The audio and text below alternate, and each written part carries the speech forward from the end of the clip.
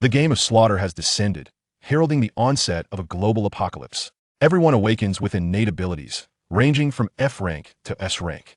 In his previous life, Lin Chuan awakened a fireball talent devoid of rank. However, his fireball inflicted no harm upon living beings whatsoever. It was not until the 5th day of the apocalypse that he discovered the true utility of his fireball talent lay in incinerating corpses. Furthermore, by incinerating these corpses, he could acquire the attributes, skills, and talents of the deceased. Possessing such an overpowered talent, Lin Chuan still met his demise in the peculiar gameplay of the slaughter game in his past life. Reborn, he returned to the moment of the slaughter game's arrival, as the apocalypse commenced. In this life, not only does Lin Chuan possess a talent of unparalleled might, but he is also a prophet of foresight, grasping more game rules than anyone else and understanding more clearly the true horrors of the slaughter game. In this life, Lin Chuan shall undoubtedly be invincible. Chapter 1. The Arrival of the Slaughter Game. Ding! The slaughter game has descended, and the global apocalypse begins. Players are encouraged to explore the game rules themselves. The sole hint: only the strong are qualified to survive. Only by surviving can one hope to become strong. Now, initiating the awakening of the data panel. 10, 33, 66, 99. Ding! The awakening of the data panel was successful. Now, commencing the awakening of talents. 10, 33, 66, 99. Ding! The awakening of talents was successful. The familiar sound of the system prompt left Lin Chuan's mind blank. Had he not already perished? His entire being had been stripped away by that terrifying entity, obliterated completely by the slaughter game from body to soul. The system had clearly indicated he was dead. How could this be? Why was he being prompted to awaken the data panel and his talents? Was it that a procedure reserved for the beginning of the game? Before he could ponder further, he was engulfed by the chaotic sound surrounding him. What the hell? A slaughter game? A global apocalypse? Am I hallucinating? No, it's not just a hallucination. My vision is blurred. I can actually see floating text. A data panel? I can actually see a data panel. Is this a system? It is a system. Ha, I'm bound to the system. I am a destined protagonist. What? Everyone has a system. I think I just heard something about a slaughter game. Could this be real? Ha ha, I've awakened an A-rank talent. Dragon Flame Explosion. Ha ha ha, an A-rank talent. According to that system prompt, the highest rank is only S rank, right? I'm an A rank. Oh no, my talent is merely a C rank strength enhancement. How unlucky can one be? Why the hell am I stuck with an F rank talent fireball? The small fireball. Lin Chuan's gaze immediately darted towards the owner of that F rank talent fireball. Li Hongyu. Wasn't he crushed by the lowest tier dimensional worm on the very first day of the apocalypse? In this scene, Lin Chuan gazed upon the familiar faces and the recognizable gymnasium, his pupils constricting in shock. What followed was an overwhelming surge of joy. He had been reborn. Reborn to the moment the slaughter game arrived. Just as the apocalypse began, he swiftly summoned his attribute panel. Lin Chuan. Level 0, 0 out of 10. Strength 0.9. Constitution 1. Speed 1.2. Spirit 1.1. Talent Fireball. An exceedingly simple data panel. Yet, the reborn Lin Chuan knew that his talent section was unlike anyone else's. For instance, Li Hongyu's talent section would read Small Fireball, F rank. Meanwhile, the A-rank talent holder Yuan Feng's talent section would state Dragon Flame Explosion, A rank. Only Lin Chuan's talent section bore no indication of a talent rank. In his previous life, upon unleashing his Fireball talent, he discovered his Fireball bore an almost identical appearance to Li Hongyu's F-rank talent Small Fireball, leading him to mistakenly believe he had merely awakened an ordinary F-rank talent. Later, he realized his Fireball was even inferior to the F-rank talent, failing to inflict any damage on living beings. He was regarded as worthless and heartlessly abandoned by his teammates. It was not until he clung to life until the 5th day of the apocalypse that he discovered the true purpose of his Fireball lay in incinerating corpses. It could swiftly turn a corpse to ashes. Moreover, once the Fireball returned to him after incinerating a corpse, it would amplify his strength. The attributes, skills, and even talents of the deceased could potentially be plundered by the Fireball for his own use. In his past life, even with a 5-day delay compared to others, Lin Chuan still rose rapidly owing to this extraordinary talent, becoming nearly invincible in the world. However, the reason the slaughter game bears the name Slaughter is self-evident. This game will not allow anyone to live easily, not even the strongest in the world. Lin Chuan would never forget the shock and turmoil he felt when the game system announced the World Fusion gameplay in a mocking tone. Invincible in the world? Ha, far from it. Lin Chuan clenched his fists fiercely. In this life, he would stop at nothing to grow stronger. Only by becoming strong could he survive. This solitary hint, inscribed at the outset, was overlooked by many at the dawn of the apocalypse. Only those who experienced the world fusion and emerged alive would truly comprehend the profound significance of this hint. At this moment, the fervently ambitious Lin Chuan turned his gaze towards the A-rank talent holder Yuan Feng. Just then, a flash of white darted past, and the previously chattering crowd erupted into chaotic screams. Help! What is that? Help, there's a monster! Wow, what's happening? I'm so timid. Don't scare me. Some individuals, upon being attacked, immediately emit piercing screams. Others, although bewildered by the sudden outburst, instinctively succumb to a shared sense of panic and fear. Yet, as the sole A-grade talent within the gymnasium, Yuan Feng, who had previously trained in Taekwondo, displayed a remarkable composure surpassing that of his peers. He promptly shouted, "Everyone, remain calm. It is merely a large white grub. Watch as I vanquish it with my dragon flame explosion." Instantly, all eyes converged upon him. As the crowd regained their composure, they discovered that the source of the commotion was indeed a sizable white grub, approximately 1 meter in length, with a corpulent body and an exceedingly slow pace. However, from its head protruded 2 antennae, remarkably resilient and swift.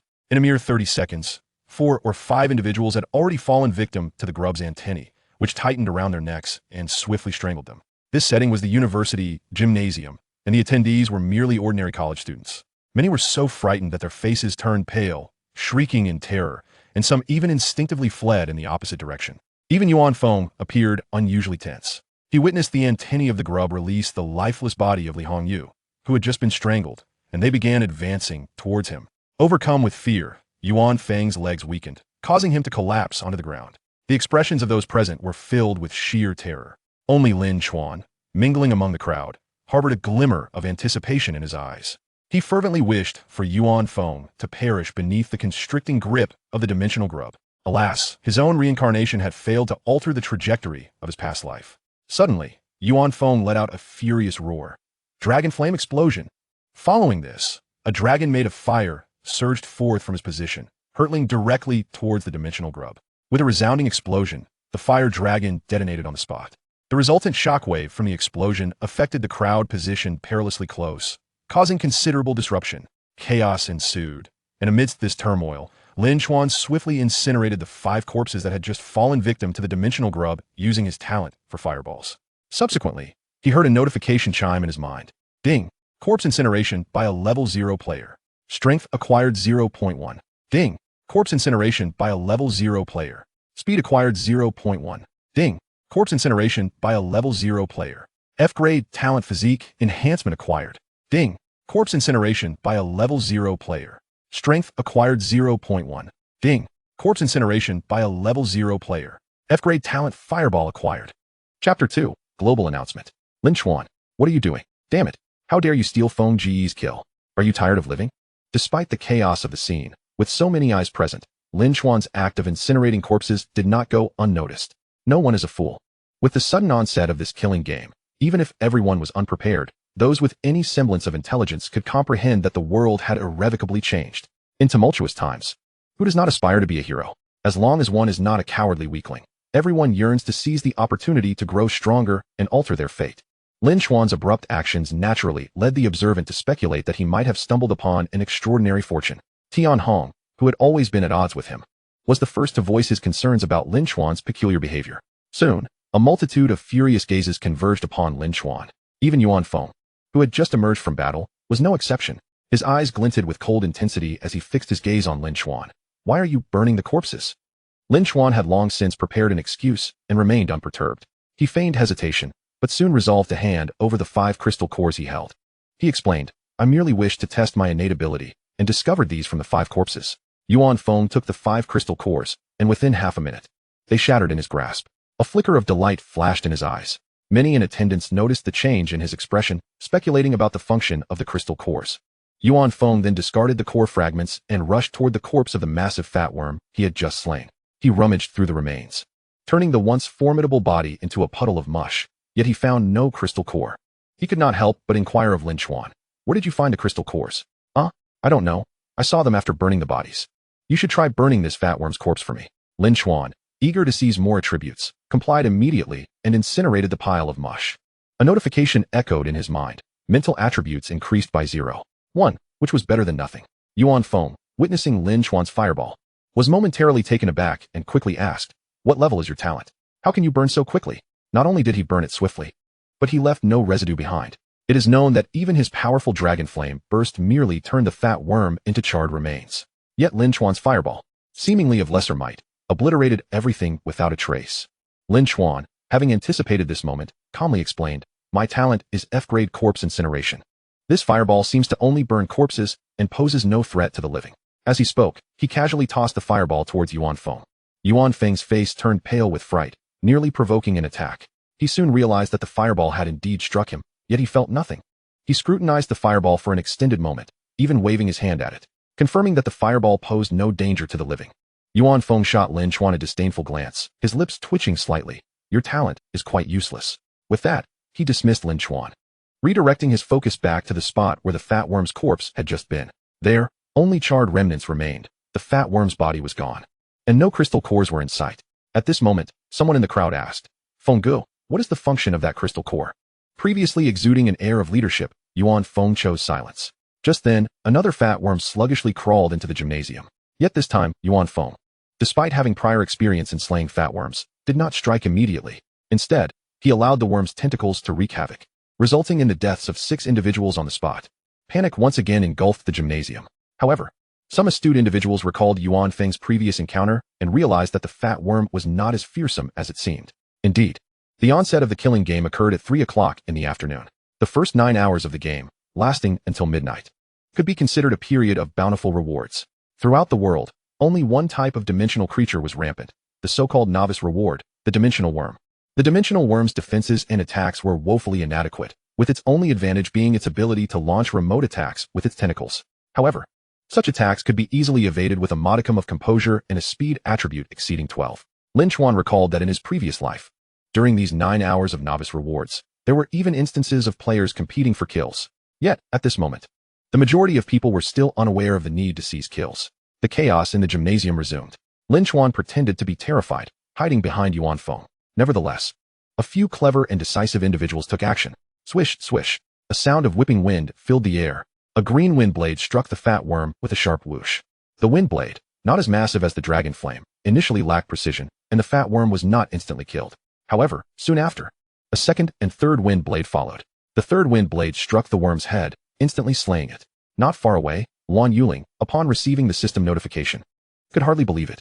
She had actually killed a monster. Although it was merely the weakest level 0 creature, yet she had awakened only a D-grade talent. Was this monster truly so easy to kill? So this so-called killing game did not seem as terrifying as she had imagined. Is this truly the apocalypse?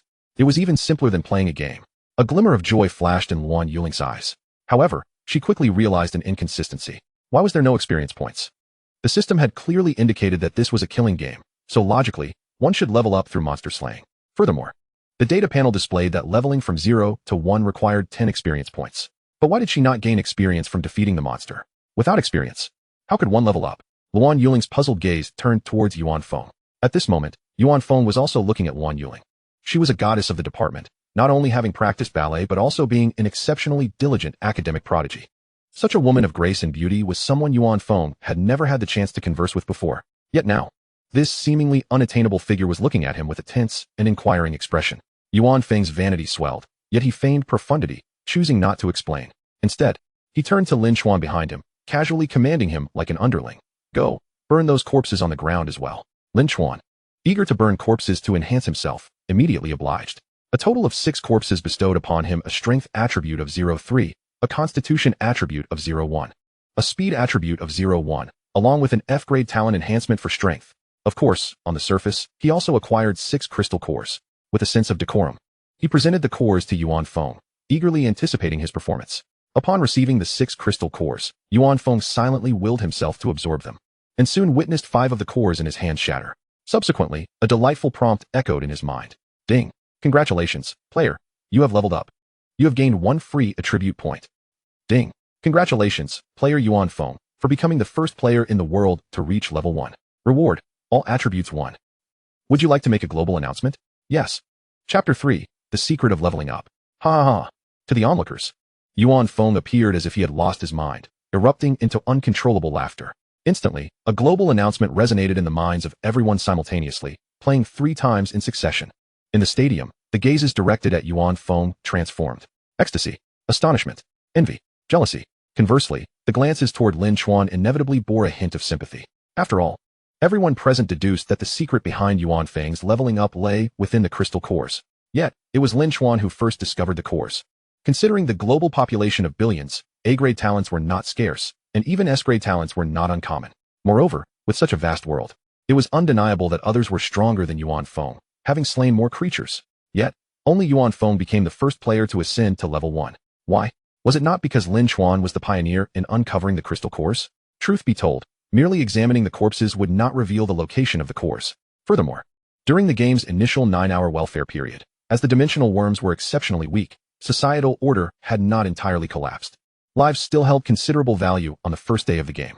Very few would disrespect human corpses. The probability of dimensional worms, the welfare monsters, dropping crystal cores was merely 1.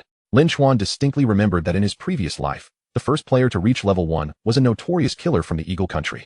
Even though he was a relentless murderer, the time it took him to discover the crystal cores and level up stretched into the evening hours.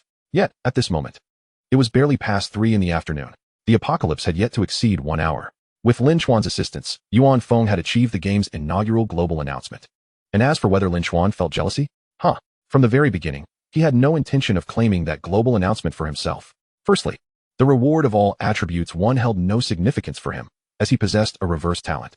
Secondly, and most importantly, the leveling system in this game was not easily navigable. Whether it was to restrain player levels or for some other reason, the leveling mechanism was uniquely intricate.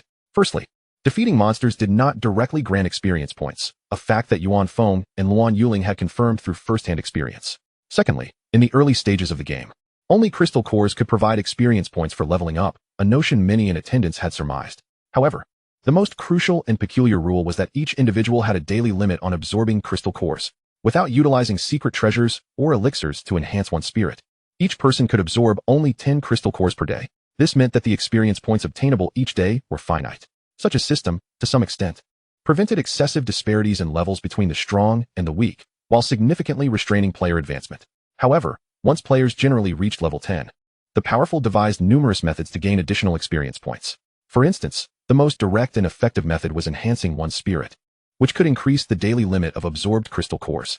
Additionally, there were experience potions and experience meals, which, despite being exorbitantly priced and laden with restrictions, drew the attention of countless powerful players. This was solely because they allowed the strong to accumulate slightly more experience points each day than the ordinary. Yet, such methods were only accessible after reaching level 10. In the game's early stages, without treasures to enhance one's spirit or experience potions, the path for the powerful to surpass others in levels was straightforward: absorb higher-grade crystal cores. While each individual had a limit on the number of cores they could absorb daily, there was no restriction on levels. For instance, a player currently at level 0 could gain only 1 experience point from absorbing a level 0 core. However, if they absorbed a level 1 core, they could directly acquire 10 experience points. This meant that by absorbing a level 0 core, one could only ascend to level 1 on the first day of the apocalypse, with no further opportunity for advancement. In contrast, if they absorbed a level 1 core, they could reach level 1 with just 1 core and still have 9 more opportunities for absorption that day. By comparing the two scenarios, it became evident that true power lay in the choice to absorb higher-grade crystal cores. Yet, at the onset of the apocalypse, many were still oblivious to these rules and the secrets of experience points. Countless individuals squandered their daily quota of 10 absorptions on level 0 cores. As the saying goes, falling behind by a single step leads to a cascade of setbacks. If one adhered to a routine of absorbing cores of the same level, they would only be outpaced further by the truly powerful. Only by challenging higher levels could one maintain their strength. In his previous life, Lin Chuan fell behind by 5 days. Eventually, through the continuous enhancement of his talents, he gradually developed the ability to challenge higher levels, absorbing higher-grade crystal cores each day. Yet it took him over 10 days to bridge the gap in levels. In this life, he was determined to lead from the very first day. As for Yuan Feng, who had seized the global announcement, to Lin Chuan, he was merely a cash cow, a corpse destined to be incinerated by his hands. At this moment, Yuan Feng, shaken from the fervent vanity of the global announcement, first savored the immense power granted by the all attributes 1, then gazed at the remaining crystal core in his hand and willed, absorb. Yet the next moment, his expression suddenly stiffened, for a system prompt abruptly sounded in his mind. Ding. The daily limit for absorbing crystal cores has been reached. Please continue tomorrow. What the hell? There was a limit on the number of cores one could absorb each day. What a foolish design. If each person were restricted to absorbing only 10 cores daily, how could the disparity between the strong and the weak be widened? Was it to rely on talent? With this thought, Yuan Feng's expression improved slightly. After all, he possessed an A-grade talent and had also received the All Attributes 1 reward from the global announcement. He was the first player globally to reach level 1, placing him ahead of billions. Even if he lacked an S-grade talent, he was sure to rise as a formidable figure in this apocalypse. Yuan Feng's heart brimmed with ambition, yet as he faced the fervent adoration of the crowd, his desire to protect these people, to be their savior, gradually cooled. Everything that had just transpired hinted at a clandestine truth. The probability of human players obtaining crystal cores has reached an astonishing 100. Yet, creatures such as the gluttonous worm do not guarantee a crystal core drop. The implications of this are evident to those with a discerning mind. The slaughter game transcends mere human versus monster dynamics. The true essence lies in human-on-human conflict. As the game commenced, Yuan Feng's psyche had not yet deteriorated to the point of immediate violence. However, he could effortlessly collect the corpses of his fallen compatriots without a shred of psychological burden. Reflecting on this, he commanded Lin Chuan to incinerate the gluttonous worm slain by Luan Yuling, hoping to ascertain whether it held a crystal core, while addressing the crowd. I trust you all have noticed that the creature we encountered in the school is an exceedingly weak variant of the gluttonous worm, easily handled even by students with D-grade talents like Luan Yuling. Given this, I suggest we part ways and level up individually. Upon hearing this, some timid souls immediately protested. No, brother phone. Our phones have no signal, and we have no idea what lurks outside. What if there are more formidable monsters out there? Indeed, brother phone. It would be wiser for us to remain gathered in the gymnasium and await rescue. Exactly, brother phone. You are a globally recognized powerhouse. Your strength warrants.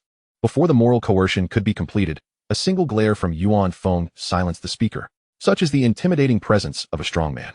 Although Yuan Feng, with all attributes at 1, might appear mediocre in Lin Chuan's eyes, his attributes are nearly double that of an ordinary person. Such a being naturally instills a sense of oppression among the common folk. Moreover, Yuan Feng reveled in the sensation of being powerful. This unprecedented strength made him feel as if he could act with impunity. He contemplated whether he should simply eliminate the one who attempted to morally manipulate him, setting an example for others. However, the sheer magnitude and cost of his dragon flame burst made him reconsider. Chapter 4. The Two Leading Beauties. Yuan Feng had already charted a path to becoming a strongman, and coupled with the ego inflated by the global announcement, he could scarcely be bothered to engage in trivial conversation with the ordinary people in the gymnasium. His gaze ultimately settled on the world's elite. With an authoritative tone, he pointed at Lin Chuan and Luan Yuling, declaring, "You two shall form my team. Additionally, I require a healer, a defender, and a speedster, 3 individuals in total, with B-grade talents preferred. I assure you that my team will level up swiftly. Those wishing to join should step forward." As he spoke, he feigned generosity by tossing the unabsorbable crystal core to Luan Yuling, saying, "This crystal core is a gift for you." Luan Yuling was taken aback. After all, Yuan Feng was a globally recognized powerhouse. His name was known worldwide. For such a formidable individual to invite her into his team and bestow upon her a precious crystal core was astonishing. In that moment, even though Yuan Feng's appearance was unremarkable, Luan Yuling felt a stirring in her heart. This phenomenon illustrates humanity's inclination to gravitate toward strength. The first day of the apocalypse had already begun to reveal its true nature. Lin Chuan stood behind Yuan Feng like an inconspicuous underling, casting a casual glance at Luan Yuling. He was somewhat surprised. The impact of a global announcement on people's hearts was indeed significant. In his previous life, Yuan Feng had not received a global announcement. After slaying a dozen dimensional worms with the individuals in the gymnasium, he had grown increasingly grim as he realized that killing monsters did not elevate one's level. Everyone was searching for methods to gain levels, and Yuan Feng had also chosen to seek out a team to hunt monsters. However, when he had invited Luan Yuling in his past life, he had been rejected. Although Luan Yuling possessed only a D-grade talent, she felt no pressure in dealing with dimensional worms, known for their beginner-friendly nature. Furthermore, she was backed by a powerful family. Despite the initial loss of communication at the onset of the apocalypse, she believed that an A-grade powerhouse would emerge from her family. The martial artists within her clan would undoubtedly possess a significant advantage in the early stages of the apocalypse. Thus, in his previous life, Luan Yuling had declined Yuan Feng's invitation to team up. Yet this time, despite Yuan Feng still being an A-grade talent, he had received a global announcement. Among a global population of billions, he was the first to reach level 1. It can be said that this global announcement had catapulted Yuan Feng to the status of the hottest star worldwide. His standing in Luan Yuling's eyes was now drastically different from that of his previous life. In response to his invitation and goodwill, Luan Yuling graciously accepted. Lin Chuan was equally pleased. After all, no one would refuse an abundance of talent. Indeed, for Lin Chuan, who had undergone 3 world integrations, anyone, regardless of gender, beauty, or past grievances, could become a corpse if they could enhance his strength. Becoming stronger is the singular truth of the slaughter game. As long as one remains weak, death could come at any moment. Only the strong can persist and thrive. Before long, Luan Yuling absorbed the crystal core in front of everyone. Subsequently, throngs of individuals flocked to Yuan Feng, requesting to join his team. The three members Yuan Feng assembled differed slightly from his previous life. Wan Gong, a B-grade defender. Su Gongqing, a B-grade speedster. These two were the same as before. The only exception was Han Shuiying, a B-grade healer, who had not chosen to join Yuan Feng's team in his previous life. Clearly, she too was influenced by the ripple effects of the global announcement. Once the team members were confirmed, Yuan Feng prepared to lead them away. However, at that moment, a discordant voice emerged from the crowd. Brother Feng, I wish to join your team too. Yuan Feng cast a cold glance over, his tone impatient. My team is already at capacity. I do not intend to add more members. Tian Hong, filled with resentment, suddenly pointed at Lin Chuan, who seemed inconspicuous beside Yuan Feng, and brazenly declared, I can replace him. Noticing Yuan Feng's displeasure, Tian Hong hastily launched into an analysis, fervently promoting himself. Lin Chuan's F-grade talent possesses no offensive capability, while my C-grade talent allows me to manipulate metal in combat. As for burning corpses and extracting crystal cores, I can do that too. I can completely take over Lin Chuan's responsibilities. His loud proclamation drew peculiar glances from many onlookers. As the apocalypse had only just begun, many had yet to adjust their mindsets. Most still harbored a reverence for the deceased. Lin Chuan's earlier actions of incinerating corpses had appeared less gruesome due to his talent. Nevertheless, some still found his behavior inappropriate. Yet Tian Hong had the audacity to boast about his willingness to extract crystal cores from the corpses. He was not even a fire-type talent. Based on his own description, he was a metal-type talent, which likely meant he could only use metal weapons to retrieve crystal cores from the dead. The mere thought of such imagery was enough to evoke discomfort. Yuan Feng, recognizing this, swiftly dismissed Tian Hong. No need. My team lacks no combat power. It is not merely a matter of combat capability. Yuan Feng believes that Lin Chuan's ability to be the first to discover the crystal nucleus signifies a particular skill. The slaughter game has only just commenced, and everyone is still groping in the dark. Having an astute individual like Lin Chuan by his side could yield further discoveries elsewhere. Securing a global announcement would indeed be exhilarating. In any case, Yuan Feng holds Lin Chuan in considerable esteem. However, Tian Hong's countenance pales as he gazes at Lin Chuan, his eyes brimming with envy. Tian Hong has long harbored a grudge against Lin Chuan, rooted in the fact that the girl he idolizes is fond of Lin Chuan. Before the apocalypse, Tian Hong found himself consistently outshone by Lin Chuan. Yet now, with the onset of the apocalypse, Tian Hong has awakened a formidable C-rank combat talent. Meanwhile, Lin Chuan has only awakened a virtually useless F-rank talent. Tian Hong perceives this apocalypse as his opportunity for redemption. To his dismay, the detestable Lin Chuan has latched onto Yuan Feng's coattails. How could he not feel a mix of envy and resentment? Numerous others share similar sentiments. Among them is Han Shuiying, endowed with a B-rank healing talent. Although she hesitates, she ultimately voices her doubt, given that the team lacks combat power. Is the presence of classmate Luan Yuling somewhat superfluous? The moment her words escape, a palpable tension envelopes the room. Unlike the minor discord between Lin Chuan and Tian Hong, the animosity between Luan Yuling and Han Shuiying is well known throughout the school. During the election for the school flower, they were fierce competitors. Regrettably, both were ultimately unsuccessful, each becoming the flower of their respective departments in computer science and medicine. Now, the rivalry between these two esteemed figures has reignited, and the spectators are rife with gossip. Yuan Feng finds the situation amusing, even fantasizing about a scenario where the two women vie for his attention. While he secretly revels in this inner delight, he maintains a serious facade, explaining, the power of my dragon flame burst is exceedingly strong. Sometimes, it is more suitable to employ Yuling's wind blade against simpler foes. Observing that his affectionate address does not provoke Luan Yuling's ire, Yuan Feng subtly gestures, Yuling. Upon receiving his cue, Luan Yuling promptly unleashes a wind blade aimed at Tian Hong. Interestingly, despite its target being Tian Hong, the blade narrowly grazes Han Shuiying's cheek. This, without a doubt, serves as a demonstration of power. Chapter 5, B-rank defender, perish. Although Luan Yuling's D-rank talent may not be as precious as Han Shuiying's B-rank healing talent, in terms of combat prowess, she could easily obliterate Han Shuiying. Of course, she does not genuinely intend to kill. The wind blade is aimed at Tian Hong's left arm. Lacking any combat experience, Tian Hong is caught off guard, and his left arm instantly bleeds profusely. He hastily covers the wound, emitting a wail akin to that of a slaughtered pig. Fortunately, a healer is present on site, who immediately employs their healing abilities. The healer is Yang Tao, a former comrade of Yuan Feng in his past life. Yang Tao, like Han Shuiying, is a student in the medical department, and they are classmates. However, unlike the strikingly beautiful Han Shuiying, Yang Tao possesses an ordinary appearance, a slightly plump figure, and a mere C-rank healing talent. In his previous life, it was Han Shuiying's absence from Yuan Feng's team that granted Yang Tao an opportunity. Even in this life, despite not joining Yuan Feng's team, Yang Tao remains in high demand within the gymnasium. Healing talents are rare, and her treatment of Tian Hong showcases her abilities, attracting attention from various other teams. Meanwhile, Han Shuiying, still reeling from the wind blade that narrowly missed her, is now fully aware of the situation. She casts a hostile glance at Wan Yuling, who arrogantly averts her gaze, choosing not to engage. Although Yuan Feng enjoys the company of beautiful women, he genuinely fears a quarrel between the two. Thus, he hastily offers a few kind words and leads the team away from the gymnasium. Yuan Feng's reasoning is straightforward. The power of his dragon flame burst is far too immense. Utilizing it to slay a single creature would be wasteful. His strategy is to have Su Gongqing, possessing speed-oriented talents, lure a horde of monsters, while Wan Gong, with defensive talents, shields him from the grotesque insect's tentacles, allowing him to remain at a distance and unleash dragon flame burst to annihilate the creatures.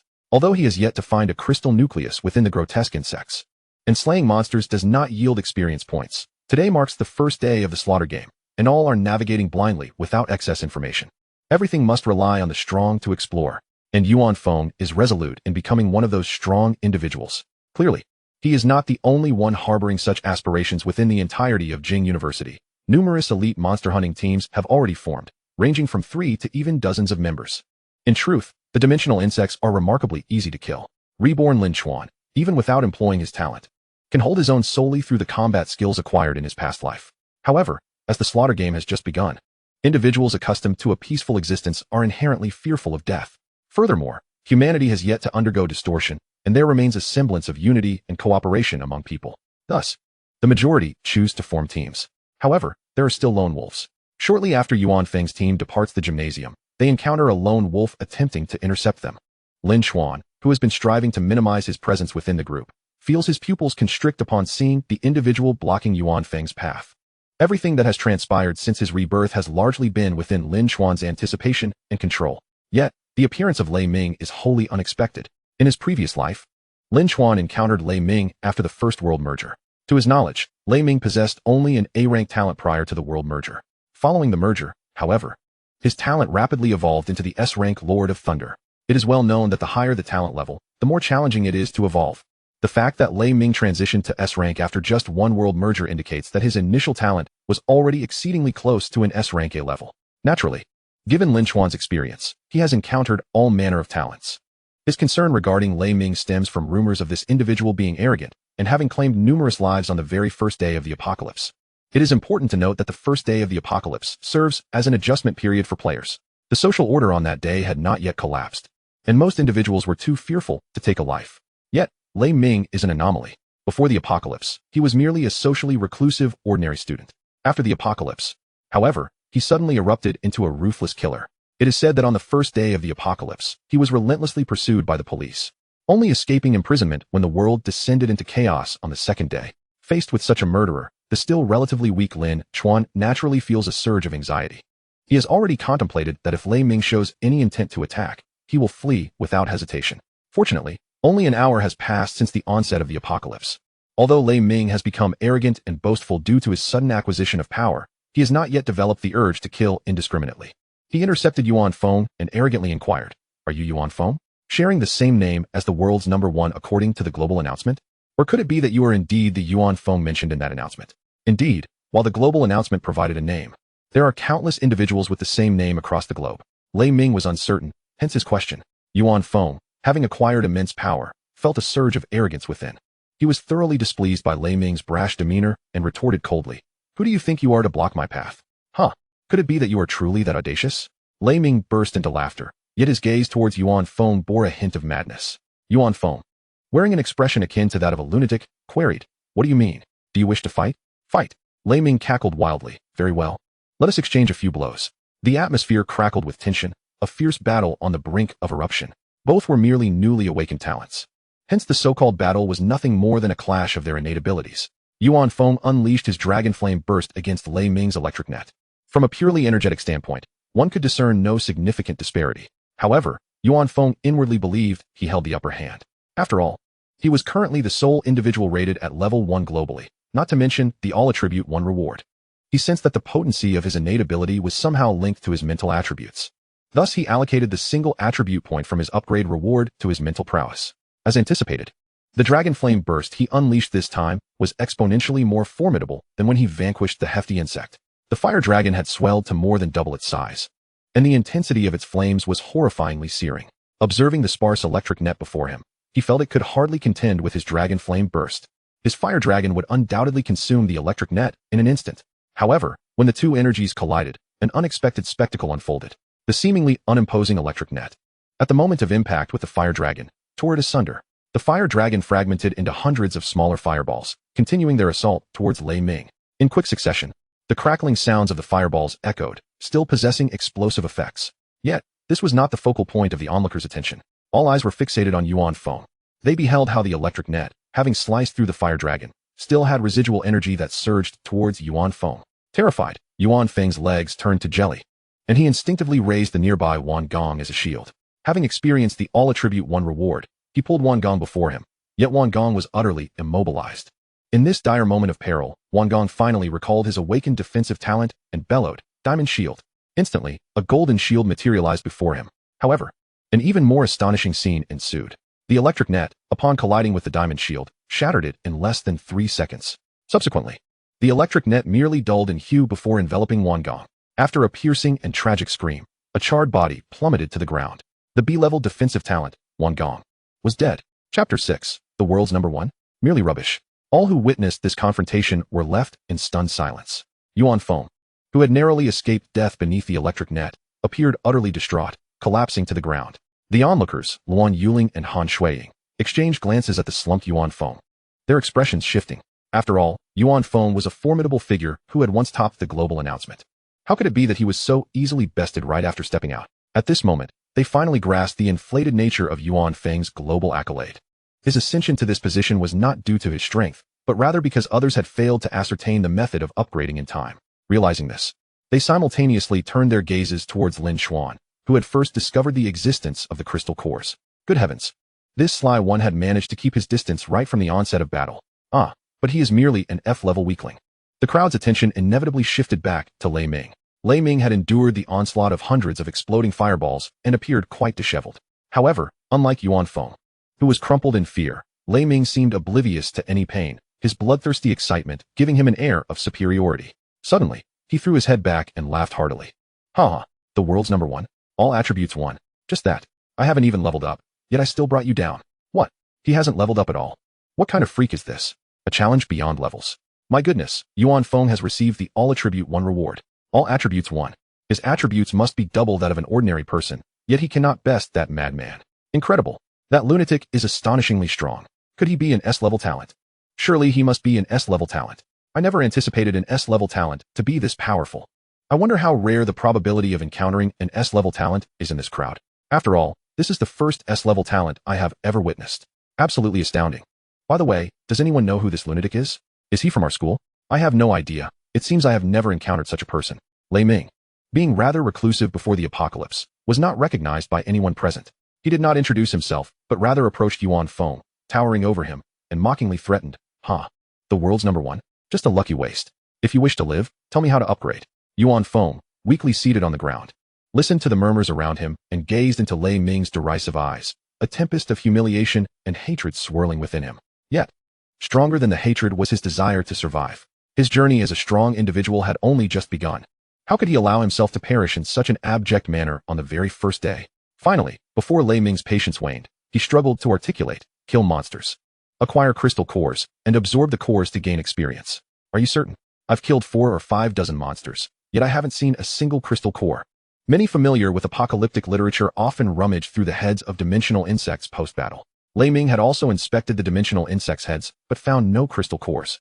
Yuan Feng's expression shifted slightly, reluctant to reveal the secret he possessed. Fortunately, at that moment, the captain of a nearby observing team stepped forward, stating, "Those white insects do indeed have crystal cores. I have dug one out myself. Based on my estimations, the probability of finding a crystal core in the heads of white insects is approximately 1 in 100. Lei Ming furrowed his brows tightly and suddenly inquired, "How much experience does 1 crystal core yield?" The individual replied, "It grants 1 point. Lei Ming's eyes narrowed dangerously. So, to reach level 1, one would need to kill an average of 1,000 insects? You, of all people, how could you possibly achieve such a feat in such a short span of time? Lei Ming was evidently astute, instantly grasping the crux of the matter. His gaze towards Yuan Feng was now laced with a hint of malice. Yuan Feng's complexion turned ashen. After much inner turmoil, he finally confessed, I can disclose the secret to rapid leveling, but you must guarantee not to kill me. Very well. I promise not to kill you today. Lei Ming deliberately emphasized the word today. Yuan Feng discerned the implication behind his words. Yet he found himself devoid of any bargaining power. After all, the so-called secret he referred to was hardly a secret at all. Those who had lingered in the stadium could easily surmise it. Moreover, Lin Chuan, the one who had uncovered the secret, was presently hiding not far away from the chaos of battle. Gritting his teeth, Yuan Feng boldly declared, I am unsure if the probability of exterminating insects to yield crystal cores is exactly 1. But it appears that the likelihood of killing a human to obtain a crystal core is seemingly 100%. A sharp intake of breath filled the room as the revelation was laid bare. Those present were taken aback. It took the slaying of 100 monsters to yield a single crystal core, yet merely one human death could effortlessly produce one. The implications of this were clear to anyone with a modicum of intellect. Lin Chuan, however, understood more profoundly than the others. He recognized that after today, the dimensional monsters would only grow stronger. For humanity to survive in such a world, relying solely on monster slaying was utterly inadequate to keep pace with the monsters' escalating levels. Only through mutual slaughter could there be any hope of survival. This was the true essence of a killing game. The so-called dimensional monsters were not the primary means of leveling up. Rather, they represented a mere external oppression. It was precisely this oppression that compelled individuals to strive for strength, driving them inevitably towards self-destruction. Lin Chuan had long since seen through the true nature of this killing game. Meanwhile, the others present, upon hearing Yuan Feng's words, were clearly grappling with their inability to accept this grim reality. Only the deranged Lei Ming erupted into maniacal laughter, sending chills down the spines of those around him. After his fit of laughter subsided, he muttered to himself, I never imagined leveling up could be so simple. His gaze then fell upon the corpse of Yuan Gong, whom he had just electrocuted. Without hesitation, he crushed the skull of the lifeless body beneath his foot. The scene was grotesquely bloody and revolting. Yet undeterred, the madman Lei Ming rummaged through the pool of brain matter and extracted a crystal core. With another bout of wild laughter, he departed with a callous indifference. A collective sigh of relief swept through the gathering as his departure left them feeling lighter. Some of the more timid individuals even retched at the sight of the corpse. At last, Lin Chuan, who had kept his distance during the incident, strolled back to the scene at a leisurely pace. A flicker of flame danced from his fingertips, and soon Yuan Gang's remains were reduced to ashes. In that moment, a prompt echoed in Lin Chuan's mind. Ding. Corpse incinerated by a level 0 player. Acquired B-grade talent. Diamond Shield. A B-grade defensive talent was certainly commendable. Although Lin Chuan could grow stronger through cremation, he was undeniably at his weakest during the early days of the apocalypse. At this juncture, he merely wished to remain inconspicuous and gradually enhance his strength. As for whether to astonish everyone, it was of no consequence. In his eyes, there existed only 2 types of individuals. The dead who could be incinerated immediately, and the living dead who would be slowly burned later. He regarded Yuan Feng with the same gentle detachment one might afford a corpse, extending a hand to assist him while indignantly exclaiming, Brother Feng, are you all right? That madman went too far. He actually killed someone. Yuan Feng, dismissive of Lin Chuan, a mere F-grade waste, nonetheless played along to save face. That madman must possess an S-grade talent. He is utterly arrogant. How dare he kill in public? Surely, he doesn't believe that having an S-grade talent grants him the right to act with impunity. Lin Chuan echoed, You're absolutely right, Brother Feng. He is far too arrogant. Yet in his heart, he mused, Is that what you call arrogance? I was far more arrogant than Lei Ming in my past life. Chapter 7. The protagonist of an idle drama. Lin Chuan, was that fireball you conjured to incinerate the corpse your talent? The captain who had just explained the probability of dimensional bugs yielding crystal cores of only 1 approached Lin Chuan. Trailing behind him were his team members. One girl with twin ponytails whispered to a nearby boy, Who is that person? Not only has he latched onto the illustrious Yuan Feng, but he has also caught the attention of our president? The boy replied in hushed tones, His name is Lin Chuan. He is just a small-time figure. He harbors a grudge against our president due to some past misunderstanding. Lin Chuan regarded the approaching figure with a calm smile. Indeed, an F-grade corpse incineration talent. Chi Feng observed Lin Chuan's unperturbed eyes, a sense of discomfort creeping into his heart. An unsettling feeling of losing control enveloped him. He distinctly remembered that since the events of 3 years ago, Lin Chuan had gradually faded from his life. Whenever they crossed paths, Lin Chuan's gaze had been chillingly cold. Yet now, Lin Chuan's eyes held a tranquil demeanor. Coldness and calmness represented 2 divergent attitudes. Coldness sometimes symbolized a powerless hatred, whereas calmness appeared more akin to a haughty disregard. It was precisely this disregard that irked Chi Feng to no end. Lin Chuan remained remarkably composed. After all, the vendetta between him and Chi Feng had been avenged in his previous life. Even if he were to exact revenge once more in this life, it would be a trivial matter. Their enmity had its roots 3 years prior. 3 years ago, Lin Chuan had ascended from an obscure small town to the pinnacle of academia, gaining admission to the prestigious Jing University. He was the first student from his high school since its inception to achieve such a feat, and the institution took great pride in him. However, as a newcomer navigating the unfamiliar terrain of Jing University, devoid of family or friends, Chi Feng was the first to extend a hand of kindness. Overlooking Lin Chuan's humble origins. Initially, Lin Chuan accepted this friendship. However, during their freshman year, Lin Chuan, due to his impoverished background, proactively applied for a scholarship for financially disadvantaged students. The school typically refrained from disclosing such applications to protect the student's dignity. Yet, not everyone could effortlessly obtain financial aid. The school had designated personnel to conduct evaluations. Given Lin Chuan's rural family background, passing the evaluation should have posed no issues. However, Chi Feng overstepped his bounds and, in Lin Chuan's name, purchased a plethora of luxury mobile phones and designer clothing online. When Lin Chuan signed for those deliveries, he was utterly oblivious, left in a state of bewilderment. Subsequently, those mysterious luxury items cost him the opportunity to receive the scholarship. Even more absurdly, the incident somehow became public knowledge. Just before Lin Chuan's college entrance examination, his father, with whom he had shared a close bond, tragically passed away in a car accident. To prevent it from affecting Lin Chuan's studies, his father had instructed his uncle to conceal the news of his death. The driver responsible for the accident had paid a substantial sum, which Lin Chuan's father intended to set aside for his son's college education, yet his uncle embezzled it. The other students were completely unaware of the circumstances. They merely perceived Lin Chuan as a heartless individual who disregarded his father's death for financial gain. Unbeknownst to them, Lin Chuan only learned of his father's demise after the examination, a devastating revelation. The compensation from the perpetrator never reached Lin Chuan. The funds for his university education were solely derived from his diligent summer labor. Yet, amid those unfounded rumors, Lin Chuan was depicted as a despicable wretch, willing to exploit his father's death for monetary gain. The sudden malevolence that beset Lin Chuan caught him unawares, as he had eagerly anticipated the onset of university life. He found himself perplexed by the hostility directed towards him, having just arrived and having offended no one. The death of his father, the cunning oppression from his uncle, and the misunderstandings and malice from his peers left Lin Chuan's spirit despondent throughout his 3 years at university, until the arrival of the slaughter game. In his previous life, on the very first day of the slaughter game, Chi Feng extended an olive branch to Lin Chuan, only to be resolutely rebuffed. Following this rejection, Lin Chuan found himself ensnared in a relentless series of pursuits. It was only through the trials of being hunted that he lacked the time to thoroughly explore his own talents, only discovering the true application of his fireball ability on the 5th day of the apocalypse. His genuine quest for vengeance against Chi Feng would not transpire until several months later.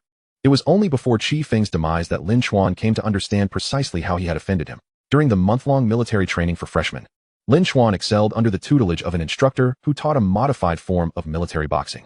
His precise movements garnered him immense praise from the instructor, who, upon learning of Lin Chuan's impoverished background, harbored a desire to assist him in his education.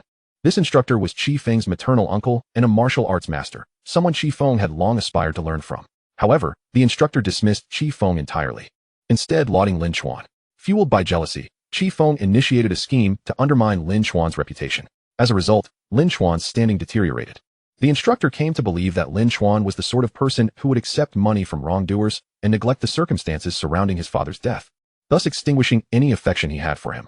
After this incident, Chi Feng, with his cunning demeanor, ascended to become a prominent figure at the school, while Lin Chuan, disheartened, faded into obscurity. Chi Feng gradually ceased to regard Lin Chuan, a mere nobody without connections, as a threat. However, when the slaughter game commenced, Chi Feng awakened his A-grade talent, intuition. This ability granted him an uncanny sense of awareness, allowing him to seize opportunities and evade dangers with ease. Upon encountering Lin Chuan, he sensed the latter's extraordinary potential. Consequently, Chi Feng first extended an invitation to Lin Chuan. Upon rejection, he leveraged his family's influence to launch a frenzied pursuit against him, seeking to eliminate a formidable adversary in its infancy. The current circumstances mirrored those of Lin Chuan's past life. Upon discovering that Lin Chuan's talent was merely an F-grade cremation ability, Chi Feng exhibited no disdain or contempt. Rather, he approached Lin Chuan with a friendly apology and an offer to recruit him. I have long regretted that you missed out on the financial aid for impoverished students 3 years ago. However, the world has changed, and no one will cling to your past mistakes. Lin Chuan, would you consider following me and serving the Chi family? As he spoke, he extended a business card towards Lin Chuan. Around them, whispers erupted. The Chi family? Is it the Chi family I think it is? No way. The president of the student council is actually from the Chi family. How astonishing. Handsome, academically accomplished, and of such noble lineage. A leading man from a romantic drama exists in reality. Others remarked with a tinge of envy. Seriously? Even in this age of global datization, There are still those who believe this world belongs to wealthy families. Yet Lin Chuan could respond to these sentiments. He had personally witnessed that even amidst the apocalypse, these affluent families retained significant advantages over ordinary individuals, the most evident of which was that, while social order remained intact, the prominent families had already begun hoarding resources and recruiting talent, affording them substantial advantages in the early days of the apocalypse. Many of the formidable factions that emerged later often bore the influence of these families. Chi Feng, utilizing his talent and familial support, had amassed a considerable following in the early days of the apocalypse, ultimately establishing a massive organization known as the Wisdom Pavilion.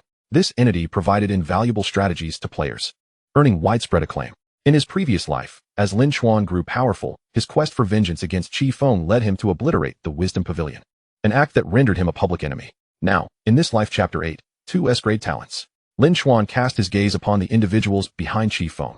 The twin-tailed girl was Aya, a freshman of this year, hailing from an ethnic minority, with a pure and beautiful appearance. Had the apocalypse not struck, she would likely have been crowned the school S-belle. Her talent was also quite remarkable, an unusual C-grade blood voodoo. In the early stages of the game, its utility went largely unrecognized. Yet Lin Chuan's forthcoming plans would necessitate her blood voodoo insects in abundance. The other tall male student, Xiao Kuan, was a junior in the same cohort as Chi Feng.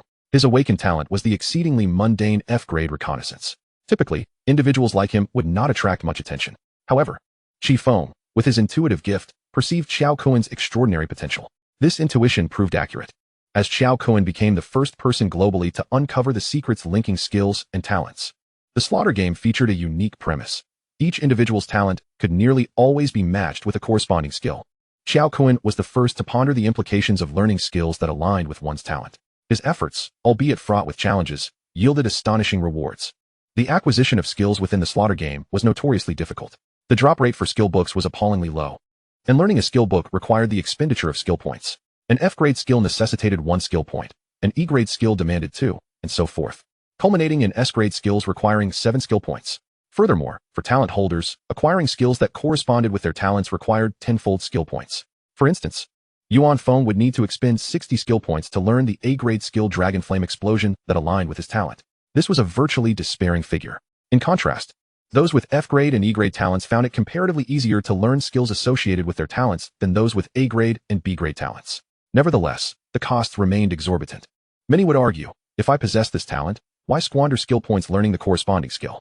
Only Xiao Kuan, dedicating immense effort, amassed 10 skill points and learned the F-grade skill reconnaissance, ultimately uncovering the true secret of talents. When a talent holder employed a corresponding skill, its effects could be beyond imagination. For instance, Wan Yuling possessed merely a D-grade wind blade talent. Yet in her previous life, upon mastering the D-grade wind blade skill, the power of her released skill rivaled that of a forbidden spell. This particular game setting affords low-level talent holders the extraordinary opportunity to surpass their high-level counterparts in the early stages of the game. After all, the higher the talent level, the more arduous it becomes to acquire corresponding skills, and the more challenging it is to accumulate substantial skill points. As the first beneficiary of the talent secret, Xiao Kuan naturally reaped immense rewards.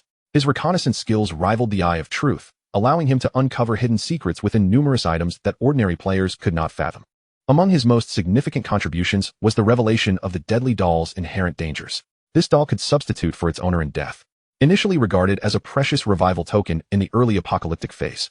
However, Xiao Kuan's investigations unveiled that each individual could utilize the doll no more than 3 times. Otherwise, upon the 4th use, the person's soul would perish and their body would fall under the doll's dominion. In addition to this monumental discovery, Xiao Kuan unearthed a myriad of game secrets, disseminated to players in the form of strategies by the Wisdom Pavilion. It can be asserted that the Wisdom Pavilion's esteemed reputation among players in his previous life was inextricably linked to Xiao Kuan's contributions. Lin Chuan, in his former life, was unaware that Aya and Xiao Kuan, both pivotal members of the Wisdom Pavilion, had been recruited by Chi Feng on the very first day of the game. One cannot deny the exceptional practicality and strength of A-level talent intuition. Lin Chuan diverted his gaze towards the business card that Chi Feng extended towards him, offering a faint smile imbued with meaning. Did Chi Feng truly consider it appropriate to recruit individuals in front of the esteemed Yuan Feng? Yuan Feng indeed felt a tinge of displeasure, and in response to Lin Chuan's remark, cast a menacing glare at Chi Feng, utilizing his intuitive talent. Chi Feng sensed that Yuan Feng was merely a hapless pawn nearing his demise, and he regarded him with little seriousness. Nevertheless, he had to admit that he was currently no match for Yuan Feng. Thus, he could only maintain a facade of cordiality. Yuanda, you seem to have misunderstood. I merely believe that, given your immense strength, you might not regard Lin Chuan as worthy. As an old acquaintance of his, I can lend him a bit of guidance." Before Yuan Feng could speak, Lin Chuan smiled enigmatically at Chi Feng. "Chi Feng, your eloquence is impressive, while you belittle me to insignificance. You simultaneously elevate yourself to a pedestal of virtue. Do you truly expect me to follow you? Surely, you do not take me for a fool?" Chi Feng's expression became somewhat rigid, and a glint of malice flickered in his eyes. However, his hypocritical demeanor rendered him ill-suited for overt hostility in public. He silently harbored resentment towards Lin Chuan, marking him for elimination on the Chi family's death list. While outwardly maintaining the guise of a gentleman, it appears your misunderstandings about me run rather deep. Yuan Feng was indifferent to the grievances between Lin Chuan and Chi Feng. With a background in athletics, he inherently despised Chi Feng's pretentious demeanor. He promptly adopted a stern countenance. "Is there something else you wish to discuss, President Chi? If not, kindly make way. I intend to lead my team to hunt monsters and level up." However, Chi Feng did not immediately yield. Instead, he proactively extended an olive branch. "Yuanda must have just come from the gym and is still unfamiliar with the school's situation. Allow me to enlighten you. There are 3-dimensional rifts at the school, located in the North Canteen, North Playground, and the boys' dormitory in the South Courtyard. The North Courtyard has already seen teachers organizing personnel to clear monsters, while the South Courtyard is under the jurisdiction of the Student Council. If Yuanda wishes to clear monsters, the most efficient destination would be the boys' dormitory in the South, and my team is also heading there." Yuan Feng pondered this. He found Chi Feng detestable, yet acknowledged that he possessed a wealth of knowledge. After deliberation, he nodded. "Very well, I will accompany you to the boys' dormitory." Lin Chuan had no objections either. After all, even without Chi Feng, he intended to guide Yuan Feng to the boys' dormitory, as it was a critical element of his plan. There, 2 S-level talents awaited him. Thus, the group made their way towards the boys' dormitory. The South Courtyard's boys' dormitory comprised 7 buildings, forming a semicircular arc. Chi Feng, accustomed to his role as president, instinctively took the lead in assigning tasks. Wang Ziheng's team will head to South 1. Yang Fan's team will go to South 2. Yuanda, you will lead the team to South 4. After distributing the other teams, he concluded, "Xiao Kuan and I reside in South 3. So my team will be responsible for clearing that area. If anyone has differing opinions, feel free to voice them."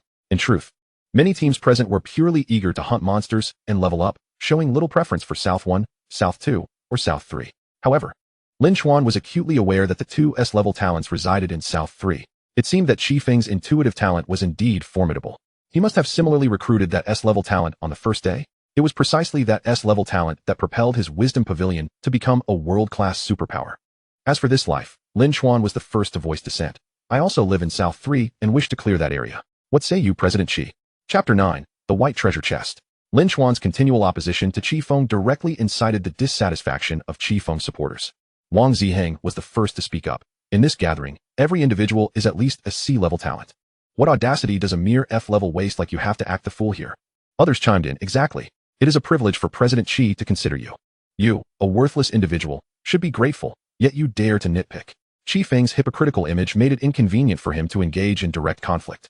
Thus, individuals like Wang Ziheng became his ideal mouthpieces, articulating his sentiments without compromising his image. Internally, Chi Feng reveled in this, maintaining a facade of gentility as the peacemaker. "Everyone, let us all calm down. There is no need to jeopardize our camaraderie over a trivial matter." Lin Chuan, still smiling, retorted, "Indeed, I am an F-level talent. But my leader is an A-level talent. Not only an A-level talent, but also the first to receive a global announcement as a top-tier powerhouse. If I lack the right to be selective, does my leader not possess that right?" Yuan Feng, being on Lin Chuan's team, naturally leaned towards him. Moreover, he recalled that his own global announcement was entirely due to Lin Chuan's discovery of the crystal core. Now, with Lin Chuan insisting on going to South 3, though it appeared as mere opposition to Chi Feng, Yuan Feng stood firmly with him, assertively stating, "I will go to South 3. This was the posture of a true strongman. He held no desire to elaborate. A simple declaration of intent sufficed. Chi Feng's heart bled with frustration. His intuitive talent had alerted him that South 3 held opportunities while South 4 posed dangers. That was why he had arranged for himself to go to South 3 while placing Lin Chuan in South 4. Yet now, despite his superior reputation, he had to concede that Yuan Feng was the strongest. Although Chi Feng's talent was potent, it lacked combat capability. After much deliberation, he assessed the situation and ultimately bowed his head to the strong. Following the reallocation of roles, Chi Feng, in an effort to restore his prestige, displayed a remarkable skill. With a grand gesture, a multitude of blades materialized from thin air upon the ground. The onlookers were left dumbfounded, exclaiming in astonishment, "Spatial equipment. The President Chi Feng actually possesses spatial equipment. How is it possible that you achieved this in such a short time?" Chi Feng, with a feigned nonchalance, responded with a smile. It's nothing, merely a dimensional ring I acquired from a white treasure chest. A white treasure chest? What is that? Chi Feng generously elaborated. I stumbled upon it by the roadside. You all should keep an eye out for something similar when clearing out monsters later. Stumbling upon it? Lin Chuan found it amusing. It was clearly his instinctive talent that had aided in the discovery.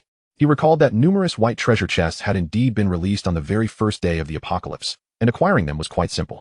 However, the value of a white treasure chest is rather low. Dimensional rings, while common in the apocalyptic game, are not particularly rare. In contrast, higher-level chests are invariably guarded by formidable dimensional creatures. As for other means of obtaining chests, Lin Chuan discreetly cast a glance at Yuan Feng. Yuan Feng, oblivious to Lin Chuan's gaze, was busy selecting an iron axe as his weapon, filled with envy and resentment towards Chi Feng. Lin Chuan opted for a sharp craft knife.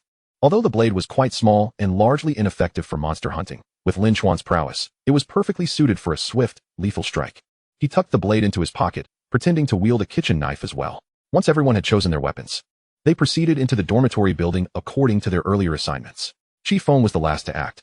He watched Lin Chuan's retreating figure as he entered the South 3 dormitory, a glimmer of deep-seated malice flickering in his eyes. Yet, when his gaze swept past Yuan Yuling, a hint of caution flashed through him. Each dormitory building for the male students stood 6 stories tall. Yuan Feng led his team, beginning their search from the first floor.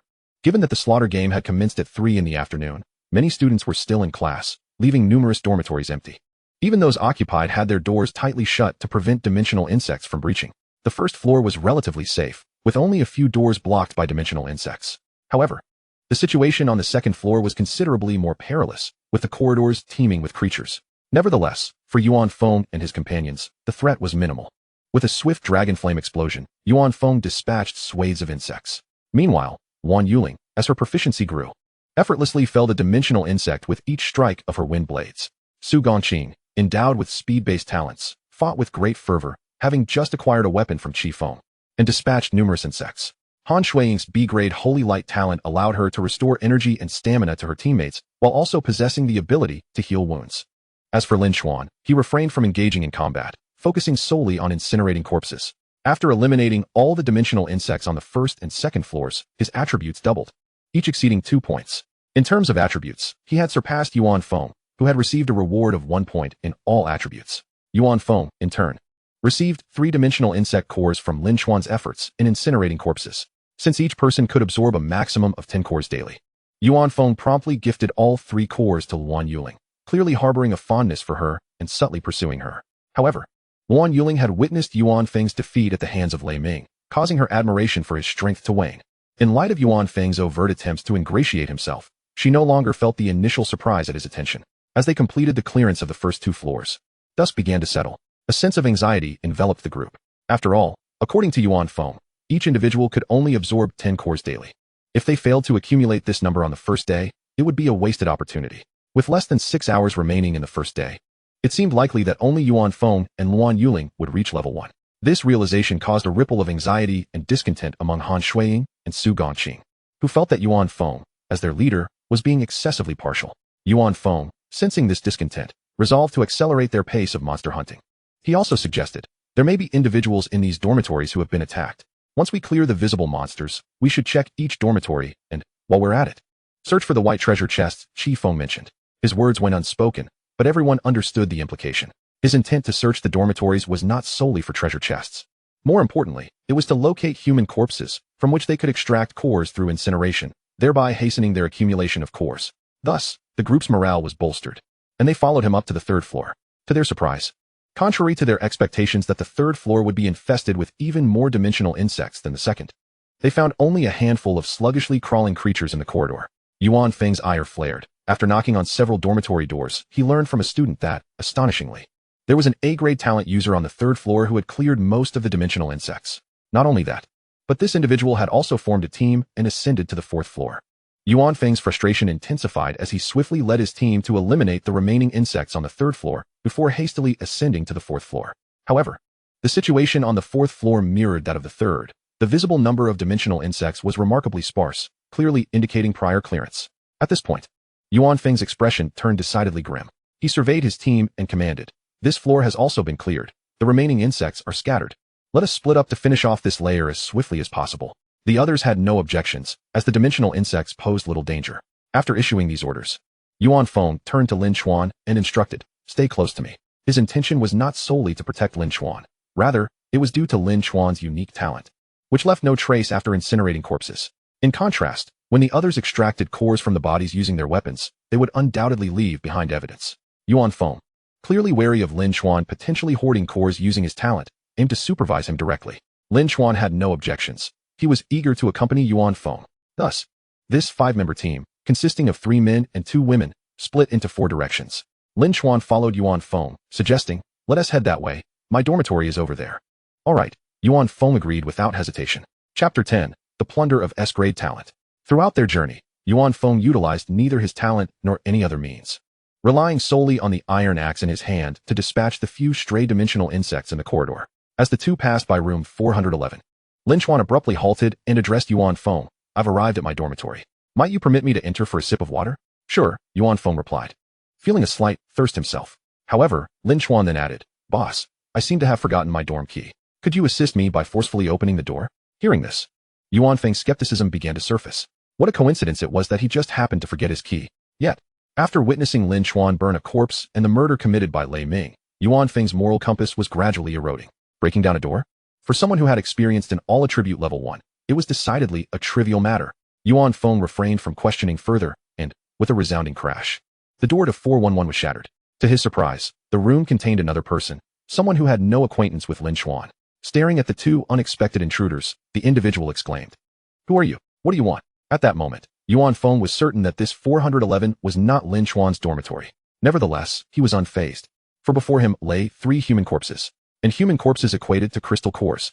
He discreetly signaled Lin Chuan with a glance, and then addressed the sole survivor of the dormitory. "I am Yuan Feng, the one mentioned in the global announcement. You would do well to explain why only you remain alive here." The weight of the phrase global announcement carried significant gravitas. The survivor, clad in pajamas, looked on with a mixture of fear and suspicion. "You say you are? So you are? I could just as easily claim to be the Jade Emperor." However, as he uttered the name of the Jade Emperor, his voice diminished, for Yuan Feng had already raised a bloodied axe towards him. It was merely the first day of the apocalypse, yet Yuan Feng had already deeply internalized the truth behind the phrase. Strong individuals are not to be insulted. Even the once mighty president of the student council had to treat him with respect. How dare this useless bystander question him? A global announcement level powerhouse. Truly, he was living on borrowed time. Yuan Feng's gaze turned icy, and a fleeting thought of simply eliminating this fool crossed his mind. After all, even Lei Ming had killed his teammate right in front of him. Yuan Feng felt it was imperative to gradually acclimate to the atmosphere of the apocalypse and learn the art of killing. Wu Yuan sensed Yuan Feng's murderous intent. His voice faltering, and his legs growing weak, he hurriedly apologized. "Master, I misspoke. Please, I have value. Do not kill me." Clearly, this fellow had an intense desire to survive. Upon hearing his humble apology, Yuan Feng's murderous intent began to dissipate. Meanwhile, Lin Chuan, who had just received Yuan Feng's signal, made his way towards the 3 corpses in the dormitory. A fireball erupted from his fingertips, incinerating the 2 corpses on the lower bunk to his right in an instant. Simultaneously, a notification echoed in his mind. Ding! Corpse incinerated by a level 0 player. Acquired B-level talent. Invisibility. Ding! Corpse incinerated by a level 0 player. Acquired speed 1. Remarkably, he had obtained another B-level talent. It was noteworthy that his fireball did not guarantee a talent acquisition. There was a greater likelihood of merely gaining attributes. To acquire a B-level invisibility talent was indeed a pleasant surprise. Lin Chuan felt a surge of joy as he continued towards the last corpse on the left side of the desk, one that bore an uncanny resemblance to Wu Yuan. This was one of his objectives for the visit, the corpse of an S-level talent bearer. For Lin Chuan, incinerating the corpse of an S-level talent guaranteed a 100 chance of acquiring a talent. His eyes sparkled with delight and anticipation, but the previously terrified Wu Yuan, now trembling with rage, suddenly shouted, "Stop! What are you doing? That's my brother." In a fit of fury, he rushed over and threw himself onto his brother's corpse, fearing that Lin Chuan would incinerate it. This scene, at first glance, appeared to be a poignant display of brotherly affection. Yet Lin Chuan understood that Wu Yuan's fervent defense of his brother's corpse stemmed from its immense significance to him. Wu Yuan and Wu Hua were twin brothers.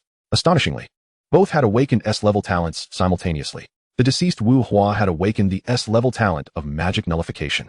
Within his magic nullification domain, players could not utilize talents or skills lower than his level.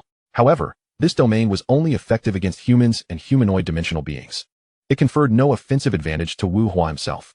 Thus, This unfortunate individual met his demise on the very first day of the apocalypse, strangled by a dimensional worm. Of course, Lin Chuan was unaware that Wu Hua's death was orchestrated by his brother Wu Yuan. Wu Yuan's talent was even more formidable than Wu Hua's magic nullification domain. His talent was the S-level blood refining secret art. This secret art could transform the corpse of a human who had died within 24 hours into a talent blood crystal. The talent blood crystal was a crystallization of the deceased's talent abilities. Once absorbed by a player, it would grant an additional talent. It appeared this S-level talent shared some similarities with Lin Chuan's fireball. However, the blood refining secret art had numerous restrictions. Firstly, the corpse had to be intact, and the crystal core within the brain could not be extracted.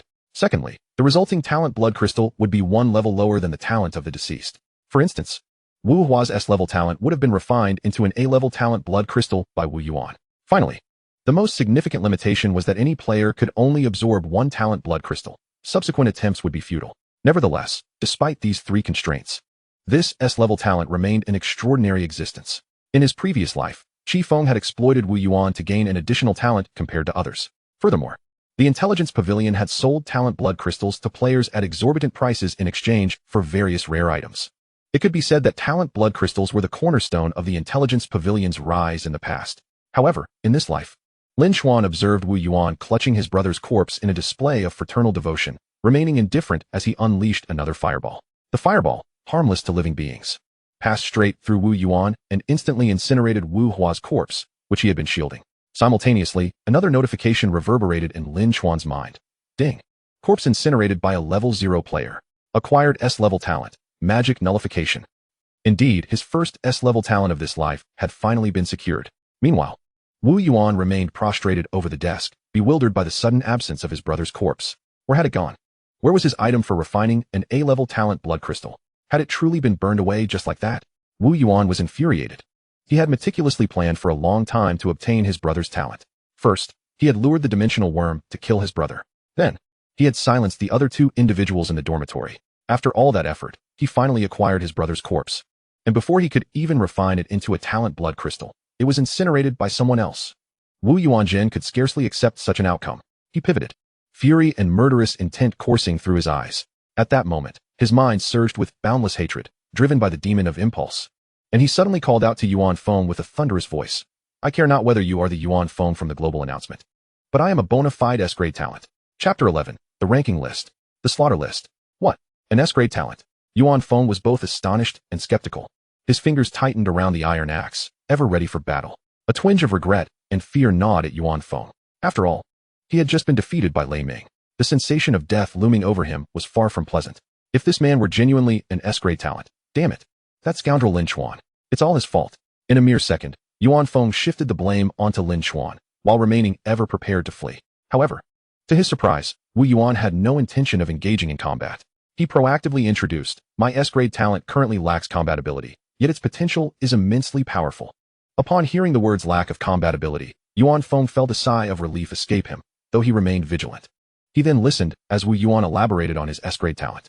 When he learned that it could refine talent blood crystals, granting an additional talent, Yuan Feng's eyes glimmered with fervor.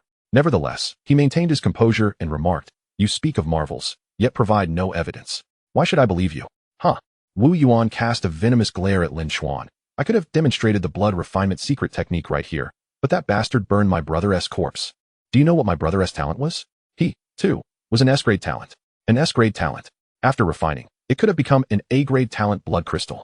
Yuan Feng observed Wu Yuan in a fit of rage and found himself swayed. Yet, after believing, his heart ached. An S-grade talent could have granted him an additional A-grade talent. To think it was so carelessly incinerated by Lin Chuan. It was utterly heartbreaking, more so than losing $1 billion. In that moment, Yuan Feng finally empathized with Wu Yuan's fury and madness. Just then, Wu Yuan spoke up. I can promise to forge a talent blood crystal for you, but the condition is that this bastard must kneel and apologize to me. He extended his right index finger, viciously pointing at Lin Chuan. Without a moment's hesitation, Yuan Feng coldly commanded Lin Chuan, kneel and apologize. Oh. Lin Chuan chuckled inwardly. He remained unfazed on the surface, merely confirming with Yuan Feng, boss, I have assisted you quite a bit. Are you certain you wish for me to kneel and apologize? Enough with the nonsense. Yuan Feng, displeased with Lin Chuan's lack of immediate compliance, felt his ire escalate, his gaze growing ever colder. You are but a dog at my side. Kneel when I command it. Otherwise, those who defy me shall perish. Yuan Feng exuded an aura of dominance. Beside them, Wu Yuan watched the scene unfold with a mocking glint in his eye, feeling that merely extracting an apology from Lin Chuan was insufficient for his satisfaction. When he grew stronger, he would personally eliminate this scoundrel. Very well. If that's the case, Lin Chuan's tone suggested a semblance of concession. However, the next moment, the global system announcement resounded in the minds of all players. Ding.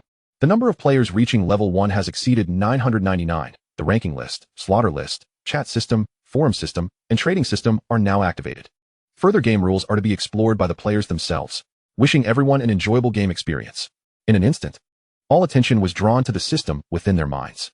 Indeed, they saw the newly introduced ranking list and slaughter list. The ranking list recorded 999 names, with Yuan Feng's name glaringly at the top, at level 1. Following him were several foreign names, until the 9th position, which belonged to Lei Ming. Below that were a slew of foreign names. Astonishingly, only a mere 9 individuals from the Great Xia nation had made it onto the ranking list, less than 1%. The slaughter list revealed even fewer representatives from the Great Xia nation, with only 3 individuals, most positioned at the very bottom. This phenomenon was evidently tied to the national circumstances of Great Xia. After all, in a game of slaughter, whether on the ranking or slaughter list, the most straightforward method to excel was through killing. The chat system was divided into 3 sections: world, national, and regional. In the world section, each individual was permitted to speak only once per day. In the national section, each individual had 10 speaking opportunities daily. The regional section imposed no restrictions on the number of messages. The chat windows for these 3 sections were ablaze with frenzied discussions. My heavens! It has been over 4 hours since the apocalyptic game began, and only a scant 1,000 players have reached level 1. This game is indeed exceedingly difficult. Wait, I just want to know how one actually levels up in this game. I've killed over a dozen bugs and not received a single experience point. Big shot Yuan Feng reached level 1 early on, yet hasn't he progressed to level 2? Could a level 1 expert enlighten us on the experience required for level 2? The lowly rank on the leaderboard here indicates that reaching level 2 requires 100 experience points. And the key to the leveling difficulty lies in the fact that each person can absorb a maximum of 10 crystal cores per day. This means that regardless of whether one is a big shot or an ordinary person, one can only reach level 1 on the first day. Crystal cores? What are those? Do they drop from monsters? Are all the monsters in your area white bugs as well? I feel like I haven't encountered any other creatures. Other monsters should gradually appear later, right? This slaughter game seems quite simple. It hardly feels like an apocalypse. Here, people are already fighting over monsters. The monsters in my area have been nearly cleared out, and there are even instances of people fighting each other. The chat area was a whirlwind of information. Soon, an increasing number of individuals began to grasp the secret of leveling up. Meanwhile, in the forum, each person had only 1 posting opportunity per day, and posting required the expenditure of 10 level 0 crystal cores. However, those strongholds on the ranking and slaughter lists enjoyed privileges, allowing them to post without limit. Furthermore, the top-ranked big shot could pin their posts. As for the trading function, it operated on a barter system, with few utilizing it thus far. With the new game features freshly unveiled, all were instinctively drawn to explore and absorb information from around the globe. In Dormitory 411 of South 3, the 2 individuals who had just been seething with rage over missing out on the A-grade talent blood crystal were no exception. However, Wu Yuan's attention was soon captivated by yet another matter. He gazed at the 5 resplendent characters emblazoned above Yuan Feng's head, proclaiming his status as the top of the leaderboard, and exclaimed in astonishment, You, are you truly the Yuan Feng from the global announcement? The one who stands at the pinnacle of the rankings. Yuan Feng, jolted from his reverie by this exclamation, cast a bewildered glance at the space above him. Yet, he perceived nothing amiss and thus inquired of Wu Yuan, What is happening? Wu Yuan pointed to his head and said, You have 5 grand characters above you, declaring you as the number 1 on the leaderboard. Before he could utter another word, Wu Yuan's expression shifted dramatically, as if fate itself had seized him by the throat. His eyes widened in disbelief at the scene unfolding before him. The man whom Yuan Feng had treated with such contempt had audaciously slashed his throat with a blade. This was a notable figure, the leader of the rankings, brought down by a single stroke. Wu Yuan could scarcely believe his own eyes. Chapter 12, The Golden Treasure Chest. Not only Wu Yuan, but Yuan Feng himself was utterly perplexed by the turn of events. He felt a sharp pain in his throat, his mind blanking out. And soon thereafter, he was enveloped in an abyss of sensation. Everything transpired with such swiftness, it felt surreal. Yuan Feng barely had time to comprehend his own demise. The iron axe clutched in his right hand clattered to the ground with a resounding thud. In the final moment of his life, his left hand instinctively pressed against the gushing wound on his throat. Then, he collapsed, or more accurately, he knelt down. His body leaned forward, with his knees hitting the ground first, followed by the rest of his form sprawling upon the earth. Above his lifeless body, a golden treasure chest erupted into existence. Simultaneously, A system notification echoed in Lin Chuan's mind. Ding. Player has slain a top-tier contender from the leaderboard. Reward, 1 golden treasure chest. A golden treasure chest. Even Lin Chuan, who had anticipated this outcome, was taken aback by the fact that Yuan Feng could drop such a prized item. In truth, Lin Chuan's murderous intent had begun to brew when he assisted in securing the global announcement. The reason he waited until now to strike was not due to Yuan Feng compelling him to kneel and apologize, but rather because of the emergence of the leaderboard. On the very first day of this apocalyptic era, many took pride in their rankings, venerating the strong as if they were mythic figures deserving of reverence. However, Lin Chuan understood that it would not be long before everyone grasped the true significance of the leaderboard. In the future, both the leaderboard and the kill leaderboard would be colloquially referred to by players as the boss leaderboard. This implies that the strong on the leaderboard would be viewed by players as bosses, targets they fervently sought to eliminate. Even more absurdly, those atop the leaderboard would sport the golden text rank X above their heads, as if to taunt others. Hey, I'm a boss. Come and slay me. The most enticing aspect of a boss for players is the guarantee of treasure chest drops. In the realm of this killing game, the probability of dimensional monsters dropping treasure chests is dismally low. According to countless players from the past, only by defeating monsters of a higher level could one hope for a treasure chest drop. Defeating a monster 1 level higher yields a 1 in 10,000 chance. 2 levels higher, a 1 in 1,000 chance, and so forth, culminating in a guaranteed treasure chest drop only when defeating monsters 5 levels higher. The aforementioned probabilities apply solely to the most basic white treasure chests. The chances for more prestigious green, blue, purple, orange, red, and golden treasure chests are even more dishearteningly minuscule. To summarize, acquiring treasure chests through monster slaying in this killing game is an exceedingly daunting task. The average person stands no chance. Even the strongest among them can feel despair.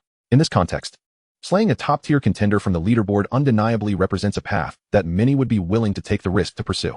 In the pre-apocalyptic world, a popular saying went, the most lucrative methods are inscribed in the criminal code.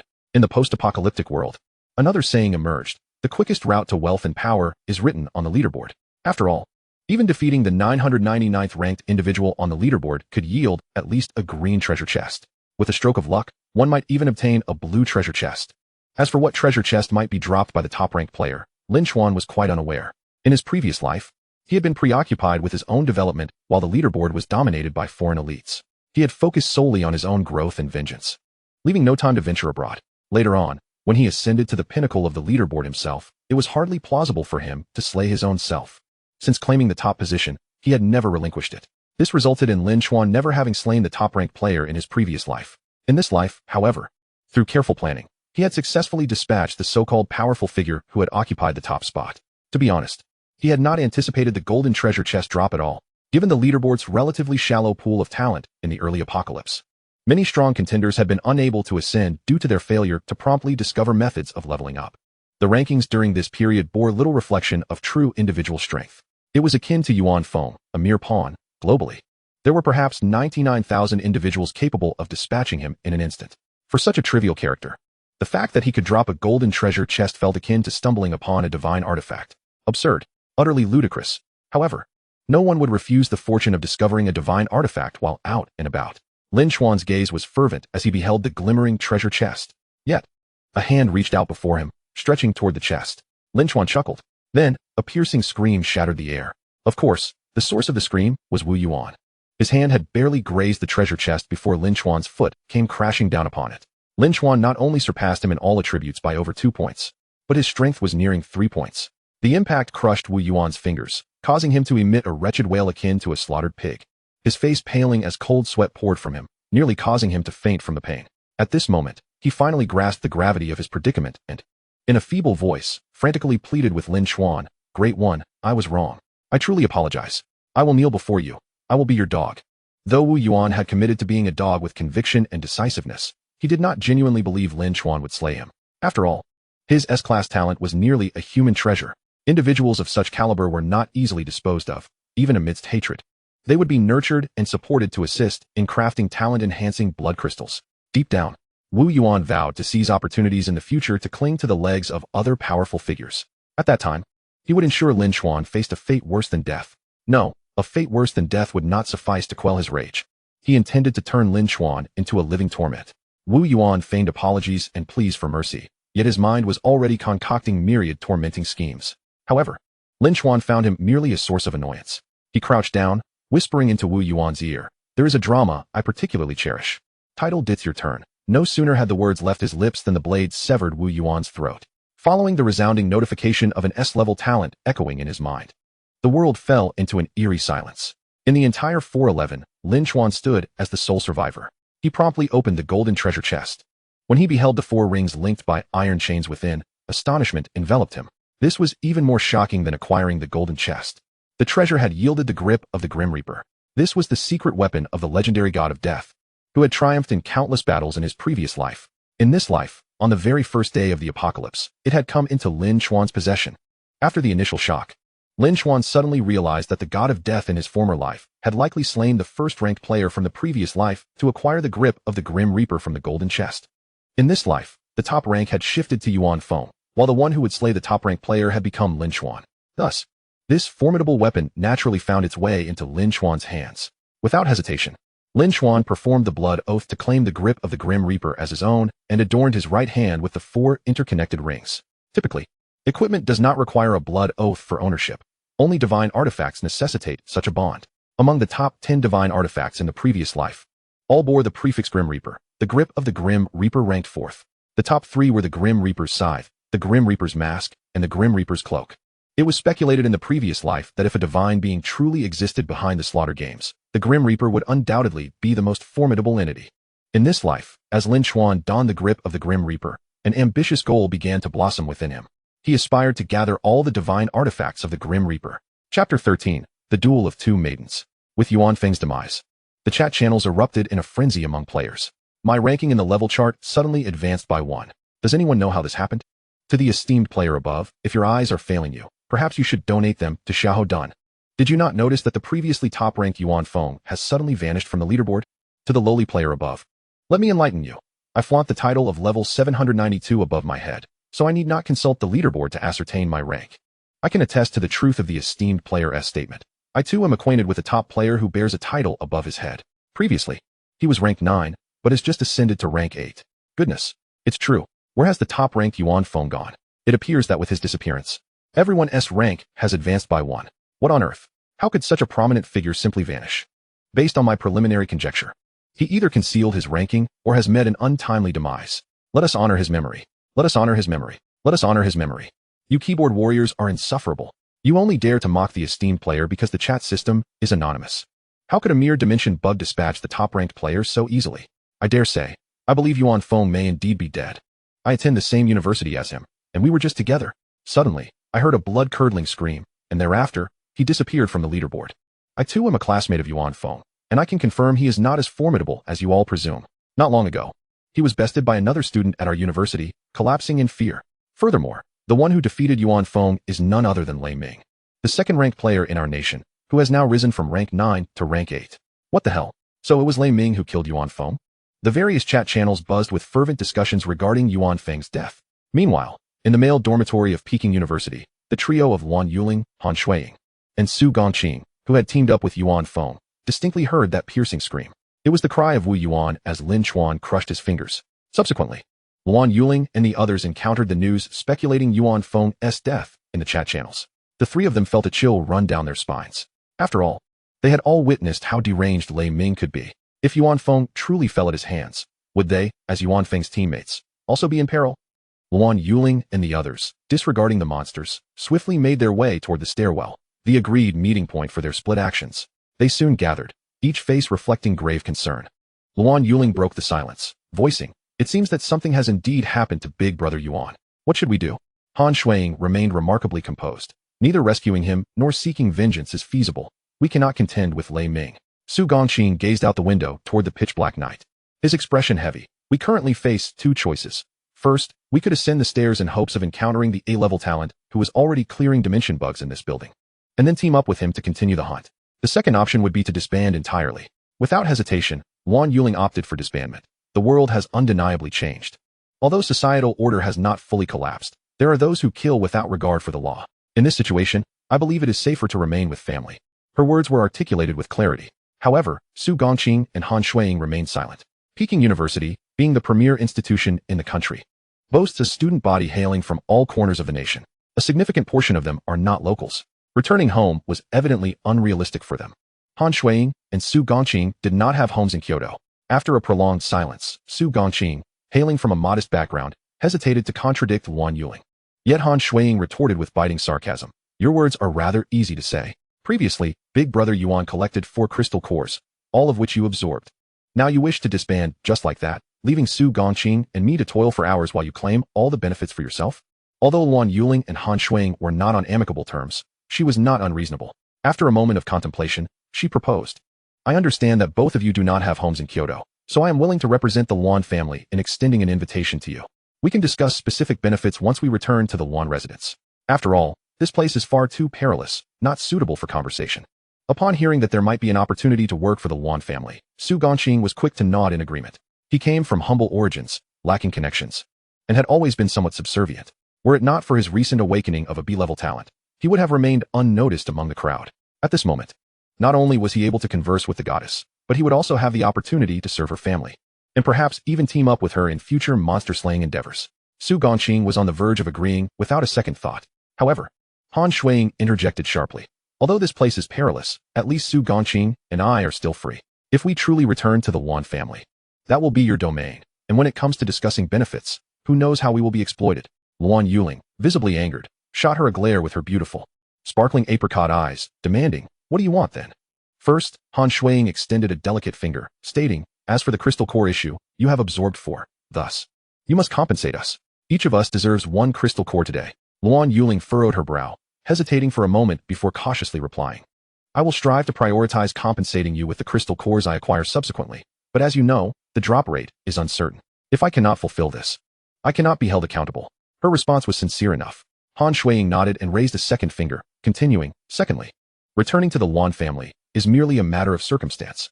We are not selling ourselves to the Luan family. When we discuss benefits later, I demand compensation calculated on a daily basis, with the right to leave at any time. Luan Yuling pondered for a moment, but ultimately nodded in agreement. As Han Shuiying continued to present her demands, Luan Yuling finally snapped, exclaiming, are you ever done? And Han Shuiying ceased her negotiations. The interaction between the two women left Su Gongqing momentarily stunned. Both Luan Yuling and Han Shuiying exuded an air of grace, albeit with a touch of coldness. However, Su Gongqing discerned that Luan Yuling possessed a hint of a princess's haughty temperament, while Han Shuiying radiated an aura of a commanding woman, exuding charm during negotiations. Both women had formidable personalities, likely too strong for an ordinary man to handle. As the trio prepared to depart, Luan Yuling suddenly glanced in the direction where Yuan Feng had previously acted, muttering, should I go look for that Lin Chuan? Han Shuiying calmly assessed. He is either dead like Yuan Feng or has become a lackey for Lei Ming. Luan Yuling nodded, finding Han Shuiying's analysis quite reasonable. Thus, the 3 of them ceased concerning themselves with Lin Chuan's fate and departed. Chapter 14, The Substitute for Death. In another boys' dormitory, South 2. Chifeng's team distinctly heard the blood-curdling screams emanating from South 3. They then learned through the chat channel that Yuan Feng was most likely killed by Lei Ming. Their small squad quickly convened a meeting to discuss whether to rescue South 3. The conclusion was a resounding no. After all, no one in their team felt confident in defeating Lei Ming. Chifeng was not surprised by Yuan Feng's demise, for he had sensed through his intuitive talent that Yuan Feng would soon face bloodshed. However, he was uncertain about Lin Chuan's status. Chifeng had a premonition that Lin Chuan was likely alive. Perhaps he had even seized an opportunity. Aligning with Lei Ming was undoubtedly far more advantageous than being associated with the ignorant Yuan Feng. Nevertheless, Chifeng felt that Lin Chuan's good fortune would soon come to an end. In the regional channel, numerous players were already reporting on Lei Ming's murderous actions. Meanwhile, an official post had emerged on the forum, urging players not to ignore the laws and harm others indiscriminately, stating that special S-level talent police had been dispatched to apprehend Lei Ming. At that moment, Lei Ming was indeed being pursued. In the frantic flight for his life, he realized that the large characters indicating his ranking of 8th were quite the hindrance. Wherever he went, he became the center of attention. Moreover, due to the outcry in the regional channel condemning his actions, anyone who saw him reacted like a mouse fleeing from a cat. Lei Ming had no time to explain that he was not responsible for Yuan Feng's death. He could only think of every possible way to escape. Coincidentally, as darkness fell, a torrential downpour began. After sprinting through the rain for over 10 minutes, Lei Ming was astonished to discover that his mental attributes had increased significantly. From a mere 1x, it surged to over 5 points. Simultaneously, the players in the chat channel, who had been discussing Yuan Feng's death, abruptly shifted to a new topic. Wow, I was just caught in the downpour for over 10 minutes, and all my attributes have risen above 3 points. You only reached above 3 points? I surpassed 4 points. My strongest strength attribute even broke 5 points. What the heck? That's amazing. I want to get soaked in the rain too. Wait, don't you think this rain is suspicious? Everyone's understanding of the apocalypse is still too shallow. I advise caution. Exactly. What if the attribute increase is temporary, and then we suddenly turn into zombies? We should all be careful and observe the situation further. Wow, who's the idiot? How could this rain possibly be problematic? I have over 5 points. Could it be an illusion? No need to argue with those fools. Whether they want to get wet or not is their choice. My attributes have already risen. I just hope this rain stops soon. Right, this rain is suspicious. Everyone must avoid getting wet. Yes, do not get wet at all. The subsequent chat content was clearly laced with sarcasm. Those advising against getting wet were clearly motivated by self-serving interests. However, Lin Chuan was acutely aware that this apocalyptic downpour indeed harbored significant issues. The attribute increase was merely temporary, lasting only 4 hours. After 4 hours, precisely at midnight, the rain would cease. Then, all those who had been soaked and gained attributes would endure a debilitating period lasting 10 hours. This 10-hour span would later be referred to as the darkest hours. Countless dimensional rifts would erupt during this period, unleashing hordes of dimensional monsters into the city. Those who had become weak due to the downpour would be utterly incapable of self-sustenance, let alone combating these monstrous entities. A multitude of humans would fall victim to the relentless slaughter of dimensional monsters during that time. In an instant, the world transformed into a hellscape. Those who had not been drenched and thus avoided the weakness period began to loot amidst the chaos. By that time, societal order rapidly disintegrated, and the moral compass within humanity crumbled alongside it. The true apocalypse finally revealed its most brutal and sinister face to the world. Lin Chuan understood the secret of the downpour, but had no intention of disclosing it. After all, being a savior was no easy task. Just like in the chat channel.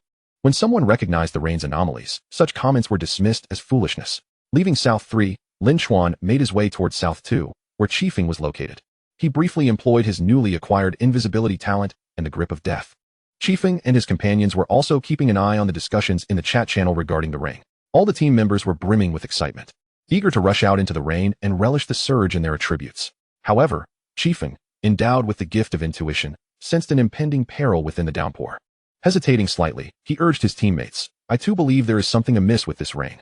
Do you recall the initial system prompt? It heralded the arrival of slaughter and the onset of apocalypse. Yet, in light of the current circumstances, it hardly resembles an end of days. I surmise that this so-called game of slaughter will not bestow upon us any fortuitous gifts from the heavens. There must be some hidden truth behind this torrential rain. It would be prudent for us to observe a while longer, to see if those who have ventured out into the rain suffer any repercussions."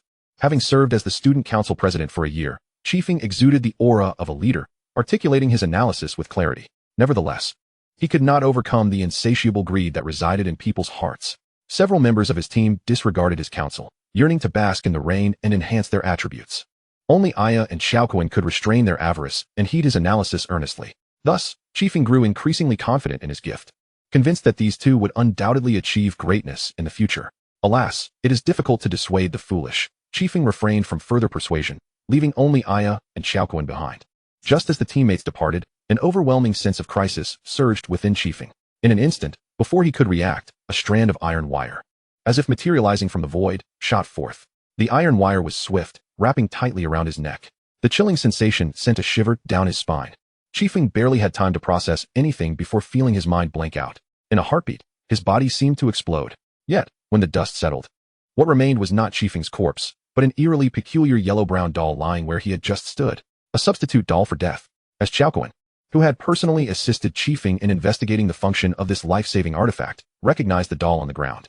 He instantly understood it to be the very doll that could replace a person in death, even without the gift of intuition. Xiaoquan felt an intense sense of crisis at that moment. Just an instant ago, had it not been for the substitute doll taking the fatal blow, Chi Feng would have perished. Such a threat was certainly beyond Xiaoquan's capacity to confront. With no thoughts of avenging Chi Feng, Xiaoquan turned on his heel and fled in a frenzy upon seeing the substitute doll. However, the merciless iron wire swiftly ensnared his neck. In the blink of an eye, Xiaoquan's head fell. Aya was left in shock. First, she witnessed the president's sudden disappearance, only to find an eerie doll in his place. Before she could comprehend the situation, she heard a thud. Another teammate, Xiaoquan, had met his demise. Instantly, she felt it, the cold sensation encircling her neck. Chapter 15, Kindred Spirits in Misery. Aya was in a daze. The iron wire, sharp as a blade, constricted her delicate neck, leaving her unable to escape. She could only await the arrival of death. However, what approached was the sound of footsteps, rendering the rainy night even more sinister. Lin Chuan, utilizing his invisibility ability, approached slowly. casting a dispassionate glance at the ground where the head and body of the strange doll lay severed. He had not anticipated that on the very first day of the apocalypse, Qifeng had managed to acquire a substitute doll. The gift of intuition was indeed formidable. Moreover, Qifeng was exceptionally fortunate. Given the torrential rain tonight, Lin Chuan had no intention of pursuing further.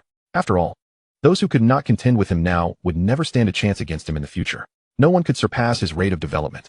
Yet, to allow Qifeng to experience the thrill of being hunted, Lin Chuan waved his hand, summoning an eerie circular magic circle that suddenly materialized on the ground. Subsequently, a three-headed hellhound, towering to half his height, appeared abruptly at the center of the circle. This was one of the functions of the Grip of Death, summoning the undead. Players in the game of Slaughter could equip a maximum of 10 ring-type items. However, the Grip of Death occupied 4 ring slots with just one piece of equipment. The 4 rings, from index to pinky, were referred to as the first to fourth rings. The first ring was primarily offensive and could shoot silver needles or iron wires from its mechanisms.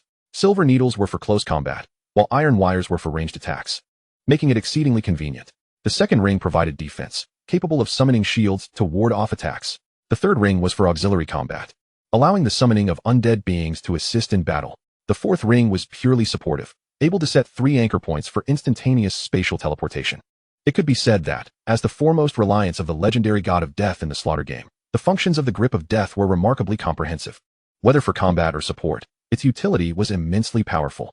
The iron wires or silver needles released by the first ring possessed formidable combat strength.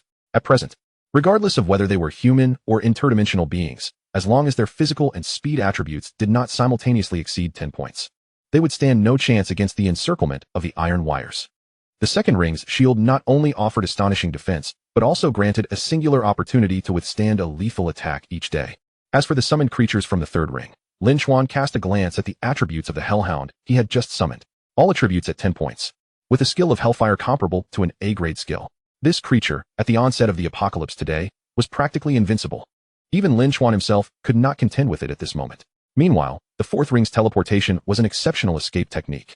It could ignore distance, teleporting instantaneously as long as anchor points were preset. The 4 rings complemented each other, capable of instantly creating a top-tier powerhouse. And this was merely the 4th-ranked existence on the artifact list. However, despite its versatility, the Grip of Death could not match the offensive prowess of the Scythe of Death. Nor could it compete with the defensive and supportive capabilities of the Mask of Death and the Cloak of Death. Nevertheless, for Lin Chuan, the Grip of Death would suffice for the time being. With a wave of his hand, the Hellhound seized the tattered substitute doll from the ground and dashed toward the staircase. The onset of the apocalypse had occurred so recently that Qifeng's acquisition of the substitute doll must have taken place at the school. Given that Qifeng had utilized the substitute doll, he was undoubtedly transported to the location where he had hidden it. He must be in a state of panic, fleeing for his life. Sending the Hellhound to pursue Qifeng would allow him to experience the despair of being relentlessly hunted. Having accomplished this, Lin Chuan then turned his attention to his final objective for this endeavor, Aya. Aya was utterly dumbfounded. Aya trembled uncontrollably. Aya felt a profound sense of hopelessness. She beheld the sudden appearance of the 3-headed dog, fearing she was to meet a different demise. Yet, to her astonishment, the 3-headed dog abruptly departed. As the air quivered, a figure abruptly materialized before her. Aya widened her eyes, staring at the person before her. In an instant, she recognized him as the man who had a conflict with the president. His name seemed to be Lin Chuan. Wasn't he labeled as an F-grade waste? If a mere waste could exhibit such ferocity, what then of those who fell victim to his whims? Terrified, Aya dared not utter a sound, yet soon realized that this man did not seem inclined to take her life. Summoning her courage, she sought to negotiate for her survival. Esteemed sir, I am merely a freshman, having joined the student council for a short time, and I am not well acquainted with President Qifeng. Truly, I have always perceived him as a hypocrite. You have done well to kill him. Aya possessed a youthful appearance, her expressions myriad and lively, exuding a playful charm. One glance at her delicate visage could easily lead one to mistake her for a middle school student. Such a look was well suited for cosplaying as a character from the anime realm, radiating an endearing beauty. Despite her overwhelming fear, she endeavored to charm Lin Chuan, and her lovely face surprisingly conveyed a sense of cleverness rather than obsequiousness. Lin Chuan cast a detached glance at her before suddenly breaking into a smile. Not bad. Well said, continue. Aya was rendered speechless, yet dared not defy him. She immediately strained her mind to continue disparaging Qifeng. Since she was indeed not familiar with Qifeng, she could only fabricate lies, attributing various nefarious traits to him. With a casual flick, Lin Chuan conjured a fireball, incinerating the corpse of Qiao Kun, then casually waved his right hand, adorned with the Grip of Death, and remarked, "Let us go." Go. Where to? Aya's neck was ensnared by a wire, compelling her to follow in Lin Chuan's footsteps. This scenario evoked thoughts of walking a dog. The wire constricting her neck felt akin to a leash, a deeply humiliating notion. Yet compared to the humiliation, she yearned for survival. Ahead, Lin Chuan, without turning back, spoke in an unperturbed tone, "Find a small grove and get to work." A small grove? Did she comprehend it in the way she feared? Panic gripped Aya. Just moments ago, she had been contemplating the necessity of survival over humiliation, only to now find herself in a situation that felt intolerable. Yet, she was undeniably afraid of death. She believed she still had room to maneuver. Thus, she cautiously followed Lin Chuan, tentatively voicing, "Esteemed sir, despite my appearance, I am rather unhygienic. I have bad breath, body odor, and have not bathed in 3 days." Lin Chuan turned to her with a piercing gaze. "You want me to take you to bathe first?" And no. Aya's face flushed under Lin Chuan's scrutiny, feeling an undeniable sense of shame. However, such shame paled in comparison to her life and dignity. After battling internally, she gritted her teeth and suddenly blurted, "Actually, I have AIDS." "Oh." Lin Chuan's lips twitched slightly, though the reaction was hardly noticeable. Aya found his response rather understated and cautiously inquired, "You don't believe me?" "I do." Aya sighed in relief, only to hear Lin Chuan add with a tinge of melancholy, "What a coincidence. I also have AIDS. We are truly kindred spirits." Aya was left utterly bewildered. What on earth did kindred spirits mean? Could she curse now? Perhaps with the foulest of language. Chapter 16, Global Announcement Again. As Aya approached the dormitory's exit, she gazed at the rain curtain enveloping the night, hesitating for a long while before finally speaking. Esteemed sir." Lin Chuan cast her a cold glance and replied nonchalantly, "Lin Chuan." The term esteemed sir had been overused in this apocalypse, reminiscent of the likes of Wang or Lu from the pre-apocalyptic world. Lin Chuan was not fond of such an address. Aya promptly adjusted her wording, "Senior Lin Chuan." Previously, President Chi Feng analyzed that this heavy rain may be problematic. Lin Chuan replied absently, then stepped into the rain curtain. Aya, still bound by the wire around her neck, had no choice but to follow him into the downpour. The rain fell heavily. Yet, to Aya's astonishment, the torrential rain upon her did not inflict any pain. Moreover, while rainwater is typically cold, this rain felt warm. It wasn't that the rain itself was warm, but rather, after being drenched, she inexplicably felt a surge of warmth, akin to the exhilaration after watching an action-packed war film. Shortly thereafter, about 10 minutes later, Aya noticed that her attributes on her data panel had all surged above 4 points. However, rather than feeling joyful, she grew increasingly anxious. Ahead, Lin Chuan glanced at his own data panel. Lin Chuan, level 0010, strength 92, constitution 85, speed 87, mentality 91, talent fireball, small fireball, F grade, constitution enhancement, F grade, strength enhancement, F grade, diamond shield, B grade, invisibility, B grade, anti-magic domain, S grade, blood refinement technique, S grade. One could say his attributes had skyrocketed. No wonder so many, even when warned that the heavy rain was suspicious, could not resist the temptation to stand in it for 10 minutes. Alas, such attributes would only last until the rain ceased. Once the downpour ended, all who had been drenched would suffer a debilitating debuff, reducing their attributes to 0. In a weakened state, one would be nearly as incapacitated as if paralyzed. However, since Lin Chuan dared to venture into the rain, he surely possessed means to evade the debilitating buff. With a rather pleasant mood, he led Aya with the wire, indeed heading towards a small grove. On this rainy night, the cold metal of the wire weighed heavily upon Aya's heart. Despite Lin Chuan's handsome appearance and the impressive prowess he displayed, coupled with an enigmatic aura that shrouded him, Aya had no intention of engaging with someone devoid of an emotional foundation. Such an encounter would not merely be a relationship. It would trample upon her very soul and dignity. She resolutely clung to her self-respect, even if it meant facing death. As she fortified her resolve, she suddenly observed Lin Chuan scanning the surroundings, before instructing her, "Raise your hand." Confused, Aya hesitated for a moment before obediently raising her right hand. Her petite frame made her slender arms appear particularly delicate and pale. The raised hand trembled slightly amidst the rain. Lin Chuan approached and grasped her hand. Aya's hands trembled more violently, her resolve hardening as she prepared to resist with all her might.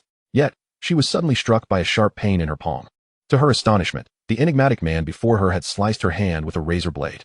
Blood gushed forth, quickly saturating her palm. Lin Chuan frowned slightly, placing his hand over hers to shield it from the rain. As he tossed a stone in a specific direction, he commanded Ayana sternly, "Activate your talent, quickly." "Huh, all right." Ayana responded, momentarily dazed, and instinctively complied. However, she soon regained her wits and asked, "You know about my talent?" She felt her ability was somewhat sinister, yet she had never divulged it to anyone. Lin Chuan offered no explanation. Ayana, too, did not dwell on it for long, as she suddenly heard a peculiar sound. Buzzing. Buzzing. Hornets. It was hornets. The stone you just threw hit their nest. Panic gripped Iana, and she instinctively sought to flee. But the wire was still wrapped around her neck. Lin Chuan did not escape, leaving her with no choice but to remain. The hornets, enraged by the assault on their nest, swarmed toward Lin Chuan. Yet, as if drawn by an unseen force, they abruptly redirected their fury toward Iana's bleeding hand. Iana harbored a mild case of trypophobia, and seeing her right hand surrounded by a swarm of hornets made her face pale. As time passed, her pallor deepened, and her mind grew hazy. That was a symptom of excessive blood loss. To Lin Chuan, the blood curse technique was an exceedingly practical talent, albeit one that required a significant amount of blood. Fortunately, it was not his blood that was being spent. He leisurely observed Iana as she worked, while also engaging in the chat channel. The global chat was abuzz with discussions about a certain country that had unleashed a notorious killer, with players vehemently condemning the murderer. Without exception, these killers had made their way onto the kill list. Lin Chuan paid little attention to the current level rankings, deeming them overly inflated. However, he did spot a few familiar names on the kill list. Bakranov, the god of death from his past life, the owner of the grip of death. To his surprise, he had already ascended to the kill list on the very first day of the apocalypse, clearly relishing in the art of killing. Augustus, the former wielder of the slaughter ban, a golden item that could convert kill points into skill points or attribute values, was likewise formidable. Tarachi Uni, the possessor of the S-level talent, Fate Abyss, could cause life to wither in an instant, making it nearly unavoidable. Even Lin Chuan, for the time being, wished to avoid encountering this individual. Though these three notable figures currently held inconspicuous positions on the kill list, they were the kind of entities that could grow stronger through slaughter. Before long, they would undoubtedly shine brightly, becoming regulars on the kill list. Just as in his previous life, lost in thought, a global announcement suddenly echoed in everyone's minds. Ding! Congratulations to player Bakranov for becoming the first player globally to reach level 2. Reward, all attributes 2. Ding! Congratulations to player Bakranov. Ding! The global announcement repeated thrice. This news instantly ignited a frenzy in the chat channel. What the? Wasn't it said that theoretically, on the first day, one could only reach level 1? How did someone suddenly reach level 2? Bakranov? This person wasn't even on the level rankings before. Does anyone know who he is? Oh my. I remember the 892nd on the kill list was Bakranov. You're mistaken. Or perhaps this killer has leveled up again. He is now first on the level list, and 618th on the kill list. What the heck? Terrifying. This is a true powerhouse. Incredible. I wonder if the powerhouse could share his leveling method. I suspect that Bakranov has been killing relentlessly since the onset of this slaughter game. Do you think his secret to leveling up to 2 is related to his killing spree? This statement evoked a moment of silence. Chapter 17, The Divine Favored One. On the first day of the apocalypse, there existed only one type of monster globally, the level 0 dimensional worm. Players absorbed crystal cores to gain experience points following a fixed pattern. Absorbing a crystal core of the same level yielded 1 experience point, while absorbing a core 1 level higher granted 10 experience points. Absorbing a core 2 levels higher provided 100 experience points, and so forth. At first glance, it seemed that surpassing levels to absorb cores offered substantial experience, yet leveling up remained a formidable challenge. As levels increased, the experience required for advancement grew exponentially. Furthermore, when confronting dimensional monsters exceeding 1's level by 5, players would experience a phenomenon known as level suppression. Not only would their attributes be halved, but the potency of various talents, skills, and items would likewise diminish. The greater the level disparity, the more daunting the level suppression. Thus, even the mightiest among players seldom dared to engage monsters 5 levels higher. On the first day of the apocalypse, there existed solely the level 0 dimensional worm. This meant that most players could only acquire level 0 crystal cores corresponding to their own level. Although theoretically, it was possible to kill level 1 players to obtain level 1 cores, this method still fell short of achieving level 2. At first, a level 0 player absorbing 1 level 1 core would gain 10 experience points, directly leveling up to level 1. Subsequently, absorbing another level 1 core would yield experience calculated at the same level, providing merely 1 point. Thus, under the daily limit of absorbing 10 cores, players could not possibly reach level 2 through crystal absorption. Consequently, the chat channel buzzed with curiosity and discussions regarding Bakranov's method of attaining level 2. However, the system's global announcement soon provided a clue. Ding! Player Bakranov has slain the Divine Favored One, now commencing the Divine Punishment quest. All global players will receive Bakranov's real-time location coordinates. All global players, anyone who kills Bakranov will receive the following rewards. 1. 10,000 experience points. 2. 1 orange treasure chest. 3. 1 signature skill. This announcement once again ignited a frenzy of discussion. What the heck? What is a Divine Favored One? This Divine Punishment quest is utterly terrifying. It's as if the game is conspiring against Bakranov. The rewards are incredibly generous. If I weren't too far away, I would rush over to take down Bakranov in an instant. The US government has already mobilized military forces, preparing to hunt Bakarnov down. By the way, Bakarnov is a black man, a murderer and arsonist before the apocalypse, utterly unworthy of the title powerhouse. This time, Bakarnov is undoubtedly doomed. Could it be that the incessant killings have rendered one unable to endure the slaughter games? Are you a fool? Haven't you seen the game announcement stating that it was Bakarnov's slaying of the divine favored that triggered the divine punishment quest? So what exactly is a divine favored? Until now, perhaps only Lin Chuan possesses the answer. When the slaughter games descended, everyone awakened their talents. Simultaneously, an exceedingly small fraction of individuals became the divine favored. According to Lin Chuan, before the First World Merger, there were only 10 divine favored worldwide. As the name implies, divine favored are those who have garnered the favor of the gods. Dimensional beings instinctively distance themselves from the divine favored to avoid collateral damage. Hence, in the previous life, many large safe zones utilized divine favored as mascots. With a divine favored present, a monster-free zone would automatically form within that specific area. In the previous life, prior to the world merger, only one unfortunate divine favored fell victim to Bakarnov's arrogance. The subsequent divine punishment quest made it known to all that the divine favored are not to be killed. After all, once a divine favored is slain, they become a remarkably formidable boss, pursued by players across the globe. However, in this life, the fortunate days of the divine favored may soon be over. For Lin Chuan has resolved to eliminate the divine favored. By eliminate, he means to exhaust all means to slay all 10 divine favored before the First World Merger. Of course, one has already been killed by Bakarnov. Lin Chuan remains unfazed. He promptly accesses the trading system and lists an item. B-class talent blood crystal, flame burst, trading requirement, spirit fruit of the moon goddess blessing. Note, the talent blood crystal grants one the ability to directly acquire the talent, B-class flame burst. Having completed this, Lin Chuan is concerned that Bakarnov might not be preoccupied with the trading market. So he rushes to the World Channel to announce a quick advertisement. The trading market is selling talent blood crystals that grant an additional talent. Those interested should rush in. First come, first served. Although he mentions first come, first served, Lin Chuan is acutely aware that, at this stage, only Bakarnov meets his conditions. In other words, the target of this transaction was initially Bakarnov. More precisely, it is the spirit fruit obtained by Bakarnov after slaying the divine favored.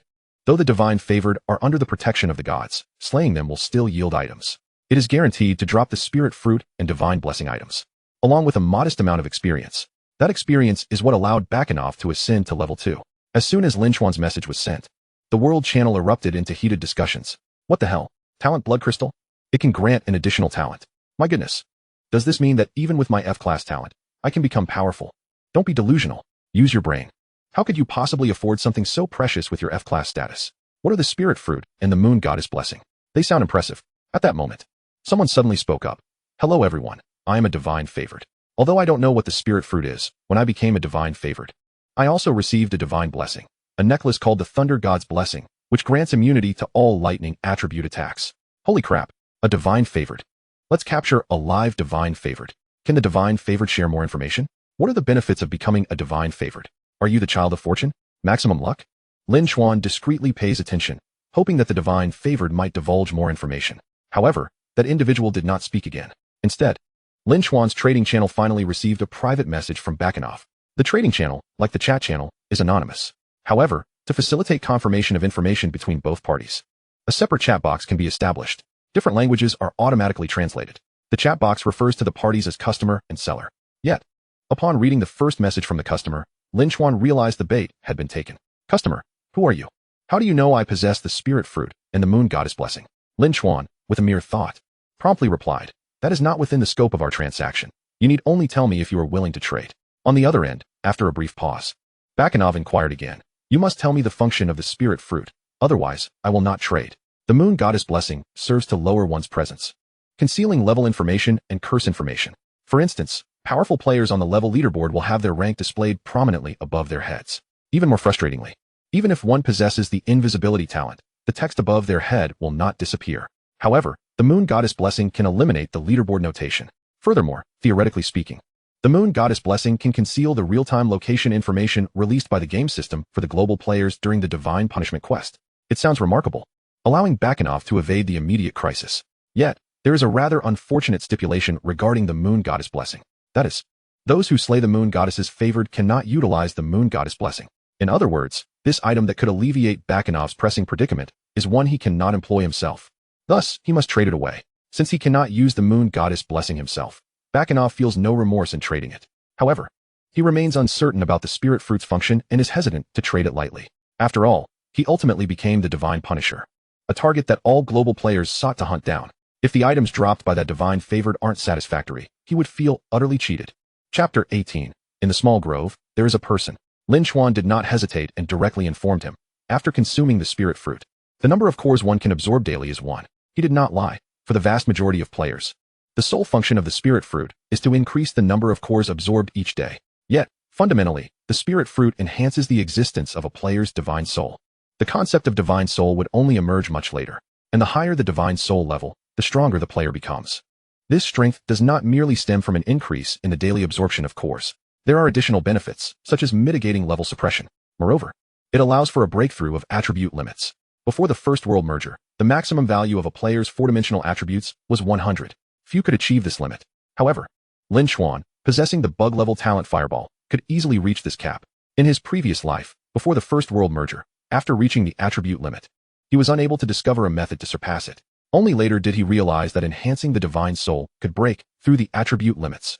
A single spirit fruit could increase his four-dimensional attribute cap by 10 points. There are a total of 10 divine favored ones, indicating that he can acquire a maximum of 10 essence fruits, augmenting his capacity by 100 points. In this lifetime, Lin Chuan aspires to reach the pinnacle of strength. Therefore, those 10 essence fruits are his to claim. Bakanov, on the other end of the transaction, was profoundly astonished by Lin Chuan's response.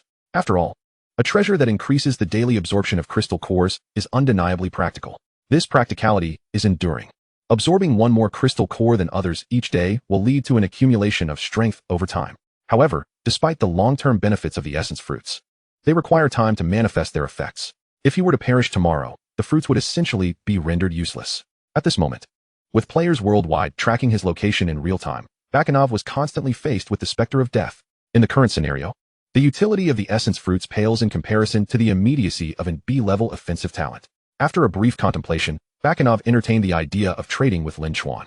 Yet, he remained reluctant. Could he truly relinquish something acquired at the cost of being hunted globally so easily?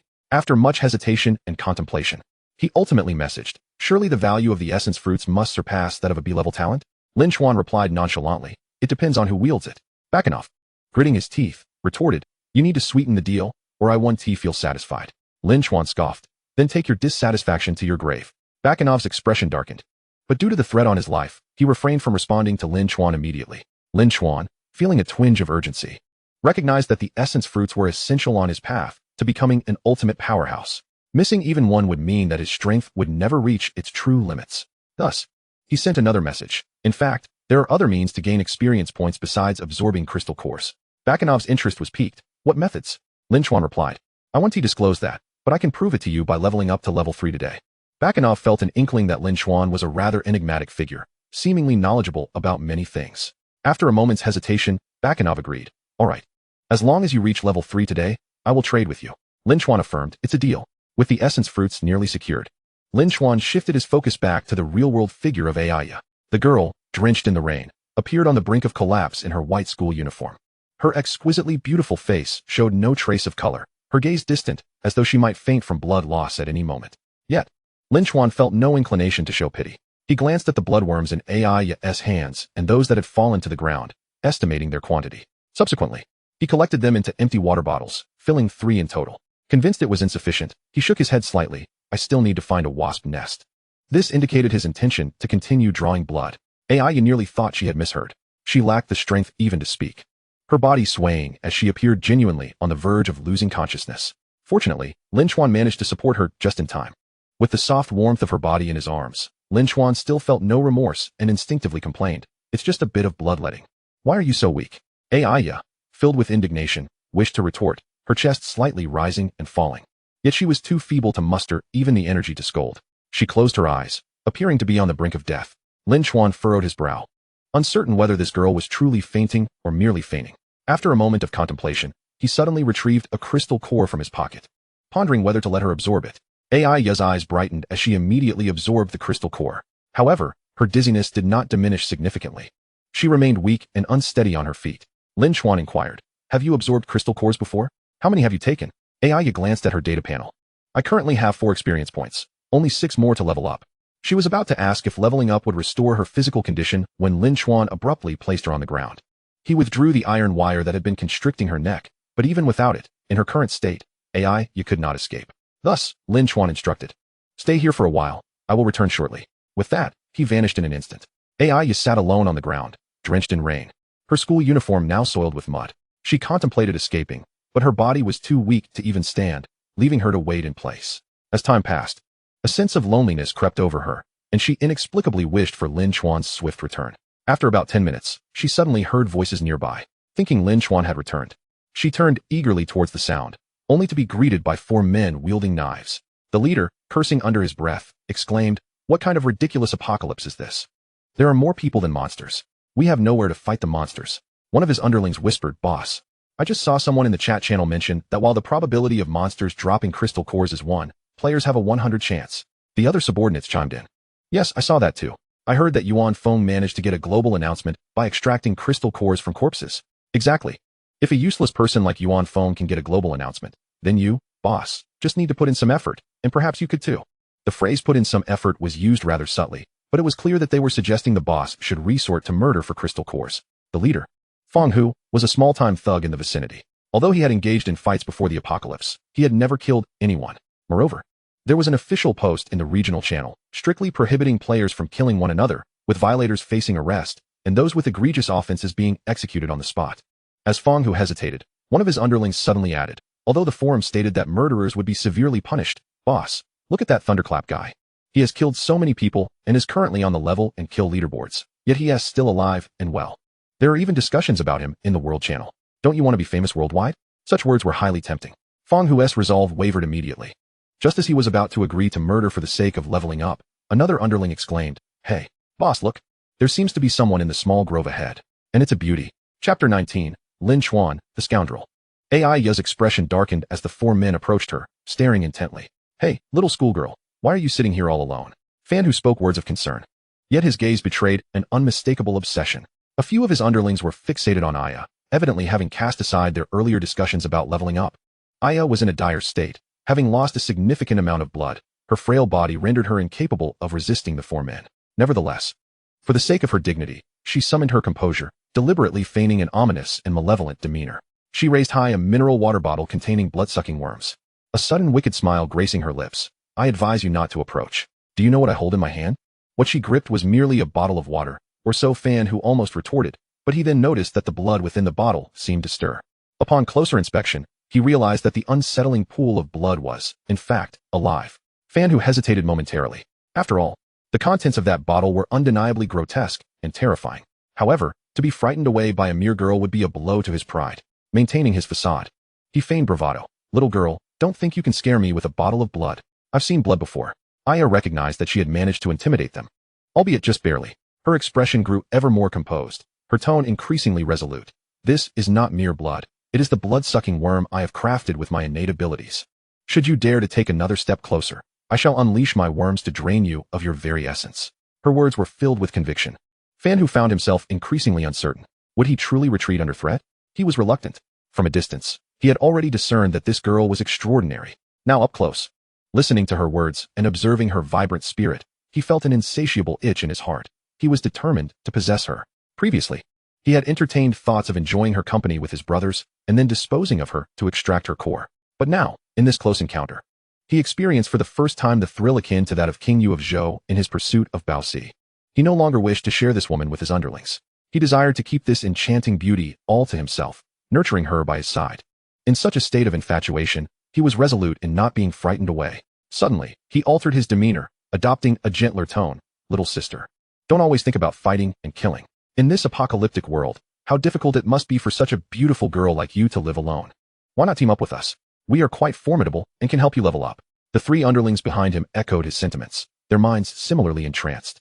Unwilling to relinquish her, Aya's countenance darkened once more. Resolutely, she opened the cap of the mineral water bottle, the mass of blood-sucking worms finally finding their escape, surging frantically towards the opening. At the same time, she coldly declared, "I already have teammates, and he will return shortly, with his strength.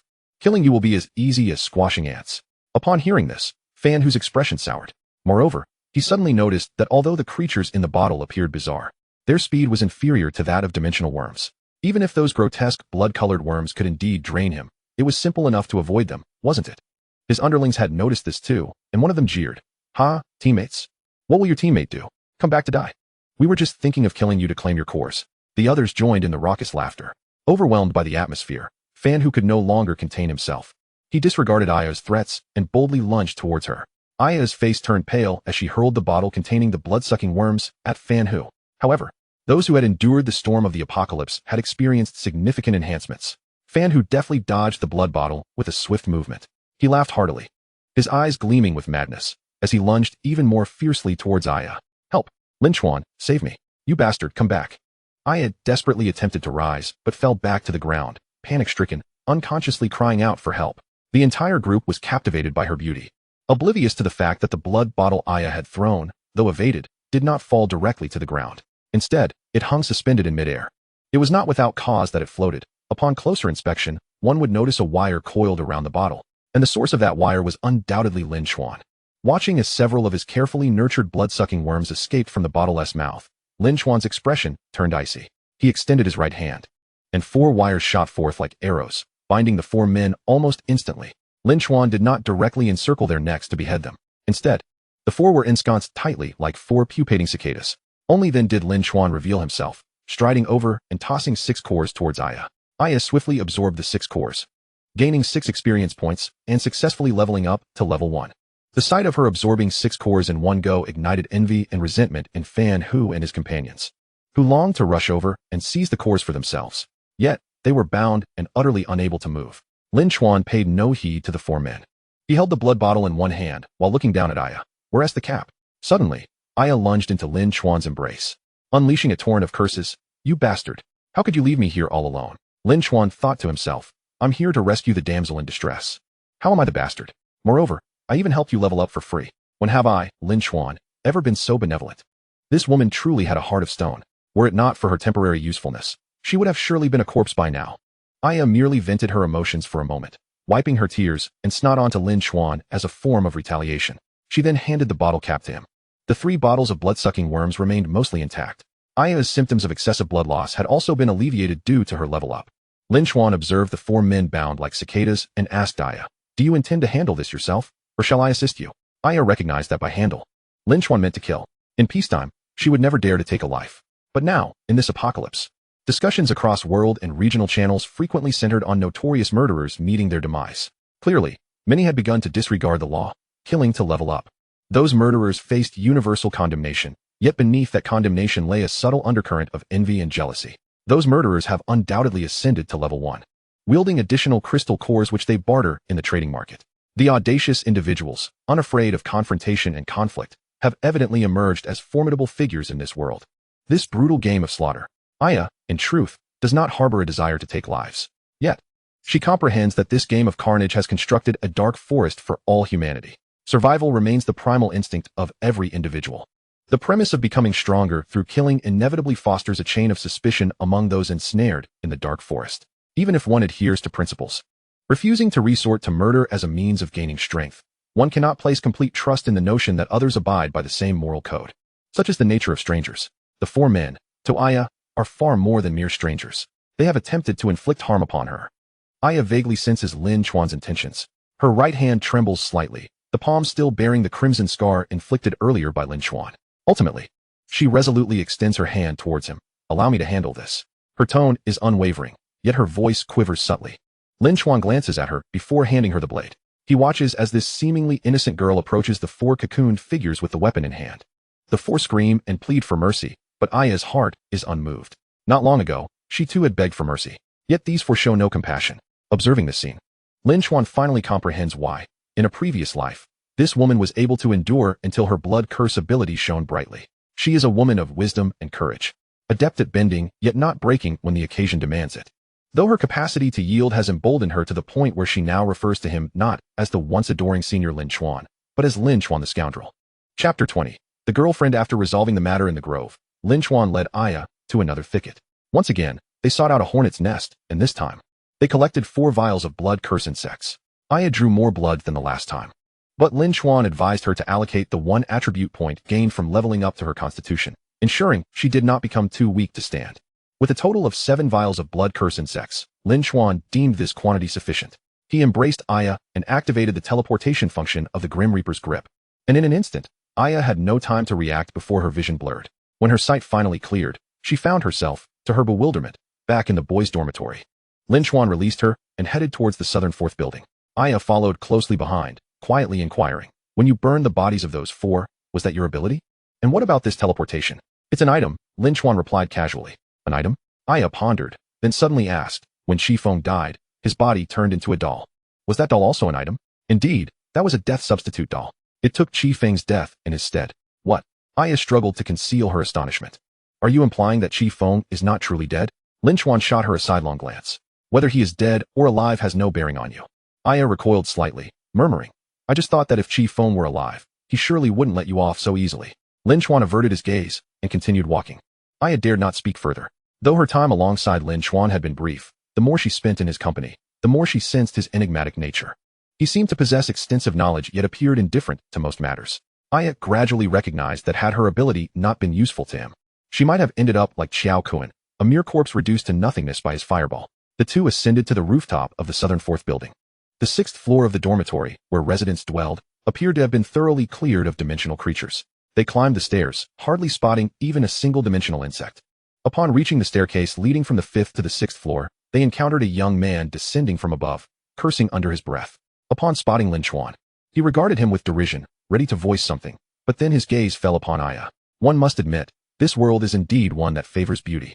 The young man's expression shifted instantaneously, and he spoke with newfound amiability.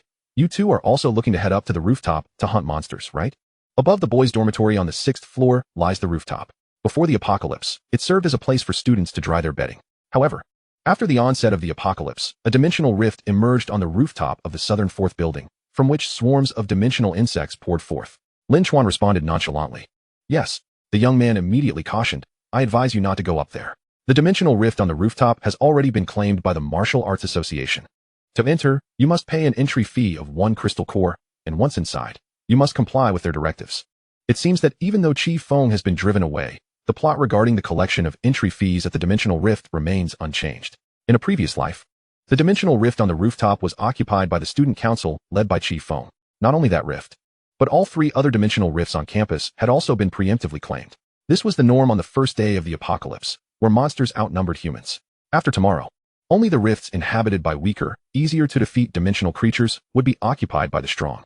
Other formidable dimensional beasts would run rampant, leaving ordinary people to engage in desperate struggles against them, risking annihilation at any moment.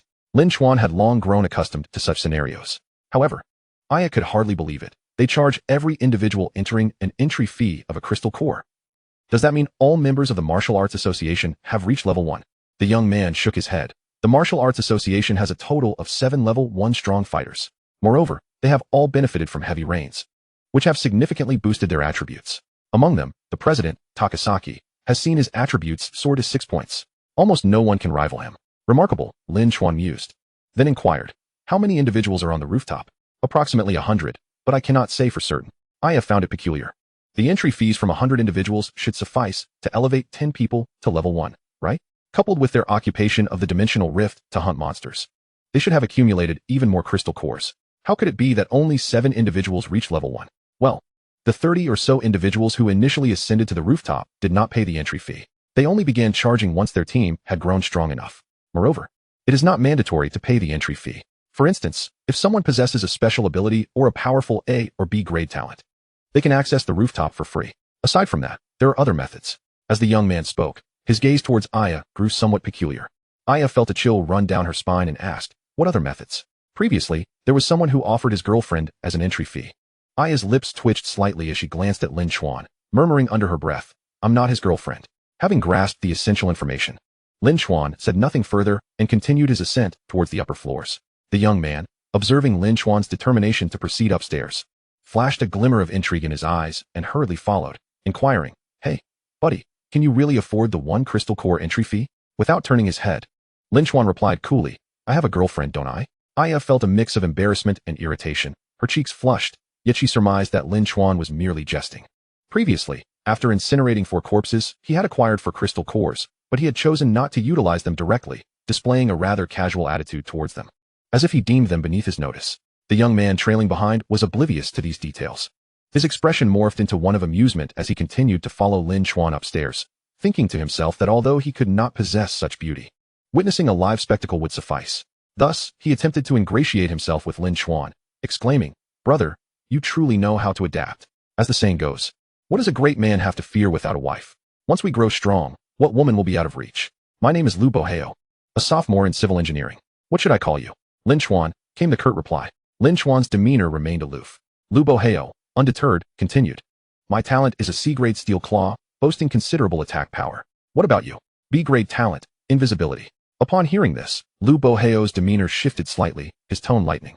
"Though your talent is of a higher grade than mine, it lacks offensive capability and offers no assistance in monster hunting."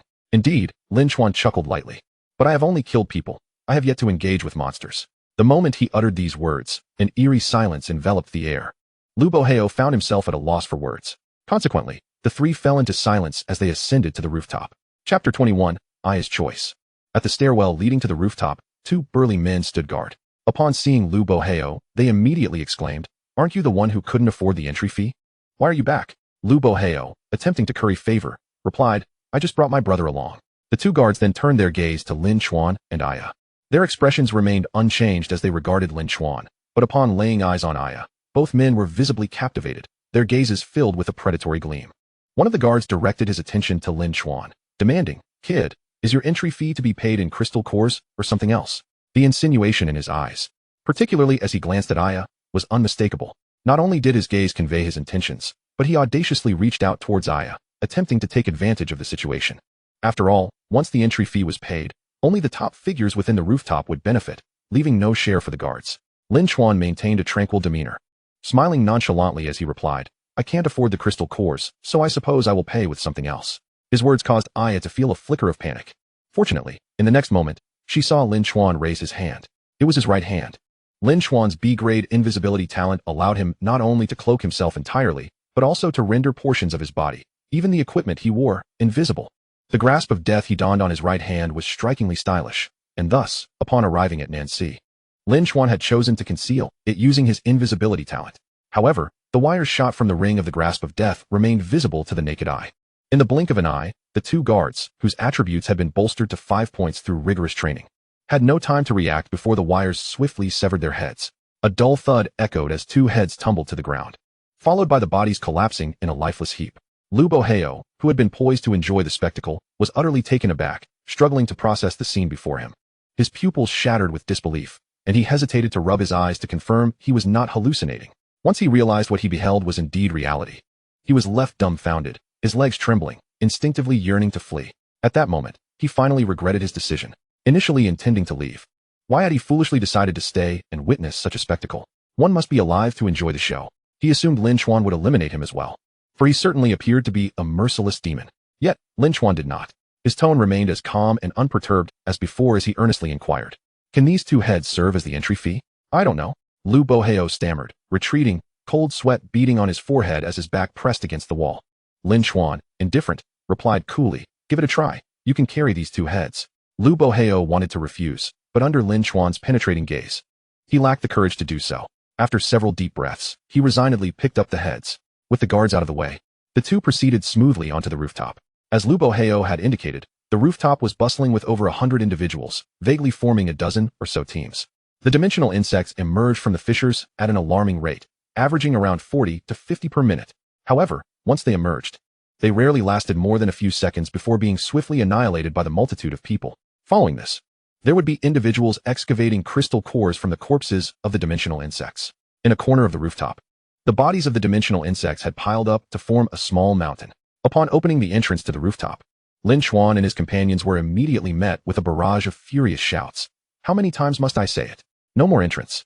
However, when the speaker turned to glare, his gaze fell upon Lu Boheo, who was holding a severed head. What the hell? Instantly, numerous pairs of eyes shifted towards him, filled with astonishment. Yet, despite their shock, the individuals on the rooftop did not share Lu Boheo's terror. After all, they outnumbered him and possessed considerable ding ding ding ding. The resonating sound persisted for half a minute, yet it showed no signs of abating. His four-dimensional attributes surged exponentially. Gao Qi and the others noticed the vanishing corpse of the dimensional worm, their expressions shifting dramatically, utterly perplexed by the unfolding events. Among the 100 individuals on the rooftop, there happened to be those who had previously teamed up with Chi Feng. They had disregarded Chi Feng's warnings and ventured out into the pouring rain. Upon their return, they discovered that Chi Feng, along with Xiao Kuan and Ai, had all mysteriously disappeared. Ultimately, they were incorporated by Gao Qi, joining forces to seize control of the dimensional rift on the rooftop. Spotting Lin Chuan now, they naturally recognized him. Even more astonishing was the fact that Ai, who had vanished alongside Chi Feng, was now trailing behind Lin Chuan. Wang Ziheng was the first to step forward, furious, exclaiming, "Lin Chuan, it was you. Those corpses you just incinerated, were they yours? Do you truly believe that Yuan Feng can still protect you? Such arrogance. Lin Chuan, Yuan Feng." The onlookers instantly comprehended that Lin Chuan was merely Yuan Feng's sycophant. Yuan Feng was a relic of the past. His lackey, undeniably, posed no threat. At this moment, Gao Qi also realized the gravity of the situation. Directing his inquiry at Lin Chuan, "Did you just incinerate the corpses of the dimensional worms? Who granted you the audacity to tamper with my possessions?" Wang Ziheng and the others were well aware of Gao Qi's formidable prowess within the martial arts association. In terms of combat capability, he surpassed even Yuan Feng. Seeing Gao Qi prepare to confront Lin Chuan, Wang Ziheng immediately beckoned to Ai. "Ai, come here quickly." From a strategic perspective, Lin Chuan stood alone, whereas Gao Qi commanded the support of over 100 individuals. Any rational being would deduce that aligning with Gao Qi would yield the greatest chance of victory. Yet, Ai cast a glance at Lin Chuan. He emanated an enigmatic aura, increasingly profound. Ultimately, Ai remained resolute, steadfastly standing behind Lin Chuan. She too was uncertain if her choice was correct. However, she felt no regret. In Chapter 22, Attribute Surge, Gao Qi's gaze fell upon Ai, who stood resolutely behind Lin Chuan, his expression fluctuating. Despite being merely a freshman, Ai had already gained some notoriety within the school. During military training, her natural beauty shone through even without makeup. Clad in the same green camouflage as her peers, she remained strikingly exquisite.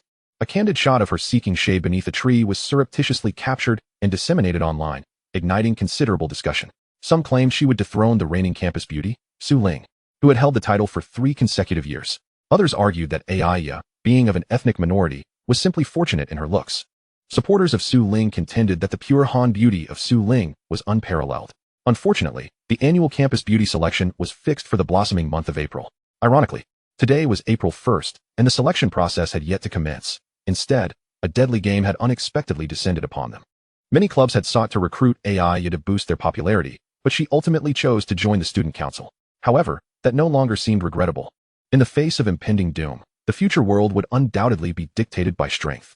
Gao Qi did not believe that his martial arts association would be inferior to Chi Feng's student council in the apocalypse.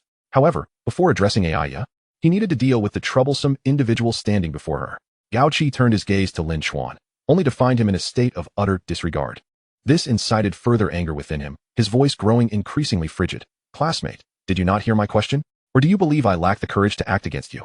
Lin Chuan remained silent, engrossed in his attributes panel. With the corpses of over 2,000 dimensional worms consumed by the fireball, his 4-dimensional attributes had experienced an average increase of over 50 points. Coupled with his previous attribute values, all 4 attributes had now exceeded 60, reaching a level that would be met with disbelief were he to disclose it. All 4 attributes had surpassed 60 points. Meanwhile, others, even with the augmentation from the rain, could barely reach a mere 6 points. Lin Chuan's attributes were already tenfold that of an ordinary person. A hint of languid amusement flickered in his eyes. Yet, to Gao Qi, this smile felt like a taunt. Enraged, Gao Qi suddenly bellowed, "Go, Void Cleaver." His command was filled with vigor. However, the atmosphere grew awkward, for as he thrust his right hand forward, nothing transpired. The others were bewildered, while only Gao Qi himself was horrified to realize that he could not summon his innate abilities. What was happening? He stared at Lin Chuan in shock. Yet, Lin Chuan had no intention of clarifying matters concerning the deceased. He silently expanded the range of his magic suppression domain while raising his right hand. Everyone beheld the 4 interconnected, peculiar rings adorning his hand. At that moment, not only Gao Qi, but all present discovered that they could not utilize their innate abilities. Yet, none harbored thoughts of retreat or escape. After all, their 4-dimensional attributes and physical prowess had all been enhanced by the rain. With so many of them, could they truly be outmatched by a single Lin Chuan? The answer, of course, was a resounding no. Strands of iron wire shot forth from the ring of death's grasp. The attack pattern of the iron wire bore a resemblance to that of the dimensional worms, ensnaring individuals by the neck and strangling them to death. However, the speed and intensity of the iron wire's assault were magnitudes greater than that of the dimensional worms. Such a rapid onslaught, against their meager 5 points in speed attributes, was utterly unavoidable. Moreover, the iron wire was crafted from a special material, slicing through iron as if it were mere clay, with each swirling entanglement. It not only had the capacity to strangle life away, but also left severed heads rolling on the ground. Those at the forefront, in the blink of an eye, lost their heads and lives without even a moment of reaction or pain. The others, now gripped by sheer terror, abandoned any thoughts of charging in to engage in a brawl. The once mighty figures occupying the spatial rift were now rendered paralyzed by fear, their minds shattered. In that moment, they cast aside any notions of dignity, their instincts guiding them to flee, even if it meant leaping from heights to escape this hellish nightmare. Lin Chuan, however, did not pursue them further. After all, utilizing the Ring of Death was mentally taxing. Were it not for his mental and physical attributes surpassing 60, he would not have been able to control so many strands of iron wire simultaneously for an offensive. Lin Chuan exhaled, using his invisibility ability to conceal the Ring of Death once more, before casting his gaze upon the multitude of corpses strewn about. At this juncture, Lu Boheo and Aiya were left utterly astounded. Aiya, though somewhat dazed, looked at Lin Chuan with eyes filled with awe. Lu Boheo was nearly frightened to the point of wetting himself, collapsing to the ground with a thud. Or rather, he was almost prostrating himself, his entire face pressed against the earth, trembling uncontrollably. Master. He wished to express his willingness to serve Lin Chuan like a beast of burden, pleading only for his life to be spared. Lin Chuan, however, showed no intention of harming Lu Boheo. His demeanor was remarkably gentle as he calmly stated, "Rest assured, I do not take the initiative to kill. I prefer self-defense." Self-defense? What an absurd preference. Lu Boheo found it utterly incomprehensible, yet he finally exhaled in relief, feeling as though he had narrowly escaped death. Aiya, listening to Lin Chuan's words, inexplicably felt a sense of relief as well. Just as Lu Boheo was struggling to rise, he was suddenly startled back to the ground by Aiya's murmured words. Must problems always be resolved through killing? Lin Chuan cast a dispassionate glance her way, but felt no anger. He had returned from the latter stages of the apocalypse, having witnessed countless bloody scenes and endured numerous slaughters. The fact that he had not eradicated every individual on the rooftop who sought to attack him was already a testament to his restraint.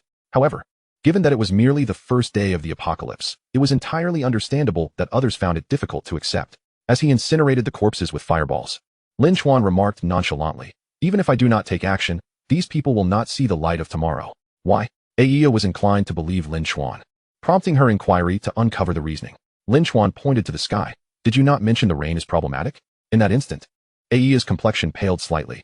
"But we were also caught in this rain, weren't we?" "That is because I possess a method to immunize myself against the adverse effects of the heavy rain." As he spoke, Lin Chuan had already reduced a dozen corpses to ashes. His attributes had reached tenfold that of an ordinary person, significantly increasing the probability of acquiring talents while incinerating corpses, nearly approaching 100%. The peculiar and extraordinary talents, while formidable for ordinary individuals, held little allure for Lin Chuan, as S-level talents and below were largely beneath his notice. The sole exception was the A-level talent, Void Blade, possessed by Takasaki. As a space-type A-level talent, its offensive capability was undeniably potent. From a certain perspective, space-type attacks could penetrate any defense, inflicting genuine harm. Yet, in the eyes of the well-versed Lin Chuan, it was merely average. In his extensive experience, S-level talents were the only ones that touched upon the rules. No matter how powerful your space-type attack, in the face of an S-level anti-magic domain, you would have no opportunity to unleash it. Although Lin Chuan possessed 2 S-level talents, both were of a supportive nature. Should he encounter an attacker wielding an S-level talent, he pondered briefly, stroking his chin, before turning his gaze toward a nearby fire hydrant, stating calmly, "Come out, classmate." Chapter 23, a heartfelt stirring. Yi Hyaming, hiding behind the fire hydrant, turned ashen at once, uncertain whether Lin Chuan had genuinely detected him or was merely feigning awareness. Hesitating, he did not immediately reveal himself until the cold iron wire wrapped tightly around his neck. Trembling in fear, Yi Hyaming cried out loudly, "Classmate, I mean no harm." Lin Chuan was well aware that the individual had not taken refuge there during his assault, but had been hiding behind the fire hydrant all along. Even Takasaki and the others had failed to notice his presence. Generally, there exists a distinct hierarchy of suppression among talents. For instance, when Laming's electric net collided with Wang Gang's diamond shield, the electric net nearly instantaneously dismantled the shield. The reason was that Laming's electric net was an A-level talent, while Wang Gang's diamond shield was merely B-level. Moreover, Lin Chuan's B-level invisibility talent typically only proved effective against talents of A-level and below. A-level talents could discern his invisibility with focused awareness, while S-level talents could effortlessly unveil his concealment without the need for contemplation. The fact that Yi Hyaming had remained hidden from Takasaki and the others indicated that his stealth talent was at least B-level. Lin Chuan refrained from directly strangling him. Instead, he released the wire and said coolly, "Come out on your own." Yi Hyaming dared not delay and stepped forth from behind the hydrant, raising his hands high as he walked, vociferously explaining, "Master, I am not affiliated with Takasaki and his group. Please tell me, why were you hiding there?" Yi Hyaming's face flushed with anger, and he quickly elaborated, "I was originally a student from South Building 4. When the apocalypse began, I was in the dormitory. Because it was directly beneath a dimensional rift, we had an abundance of dimensional insects. Later, Takasaki led a team to hunt monsters, presenting himself as a savior, and we, the rescued students, were immensely grateful to him. However, there were too many monsters on the rooftop, and even Takasaki and his group struggled to cope. So, he devised a plan, sending us, the students he had saved, up to the rooftop to lure the monsters. Some managed to survive due to their speed. Others were mercilessly torn apart by the monsters. My talent allows me to conceal myself, so I hid behind the hydrant to escape. Later, when Takasaki and the others attacked the rooftop, I feared being discovered, so I remained hidden there. In truth, Takasaki and his group are not good people. After collecting the entry fee, they killed 2 of the talents who had come up to the rooftop. Their corpses are buried beneath the pile of dimensional insect bodies you just burned. There should be over a dozen." Yi Hyaming spoke with righteous indignation, his sincerity unmistakable. Lin Chuan indeed knew that among the pile of dimensional insect corpses he had just incinerated, there were indeed 17 human bodies mixed in. Such occurrences were not uncommon. This heavy rain, which temporarily enhanced people's attributes, had, to some extent, also ignited their courage. Those who sought to seize the opportunity to become tyrants amidst the chaos had already begun to act on the very first day. Lin Chuan's demeanor remained casual as he nodded toward Yi Hyaming and lazily stated, "Very well, you may leave." However, Yi Hyaming did not immediately depart. His gaze wavered. And he finally spoke, "You mentioned that the rain is problematic, so those who have been caught in it, like Takasaki and the others, will not see the light of tomorrow?" Lin Chuan raised an eyebrow, looking at Yi Hyaming. "What are you trying to say? I want to live?" Yi Hyaming declared with unwavering determination, kneeling down with a thud, pleading, "Great master, I am willing to serve you like a beast of burden." Lu Boheo, lacking the formidable aura of a tyrant like Yi Hyaming, nonetheless mimicked him, promptly kneeling before Lin Chuan and beseeching, "I too am willing to serve you like a beast of burden. Please, master, save me." Before he could finish speaking, he suddenly felt a chilling sensation encircle his neck. Lu Boheo trembled, instantly rendered speechless. In that moment, he regretted his decision deeply. Why not leave when he had the chance? Once again, he found himself teetering on the brink of death. Trembling, he stammered, "I was mistaken, esteemed sir. I am unworthy to serve you as a mere beast of burden. I shall take my leave. I implore you, allow me to depart." "Go ahead," came the indifferent reply, feeling the constricting wire around his neck vanish. Lu Boheo practically tumbled away from the rooftop in his haste to escape. Meanwhile, Yi Hyaming too found himself bound by a wire around his neck. Yet, his demeanor was markedly more composed than Lu Boheo's. Though fear gripped him tightly, he gritted his teeth and declared word by word, "I am equally unworthy to serve you. Esteemed sir, I beseech you, grant me a path to survival, and I, Yi Hyaming, shall forever remember your kindness." His words rang with sincerity, piquing Lin Chuan's interest. In this apocalyptic world, could there truly exist the virtue of gratitude and reciprocation? In his previous life, he had witnessed too many instances where a life was saved one moment, only to be betrayed the next. Nonetheless, it was merely a matter of words, he casually suggested. "If you cannot elevate to level 3 today, find a defensible location to hide before midnight. Perhaps that will spare you from calamity." Yi Hyaming did not press further or demand anything else. He promptly bowed 3 times before Lin Chuan, vowing, "If I survive, this life shall belong to you, esteemed sir." Lin Chuan showed no reaction to his pledge. However, once Yi Hyaming departed, I speculated, "Is your method to counter the effects of the heavy rain by leveling up to level 3? Do you possess a way to achieve that?" Lin Chuan refrained from elaborating. With a swift motion, he dispatched the newly emerged dimensional insects near the dimensional rift, incinerating their remains in one fell swoop. He then tossed 7 vials of bloodworms from his backpack into the rift. The dimensional rift resembled a black hole, though its exterior appeared crimson. A deep hue of red obscured the end of this color spectrum. As the water bottles ventured toward the crimson abyss, they were gradually devoured by an enigmatic energy. Yet, the bloodworms thrived, seemingly crossing the rift into another realm. This spectacle left Aya utterly astounded. When she regained her senses, she noticed Lin Chuan had approached her. He extended his hand, saying, "Give me your hand." Aya was momentarily bewildered, but instinctively raised her delicate hand. In an instant, Lin Chuan clasped her cool, soft hand. A flush of warmth spread across Aya's face. However, before she could feel embarrassed, Lin Chuan remarked while gripping her hand, "Let's be friends." As soon as he finished speaking, a system notification echoed in Aya's mind. "Ding! Player Lin Chuan has requested to add you as a friend. Do you accept?" Without much hesitation, Aya clicked yes. To her astonishment, a friend list appeared in the system's chat channel.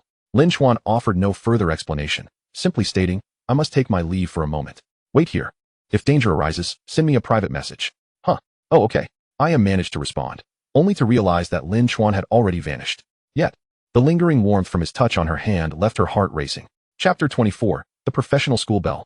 Upon leaving the rooftop, Lin Chuan activated his invisibility skill and headed toward the north courtyard. It may shatter the worldview of an ordinary person to hear this, but he resolved on the first day of the apocalypse to elevate all four-dimensional attributes to the maximum limit attainable in this world, 100 points. One must admit, Lin Chuan was playing a different game of slaughter compared to others. While most possessed a meager attribute of around 1 point without the heavy rains enhancement, Lin Chuan aimed for the limit of 100 points on the very first day of the apocalypse, while others struggled for survival, fighting for every inch of attribute growth. Lin Chuan's struggle was not for mere growth, but to reach the pinnacle of potential. His urgency to attain the attribute cap stemmed from a desire to exploit a glitch. When he was the first to reach level 3, a global announcement would reward him with a full attribute boost of 3. If Lin Chuan, like the ordinary individuals, failed to reach the attribute cap, he would merely see an increase in attribute values after attaining level 3. Once he eventually reached the 100-point threshold, no further advancement would be possible. However, should his attributes all hit the cap of 100 points, the full attribute 3 reward would allow him to transcend that limit, raising his attributes to 103 points. The choice was clear to anyone with a semblance of intelligence. In his past life, Lin Chuan had been oblivious to the existence of the attribute cap, resulting in significant missed opportunities. In this lifetime, armed with greater knowledge, he was determined not only to break the limits, but to reach absolute strength. Attaining full attributes of 100 before the world merged was a fanciful notion for ordinary individuals, let alone on the very first day of the apocalypse. Yet, for Lin Chuan, blessed with a game-breaking fireball, it posed no challenge. As a level 0, he gained 0.1 attribute points for each dimensional insect he incinerated. Reaching 100 points across all 4 attributes equated to a total of 400 points, converted into dimensional insects. That amounted to merely 4,000. It could truly be described as exceptionally simple. Even in his previous life, Lin Chuan had reached the attribute cap early on, unaware of how to transcend it. This time, his goals were crystal clear, cloaked in the rain-soaked night. His speed attribute exceeding 60 allowed him to reach the North Courtyard playground in mere minutes. The playground was teeming with students, interspersed with teachers and others. Here, a dimensional rift larger than the one at the South 4 rooftop gaped open. Dimensional insects poured forth at a staggering rate of 30 to 40 per second. However, the crowd gathered was even more substantial. Due to the sheer number of individuals present, the surrounding space felt remarkably expansive, and the stronger figures did not impose any entrance fees. Nevertheless, the monster hunting center remained dominated by the powerful. The ordinary folk could only linger in the background, hoping for scraps. Many chatted idly, lamenting the overwhelming number of monsters in the apocalypse, which hindered their ability to level up. Additionally, a group was specifically tasked with clearing away the corpses of dimensional insects. Yet, even with some effort, the bodies piled high, surpassing those at the South 4 rooftop. Such a multitude of corpses was more than sufficient for Lin Chuan to reach his attribute cap. He stealthily approached, harboring no intention to greet anyone, and unleashed a fireball from his fingertips. This time, the onslaught lasted over half a minute, with notifications of attribute increases ringing out in a frenzy, until one by one, they chimed, ding. Your strength attribute has reached its limit. Cannot be enhanced. Ding. Your speed attribute has reached its limit. Ding. Your. Ding. All 4-dimensional attributes had reached their maximum. Lin Chuan finally felt a sense of satisfaction. The disappearance of the dimensional worm's corpse naturally drew attention, causing a considerable amount of anxiety among the onlookers, who speculated whether a terrifying boss had devoured the remains. Lin Chuan had no intention of lingering. He turned to leave. At that moment, he suddenly sensed a chilling gaze upon him. Slightly tilting his head, he beheld a breathtaking beauty standing at the center of the dimensional worm's respawn area. Her skin as flawless as jade, and her visage resembling a delicate peach blossom. This was Su Ling, the enchanting girl who had been crowned the campus beauty for 3 consecutive years. Su Ling exuded a cold and ethereal aura, maintaining a mysterious presence that rarely graced the public eye despite her accolades. At this moment, she stood poised with a bow and arrow, her flowing hair cascading around her as her icy gaze fixed intently on Lin Chuan. Lin Chuan was not surprised that Su Ling had spotted him. He was well aware of her S-class talent. Moreover, she had not only awakened her S-class potential, but had also unlocked a hidden class. At this moment, it was likely that no one knew she had deliberately concealed her elven-like pointed ears beneath her cascading locks. Ordinary players typically had to reach level 10 before they could transition to a new class. Yet a select few individuals had awakened their hidden classes on the very first day of the apocalypse. While the benefits of awakening a hidden class included enhanced growth potential, wherein standard players gained only 1 attribute point per level until they transitioned, Those with hidden classes enjoyed a system that allowed them to accrue additional attribute points before reaching level 10. The number of these free attribute points was contingent on the class's star rating, which ranged from 3 to 9 stars, with each star corresponding to 1 attribute point. A 3-star class would yield 3 free points upon leveling up, while a 9-star class would grant 9. Early transitions naturally allowed players to reap the advantages of their respective classes sooner. However, the drawback for class players was clear. Failure to complete class-specific tasks would result in an inability to level up. Su Ling had awakened as a 7-star ice archer, and the difficulty of her class tasks was surely formidable. To make matters worse, since she had awakened at level 0, she was required to complete her class tasks at that level. Otherwise, she would remain unable to progress. In her previous life, many who awakened classes found themselves either stuck at level 0 or perishing during their class tasks. Yet, those who successfully transitioned became formidable forces, towering above ordinary players prior to reaching level 10. Su Ling was evidently among the successful transmuters, having earned the title of Elven Queen in her past existence. Nonetheless, while Su Ling appeared to be an unattainable figure to the average person, to Lin Chuan, she was merely a slightly larger ant. Aware that she had noticed him, he merely exchanged a fleeting glance before continuing on his way. The tension that had enveloped the playground due to the disappearance of the dimensional worm's corpse quickly dissipated, thanks to Su Ling's calming presence. Beside her, a composed middle-aged man inquired softly, "Miss, have you discovered something?" Su Ling shook her head, choosing not to elaborate. However, a hint of contemplation flickered in her eyes as she prepared for the forthcoming battle. Meanwhile, Lin Chuan returned swiftly to South Fourth Terrace, where Aya, lost in her thoughts, wore a vacant expression. Startled by his sudden appearance, her eyes briefly flashed with panic before she regained her composure and explained, "I wasn't thinking of anything. I was just observing the regional chat." Upon scrutinizing Lin Chuan's expression and noting his apparent good spirits, she hesitated before adding, "The group that fled from the terrace earlier is currently defaming you in the regional channel." Chapter 25, Condemnation of Lin Chuan. Listening to Aya's account, Lin Chuan remained unfazed. Casting a glance at the dimensional rift, he estimated that it would take at least another half-hour for the level 3 dimensional worms to respawn. With time on his hands, he decided to peruse the regional chat channel. As expected, it mirrored Aya's description. A chorus of keyboard warriors were vehemently criticizing him. The character of President Takasaki is well understood by the students at Kyoto University. How many monsters did he slay to ensure the safety of the students? How many lives did he save? Later, he recklessly charged up to South Fourth Terrace, where a dimensional rift was present. President Takasaki must have expended tremendous effort to reach the terrace. Yet, Lin Chuan nonchalantly killed him and seized control of the dimensional rift. Lin Chuan is nothing short of a psychopathic killer. His methods are brutally savage. He beheaded his victims. I witnessed such a scene, and I'm certain I will have nightmares tonight. Lin Chuan is unbelievably arrogant. He resorts to murder at the slightest provocation. Such a person deserves punishment. Voices like these echoed persistently. Lin Chuan observed the outcry with indifference, almost as if he were a bystander unaffected by the vitriol. What intrigued him was that, rather than his act of killing, many who were not present seemed more captivated by the nature of his methods. Numerous individuals had previously learned that the president of the Kyoto Martial Arts Association possessed an exceptionally lethal A-class talent, the Void Blade. How could such a formidable being be so easily dispatched by Lin Chuan? Moreover, the South Fourth Terrace was presumably guarded by dozens of individuals. Could Lin Chuan truly have overpowered a dimensional rift all by himself? As a result, more and more people began to focus on Lin Chuan's prowess. Subsequently, those present at the terrace began to share their insights. Lin Chuan's method of attack was not due to talent, but rather a wire. He seems to possess an extraordinarily powerful item. Indeed, I saw it at the time. He wore a bizarre, deep black ring on his right hand. The deadly wires were shot from that ring. Not just wires. He seems to have other powerful items that can nullify a person's talent. I was close enough that my own talent couldn't be activated. Right. I recall that President Takasaki was also preparing to unleash his Void Blade, but failed to do so before Lin Chuan struck. Hearing you say that reminds me. It truly was the case. President Takasaki's talent was rendered useless. What? Is that true?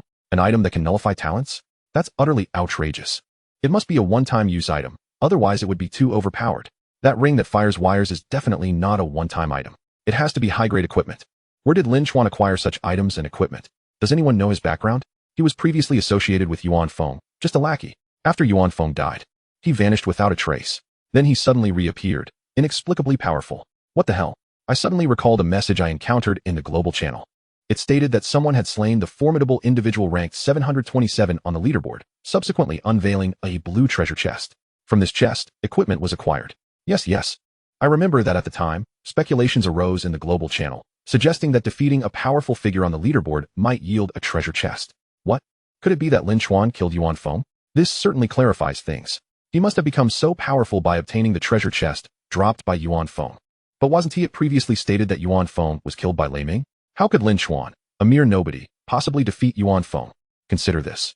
Everyone had been living in a peaceful era, devoid of any mistrust. Lin Chuan is cunning and ruthless. It is entirely plausible that he executed a sneak attack, catching Yuan Feng off guard. Various theories surged forth in a cacophony. Amidst the fervent discussions, one of the involved parties suddenly spoke up. I am Lei Ming, and I swear I did not kill Yuan Feng. When Yuan Feng perished, I was at Star Moon Square. Oh my, the esteemed Lei Ming. Esteemed? He is nothing but a murderer. The appearance of Lei Ming sent the regional chat channel into a frenzy. Some fervently idolized him, believing he brought honor to the nation as the highest-ranked powerhouse in the domestic leaderboard. Others vehemently cursed him, claiming he was devoid of conscience and would inevitably meet a grim fate. Lei Ming resembled a celebrity from a bygone world.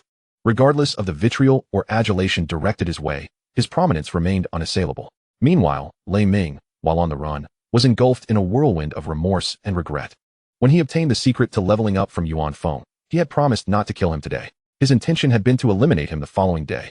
Little did he anticipate that Yuan Feng, that useless fool, would meet his demise at the hands of another. Now he hears that this individual, having slain Yuan Feng, has acquired powerful items and equipment. Lei Ming's sense of regret deepened. He should have disregarded his promise and dispatched Yuan Feng then and there. However, what Lei Ming did not realize was that the leaderboard had not yet been published, and Yuan Feng's rank had not been displayed as number 1. Thus, even if he had truly killed Yuan Feng at that moment, no treasure chest would have dropped. As Lei Ming perused the chat channel's messages, a glint of icy murderous intent flickered in his eyes. Lin Chuan, is it? Just wait. On the other side, the fleeing Chi Feng was also monitoring the regional channel's chat. After narrowly escaping death through a sacrificial doll, his A-class instinctive talent incessantly warned him. Danger! Danger! Chi Feng was forced to flee like a hunted animal. He ran from the university all the way to the outskirts, finally taking refuge in a filthy, foul-smelling sewer, where he felt the danger slightly abate. Yet, upon contemplating leaving the sewer, the sense of crisis would resurface. This predicament left him trapped, akin to a wretched rat, barely surviving in the sewer. At that moment, upon seeing the messages in the regional channel, the realization dawned on him. The one who had attacked him was most likely Lin Chuan. He had felt the chilling sensation wrapping around his neck. It must have been the wire. Damn Lin Chuan. He hadn't even sent anyone to hunt him down, and that scoundrel had struck first. Chi Feng was in no position to confront Lin Chuan. However, having spent 3 years in the student council, he was articulate. He immediately began to incite the regional chat, rallying others to join in an assault against Lin Chuan. Originally, the top of the leaderboard belonged to our great Xia's Yuan Feng. Yet, Lin Chuan, driven by selfish desires, covertly harmed the esteemed Yuan Feng. Such a person is unworthy of humanity. Indeed, Lin Chuan has forsaken his humanity in his quest for strength. Allowing someone like him to act with impunity will only result in more victims. I propose that we unite to eliminate Lin Chuan and avenge the esteemed Yuan Feng. Agreed. Agreed. A murderer like Lin Chuan must face the consequences of his actions. The chorus of condemnation caused Lin Chuan to shake his head and chuckle. Avenge Yuan Feng? Avenge Gao Qi? No, they were merely coveting the equipment and items that Lin Chuan possessed. You could not fathom how Lin Chuan remained so amused. She was nearly at her wit's end. What should we do? I feel that someone will come to kill us soon. Should we find a place to hide? Chapter 26. Level up to level 3. Lin Chuan's expression betrayed no hint of panic. Instead, he posed a seemingly trivial question to Aya. What time is it now? Huh. Aya was taken aback, instinctively glancing at her watch. 10:48. Over an hour to go. Lin Chuan gazed at the sky. This bizarre downpour had persisted since 8 o'clock, showing no sign of abating. Aya, perplexed, was about to say something when she suddenly sensed movement from the dimensional rift not far away. Previously, when occupied by Gao Qi and others, that rift had unleashed 4 to 5 dimensional insects every minute. However, since Lin Chuan had thrown 7 vials of blood poison insects into the rift, not a single dimensional insect had emerged for over half an hour. Now, the rift erupted with activity once more. A deepening red hue, accompanied by subtle tremors and flickers, was quite an eerie sight. Yet, Lin Chuan, observing this scene, could not help but smile. He approached while advising Aya, you should hide behind the water tank. The battle will conclude swiftly. Battle? Aya felt a surge of alarm and obediently concealed herself behind the water tank. She understood well that Lin Chuan's battle was beyond the involvement of someone as insignificant as herself. Thus, the only thing she could do was to stay hidden and not add to his troubles. Shortly after Aya took refuge behind the water tank, she heard rumbling and roaring sounds. From her vantage point, she could only see a bizarre red glow. Subsequently, the previously faint roars suddenly intensified, soaring skyward. Aya felt the ground beneath her shake. Terrified, she clutched her head, unwilling to look further. Meanwhile, Lin Chuan, gazing at the massive crimson figure, felt an overwhelming sense of danger. Of course, his extensive experience informed him that this sensation stemmed from level suppression. His current attributes, abilities, and combat prowess were sufficient to crush a level 3-dimensional insect. However, his level remained at 0, in the face of a level 3-dimensional insect.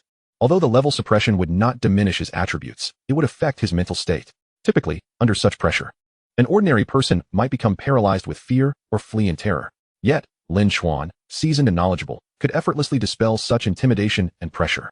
With the psychological burden alleviated, engaging in battle with this level 3-dimensional insect would become significantly easier. Lin Chuan's right hand manipulated the wire to ensnare the insect's antennae, while his left hand unleashed the void blade. The level 3-dimensional worm, in contrast to its level 0 counterpart, is not merely larger in size and adorned in a crimson hue, but it also boasts 3 additional formidable abilities: vampirism, parasitism, and self-regeneration. The first 2 abilities, akin to the primal skill of strangulation possessed by level 0-dimensional worms, are executed through its tentacles. By ensnaring its appendages with iron wire, Lin Chuan effectively neutralizes the worm's capacity for offense. However, the self-regeneration ability presents a more intricate challenge. A level 0-dimensional worm succumbs to death when its head is struck by a sharp blade, yet a level 3 worm, if targeted by Takasaki's void-cleaving blade, may require numerous strikes to deplete its regenerative energy. Nevertheless, Lin Chuan's attributes have all reached the pinnacle of 100. While the level 3-dimensional worm may surpass him in level, it is utterly defenseless against his attributes. With a resounding bang, the level 3-dimensional worm erupted, showering the surroundings with a crimson spray. Lin Chuan wiped the putrid blood from his face, feeling no remorse over his inability to incinerate the corpse. After all, his attributes had already reached their zenith. Approaching the epicenter of the explosion, he retrieved a cerulean crystal core, a token of the level 3 worm. Yet he refrained from absorbing it immediately, choosing instead to watch the dimensional rift for the emergence of another creature. Thus, Lin Chuan systematically vanquished 7 level 3-dimensional worms before the rift finally ceased its tremors. He grasped a level 3 crystal core and silently chanted the absorption incantation. Ding! Congratulations, player, for absorbing a level 3 crystal core, gaining 1,000 experience points. Ding! Congratulations, player, for leveling up. You have gained 1 attribute point. Ding! Congratulations, player, for leveling up. You have gained 1 attribute point. Ding! Congratulations, player, for leveling up. You have gained 1 attribute point. The substantial gain of 1,000 experience points propelled Lin Chuan to level 3 in one breath. Simultaneously, a system notification reverberated. Ding! Congratulations, player Lin Chuan, for becoming the first player in the world to reach level 3. Reward: 3 to all attributes. Would you like to make a global announcement? Yes. Lin Chuan harbored no ulterior motives, nor could he conceal his achievement. Upon reaching level 3, he would indisputably ascend to the top of the leaderboard, a ranking that could not be obscured. In an instant, the global announcement resonated thrice in the minds of everyone across the world. Aya, hiding behind a water tank, was momentarily stunned. Chi Feng, concealed within the foul sewers, was equally taken aback. Thunder, evading the pursuit of special police, found himself in a state of shock. Likewise, those who had returned to the Yuan family, including Yuan Yuling, were all at a loss. Lin Chuan, level 3? How did he achieve this? No. Is this globally renowned Lin Chuan truly the Lin Chuan they know? Could it be another individual sharing the same name? Those who had previously interacted with Lin Chuan were engulfed in a whirlwind of thoughts. Meanwhile, the regional chat channel, which had previously been rife with vehement denunciations of Lin Chuan, fell into an eerie silence. Previously, they had exalted Yuan Feng, the former top player, as a hero who fought for national honor. Yet, Lin Chuan's slaying of this hero rendered him a villain deserving of the utmost condemnation.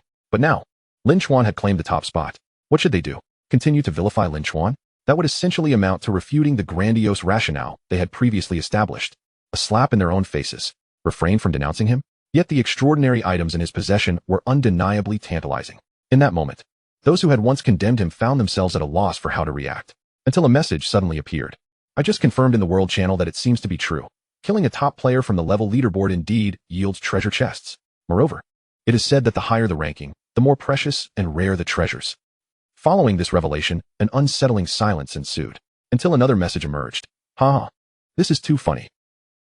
Those who previously sought Lin Da's items under the pretext of avenging Yuan Feng are now invoking the idea of treasure chests from killing the top player.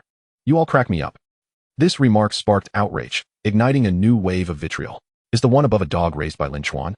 Just because he has become the top player, you suddenly call him a big shot? Have you no principles? Exactly. How could a murderous fiend like Lin Chuan be deserving of the title Big Shot? As far as I know, Yuan Feng never killed anyone. What does it matter if Lin Chuan became the top player? He is not worthy of being compared with the esteemed Yuan Feng. Yi Haiming observed the chat channel, trembling with fury. Previously, when he had disseminated news about Takazaka's ruthless actions, he had been accused of spreading malicious rumors by Lin Chuan's supporters. Now that Linda had become the top player, those individuals showed no signs of restraint. Truly, a rabble. Yi Haiming recalled the words from the crowd, which spoke of people immersed in their own worlds, rejecting any dissenting opinions, believing their actions to be justified simply due to their numbers. He had initially hesitated about sharing the warning Lin Chuan had given him in the chat channel, but now it seemed unnecessary. Lu Boheo, trailing behind Yi Haiming, murmured, "Brother Yi, there's no need to be overly angry. Anonymous chats are just like this. People speak without accountability. They will eventually face retribution." Yi Haiming shook his head slightly, dismissing the chat channel's affairs from his mind. He glanced at the time. Less than an hour remained until midnight. "Let us hurry." "All right," Lu Boheo said, feeling fortunate that he had remained vigilant after tumbling off the rooftop. He had previously been uncertain about the veracity of Lin Chuan's words. However, now, with Lin Chuan ascending to level 3 and becoming the world's top player, his trust in Lin Chuan grew ever stronger. Having received information from Lin Chuan, perhaps he could also evade a catastrophic fate. Chapter 27. The Entrance Ticket to the Secret Realm. Not only the Kyoto region, but the entire world was astounded by Lin Chuan's ascension to level 3. Bakanov, once the top player and the target of the Divine Punishment quest, had his position broadcasted in real time to everyone across the globe. No matter how he disguised himself, the title of level 1 player loomed above him. On the other side of the world, various factions were frantically assembling teams, desperate to eliminate him. There was no choice. The rewards for the Divine Punishment quest were simply too alluring. 10,000 experience points. An orange treasure chest. A fated skill. Although many were still unaware of what a fated skill entailed or what rewards an orange treasure chest could yield, the prospect of 10,000 experience points alone was sufficient to incite envy. Leveling up from level 1 to level 2 requires a mere 100 experience points. Yet, due to the game's design, the inhabitants of this post-apocalyptic world are unable to achieve even such a modest advancement on the very first day. Bakarov is concealed aboard a ferry, while those pursuing him have already commenced their search on the vessel. In this dire moment, he suddenly hears a global announcement. Level 3. The individual who had promised to trade with him has truly ascended to level 3. Lin Chuan. This name seems to hail from Southeast Asia. Bakarov promptly revisits the trade and sends a private message. "Customer, are you the Lin Chuan from the global announcement?" Far away on the southern 4th rooftop of Kyoto University, Lin Chuan is not surprised to receive Bakarov's message almost immediately. He calmly replies, "Can we proceed with the trade?" Bakarov reads this line, and a glint of excitement flickers in his eyes. As thoughts whirl in his mind, he finds himself retracting his previous stance. Logically, I should fulfill the trade I promised you. However, at this juncture, even a B-grade talent blood crystal cannot shield me from the peril I face. Lin Chuan's gaze turns icy. "So, do you wish for me to chase after you across the Atlantic like the others?" Bakarov's pupils constrict, a sense of impending doom surging within him. This is an instinct peculiar to a fugitive, though not on par with Chi Feng's perceptual talent. It has enabled Bakarov to escape death time and again. He realizes that this Lin Chuan is not someone he can afford to offend. After a moment's hesitation, he alters his tone. "Very well, the previous trade still stands. However, I wish to propose an additional trade." Lin Chuan's expression remains cold, and he does not respond immediately. Bakarov continues, "I possess a ticket to a secret realm, and what I wish to trade is my vitality." A ticket to a secret realm. Surprise flashes in Lin Chuan's eyes. The game of Slaughter has established numerous secret realms. Some unclaimed realms require players to locate their entrances to gain entry. Unclaimed realms are akin to mystery boxes, with unknown outcomes. It could be a tremendous surprise that enhances one's strength, or it could lead to immediate demise upon entry. Conversely, claimed realms are typically accessed via a secret realm ticket. Lin Chuan did not anticipate that on the very first day of the apocalypse, someone would acquire such a ticket. Moreover, since Bakarov cannot use the ticket to escape his crisis, it implies that this secret realm must be a large multiplayer one. It can only be activated once the requisite number of participants has been reached. Generally, large multiplayer realms offer rewards so bountiful that even Lin Chuan would covet them. However, the bloodshed and conflict within these realms are notoriously brutal. It's not just a matter of risking one's life. Many realms are so devastating that none survive. Nevertheless, large multiplayer realms present a golden opportunity for Lin Chuan, for they often signify an alternate world. In such a world, Lin Chuan will have the chance to transcend his attribute limits once again. Thus, he swiftly replies to Bakarov, asking, "Please tell me, what is the secret realm?" Customer. The secret realm is named Evil Dragon and Warriors, and it requires a cumulative total of 2,000 participants to activate the ticket. It is precisely this limitation that makes Bakarov perceive the secret realm ticket as utterly useless to him at this moment. Yet Lin Chuan decisively agrees. "All right. You list the trade, and I will provide you with 3 tips that will ensure your survival during the first 10 days of the apocalypse. Bakarov's eyes brighten. Deal? In no time, the two conclude 2 trades. The first trade involves Lin Chuan exchanging a B-grade talent blood crystal for the moon goddess's blessing and a clear spirit fruit. The second trade, accomplished with just a few words, secures him the ticket to the evil dragon and warrior's secret realm. A wave of joy sweeps through Lin Chuan. For this ticket essentially amounts to a freebie for him. The 3 tips he offers Bakarov are as follows. 1. Slay 10 God-favored beings to become a favored one of death. 2. Eliminate professionals to obtain scrolls for professional tasks, allowing transport to a special task space. 3. Seek out unclaimed secret realms to evade pursuit. These 3 points, without additional guidance, are tantamount to mere platitudes. Thus, Lin Chuan provides further insights. Beneath the ferry where Bakarov is situated, in the depths of the ocean, lies a concealed, unclaimed secret realm. Lin Chuan believes he has truly scored a freebie with the secret realm ticket, for in his previous life, Bakarov successfully evaded the global manhunt during the early days of the apocalypse within that very realm. This means Lin Chuan's tip is completely to Bakarov's advantage. Nonetheless, he feels justified in his gain. As he observes Bakarov's grateful messages pouring in, Lin Chuan politely responds, "No need for thanks. If you come across anything valuable in the future, remember to seek me out." Bakarov promptly replies, "As long as I can survive, I certainly will." After finalizing the trade with Lin Chuan, Bakarov decisively leaps into the ocean shrouded in darkness. It must be said that this man, once dubbed the god of slaughter in his previous life, acts with remarkable decisiveness. Lin Chuan, having lost interest in Bakarov, activates the evil dragon and warrior's secret realm ticket, which indicates a participant count of 92,000, signifying that prior to Lin Chuan, 8 individuals had already activated the ticket. Lin Chuan is not overly astonished. After all, individuals from all corners of the world have the chance to obtain secret realm tickets. In this vast world, wonders abound. Every realm harbors its own fortunate souls. He securely stows the secret realm ticket and then adorns himself with the moon goddess's blessing. Subsequently, the golden inscription indicating his rank at the top of the leaderboard vanishes. At this moment, Ai finally emerges from her shock, dazedly stepping out from behind the firewater tank. She instinctively exclaims, "Lin Chuan, you've reached level 3. Just as she begins to articulate her thought, she suddenly notices that there is no golden inscription proclaiming his rank above Lin Chuan's head. Was it not said that anyone who ascends the leaderboard would display the corresponding text above them? Why is there no inscription above Lin Chuan's head? Ai stares blankly at the space above Lin Chuan. Lin Chuan, with utmost seriousness, replies, "Oh, you mean the Lin Chuan who is at the top of the leaderboard? Perhaps it's a coincidence of names." Coincidence of names. Ai nearly believes him.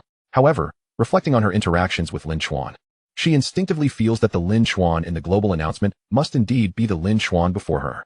He must have employed some special means to conceal the inscription above his head. Yet Ai does not dare to inquire further. Lin Chuan glances at the time. There are less than half an hour until midnight. Let us find a place to spend the night. Spend the night? Ayana's eyes shimmered like dark pools of water, and her wide-eyed expression was particularly endearing. Chapter 28, The Rankings of the Strong. She trailed behind Lin Chuan, her small mouth chattering incessantly. I can spend the night in the dormitory. My roommate is very nice, and the dorm is quite safe." Lin Chuan suddenly turned around, raising an eyebrow. "Are you implying that I am not a good person?" "No, that's not what I meant."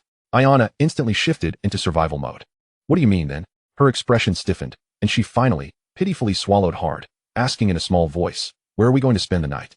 "We shall seek out a bomb shelter." The bomb shelter, once a refuge from the sudden onset of war before the apocalypse, took on a new significance. On the first day of the apocalypse, individuals made varying choices. Some, driven by moral conviction, roamed about maintaining order and protecting the populace. Others, intent on leveling up, frantically hunted monsters, aspiring to become strong amidst the chaos. Some merely wished to survive, hoarding supplies, and even constructing shelters. Meanwhile, countless ordinary citizens, devoid of opinions, simply awaited rescue. Lin Chuan recalled an ancient Western-style house located to the north of Jing University. This old mansion contained a bomb shelter of formidable defense. However, when Lin Chuan visited that shelter in his previous life, he was met only with a field of decaying corpses. They must have been brutally slain by their fellow countrymen on that most desperate night of the apocalypse. In this life, Lin Chuan's purpose for spending the night there was not solely to rescue others. Rather, that bomb shelter provided him with a sense of security, a place to rest and endure the most chaotic night of the apocalypse. Lin Chuan miscalculated the time. Just as he arrived at the old mansion, it was already midnight. The clock struck 12, and after 4 hours of eerie rain, it finally ceased. Simultaneously, a horrifying scene unfolded. The air post-rain became shrouded in a thick fog. This fog was not only a bizarre shade of red, but also bore a sticky, oppressive quality that induced a sense of nausea and discomfort. Beyond the environmental shift, The most challenging aspect to accept was that those who had been drenched in the rain, whose attributes had surged due to the downpour, suddenly plummeted to below 0.5 in an instant. Under such attributes, the majority experienced overwhelming weakness, with some even collapsing entirely. Even in times of peace, paralysis symbolizes a lack of self-sufficiency, creating myriad inconveniences. Yet in this apocalypse, the sudden and unexpected onset of paralysis would plunge many into peril. The most evident victims were those battling monsters at the dimensional rifts. Prior to midnight, they had been the hunters. After midnight, they became the prey. They became so weak that they could not even defeat the most basic dimensional insect. Moreover, after midnight, the world opened up even more dimensional rifts, introducing a variety of creatures ranging from levels 0 to 5. These monsters trampled upon humanity's cities amidst the red fog. Creatures from levels 0 to 5. Even if humanity's attributes had not drastically fallen, they would still be difficult to contend with, posing a constant threat to life. Not to mention, many had already endured the torrential rain. That night, the world truly transformed into a living hell. Those who had previously claimed that the apocalypse was too simple, who had scorned the notion that there were more humans than monsters, would ultimately shed tears of regret. Lin Chuan also emerged from that night, even having experienced it once. His heart was inevitably burdened. Simultaneously, he felt a weight upon his chest. Ayana suddenly collapsed into his arms. Her small face flushed, her breath quickened, and she cautiously explained, "I don't know why, but I suddenly feel so tired I can hardly move." As she uttered these words, she felt a sense of shame, worried that Lin Chuan might misunderstand her. Lin Chuan, of course, understood her condition. He looked down at her, maintaining a calm demeanor as he inquired, "Check your attribute panel." I. Ayana's eyes widened in disbelief. Why are all my attributes suddenly only at 0 points? My weakest mental attribute is even at 0.1. Lin Chuan was not surprised. He held Ayana in his arms. Suddenly, he set her down and handed her a level 3 crystal core. After midnight, everyone's limit for absorbing crystal cores would reset. Lin Chuan had previously defeated 7 level 3-dimensional insects, and due to the nature of defeating monsters above his level, the drop rate for the cores was 100. He had obtained 7 level 3 crystal cores. After using one, he had 6 remaining. He handed one to Ayana and instructed, "Absorb this first." Ayana obediently complied. As a level 1 absorbing a level 3 crystal core, she gained 100 experience points, just enough to elevate her to level 2. Upon reaching level 2, she naturally received 1 point in free attributes. Simultaneously, words indicating her ranking at 3rd place appeared above her head. Lin Chuan was not taken aback. He continued to command, "Allocate the free attribute point to your constitution." Ayana once again complied without hesitation. After adding 1 point to her constitution, her attribute returned to 13. At this level, she could barely stand, but she still felt weak and fatigued, moving at a sluggish pace. Lin Chuan, indifferent, led Ayana, who was able to walk upright, into the old mansion. It was a nearly abandoned structure. Upon breaking in, they encountered almost no one. It was not until they reached the basement that they were suddenly confronted by an elderly couple, a man and a woman. They appeared kind but were dressed modestly. Their faces pale and filled with fear as they regarded the unexpectedly arrived Lin Chuan and Ayana, questioning in a trembling voice, Who are you? How did you find this place?" Lin Chuan maintained a gentle demeanor, replying calmly, "We heard that there is a bomb shelter here and wish to take refuge temporarily." The elderly woman cowered behind, while the old man, despite his grim expression, gathered the courage to refuse. "We have already taken in many people. There is no extra space." Lin Chuan glanced at the tightly shut iron door behind the elderly couple and smiled faintly. "Have there been so many people that you, the hosts, have been driven out?" The old man's expression changed, his voice quivering as he stammered, How do you know?" Lin Chuan kept his tone gentle as he continued, "Let us in, and I will help you drive out some of the people." The old man hesitated, shaking his head softly. "No, my grandchildren are also inside." Lin Chuan sighed softly. Suddenly, a blade slipped between his fingers, swiftly pressed against the elderly woman's neck. The old woman was so frightened that her legs gave way. Her back pressed tightly against the iron door. The old man gasped in terror, "Yuan." He fell to his knees before Lin Chuan. His voice choked with anguish as he pleaded, "Please, spare my wife. She suffers from dementia and understands nothing." Lin Chuan had no intention of causing harm. He merely sought to intimidate. "Open the door, and I will ensure that your wife and grandchildren remain unharmed. Otherwise." The elderly man's tears flowed freely as he wiped his eyes.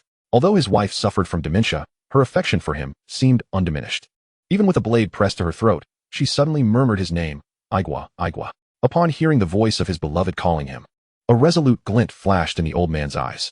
However, Lin Chuan did not afford him the opportunity to act. He stepped closer and stated in a low voice, "Take a look at the person behind me. She is the 3rd-rank powerhouse on the leaderboard.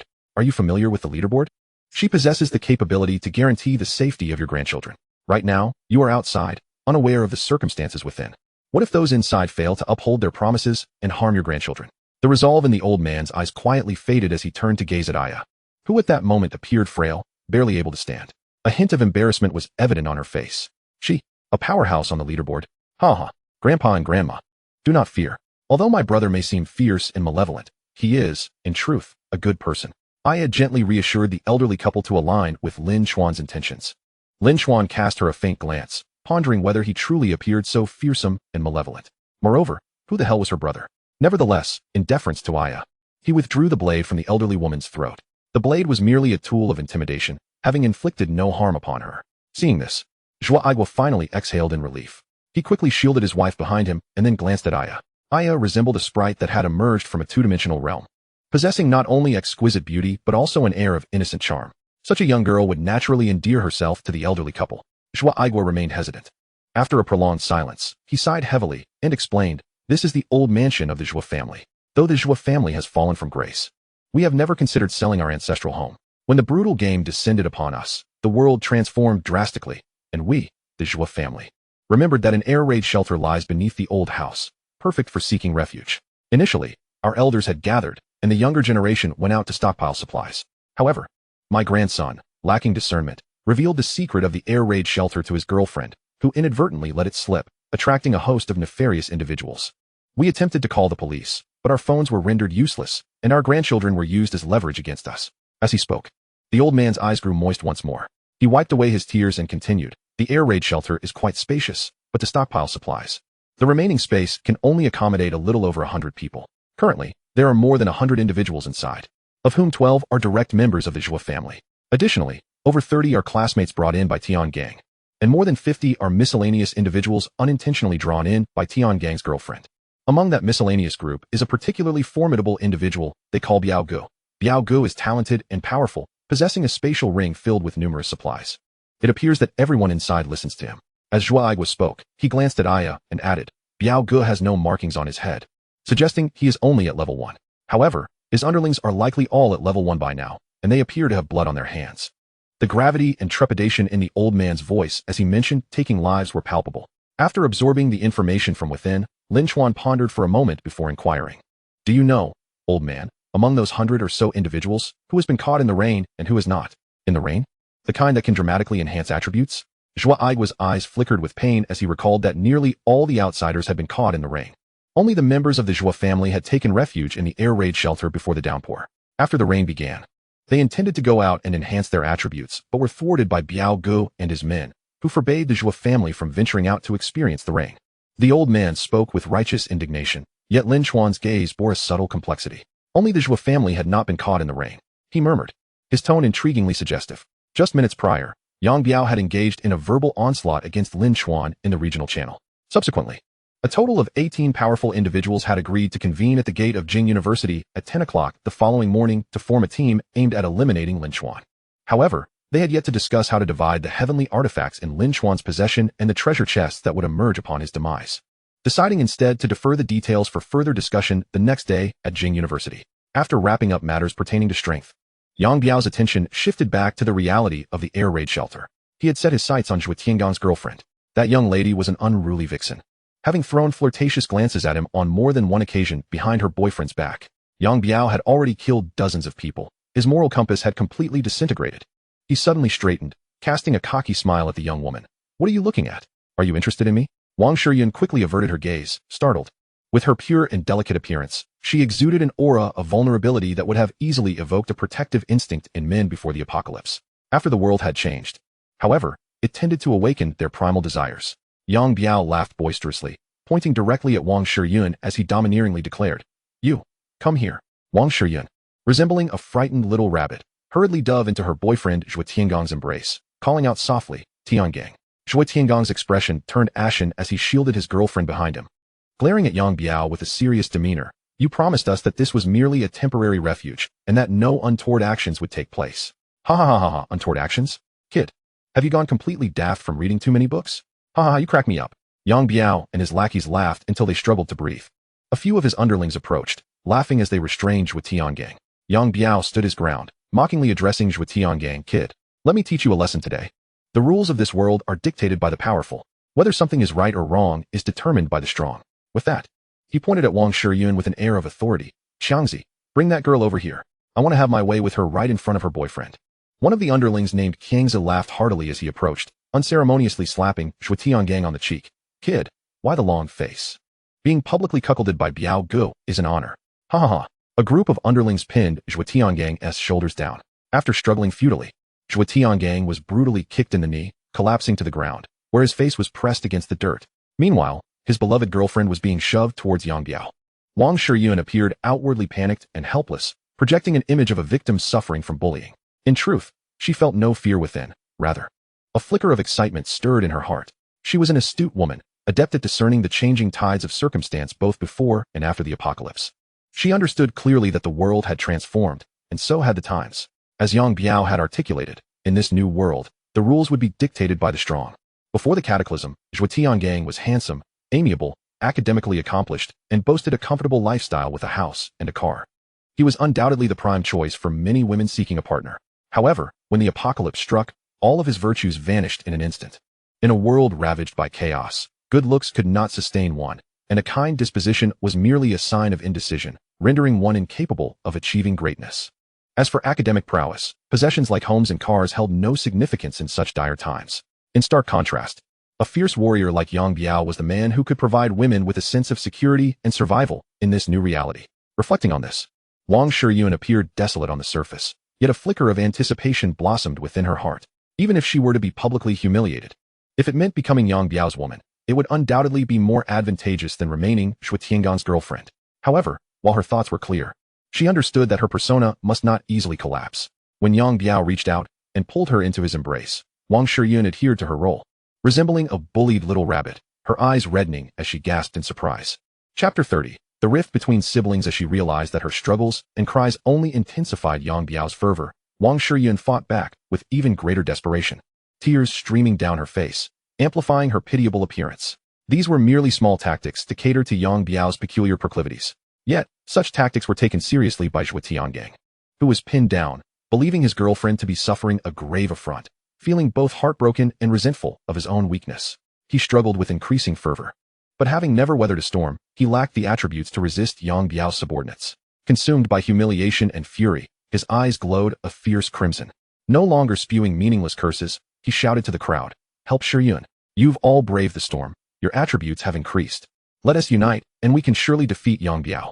Zhang Zixuan, Tang Yiping, Shiyun is your classmate too. Didn't you claim to have awakened formidable talents? Please, lend your aid and save Shiyun.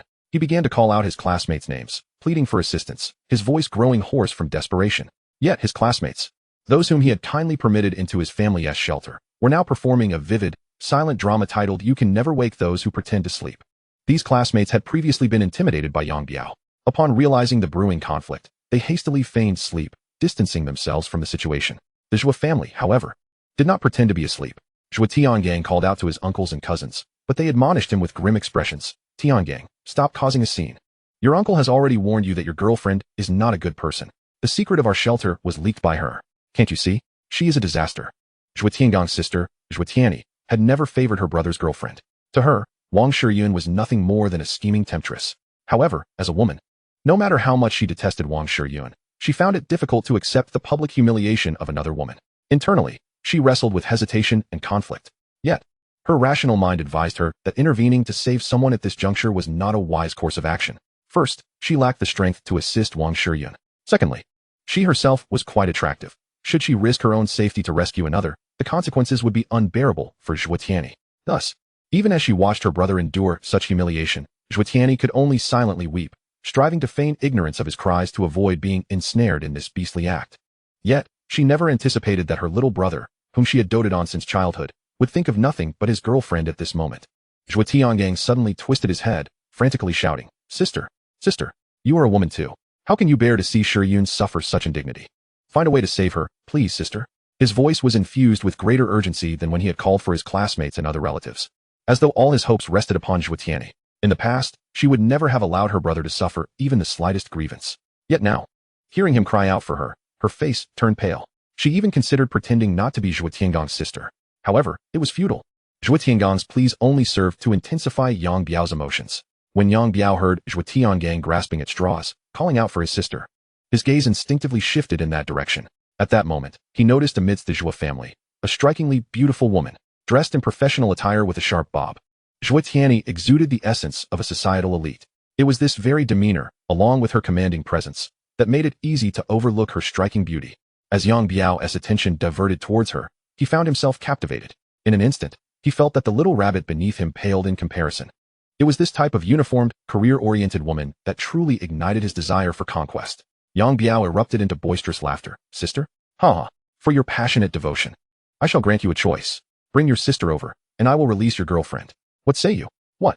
Zhuo Tiangang was momentarily stunned, forgetting how to react. At that juncture, Yang Biao suddenly tempted him further. Think carefully, lad. Your girlfriend already has a boyfriend. Your sister, however, is likely still single, right? In this world, becoming one of Yang Biao's women is undoubtedly an honor. Yang Biao, with his fearsome appearance and formidable strength, spoke with arrogance and confidence. Meanwhile, Wang Shiyun in his grasp turned pale in an instant. She covertly glanced at Zhuo Tianyi, her eyes betraying a flicker of hidden malice. As for Zhuo Tiangang, he was oblivious to his girlfriend's thoughts. Listening to Yang Biao's words, a glimmer of uncertainty flashed in his eyes. That flicker of doubt, caught by Zhuo Tianyi, filled her with immediate terror and shock. How could she not be shocked? Was there anything more despairing than being violated? Yes. It was the betrayal of a beloved younger brother, pushing her dear sibling into the abyss.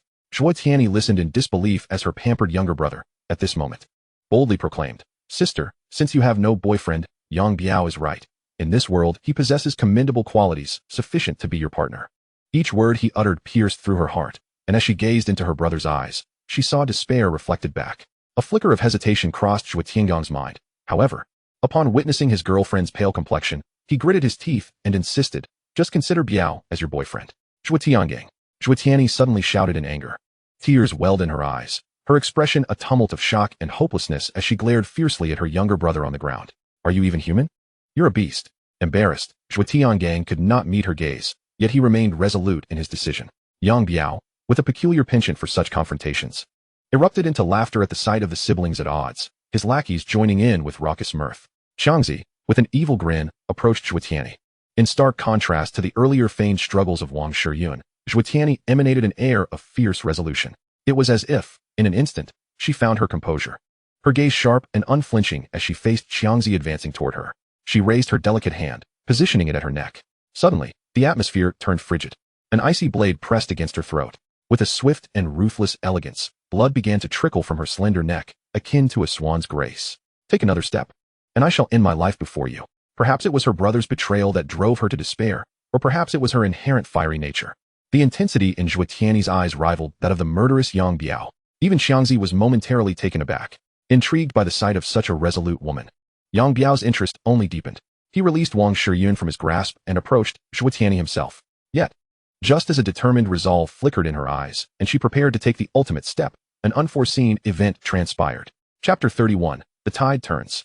Suddenly, Xiangzi, who was advancing toward her, collapsed to the ground. Not just him, but Yang Biao fell as well. All of Yang Biao's lackeys followed suit. As if struck by an unseen force, they all tumbled down. Zhuo Tianyi, momentarily stunned, still held the icy blade to her neck, wary of their trickery. It wasn't until Zhuo Tiangang rose from the ground, cautiously kicked Yang Biao, that the latter, with a face of terror and a voice weak as a whisper, stammered. What is happening? His attributes had plummeted astonishingly below zero. This was akin to being rendered utterly useless. Not only Yang Biao and his lackeys, but Zhuo Tiangang's classmates who had been drenched in rain were now rendered weak. Conversely, the Zhuo family members who had remained dry retained their normal attributes. Zhuo Tiangang quickly gleaned the situation from the chat channel, realizing that all who had been rained upon and gained attributes would find their powers reduced to nothing after midnight. The tide had turned in an instant. The strong had become weak. Heaven had transformed into hell. Zhuo Tiangang, like an oppressed underdog suddenly finding an outlet for his pent-up frustration, burst into laughter. Ha! Retribution. It has come swiftly. He kicked Yang Biao in the face, laughing maniacally. Yang Biao? Brother Biao? Weren't you so arrogant? Keep boasting. Keep being arrogant. Ha ha. Yang Biao's expression was more humiliating than when he had previously subdued Zhuo Tiangang. However, he had always been a tough character. Even in dire straits, he refused to utter a word of surrender. Instead, he defiantly declared, do as you will. Even if my body falls, my spirit remains unyielding. I will never kneel and beg for mercy like you, soft-hearted coward. His words struck a nerve within Zhuo Tiangang. Just moments ago, he had been laughing uncontrollably, But now his mirth evaporated. With a fierce stomp, he crushed Yang Biao's face, rendering him unconscious. Yet, Yang Biao awoke to excruciating pain, screaming like a slaughtered pig. Zhuo Tiangang had rendered him incapable of further harm. Wang Shiyun could hardly fathom that the situation could take such a dramatic turn. The once formidable Yang Biao, who had subdued countless foes, had instantaneously become a mere shadow of himself.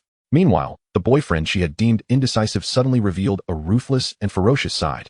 At that moment, she felt a surge of relief that Yang Biao had not truly violated her. Thus, in Zhuo Tiangang's eyes, she remained untarnished. It was as though she had finally come to her senses, rushing into Zhuo Tiangang's embrace, sobbing uncontrollably. Zhuo Tiangang, indeed, cherished her deeply. Despite her humiliation at the hands of Yang Biao, he did not harbor disdain. Rather, he comforted her with tenderness. Zhuo Tianyi observed this scene, her expression a mixture of coldness and derision. She resolutely headed toward the entrance of the bomb shelter. Suddenly, her uncle's voice rang out. Tianyi, where are you going? Only then did Zhuo Tiangang remember his sister, awkwardly patting his girlfriend's back while stiffly apologizing to her. Sister, I'm sorry about earlier. Zhuo Tianyi did not even glance at him, merely addressing her uncle. The bomb shelter poses no danger now. I wish to bring Grandpa and Grandma inside. The reason she had allowed her grandparents to guard the entrance was due to her realization that Yang Biao and his ilk were not benign individuals. She worried for her grandparents' safety. Now that the danger had subsided, her first thought was of them, starkly contrasting Zhuo Tiangang, who seemed only to care for his girlfriend.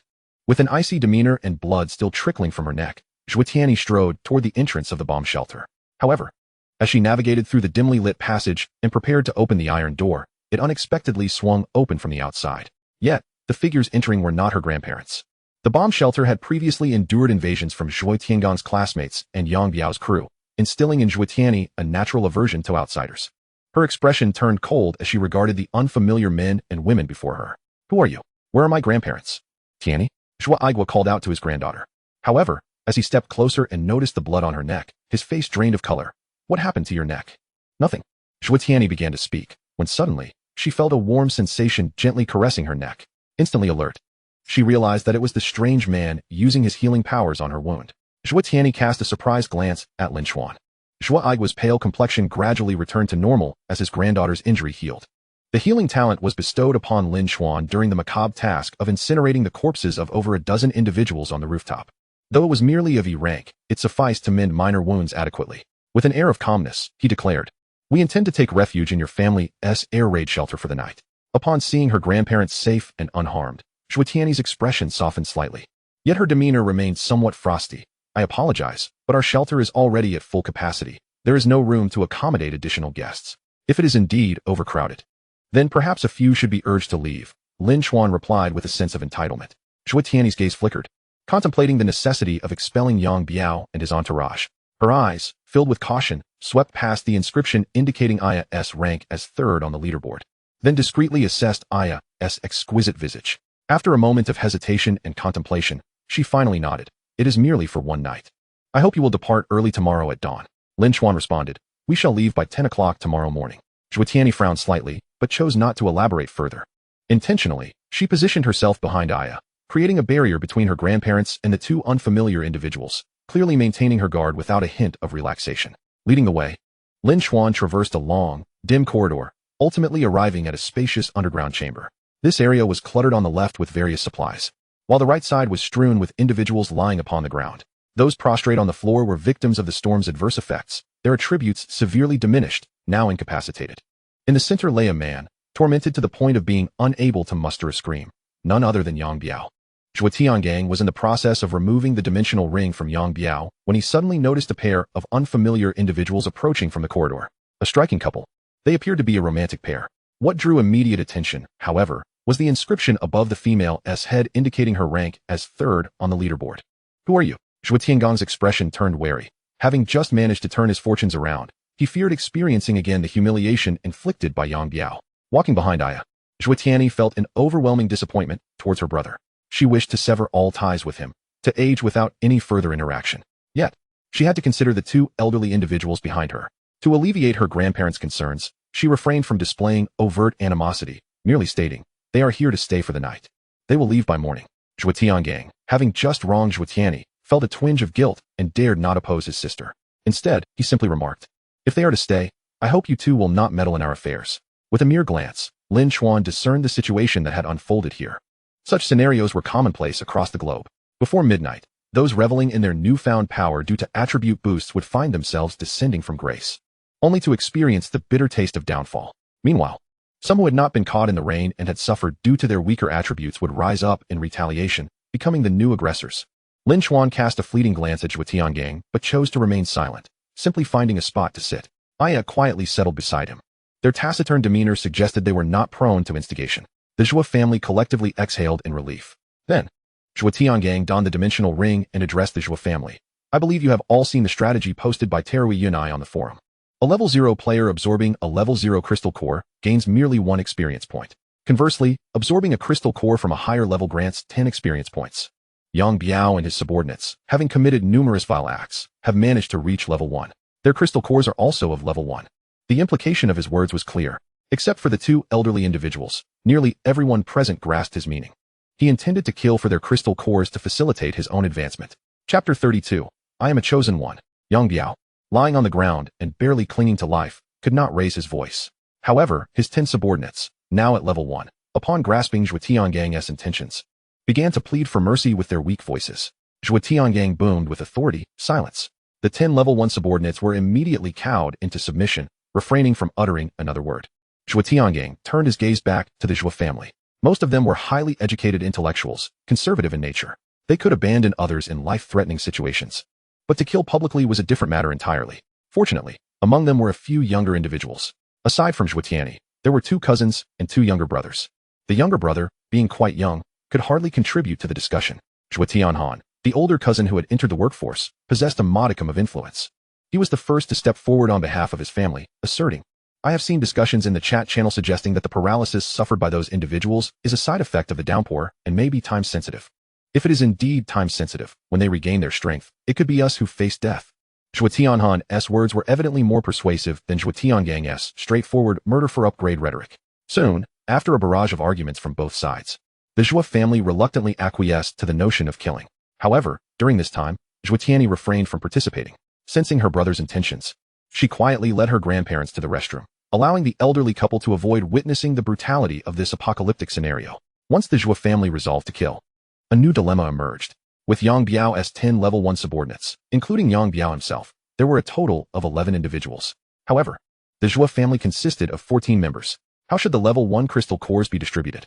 At that moment, Zhuo Tiangang suddenly whispered, among my classmates, there are 2 who have also reached level 1. Zhuo Tianhan exchanged a knowing glance with him and lowered his voice in agreement. That only accounts for 13 cores. Zhuo Tiangang hesitated. Given their age, grandfather and grandmother will likely not participate in the fight. Zhuo Tianhan shared this sentiment and readily agreed. Then, grandfather and grandmother will only receive 1 crystal core. He assumed the distribution of the crystal cores was thus settled. However, to his surprise, Zhuo Tiangang's expression shifted subtly as he continued in a hushed tone. No. What I mean is, grandfather and grandmother do not need to use a level 1 crystal core. Thus, with 13 cores, the extra 1 can be allocated to Shiyun, considering the immense distress she has just endured. Before he could finish, he was met with a piercing glare from Zhuo Tianhan. Wang Shiyun, bearing the surname Wang rather than Zhuo, had no claim to a share of their grandparents' crystal cores. Zhuo Tiangang, displeased by this, retorted immediately, but Aunt Li's surname is also Li. Why should we give her a share? Because she is my mother. She married into the Zhuo family. Zhuo Tiangang insisted. Shiyun is my future wife. She will inevitably become part of the Zhuo family. Zhuo Tianhan was left speechless by his sycophantic cousin. Just as he was about to voice another rebuttal, Zhuo Tiangang suddenly played the emotional card. Cousin, your parents are still alive, and your younger brother doesn't have much compatibility. This time, in the distribution of the crystal cores, your family got 4. While my sister and I, without parents, only got 2. I just wanted to fight for 1 crystal core for my future wife. What is wrong with that? Having said this much, Zhuo Tianhan actually had no way to argue. But he couldn't stand his younger brother's obsessive devotion. He whispered a warning. Since you say she is your future wife, keep an eye on her. Don't take the benefits our Zhuo family gave you and run off with some outsider, or you'll end up wearing a green hat. The words wearing a green hat clearly hit Zhuo Tianggang's sore spot. Just hearing them made his face darken. The 2 brothers quickly reached an agreement and began silently killing people. Zhuo Tianggang's talent was E-level aggressive toxin. This talent was normally pretty useless, as it required transmission through blood. But right now, it was perfect for the job. He used a small knife to cut Yang Biao and his underlings, letting the toxin seep in. Soon, the 11 people became 11 corpses. According to the plan, the task of extracting the crystal cores was left to Zhuo Tianhan. However, in his previous life, he had been a well-educated social elite. Digging crystal cores out of corpses was extremely difficult for someone who had never even killed a chicken. He built up his courage for a long while, and was just about to start when he suddenly saw a streak of fire that burned all 11 corpses to ashes, leaving only the 11 crystal cores lying on the ground. Zhuo Tianhan was shocked. He turned and saw Lin Chuan. Lin Chuan remained perfectly polite and calm, explaining, "My talent allows me to quickly incinerate corpses. It's more convenient than extracting the crystal cores directly." He said it so casually, but Zhuo Tianhan's hands were trembling. Quick as he was, he grabbed the 11 crystal cores from the ground and carefully stored them. Then, trying to appear calm, he said to Lin Chuan, "Thanks. But please don't interfere in what is happening here." Of course, Lin Chuan had no interest in interfering. He knew exactly what had happened, but had no intention of stepping in. Even those level 1 crystal cores were insignificant to him. He was here for 2 reasons. First, to have a safe place to stay overnight, and second, to acquire corpse-burning talents. In his previous life, he had burned all the decayed corpses in the air raid shelter and had obtained an A-level talent. For most people, that would be a level, but in his hands, it functioned at S-level. So Lin Chuan only cared about burning corpses. This didn't conflict with the actions of his Zhuo brothers. However, he had just overheard them discussing killing only 13 level 1 people. In his previous life, Lin Chuan had seen a ground full of corpses. By the number of bodies, everyone except the Zhuo family had been killed. Killing to level up was like spending money in a game. It was all or nothing. Once you broke a principle, desire would grow endlessly. After killing the level 1 players to level up, the Zhuo brothers had broken the principle. To continue enjoying this convenient leveling method, it was only natural they would kill the powerless level 0 players. Lin Chuan was not surprised by this development. And the talent he had just acquired from incinerating the 11 corpses was not his target. It came from the still living others. Lin Chuan lowered his gaze to think. Suddenly, he heard a warning not far away. "Zhuo Tiangang, spare me, or you will regret it." The voice came from Zhuo Tiangang's level 1 classmate, Tang Yiping. He lay weakly on the ground. After seeing Zhang Zishuan die from poison, he guessed what Zhuo Tiangang intended. He couldn't believe that Zhuo Tiangang, the high-achieving, friendly model student, could be so ruthless. Tang Yiping didn't want to die, but having been drenched by rain, he was too weak to struggle. Then a look of resolute determination flashed across his eyes. Summoning his remaining strength, he shouted, "You cannot kill me. I am a god blessed. Kill me, and you will, like Bakanov in the global announcement, be punished by the gods and hunted down by everyone in the world." Chapter 33, Ranking List Rewards. God blessed. Lin Chuan's heartbeat suddenly skipped a beat at those 3 words. Yet his face remained calm. Zhuo Tiangang was also stunned. After all, in the past, Bakanov, who killed a god blessed, had been issued a global quest. The quest's name was Divine Punishment, and the rewards were so lavish that everyone envied them. And now, the Zhuo brothers were willing to kill people just for 10 experience points worth of level 1 crystal cores. Yet the Divine Punishment quest could give 10,000 experience points. Not to mention orange treasure chests or innate skills. Truly amazing stuff. Thinking about the rewards, Zhuo Tianggang's eyes almost reddened. It wasn't just him. The other Zhuo family members were envious too. Zhuo Tianhan suddenly leaned over and whispered in Zhuo Tianggang's ear, "Since the Divine Punishment quest gives such rich rewards, we could just find a scapegoat to kill the god blessed. Then, when the quest is issued to the scapegoat, we kill the scapegoat and get the rewards." After this analysis, Zhuo Tianggang's eyes were bloodshot with excitement. Yes, exactly. That way we can easily get the rewards, 10,000 experience points. How many levels would that take me up? I could top the level rankings and get the global announcement. However, Tang Yiping, lying on the ground, immediately refuted them. "You're too naive. Do you think who issues the Divine Punishment quest? It's released by the lingering will of the God blessed after death. Even if you find a scapegoat to kill me, when I issue the quest, you will still be the designated targets." These words were like a bucket of cold water on the Zhuo brothers, instantly dousing their excitement. Upon reflection, it made sense. A killing game couldn't possibly allow such a loophole. And Tang Yiping's knowledge of the secret confirmed that he truly was a god blessed. After some hesitation, the Zhuo brothers didn't dare to kill Tang Yiping and risk being hunted globally by the Divine Punishment quest. But not killing Tang Yiping meant that the level 1 crystal cores they had planned to divide would be 1 fewer. Just as the two were about to discuss the crystal core distribution again, Wang Shiyun suddenly spoke softly. "I remember seeing a god-blessed post in the World Channel. He said that after becoming a god-blessed, he received the Thunder God's blessing, a necklace that grants immunity to lightning damage." Upon hearing this, Zhuo Tiangang immediately understood. Yes, god-blessed people receive divine blessings. Thus, Zhuo Tiangang turned his gaze towards Tang Yiping, coldly stating, "You claim to be a favored one of the divine. Therefore, you should possess something akin to the blessings of the moon goddess or the thunder god, correct?" Tang Yiping's complexion paled subtly. And just as he was about to articulate a response, the global announcement reverberated once more. Ding. Locking in the level leaderboard and kill leaderboard. Ding. Distributing rewards for the level leaderboard. Ding. Distributing rewards for the kill leaderboard. Ding. The rewards for the level leaderboard are as follows. Rank 1999. Reward, Basic Attribute Fruit, Attribute Random. Rank 1100. Reward, 1 Blue Treasure Chest. Rank 110. Reward, 1 Random Profession Scroll. Rank 13. Reward, 1 Purple Treasure Chest. Rank 1. Reward, 1 Green Crystal. Ding. The rewards for the kill leaderboard are as follows. Rank 1999. Reward, 1 Skill Point. Rank 1100. Reward, 1 Blue Treasure Chest. Rank 110. Reward, 1 Random Secret Realm Entrance Ticket. Rank 13. Reward, 1 Purple Treasure Chest. Rank 1. Reward, 1 Red Crystal.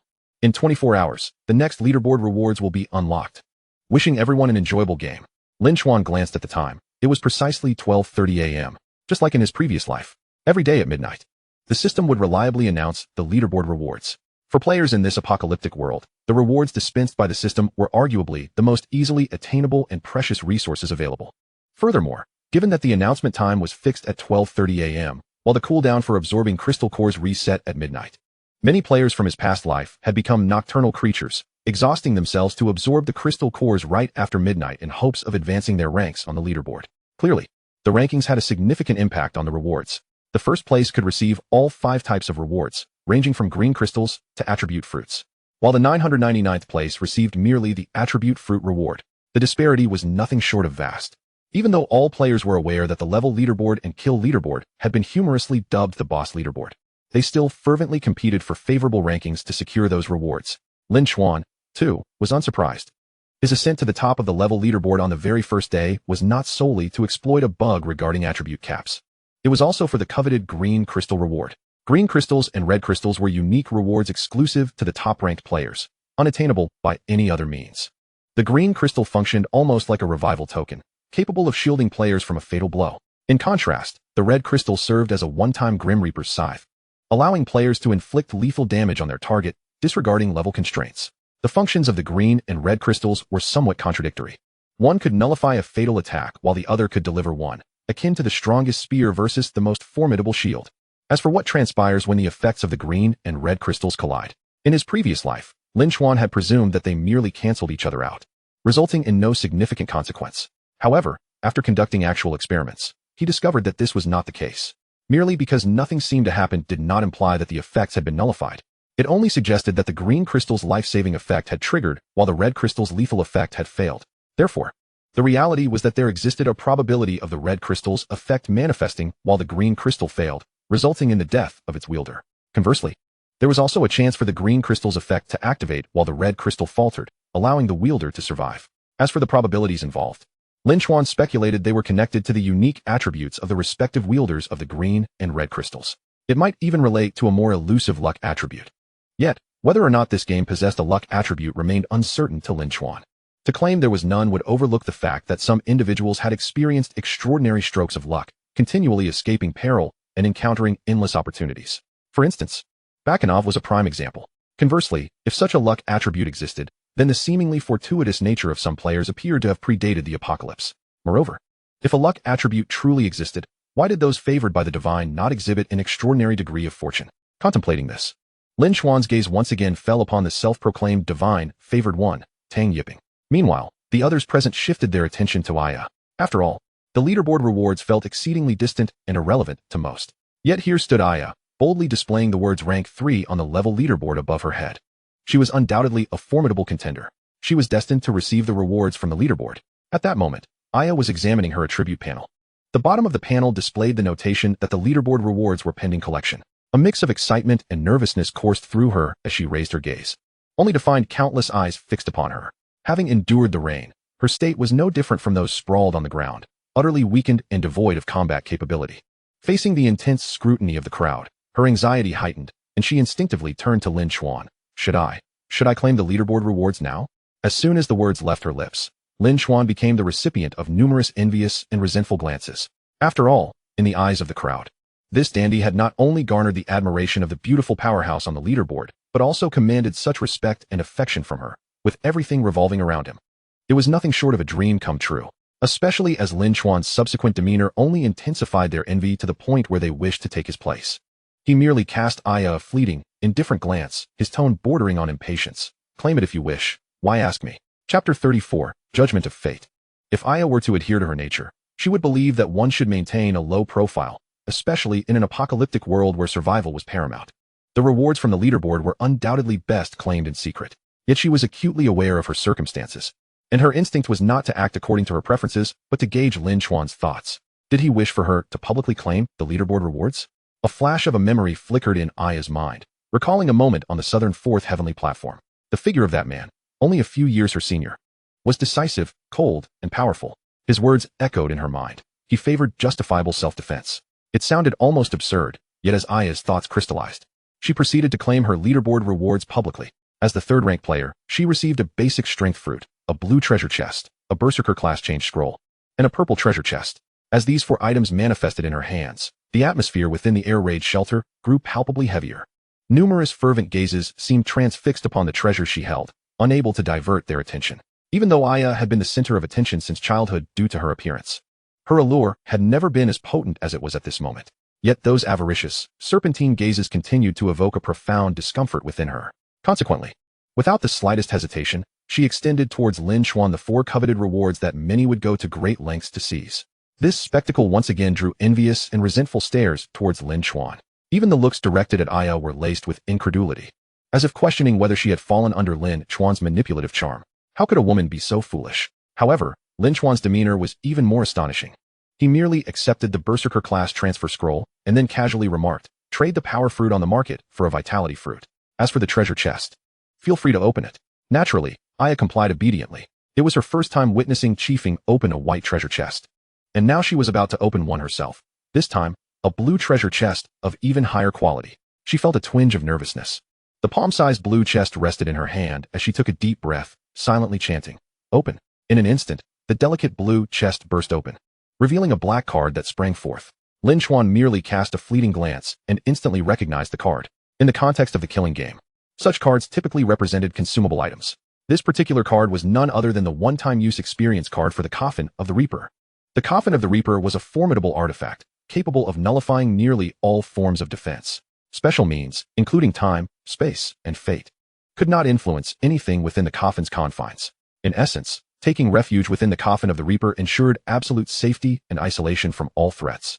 The effects of the experience card, in comparison to the actual coffin, were naturally diminished. Nevertheless, its defensive capabilities remained unparalleled. However, an unfortunate stipulation accompanied the experience card. Once activated, the player was compelled to remain inside for 8 hours. And only upon the expiration of this period would the coffin dissipate, allowing them to regain their freedom. Lin Chuan had possessed numerous such cards in his previous life, often utilizing them for long, uninterrupted slumbers. Indeed, in a post-apocalyptic world, securing a peaceful night's rest was no small feat, and the Coffin of the Reaper afforded one the luxury of blissful sleep. Witnessing the opening of a treasure chest for the first time, Lin Chuan's lips twitched slightly as he calmly instructed, "Put this on the market. Let the buyers carry it for you." "Oh, all right," Aya responded, her tone tinged with disappointment, believing she had unearthed an item of little use. Subsequently, her anxiety heightened as she opened another, even more precious, purple treasure chest. After whispering the incantation to unlock it, what erupted from the chest was merely a thin sheet of paper. Fortunately, the paper bore intricate diagrams of formations, appearing quite enigmatic. Lin Chuan's lips twitched once more at the sight. His gaze towards Aya became somewhat peculiar. This girl, truly, had an extraordinary stroke of luck.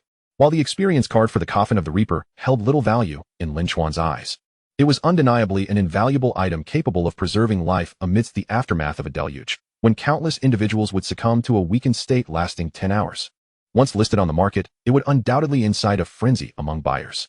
Conversely, Aya had extracted a skill book from the purple chest, and it was none other than the C-rank Fate System skill book, Judgment of Fate.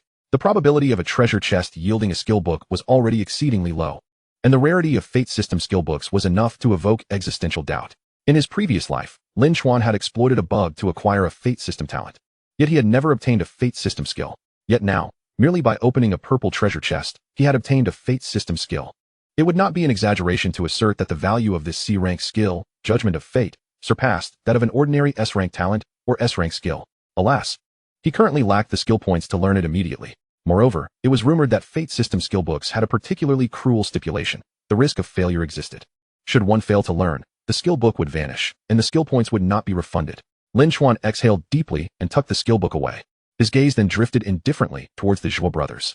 Zhuo Tiangong's breath was heavy and labored, his fervent gaze fixated on Lin Chuan.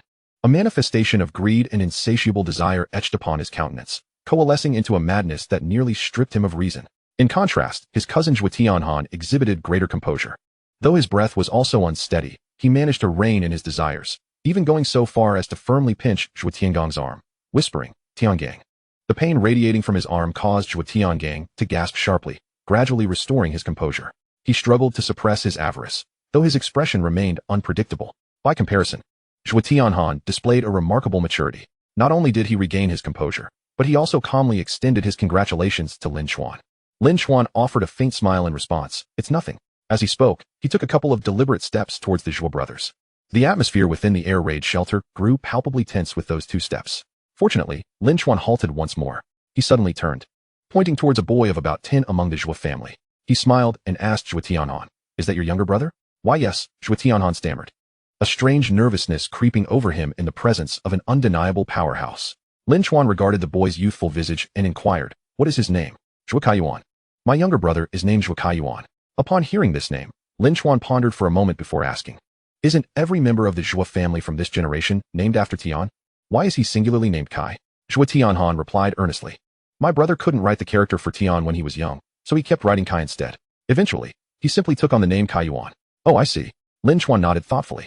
He was nearly certain that the taciturn boy, who appeared to suffer from a form of autism, was indeed the Zhuo Kaitian from the killing list in his past life. Unable to write the character for Tian, the name he ascended the rankings with was Zhuo Kaitian. Contemplating Zhuo Kaitian's talents, Lin Chuan's gaze shifted once more to the Zhuo family members. His expression subtly altered. However, he remained disinclined to meddle further. Continuing his stride, he made his way towards Tang Yiping. The Zhuo brothers were so focused on the rewards from the leaderboard that they nearly forgot about the man claiming to be a divinely favored one. Lin Chuan approached Tang Yiping, towering over him as he asked, "Before the leaderboard is announced, what did you wish to convey regarding your divine blessing?" Chapter 35, Shadow Clone. Tang Yiping lay feebly on the ground, gazing up at Lin Chuan. A sense of inexplicable panic and fear welled up within him as he trembled. "I originally had a divine blessing. It was the blessing of the fire god. The effect grants immunity to fire damage. However, during my time at school, my fire god blessing was stolen." "Stolen?" Lin Chuan chuckled lightly, then inquired, "Who was the culprit?" "It was Lin Chuan. The Lin Chuan who ranks first on the leaderboard. That fiend is utterly deranged, committing every conceivable atrocity. He covets all that is valuable. It was him. He stole my fire god blessing. If you don't believe me, just ask him." Tang Yiping spoke with righteous indignation, mercilessly denouncing Lin Chuan. In truth, since Lin Chuan ascended to level 1, numerous rumors about him had been circulating in the regional chat channel. After all, it was an anonymous chat, where no one was held accountable for their words. Amidst the chaos of this era, dispelling rumors had become increasingly arduous. Lin Chuan understood the motives of those individuals. They merely sought to rationalize their attempts to eliminate him, to make it all appear justified and legitimate. Such tactics were all too familiar to him from his previous life. Yet at this moment, even with the recent announcement of leaderboard rewards, the chat channel was inundated with frantic cries for help. For those teetering on the brink of life and death, they cared not for who Lin Chuan was, nor did they concern themselves with his morality. They were indifferent to rankings and rewards. Their singular desire was to survive. However, this night would witness the demise of countless souls. Many were desperately sending out pleas for assistance, while even more resigned themselves to leaving behind last words of despair. Lin Chuan smiled faintly. His gaze upon Tang Yiping was exceedingly gentle. Then he suddenly asked, "The Lin Chuan you speak of? Is he truly the one ranked first on the leaderboard?" "Absolutely. It is undoubtedly him. He attacks with iron wires," Tang Yiping asserted with utmost certainty. After speaking, he suddenly froze, his pupils dilating in horror. His complexion turned ashen, his eyes nearly bulging from their sockets. He was fixated on the golden words proclaiming rank 1 that had suddenly appeared above Lin Chuan's head. Tang Yiping's mind struggled to comprehend, and he summoned the system to check the leaderboard. When he saw the name at the top remained Lin Chuan, his heart nearly seized with terror. He stammered, his lips trembling, No. The Lin Chuan I mentioned isn't the one on the leaderboard. That person claims to be Lin Chuan, but he must be an imposter." Suddenly, a brilliant excuse came to him, and his voice steadied. That individual must be deliberately impersonating the esteemed Lin Chuan to commit malevolent deeds, tarnishing his reputation. He rambled on with frantic explanations. Meanwhile, the others present had also witnessed the sudden appearance of the rank 1 above Lin Chuan's head. Their eyes brimmed with astonishment. Lin Chuan paid no heed to the opinions of those inconsequential to him. The reason he concealed the leaderboard title with the moon god blessing was not out of fear, but merely for convenience. Now he crouched down beside Tang Yiping, gently patting his cheek. Lin Chuan spoke in a soothing tone. "So, you are not actually a favored one, are you?" "I I. Tang Yiping stammered, unable to form a coherent sentence. Yet, Lin Chuan had already deduced the answer from his demeanor. He continued, then how do you know that the divine punishment task is issued upon the death of a favored one? I. The sheer intensity of Lin Chuan's aura left Tang Yiping struggling to regain his composure. He suddenly realized that Lin Chuan had approached him to glean information about the favored ones, and that was precisely his bargaining chip. Tang Yiping finally managed to suppress his trembling and hurriedly explained, though I am not a favored one, I have encountered one. The secret of the divine punishment task was divulged to me by him. I had originally intended to kill him, but he told me he was a favored one, and that killing him would result in a global manhunt. I hesitated for a moment, allowing him to escape. I am now absolutely certain that he did not deceive me. He is undoubtedly a true favored one. Lin Chuan propped his chin in thought and inquired, so, who is he? Tang Yiping gasped for breath, then made an effort to calm himself. Instead of directly answering, he turned the tables. Using this to leverage his position, you wish to know about the favored one, do you? Indeed, Lin Chuan did not conceal his intentions. Tang Yiping sighed in relief, finally finding his voice steady. Then you must guarantee that you 1T kill me, and that you 1T allow anyone else in this shelter to kill me. And I will tell you who that person is. As he spoke, he felt it was still insufficiently reliable, so he hastily added, you must swear. Swear that you 1T. His voice trailed off abruptly. His eyes widened once more, as if they would pop from their sockets. Yet this time, it was due to the iron wire constricting his neck. In his final moments, Tang Yiping heard a cold, indifferent voice whisper, I swear on your mother. Lin Chuan had despised being threatened in his previous life. In this life, he not only sought to be unmatched, but also demanded that everything align with his desires. Threats? Oaths. What a farce. He conjured a fireball from his fingertips, instantly incinerating Tang Yiping's corpse into nothingness. Simultaneously, a notification rang in his mind. Ding. Burned the corpse of a level 1 player. Acquired A-level talent, Shadow Clone. A-level Shadow Clone talent. This was indeed one of Lin Chuan's objectives for this venture. Without concern for the multitude of onlookers, he openly activated the Shadow Clone talent. This talent, in the hands of an ordinary person, was rather lackluster, because the attributes, talents, skills, etc., of the Shadow Clone must be derived from the owner's own attributes. For instance, if Lin Chuan wished to possess a Shadow Clone with all attributes at 10, his own attributes would also drop to a total of 10 upon the creation of the clone. For an average person, this talent would merely split their already lackluster abilities into 2 mediocre halves, potentially making them weaker than a complete self. But Lin Chuan was different. After allocating his attributes, talents, and skills to the clone, he could still continue to use his fireball to incinerate corpses and plunder. At this moment, Lin Chuan's total attributes stood at 103. He retained just 3 points for himself, allocating the remaining 100 points entirely to the Shadow Clone. Additionally, he divided all his miscellaneous talents to the clone. Once everything was complete, a pure black silhouette suddenly materialized beside him, due to its entirely dark form. Lin Chuan had dubbed the Shadow Clone Little Black in his past life. In this life, he decided to adopt a more understated name, calling it Chick. Oh, that sounds a bit uncivilized. Perhaps a homophone would be better. Let's name it Kai Jiyin. The Shadow Clone bore no facial features and could not speak, appearing rather blank and foolish. However, it suddenly conjured a basketball-sized, pulsating fireball in its palm, seemingly expressing its fondness for this name. Chapter 36, Customer Service Aya. Lin Chuan. Are you the Lin Chuan who ranks first on the leaderboard?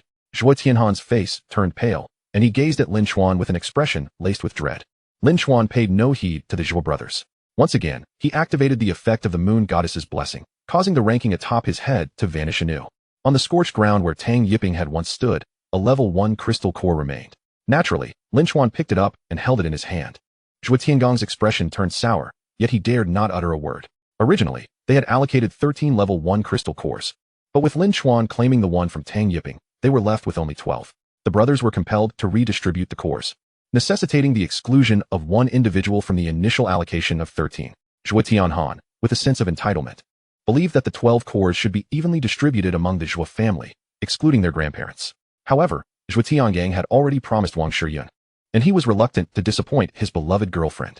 Thus, he resorted to his old tactics, arguing that Zhuo Kaiyuan, being younger and lacking combat prowess, should be removed from the distribution list of the 12 cores. The reason Zhuo Kaiyuan belonged to the Kai generation rather than the Tian generation was not the one Zhuo Tianhan had explained to Lin Chuan. In truth, Zhuo Kaiyuan was a bastard child with a few mental issues. Despite being a mere child, he had a history of torturing animals, raising suspicions of antisocial personality disorder. He was typically reticent, devoid of any innocent charm associated with childhood, instead exuding an eerie aura. Within the entire Zhuo family, even the kind-hearted grandparents held little affection for him. Shuo Tianhan felt even less brotherly love for this half-brother.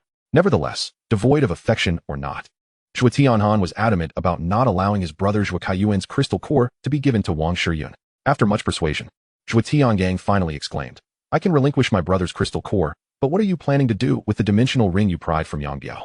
Shuo Tiangang's expression changed, and he proclaimed pompously, "The dimensional ring is merely a storage space.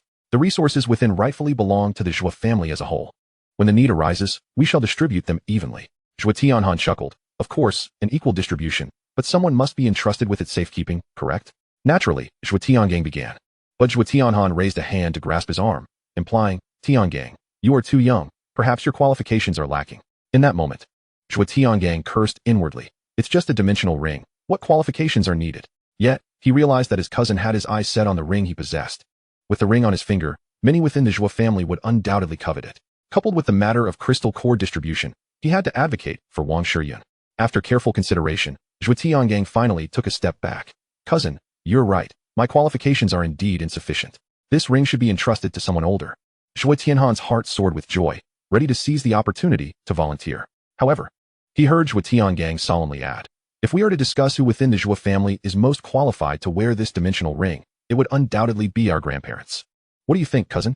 Shuo Tianhan's face stiffened. While grandfather and grandmother are indeed qualified, their combat abilities are lacking. They may not be capable of safeguarding the dimensional ring.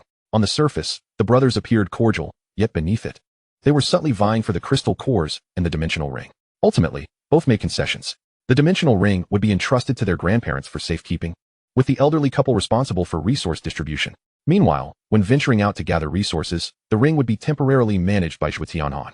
In exchange, he allocated the crystal core that originally belonged to his brother Zhuo Kaiyuan to Wang Shiyun. Zhuo Kaiyuan, typically silent and unappreciated, found no one to advocate for him at that moment. He sat quietly in a corner, his dark eyes reflecting an almost eerie calm. While the Zhuo brothers strategized for the family's development, Lin Chuan did not take a direct rest. Firstly, he had yet to claim his own level rewards. Secondly, the 10 darkest hours following the heavy rain brimmed with opportunities. He aimed to seize this chance to amass a fortune. Previously, he had obtained 7 level 3 crystal cores from defeating 7 level 3 dimensional insects. He used one for himself and one for Aya, leaving him with 5.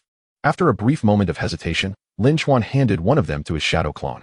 The shadow clone possessed several drawbacks, yet it could still manifest as an A-level talent, primarily because it also had a player panel and could level up like a player.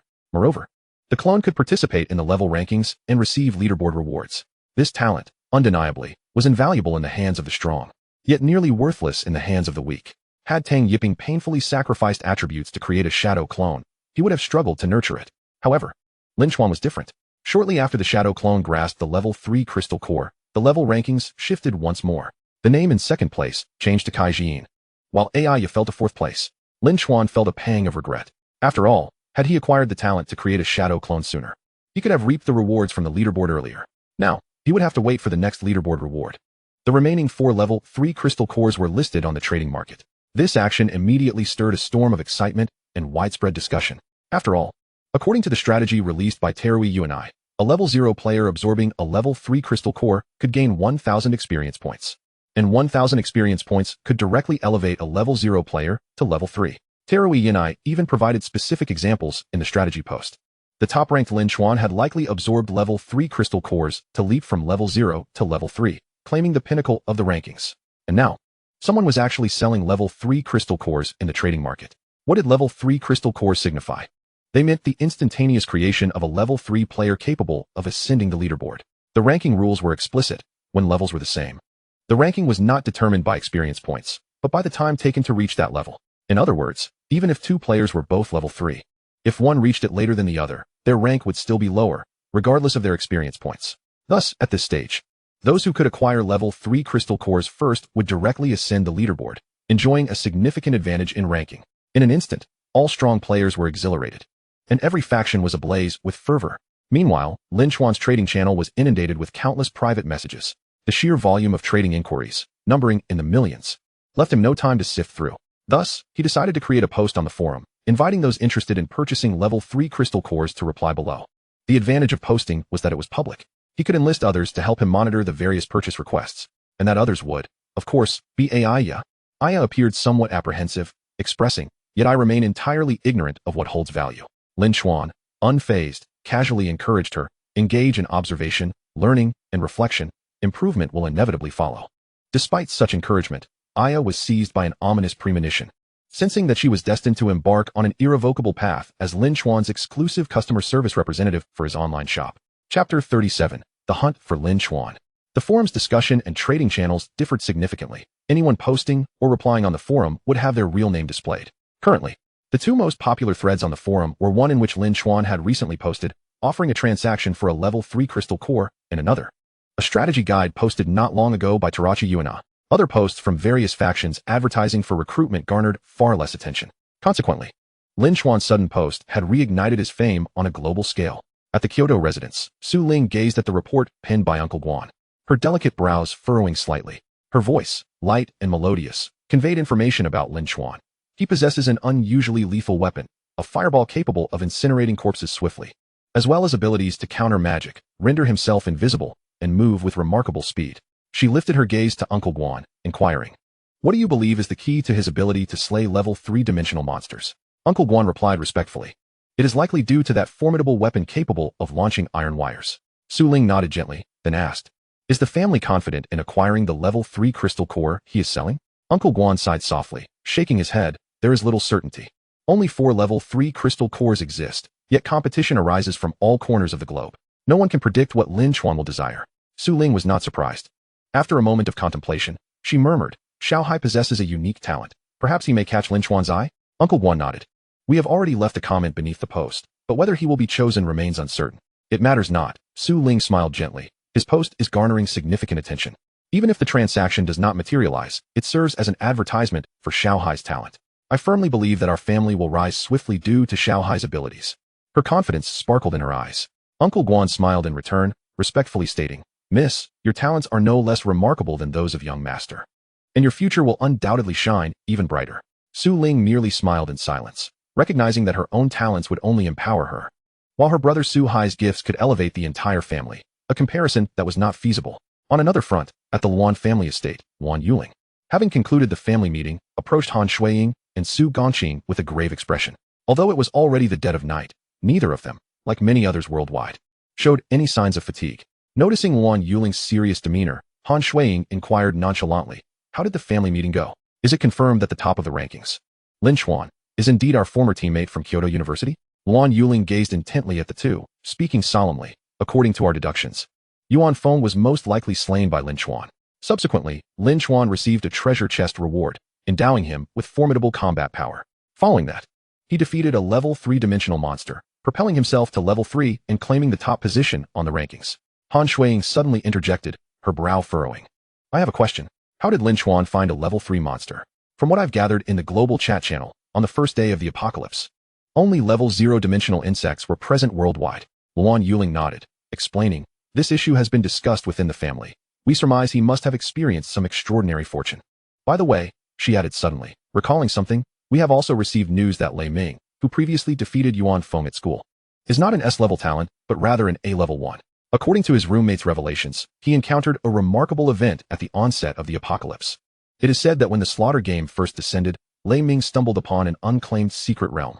Upon his exit from the realm, he had lost all his clothing, and his hair stood on end as if electrified. His roommate speculated that he must have undergone an experience akin to being tempered by lightning, with both his physical attributes and lightning affinity talents significantly enhanced.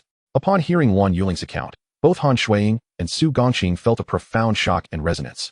Particularly Han Shuiying. Although her healing talent was precious, it lacked offensive capabilities. In terms of combat, she could not even contend with Wan Yuling, who possessed a mere D-level talent. As time passed and more information became available, Han Shuiying's mind began to race. She realized that in this world, talent did not dictate everything. There existed numerous other avenues to attain strength, such as the rankings, the slaughter leaderboard, secret realms, professions, and treasure chests. In the early days of the apocalypse, any opportunity could drastically alter one's fate. The once deemed F-level waste, Lin Chuan, ascended to the pinnacle of the rankings due to a stroke of fortune. Thereafter, he stirred the winds of chaos, growing increasingly powerful like a snowball. This clearly illustrated that luck and opportunity, those elusive concepts, might sometimes hold greater significance than talent. Han Shuiying's thoughts were tumultuous as she turned her gaze back to Luan Yuling. Luan Yuling returned to the topic of Lin Chuan, albeit with a more somber tone. She addressed Han Shuiying and Su Gongqing. You are likely aware that the powers in Kyoto are primarily divided among 3 great families and 7 prominent clans. Both Han Shuiying and Su Gongqing nodded in acknowledgement. Luan Yuling continued, although the world has changed, these families and clans still retain significant advantages in the early stages of the apocalypse. Suddenly, Han Shuiying remarked with a cryptic smile, however, such advantages are not guaranteed to endure for all families. For instance, does your Luan family possess any S-level talents? Luan Yuling feigned mystery. That is a family secret. I cannot divulge it easily. What I wish to discuss now concerns Lin Chuan. His actions in slaying Yuan Feng and subsequently killing on the rooftop have incited considerable ire. Incited ire? Han Shuiying responded with a sly smile. Is it truly ire, or is it merely envy of the treasures he possesses? Acknowledging the unspoken truths, Luan Yuling did not refute, instead continuing with an impassive demeanor. The Luan family among the 3 great families, along with the Qi, Nya families, and a faction of independent strong individuals, have conspired to surround and eliminate Lin Chuan once the situation stabilizes tomorrow. Will you two partake in the battle against Lin Chuan tomorrow? Luan Yuling specifically inquired, as they had once been teammates. Su Gongqing, hailing from humble origins and lacking broad perspectives, innocently asked, what about you, Luan? Will you participate? Before Luan Yuling could respond, Han Shuiying burst into laughter. Oh, little Su. You are truly amusing. Did you not hear her just now? The forces surrounding Lin Chuan include the Luan family. Is Luan Yuling really going to betray her family for Lin Chuan? Luan Yuling, maintaining her calm facade, nodded, indeed. My association with Lin Chuan is less that of teammates and more akin to mere strangers. The family's decisions are my decisions. Upon hearing this, Su Gongqing nodded resolutely. Very well, I too shall join the effort to hunt down Lin Chuan. Han Shuiying, however, did not immediately make a decision. Instead, she inquired with a leisurely demeanor. Do you esteemed families know the whereabouts of Lin Chuan? Luan Yuling responded with unwavering confidence. You need not concern yourself with that. We have our own channels to ascertain Lin Chuan's movements. Han Shuiying then posed a particularly pragmatic question. How will the spoils from eliminating Lin Chuan be distributed? Luan Yuling methodically elaborated. Firstly, upon the demise of Lin Chuan, a golden treasure chest will be revealed. Moreover, Lin Chuan himself symbolizes a level 3 crystal core. Additionally, he possesses formidable items obtained from defeating Yuan Feng, as well as rewards from the leaderboard and equipment acquired with the level 3 crystal core. These treasures will be apportioned among the prominent families, clans, and the elite among casual players. Should you participate in this endeavor, you will be entitled to receive 10 level 2 crystal cores. 10 level 2 crystal cores. Su Gongqing felt his breath catch. Yet, Han Shuiying merely raised an eyebrow and chuckled lightly. Very well, I understand. I shall not partake in this operation. She was not a local of Kyoto, and her family's influence paled in comparison to the Luan family. Nevertheless, she could be considered a local magnate. With her discerning eye, she quickly grasped the ulterior motives of those so-called esteemed families and clans, who, under the guise of hunting Lin Chuan, had their own agendas. They disseminated rumors to rally forces under the pretext of eliminating Lin Chuan. When the battle ensued, should Lin Chuan prove capable, he would undoubtedly take down a multitude of players. The profits gained by those families post-battle would not solely derive from Lin Chuan, but also from the corpses of countless expendable players he had vanquished. These were not merely corpses. They represented a vast cache of crystal cores. What a cunning means of orchestrating a massacre. They would not only eliminate Lin Chuan, but also amass a wealth of crystal cores. Han Shuiying, having unraveled the intricacies of the situation, was naturally disinclined to serve as fodder for the power-hungry families. Su Gongqing, witnessing her decisive refusal, felt a flicker of hesitation within himself. However, his fondness for Luan Yuling compelled him not to appear cowardly. Coupled with the allure of 10 level 2 crystal cores, he ultimately resolved to participate. Luan Yuling cast a penetrating glance at Han Shuiying before turning to Su Gongqing. Very well. Tomorrow morning, we shall gather at the entrance of Jing University, and then proceed to the old villa in the southern suburbs to hunt down Lin Chuan. Chapter 38, Temple Tale Yonai. Lin Chuan had already surmised much about the impending hunt against him. After all, he had experienced it in his previous life. In his former existence, anyone who ascended to the top of the leaderboard faced relentless hunts and assassinations. After all, being the top of the leaderboard entailed a probability of dropping a golden treasure chest akin to a supreme boss. The lives of other leaderboard contenders were hardly tranquil either. Lin Chuan had lived a taxing existence in his previous life, as had many other formidable players. In truth, within the realm of this murderous game, no one could lead an easy life. However, in this life, Lin Chuan's mindset had improved considerably. After entrusting the task of monitoring forum threads to AI, he eagerly claimed his rewards from the leaderboard, a green crystal, which he immediately bound to himself, effectively granting him an additional life. The purple treasure chest yielded a palm-sized pet egg. While pet eggs were precious, they also posed significant challenges. The hatching of a pet egg required first consulting a beast tamer for identification, followed by the collection of rare materials. Subsequently, under the beast tamer's guidance. One would meticulously incubate the pet egg using these materials, a process that could take anywhere from 7 to 8 hours to several days, culminating in the birth of a small pet. Yet, even then, there existed a 10% chance of failure. Following such a convoluted process, one would have to wait until reaching level 10 and subsequently class changing to become a beast tamer to hatch the pet egg. Yet Lin Chuan lacked the patience for such endeavors and was somewhat extravagant by nature. He straightforwardly tossed the pet egg to Aya. Aya, bewildered, exclaimed, "Huh? What is this? An egg for you to hatch? Me? Hatch an egg?" Aya was utterly perplexed. "Use blood, or if you prefer, be extravagant and use crystal cores," Lin Chuan suggested nonchalantly. Aya was at a loss for words. Crystal cores? Did she possess any? She had witnessed the egg emerge from a purple treasure chest. What if she ruined it? Whose fault would that be? Nevertheless, she dared not refuse Lin Chuan's request. Thus, she once again made an incision in her left palm, skillfully drawing blood as she had done when nurturing the bloodworm, placing the pet egg upon her palm. She was astonished to discover that the egg indeed absorbed her blood. Surely, it must succeed in hatching a small pet, she thought innocently. Lin Chuan then turned his attention to the third reward, a class change scroll for summoners. After casually stowing it away, he opened the blue treasure chest. From the blue treasure chest emerged a card. However, instead of a coffin, it depicted a magical array. Lin Chuan regarded this card with a joy more profound than that experienced when he obtained a sea-level skill in the Fate domain. This was a one-time area teleportation card. It would allow instant transport to a designated location. This item was not particularly rare or precious, yet for Lin Chuan at this moment, it held immense utility. Undoubtedly, this area teleportation card represented the greatest surprise since Lin Chuan's rebirth. In his previous life, after gaining power, he had also acquired an area card. The first one he used was to return to his hometown of Haiqing. He sought to ask his uncle about the perpetrator of his father's accident. However, upon returning to Haiqing, he found that his uncle's family had long perished, with not even a corpse remaining. Lin Chuan then lingered in Haiqing for a time, attempting to uncover the identity of his father's assailant. Yet, with so many deaths in the apocalypse and his information being scant, he ultimately learned only that the culprit was a wealthy second-generation heir.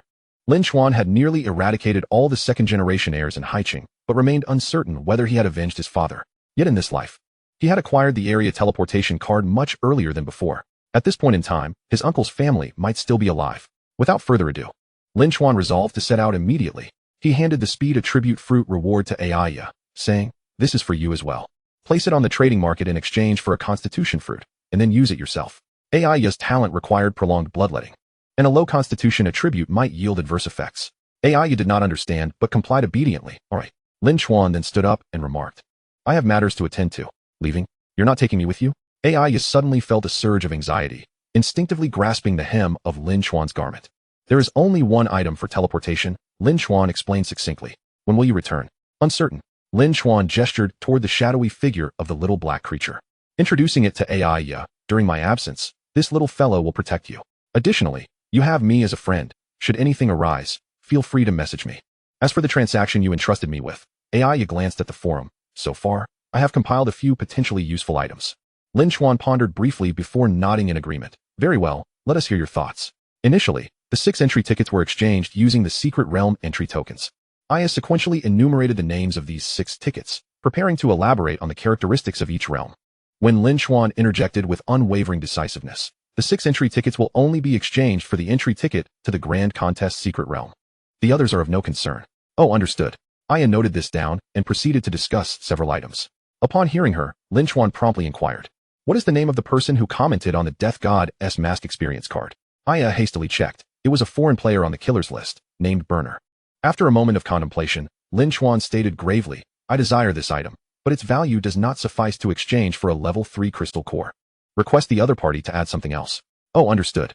Aya quickly recorded this, then continued, "Lastly, there are 2 somewhat special traits. One is a comment from Yuan, who claims his talent is of S rank, and that he can sacrifice lifespan in exchange for vital information. He wishes to trade some crucial information for a level 3 crystal core. Yuan is currently quite popular. Firstly, he ranks 5th on the level leaderboard and 9th on the killer's list. Furthermore, the strategy posts he published in the forum have immensely benefited players worldwide. He is arguably the only well-regarded player on the killer's list. His talent is indeed S rank, and it is of the Fate system.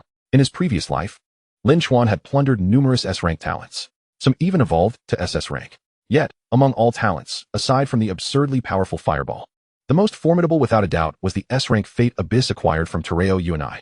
Talents of the Fate system are often imbued with an inexplicable strength. An S-rank Fate Abyss is terrifyingly potent. Even Lin Chuan, unless he evolved his anti-magic domain to SS rank or possessed SS rank anti-magic items or fate system items, stood no chance against Tereo UNI. There was simply no way. The fate system was excessively unreasonable, regardless of how high your attributes or how strong your talents. In the face of fate, you are nothing but an ant. In this life, Lin Chuan would likely have to wait, just as in his previous life, for Tereo UNI to bring about his own demise, after which he would assist in collecting the remains. As for Tereo UNI's desire to exchange information for a level 3 crystal core, Lin Chuan could not be bothered to entertain. Information? Would he, having been reborn, lack information? Noticing Lin Chuan shake his head, Aya continued, the second special trade is a comment from a player named Sumiomi. Chapter 39, The Undertaker of Sea City. According to his introduction, he possesses the S-rank talent divine contract and can formulate contracts. He wishes to trade 3 contracts for a crystal core. Aya was about to elaborate on the functions of the contracts when Lin Chuan directly interrupted her. Let us hold off on that. If by 4 or 5 in the morning there are still untraded crystal cores, we can consider exchanging with him. The S-rank divine contract, like the anti-magic domain, is a talent of the rule system. In this morally decayed apocalypse, trust among people has become exceptionally fragile. Even the closest individuals often stab one another in the back. The divine contract talent can generate various contracts to solidify trust between individuals. Common contracts include employment contracts, master-servant contracts, slave contracts, team contracts, etc. The Sumi family in his previous life prospered largely due to these. With contracts in place, the family remained united, alleviating many concerns when attracting talent. Moreover, selling these contracts could yield substantial profits for the Sumi family. However, for Lin Chuan at this moment, these contracts were not essential, thus he held little interest. If no better items emerged later, he could revisit the idea of exchanging for contracts. Aya obediently nodded and soon reported, the player burner, who was trading the Death God's masked experience card, has responded. He is willing to add a dimension ring stocked with a substantial amount of resources. Lin Chuan frowned slightly upon hearing this. In this apocalypse of slaughter, resources were not particularly precious. After 10 hours of darkness, at 10 o'clock on the morning of April 2nd, the killing game would once again issue a significant announcement. At that time, 4 vending machines would be set up in every region, allowing players to use crystal cores to purchase almost all necessities. The core of the killing game has always been murder and strength. Only by becoming powerful enough can one safeguard their resources. If Lin Chuan desired resources, he could simply annihilate the Zhua family and seize their dimension rings and abundant supplies with ease. Thus, Bernard's offer of substantial resources did not particularly impress him.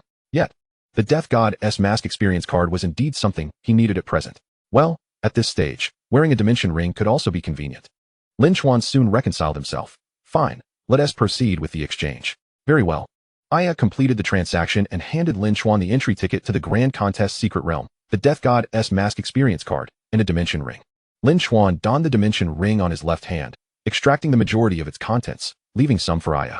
He retained only the essential items for himself, then utilized the regional teleportation card, designating the teleportation area to Sea City. His mind blanked for approximately 3 seconds, and when his consciousness returned, Lin Chuan could not help but exclaim a curse. What the hell? This is absolutely outrageous. Limbs, mingled with putrid, rancid blood, eagerly flung themselves onto his face. The effect was akin to a jump scare from a horror film. Lin Chuan had no time to wipe the filth from his face before he sensed his balance wavering, nearly being flung off. Looking down, he realized, astonishingly, that he was atop a speeding vehicle. Oh no, more accurately, he was on the roof of a modified car, and the very remains that had just lunged at his face were those of a ghoul struck down by the very vehicle. To avoid being thrown off, Lin Chuan quickly crouched down. He activated the effect of the Death God's grip too, enveloping himself in a defensive shield. Only then did he breathe a sigh of relief, glancing back. Good grief. A horde of ghouls was fervently pursuing this modified car. Looking down at the vehicle, he had to admit, its owner was indeed a brave soul. Had they inadvertently provoked a ghoul nest? Who knows how the owner intends to conclude this escapade? In reality, Lin Chuan was equally at a loss. Not long ago, he had allocated most of his attributes and the talents he deemed inferior to his shadow clone. His current data panel was as follows. Lin Chuan. Level 3, 390, 1000. Strength 3. Constitution 3. Speed 3. Spirit 3. Talent Fireball, Invisibility, B rank. Void Cleaver, A rank. Anti-magic domain, S rank. Blood refinement secret technique, S rank. As the attributes diminished, the offensive capabilities of the Death God's grip also weakened correspondingly.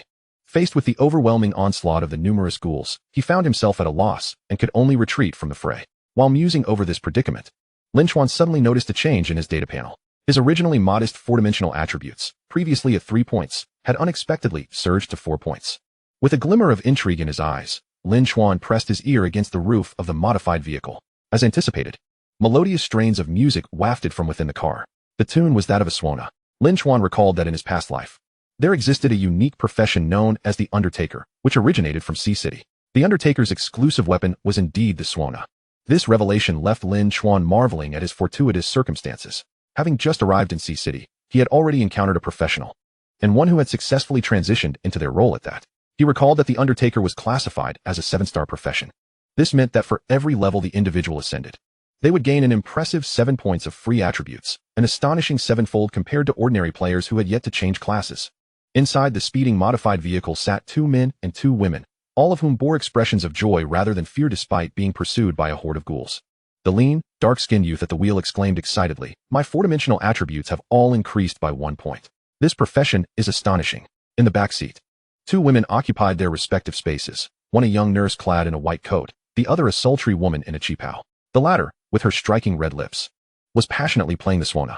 Upon hearing the young man's words, the cheapao-clad woman paused her performance. Simultaneously, the effect of the collective attribute boost faded away.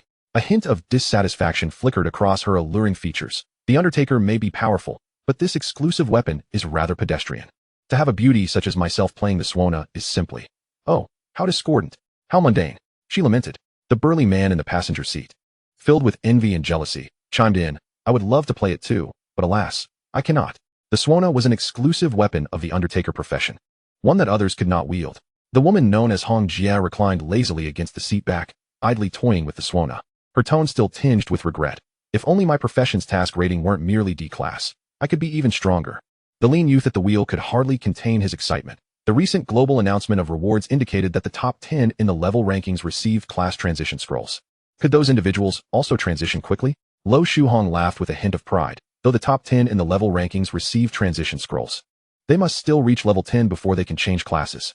Individuals like me, who can transition early, are likely as rare as phoenix feathers on a global scale. Her tone brimmed with self-satisfaction, and the other 3 eagerly echoed her praises. Indeed, truly a rarity.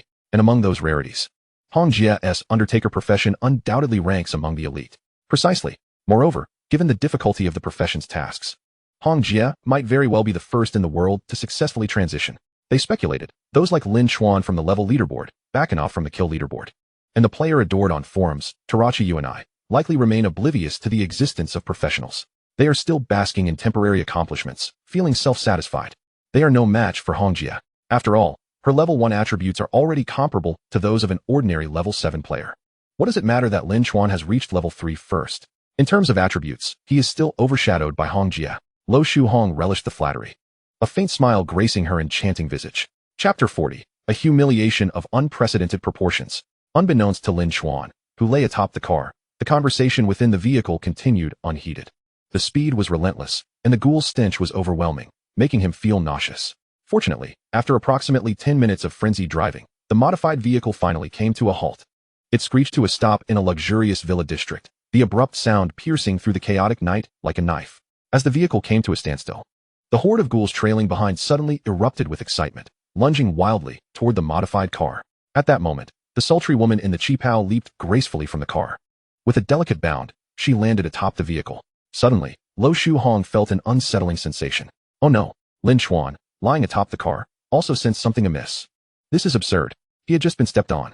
An overwhelming sense of humiliation washed over him. When had he ever endured such disgrace? In a flash, his anger surged, and he sprang to his feet, unceremoniously throwing off the person who had trampled him. Lo Shu Hong initially thought she had stepped on a human corpse. It was only when she was unceremoniously flung away that she realized the absurdity of the situation. There was, in fact, a living person sprawled atop their speeding car. Moreover, that individual had just tossed her aside. Despite being only level 1, her attributes were already comparable to an ordinary level 7's. How could someone so easily throw her off? However, she had no time to ponder further. The place where she was about to land was swarming with ravenous ghouls. These ghouls, towering at an average height of 2 meters, possessed elongated limbs and exuded an overpowering stench of decay. They were creatures that feasted on human flesh. And among all dimensional monsters, they displayed an unparalleled ferocity towards humans. As Lo Shu Hong was on the verge of plummeting into the throng of ghouls, her face drained of color in sheer terror. Nonetheless, her audacity to remain atop the vehicle stemmed from her preparedness and confidence. Reacting swiftly, she hurled a pre-prepared item away from the villa, in a decisive toss. The ghouls, driven mad by their insatiable hunger for human flesh, suddenly darted towards the direction of the thrown item. Although Lo Shuhong managed to evade a life-threatening fall, she was still scratched by the outstretched claws of the ghouls during her descent. The bloodied wound left her pale with pain. At that moment, the other three who had exited the vehicle noticed Lo Shuhong's injury, their expressions shifting dramatically. The young nurse in the white coat was the first to rush forward, releasing her healing abilities while anxiously exclaiming, "Hongjia, how did you get hurt? Did the corrupted spirit pearl fail?" At that instant, Lin Chuan was leaping down from the car roof. Meeting Lo Shuhong's furious gaze, which seemed intent on murder, he maintained his composure, merely furrowing his brow and asking, "Corrupted spirit pearl? Where did you obtain it? How many have you used?" Lo Shuhong rose in indignation, but the sudden movement exacerbated her back injury, causing her to gasp in pain as her chest heaved slightly. After a moment of steadying herself against the pain, she clenched the swana in her hand and glared fiercely at Lin Chuan. "Who are you? Why are you on our car roof?" "I, Lin Chuan." Raised an eyebrow nonchalantly, my tone as light as a breeze. "It appears I have somehow been transported onto your vehicle, not by intention, but by mere accident. You. Luo Shuhong, seemingly incensed by his demeanor, suddenly produced a long red whip adorned with barbs from her delicate hand. With a fierce motion, she lashed it toward Lin Chuan. In a swift movement, he evaded the strike effortlessly and, in the blink of an eye, appeared beside Luo Shuhong. He grasped her wrist, which held the whip, twisting it with casual ease, prompting a sharp intake of breath from her as she feared her wrist might snap from the pain, cold sweat beading on her forehead. Her three companions attempted to intervene, but to their horror, they discovered their innate abilities were rendered useless. It was not only them. Luo Shuhong also realized that she was incapable of utilizing her talents or professional skills. At that moment, her complexion paled, reflecting her psychological dread. Who are you?" Luo Shuhong's voice trembled, losing its prior haughty arrogance. After all, the display of power Lin Chuan exhibited was exceedingly bizarre and frightening. How was he able to accomplish such feats? With attributes so formidable, he possessed the ability to nullify everyone's talents and skills. This was akin to a bug in the system, was it not? Could he be a practitioner even more powerful than the Undertaker? Or perhaps, a practitioner endowed with an S-class talent? Fear enveloped the hearts of the four. Yet, Lin Chuan showed no inclination to alleviate their confusion. He reiterated his previous inquiry. "Where did you obtain the corrupted spirit pearls? How many have you used prior to this?" As the leader of the quartet, Luo Shuhong stifled her fear, mustering her composure to respond. "The corrupted spirit pearls were acquired during my professional mission. They serve to divert ghouls. Prior to this, we have utilized 3 of them." Listening to her explanation, Lin Chuan's lips twitched slightly. The purpose of the corrupted spirit pearls is to divert ghouls? This woman must be lacking in common sense. She ought to consider why the pearls would be able to divert ghouls. Strictly speaking, corrupted spirit pearls are tools for nurturing necromantic pets. Such pets are typically only obtained after a player reaches level 10. At present, ghouls are generally around level 3. Upon using a corrupted spirit pearl, a ghoul could rapidly evolve to level 5. After reaching level 5, they could continue to consume corpses to evolve, with the potential of becoming a level 5 boss. Lin Chuan suddenly recalled that in his past life, he had acquired a secret realm token for a ghoul den in Haiqing. In hindsight, that token was likely dropped by a ghoul that had undergone extreme evolution to level 5. However, by the time he obtained the secret realm token in his previous life, the ghoul den held no value for him. If he could acquire the secret realm token for the ghoul den earlier in this life, the benefits would be immense. A gleam of insight flashed in Lin Chuan's eyes as he inquired, "So, how many corrupted spirit pearls do you have left?" 7. Luo Shuhong, seeing that Lin Chuan had not inquired further about the details of her professional mission, grew increasingly convinced that he must be a rare practitioner like herself. Moreover, his profession likely surpassed her own in strength. His professional star rating must be higher, thus endowing him with such formidable attributes. The rating for completing professional missions was probably also superior to hers. With her wrist still in Lin Chuan's grip, she stiffened, forcing herself to speak hesitantly. "You are a practitioner as well, are you not? I apologize for my earlier rudeness. May I request that you release my hand?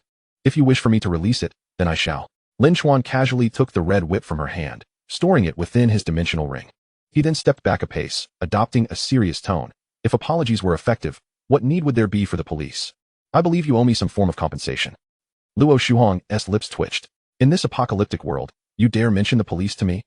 If you possess the capability, why not summon a police officer for me to see?" Cursing inwardly, she dared not retort, forcing a stiff smile as she asked, "What form of compensation would you seek?"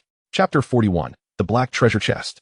Simply put, 7 corrupted spirit pearls, and you can also compensate me with that vehicle over there. Lin Chuan gestured toward the modified vehicle, which must have originally been a high-performance Hummer. Upon hearing this, the burly man with a scar above his brow in the 4-person team darkened in expression, causing a tense atmosphere to envelop them. Yet, Lin Chuan remained unperturbed. Exuding an air of calm indifference, Luo Shuhong seethed with frustration internally. She wanted to scream. What sort of compensation is this? This is outright robbery. However, her innate intuition warned her that should anyone from her side dare to utter a refusal, this man would not hesitate to act. He possessed overwhelming strength and lacked any chivalrous virtues. Noticing the silence from her team, Luo Shuhong sensed Lin Chuan's growing impatience. Finally, her sharp instincts ignited a fierce will to survive. Gritting her teeth, she retrieved the 7 corrupted spirit pearls from her dimensional ring and handed them to Lin Chuan. Hesitantly, she probed, what about the vehicle? However, as soon as she began, Lin Chuan shot her a cold glance, reminding her, I advise you not to haggle. I am not a patient man. Luo Shuhong swallowed hard, decisively falling silent. She took a step back, raising a hand to restrain her 3 companions. Her gaze fixed on Lin Chuan.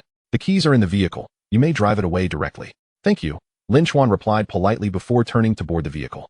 Before long, the modified Hummer drove away before the 4 of them. Since the previous batch of ghouls had not been lured too far away, the 4 dared not linger and hurried back to the villa. Their expressions were grim, and it was only then that Luo Shuhong dared to unleash her pent-up fury.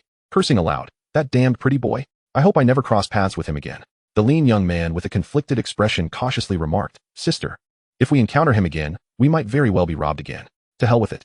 Luo Shuhong kicked him, her alluring yet fierce demeanor radiating defiance. If we meet again, I shall ensure I am stronger than that pretty boy. Sister, the petite nurse suddenly piped up, her voice timid. That man was covered in ghoul fluids, and his face was unrecognizable. How did you discern he was a pretty boy? Does that even need asking? I have seen more men than you have grains of rice in your lifetime. What does it matter if I couldn't see his face? If we encounter him again, I can recognize him by scent alone.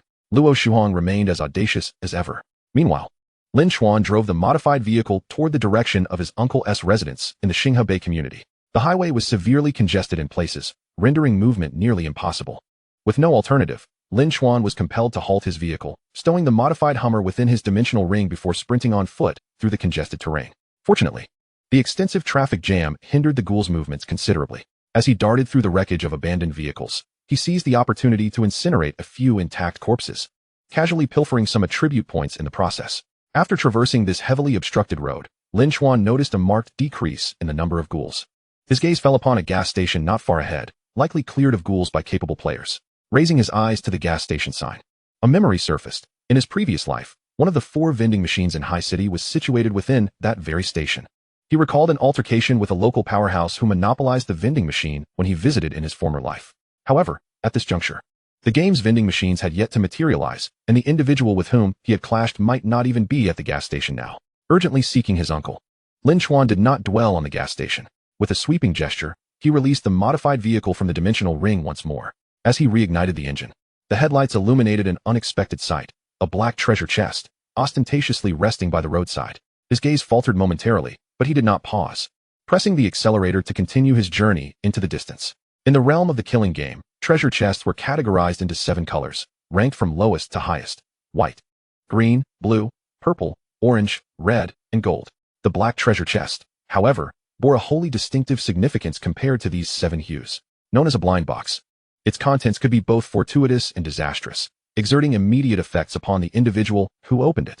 In contrast to the 7 colored chests, the items acquired from a black chest could not be gifted or traded. They would directly impact the opener upon activation, leaving no room for resistance or exchange. This served as a mechanism to deter cheating among players. In his previous life, black treasure chests had surged in popularity among players for a time. The forums frequently buzzed with tales of individuals who had dramatically altered their fates through the opening of blind boxes. Some experienced an astonishing evolution from C rank to S rank. Others gained dual class qualifications or awakened new talents. There were even instances of players experiencing astronomical increases in attributes, reaching the maximum attainable limits. Such exhilarating anecdotes ensnared countless individuals in a fervent obsession with blind boxes. Lin Chuan himself succumbed to the allure, for who could resist the pull of curiosity? The prospect of an unknown entity potentially bestowing benefits was irresistible, akin to the temptation of Pandora's box. Yet, Lin Chuan's luck was rather mediocre. He did not become one of the legendary cases of fortune from blind boxes, hailed by others. His experiences yielded only mild effects, sometimes blessings, sometimes curses. The blessings and curses he received were of low caliber, offering negligible impact. On a few fortunate occasions, he did acquire skills or talents. But for one endowed with the fireball talent, they were merely trifles, hardly worth mentioning. Once, however, his luck took a turn for the worse. leading to the instantaneous deprivation of one of his talents. That incident left Lin Chuan profoundly apprehensive. Fortunately, the talent lost was an inconsequential C-rank ability. Had it been his fireball talent, he shuddered to think of the consequences he would have to bear. Following that experience, he tempered his obsession with blind boxes, though he did not entirely abandon it. After all, who would not wish to soar effortlessly to great heights? The thrill of gambling was undeniably addictive and challenging to relinquish. It was only after the tragic demise of Sarah Yuan that Lin Chuan and players worldwide truly grasped the perils of blind boxes. Sarah's S-rank fate manipulation talent was considered invincible and unsolvable. He was the unrivaled champion in the hearts of players, fervently idolized by many. Even Lin Chuan, coveting his talent, dared not confront him. Yet, this seemingly favored child of fortune met an absurd end beneath the curse of a blind box. It was said that upon opening a black treasure chest, Sarah was suddenly enveloped in dark energy, swiftly succumbing to lifelessness. A top-tier powerhouse, capable of dominating the apocalypse, had met such an absurd fate without a fight or struggle. Even the several green crystals bound to him failed to activate. He simply perished, and so abruptly. Many found it difficult to accept such a conclusion, suspecting Sarah might be feigning death as a jest. It was only when Lin Chuan cremated Sarah's corpse that he became unequivocally certain of Sarah's demise. The man heralded as the spokesperson of fate had so effortlessly fallen victim to the seduction of the black treasure chest. It was at that moment that players worldwide finally awakened to the terrifying reality of black treasure chests through Sarah's demise. The narratives of those who had soared to greatness through blind boxes were merely instances of survivor bias. Countless unnamed souls had perished during the process of opening blind boxes, their deaths remaining unspoken due to their inability to voice their stories. Until the tragic end of such a prominent figure as Sarah. The true horror of black treasure chests went unrecognized. Lin Chuan learned a valuable lesson from Sarah's death, decisively renouncing the opening of blind boxes. To further shield himself from the allure, he even blocked all information related to black treasure chests. Even if he encountered one along his path, he would resolutely ignore it, refusing to cast even a cursory glance. Chapter 42, SS Rank Talent. Shortly after Lin Chuan disregarded the black treasure chest and drove away in his modified vehicle, a group of individuals emerged stealthily from the gas station. The leader, a man named Rong Jieming, glared angrily in the direction Lin Chuan had departed, muttering a curse. Damn. That guy must have seen it. One of his subordinates immediately dismissed that possibility. Impossible. The black treasure chest clearly possesses an enchanting allure, even shrouded in the night. It is hard to overlook. That fellow could not have missed it. Then why didn't he open it? The leader inquired. I don't know. Perhaps he was in a hurry. It was evident that the black treasure chest had been deliberately placed by the roadside for this group. Rong Jieming had enjoyed a stroke of luck early in the apocalypse, discovering a white treasure chest that yielded a dimensional ring. Later, when a torrential rain began, the chat channels buzzed with claims that the rain could significantly enhance attributes. Rong Jieming had intended to venture out into the downpour, but just as he was about to leave, he spotted an anti-fraud warning on the community bulletin board. Prior to the apocalypse, he had fallen victim to a scam. At first, he thought it was a stroke of luck that fortune had fallen from the heavens, showering him with blessings. In the end, however, he realized there were no blessings at all. It was merely a trap. That torrential downpour bore an uncanny resemblance. Rong Jieming keenly detected the scent of deception. Thus, he became vigilant and avoided the rain. Later, past midnight, all those who had endured the baptism of the rain found their attributes plummeting, reduced to mere cannon fodder. Rong Jieming felt increasingly fortunate. This incident also instilled in him a greater sense of caution. Therefore, when he later encountered a mysteriously alluring black treasure chest, he diligently restrained the impulse to open it immediately, opting instead to find a scapegoat to assess the situation. If the chest yielded a monster, it would serve as a fitting sacrifice. If it unveiled treasures, with his formidable strength, he could simply seize them from the scapegoat. His plans resonated in his mind. Yet he did not anticipate that a hapless scapegoat would pass by without noticing the black chest and drive away. Rong Jieming exhaled deeply and glanced back at the black treasure chest. He could not suppress his growing curiosity and was tempted to open it directly. He shifted his footsteps toward the chest when suddenly, from the direction blocked by numerous vehicles, the sound of engines roared again. More people were arriving. Shall we watch? Yes. Let us observe. Thus, this group hastily retreated back to the gas station, eager to witness the next scapegoat's performance. However, shortly after they returned to the gas station, Rong Jieming heard one of his subordinates, who possessed enhanced vision, exclaim in a pale-faced panic.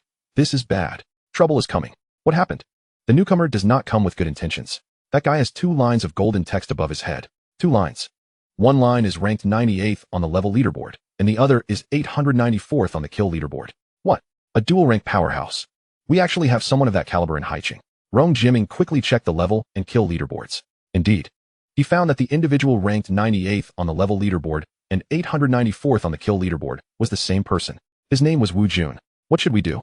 That guy can simultaneously appear on 2 world-class rankings. His strength must be formidable. If he opens the treasure chest and gains benefits, we certainly want to be able to snatch them. His subordinate looked anxious and added, moreover, since he can be on the kill leaderboard, he must have been killing rampantly during this time. If he discovers us, he might attack without hesitation. The subordinates were in a state of panic, and Rong Jimming's expression turned grim. He had no time for further contemplation and quickly made a decision. Tiger, you need to rush over and retrieve the black treasure chest. And then we need to make a hasty retreat. Tiger's face turned pale, but being of the speed-type talent, he had always been responsible for luring dangerous creatures. At this moment, it was indeed more suitable for him to fetch the chest. Without hesitation, Tiger dashed out to grab the treasure chest. However, before he could even touch it, a level 3 ghoul cleaved his head open with a single claw, killing him instantly. Inside the gas station, the atmosphere became tense and fraught with anxiety.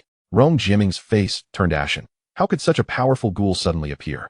He merely lamented, but unexpectedly, the subordinate with enhanced vision, filled with terror, provided him with an answer. That powerful ghoul, it seems to be under the control of Wu Jun. Moreover, there are 4 other equally powerful ghouls surrounding him.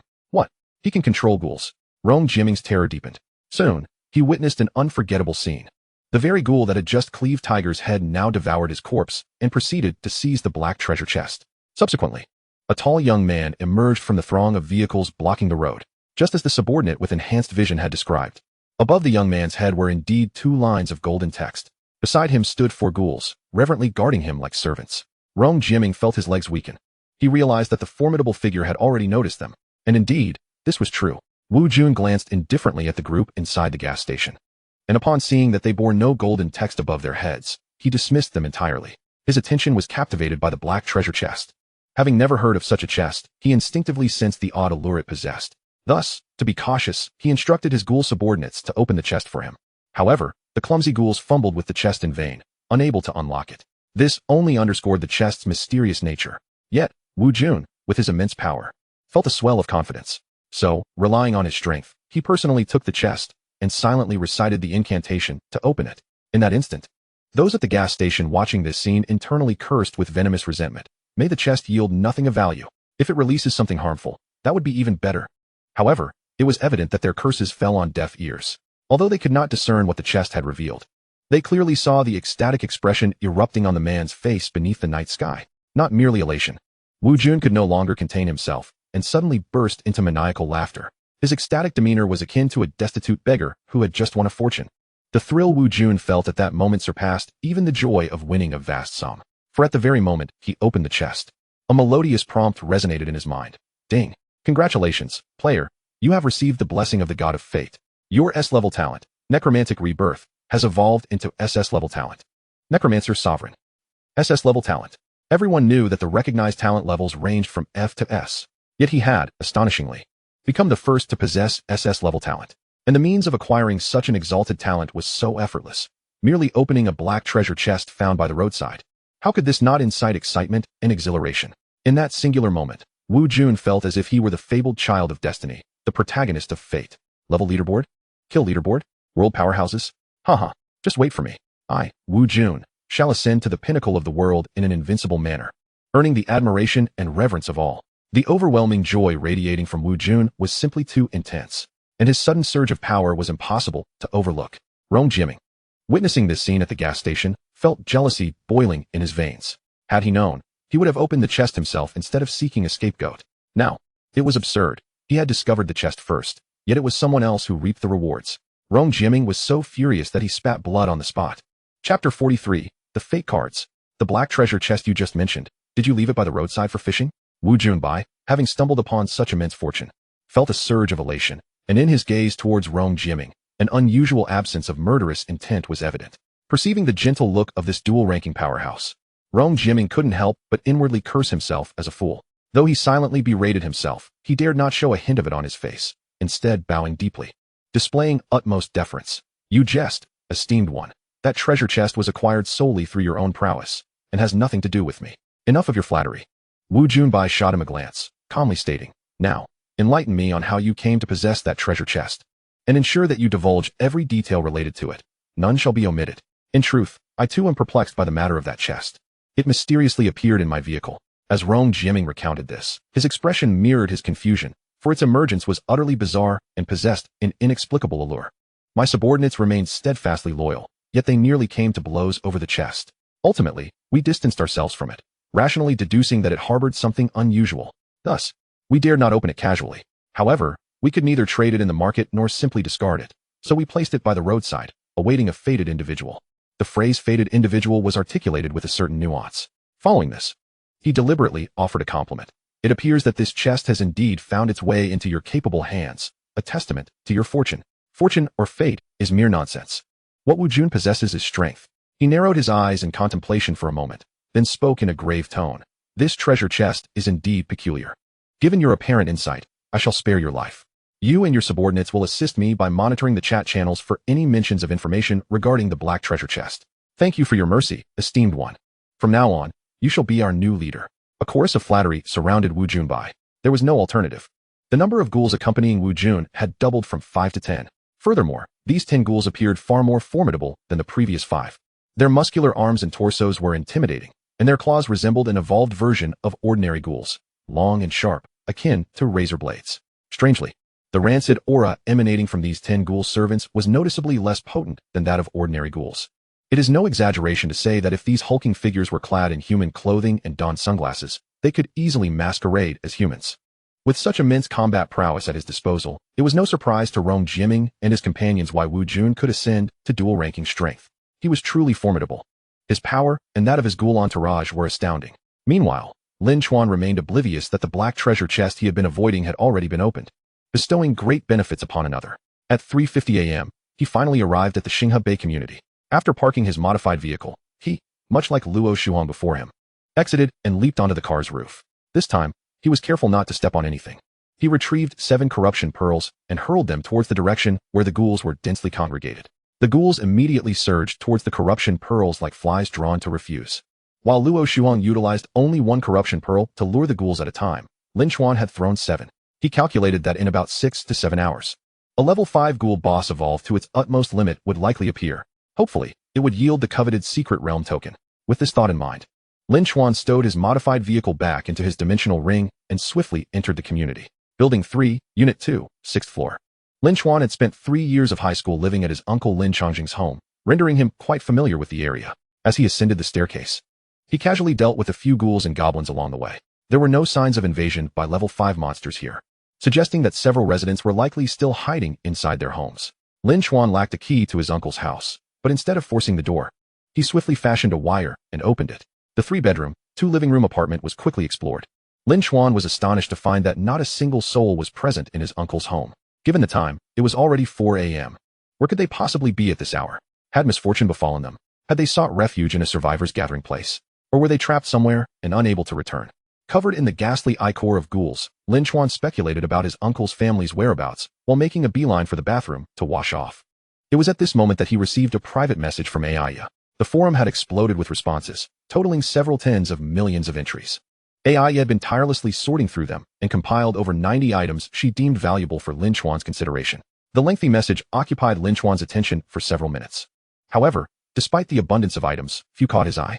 In the end, while drying himself with a towel, he replied, "Trade the item numbered 78, the Bodhisattva mask, for the remaining crystal core and exchange the other for the ocean's contract." Understood, Aya promptly responded, though with a hint of unease. Previously, I took the liberty of listing the Reaper's Coffin experience card on the trading market, as many buyers were in dire need of it. But one of them made a trade. Lin Chuan was not upset. He casually inquired, what did they trade for? It was an item called the Fate Poker. It is said to consist of 54 cards, equivalent to 54 pieces of equipment or items. Fate Poker. Lin Chuan's eyes brightened. He couldn't help but marvel at Aya's good fortune. She had previously opened a fate-related skill from a purple treasure chest, and now she had acquired a fate-related item. Although the Fate Poker was not an overwhelmingly powerful or extraordinary item, its value was such that under normal circumstances, not even 10 Reaper's Coffin experience cards could be exchanged for it. Indeed, the 54 cards represented 54 pieces of equipment. However, with the Fate Poker, only 1 card could be drawn per day. Each card's effect varied. The Spade cards represented detrimental effects, while the Heart cards conferred beneficial effects.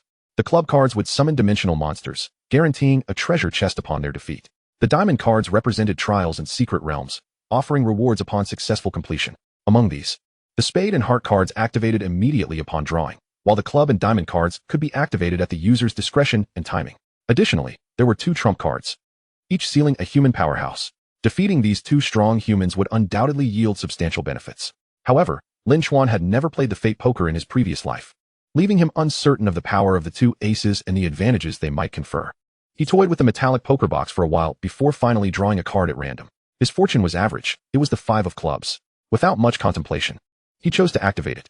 In the next moment, an enormous minotaur materialized beside him. Having developed a formidable combat instinct in his previous life, Lin Chuan almost instantaneously activated his anti-magic domain while unleashing the iron wire of the ring of the Grim Reaper. The sharp wire swiftly ensnared and constricted the minotaur. The battle, characterized by overwhelming dominance, concluded in a mere 3 seconds. Lin Chuan casually incinerated the minotaur's corpse before opening the green treasure chest it had dropped. Inside lay a battle axe. Approximately 1 meter in length, its blade was razor sharp. The sole drawback was its sheer weight. Even with Lin Chuan's strength exceeding 3 points, wielding it proved to be somewhat taxing. It seemed he would first need to enhance his attributes. Very well, I shall name you the 1000-gene axe. Lin Chuan casually toyed with the 1000-gene axe, familiarizing himself with its heft. At that moment, AI had just completed a crystal core transaction and was about to trade the prana mask and 3 contracts with Lin Chuan. After a moment of thought, Lin Chuan casually remarked, "You may keep these items for now. I am in no hurry to use them. You should wear the prana mask yourself for the time being." Chapter 44, Regional Level Rankings. The prana mask serves to ward off certain low-level mental attacks. Additionally, it grants immunity to some low-level illusions. While it may seem that its utility pales in comparison to a weapon of great destructive power, those who encounter dimensional monsters or individuals wielding mental attack capabilities without any means of defense will surely find themselves at a disadvantage. Many items offer limited opportunities for use. Yet when the moment arises, lacking them can render one quite passive. The prana mask is indeed a rare gem. Furthermore, it is the only mask-type equipment that remains effective even when not worn on the face. It can be hung at the waist and still function. Generally, individuals may equip only one piece of mask-type gear, whereas the prana mask effectively allows for an additional equipment slot. Hence, in his previous life, many powerful individuals would hang a prana mask at their waist, making it synonymous with strength. Aya, seemingly unaware of this fact, placed the prana mask directly on her face, finding it rather novel. It conveniently concealed her face, which often attracted unwanted attention, thereby sparing her considerable trouble. Contemplating this, Aya sent another message, asking, "If there are no pressing matters, may I go to sleep now?" Lin Chuan, perplexed, replied, "If you wish to sleep, then sleep. What need have you to ask me?" Aya. Who was it that ruthlessly exploited her like a miser? Now, they feigned innocence. She internally berated Lin Chuan. Consequently, even in her dreams, she found herself laboring under Lin Chuan's relentless demands, toiling day and night. Meanwhile, far away in Haicheng, Lin Chuan felt a tinge of fatigue. With no leads on finding his uncle, he opted to rest as well. On the morning of April 2nd, at 10 o'clock, the debilitating effects of the heavy rain finally dissipated. Naturally, this change was known only to those who had endured the weakness and survived. For everyone else, 10 o'clock heralded only one event, a brand new global announcement. Ding! Congratulations to all players for successfully navigating the game's novice period. 3 significant announcements are now being made. 1. Regional level rankings and regional kill rankings are now live, recording the top 99 in each category. 2. For system vending machines have been generated in each region. Players are encouraged to explore. 3. A global leveling task has been established. Players must reach level 10 within 30 days. Failure to do so will result in eradication. The 3 system announcements were identical to those from Lin Chuan's previous life. However, as someone reborn, he was acutely aware that in 30 days, the first world fusion would occur. Those who had painstakingly reached level 10, believing they could finally relax, would soon face another wave of despair. Lin Chuan's mind was as tranquil as still water as he casually opened the newly generated regional rankings. Regional level rankings of the Great Xia Kingdom, Haicheng. First, Lin Chuan, level 3. Second, Wu Jun, level 3. Third, Song Sandong, level 2. 7th, Luo Shuhong, level 2. 18th, Rong Jiming, level 2.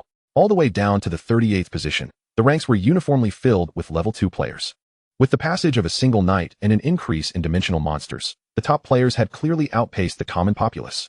The world level rankings bore no trace of anyone at level 1. Even among those who had reached level 3, there were over 100. The remainder were all at level 2. However, as of yet, no one had achieved level 4. Due to Lin Chuan's advantage in timing for reaching level 3, he remained at the top of the world rankings. Simultaneously, many in Kyoto, upon witnessing the freshly minted regional rankings, were left bewildered. Regional level rankings of the Great Xia Kingdom, Kyoto. First, Kai Jian, level 3. Second, Lei Ming, level 3. Third, Su Zixiao, level 3. Fourth, Wang Weiqi, level 3. Fifth, Jinny Taimei, level 3. Sixth, Aiya, level 2. It must be said, Kyoto truly lived up to its status as the capital. Some regions had yet to see their top players reach level 3, whereas Kyoto boasted 5 level 3 powerhouses. This situation ignited fervent discussions within the regional chat channels. Many were particularly focused on the absence of Lin Chuan, the world ranking leader, from the Kyoto regional rankings. At this juncture, people began to reconsider their previous suspicions. It seemed unlikely that the Lin Chuan ranked first in the leaderboard and the Lin Chuan from Kyoto University were the same individual. Moreover, due to the anonymity of the chat channels, many irresponsibly spread unfounded rumors. Increasingly, those possessing a modicum of intelligence began to question the validity of their assumptions. Now, having viewed the regional level rankings, some absurdly speculated whether the Lin Chuan from Kyoto University might be entirely fictitious. The various factions in Kyoto were equally astonished by this turn of events. Could it be true that the Lin Chuan of the rankings and the Lin Chuan, the infamous murderer from Kyoto University, were merely sharing a name and not the same person? What if the Kyoto University Lin Chuan did not drop treasure chests? Should they continue their pursuit of Lin Chuan? The dramatic tensions in Kyoto were palpable. Meanwhile, in Haicheng, the atmosphere was equally tumultuous. Upon seeing the regional level rankings, Luo Shuang was initially taken aback that her remarkably strong profession had only secured her the 7th position. Then, astonishment struck her as she realized that the top contender in the world rankings actually resided in the same region as her. Suddenly, she recalled the man who had stolen her modified vehicle. Surely, he must also be listed on the regional leaderboard, but what rank could he possibly hold? Meanwhile, as she gazed at the name Lin Chuan on the regional leaderboard, Wu Jun was equally taken aback. He had confidently assumed he would undoubtedly claim the top spot on the regional leaderboard. Yet, he had never anticipated that he would share his region with the number 1 in the world rankings, Lin Chuan. Wu Jun fixated on this name, his eyes brimming with hostility. Although both were at level 3, he was certain that his strength surpassed Lin Chuan's by far. After all, he was the sole possessor of an SS-level talent in the entire world. The reason for his placement behind Lin Chuan on the leaderboard was simply that he had failed to encounter any dimensional creatures above level 0 on his first day. Now, he faced a troublesome dilemma. He had exhausted his daily limit of absorbing crystal cores, and any further advancement in level would have to wait until tomorrow. He aspired to elevate his rank to level 4 before the leaderboard rewards were announced at midnight. As a level 3, absorbing a single level 5 crystal core only granted him a mere 100 experience points. However, ascending from level 3 to level 4 required a staggering 1,000 experience points. To convert 1,000 experience into crystal cores, he would need to absorb either 10 level 5 crystal cores or 1 level 6 crystal core. Naturally, he preferred the latter option, as it would conserve 9 absorption opportunities. Wu Jun, brimming with confidence in his formidable abilities, felt no doubt that his army of ghouls could easily defeat a level 6 dimensional creature. His only frustration was that he had never encountered a level 6 monster. So far, the highest level of dimensional creatures he had encountered was merely level 5. For ordinary individuals, the current dimensional creatures posed a significant and formidable threat to human survival. Yet, for a top-tier powerhouse like Wu Jun, there lingered a vexation that the monsters simply weren't strong enough. It seemed he would have to contemplate alternative methods. Wu Jun's gaze shifted toward the trading market. At that moment, a particular individual was attracting considerable attention, fervently pursued by countless players. This was the top contender on the slaughter leaderboard, Tereo Yuan. He was engaged in trading crystal cores through information exchanges, dealing in vast quantities. With a thought, Wu Jun sent a private message to Tereo Yuan. I seek strategies for rapid leveling up. Tereo Yuan, preoccupied, took quite some time before responding with indifference. Did I not post the leveling strategy on the forum? What more do you desire? Wu Jun replied, I wish to know if there are other methods for rapid leveling besides absorbing crystal cores. Tereo, far away in Sakura country, scoffed at this inquiry. How absurd. If he knew of any quick leveling methods, would he not have already claimed the top spot on the leaderboard for himself? Why would he be idly selling strategies? Nevertheless, despite his disdain, he resolutely replied, there are indeed other methods for leveling up besides absorbing crystal cores, but their feasibility is rather low. I will require 10 level 0 crystal cores for that. At this stage, many players had reached level 1, rendering level 0 crystal cores nearly useless. However, Wu Jun suddenly recalled that the announcement had mentioned vending machines being set up in the region. Thus, the currency for trading at these machines must be crystal cores. Having amassed a considerable number of crystal cores through his conquests, he considered himself somewhat affluent and promptly engaged in a trade with Tereo. Chapter 45, Abyss of Destiny. Tereo soon sent over a well-organized strategy. Feasible leveling strategies at present. 1. Consume clear spirit fruit to increase the daily absorption limit of crystal cores. 2. Take experience potions or experience meals for direct experience rewards. Requires a potion maker or chef profession. 3. Certain challenge-type secret realms grant direct experience rewards. The strategy was detailed and comprehensive, yet utterly useless. Wu Jun frowned and inquired, "What is a profession?" Tereo replied, 2 level 0 crystal cores. Wu Jun promptly traded 2 crystal cores, only to be met with shocking disappointment. It turned out that in this slaughter game, besides the divinely favored, there existed fated practitioners capable of advancing their classes ahead of time. Fortunately, the number of fated practitioners should be quite limited. Wu Jun estimated that with his prowess, even when confronted by formidable practitioners, he would likely hold his ground. He then asked, "Do you know how Lin Chuan levels up so swiftly?" Tereo responded, 1 level 1 crystal core. Wu Jun exhaled and sent more funds. Tereo quickly replied, "From my speculation, there are 3 possible scenarios. 1. He experienced a special secret realm, directly obtaining a vast amount of experience. 2. He utilized his talent or special items to catalyze high-level monsters and then defeated them. This scenario is the most likely. 3. He is a fated practitioner, directly transitioning to the potion maker class and successfully crafting experience potions. The probability is very low." Catalyzing high-level monsters. Wu Jun's excitement surged as he asked, "How can one induce the emergence of high-level monsters?" Tereo replied, 10 level 2 crystal cores. Wu Jun frowned. "Isn't that a bit steep?" Tereo replied, "I have my pricing standards. Whether you buy or not is up to you." Wu Jun pondered, recognizing that Tereo's information had indeed broadened his horizons, yet its feasibility remained dubious. Fated practitioners, special secret realms, and the clear spirit fruit that dropped from defeating the divinely favored were all not easily accessible in a short time frame. Never mind. 10 level 2 crystal cores were still too expensive, and in the end, Wu Jun opted not to exchange for the high-level monster induction plan. Instead, he inquired about the matter that currently captivated his interest the most. "Do you have any information or strategies regarding black treasure chests?" Far away in Sakura country, Tereo was currently in a nursing home. The grass and pathways of the nursing home were littered with the corpses of the elderly.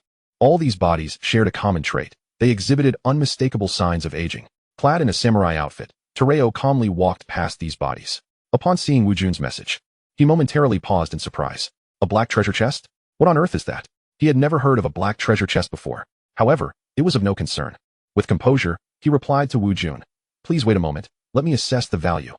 He then found a room within the nursing home and activated his S-level talent, Abyss of Destiny. Raising his hands, a massive vortex resembling a black hole manifested before him.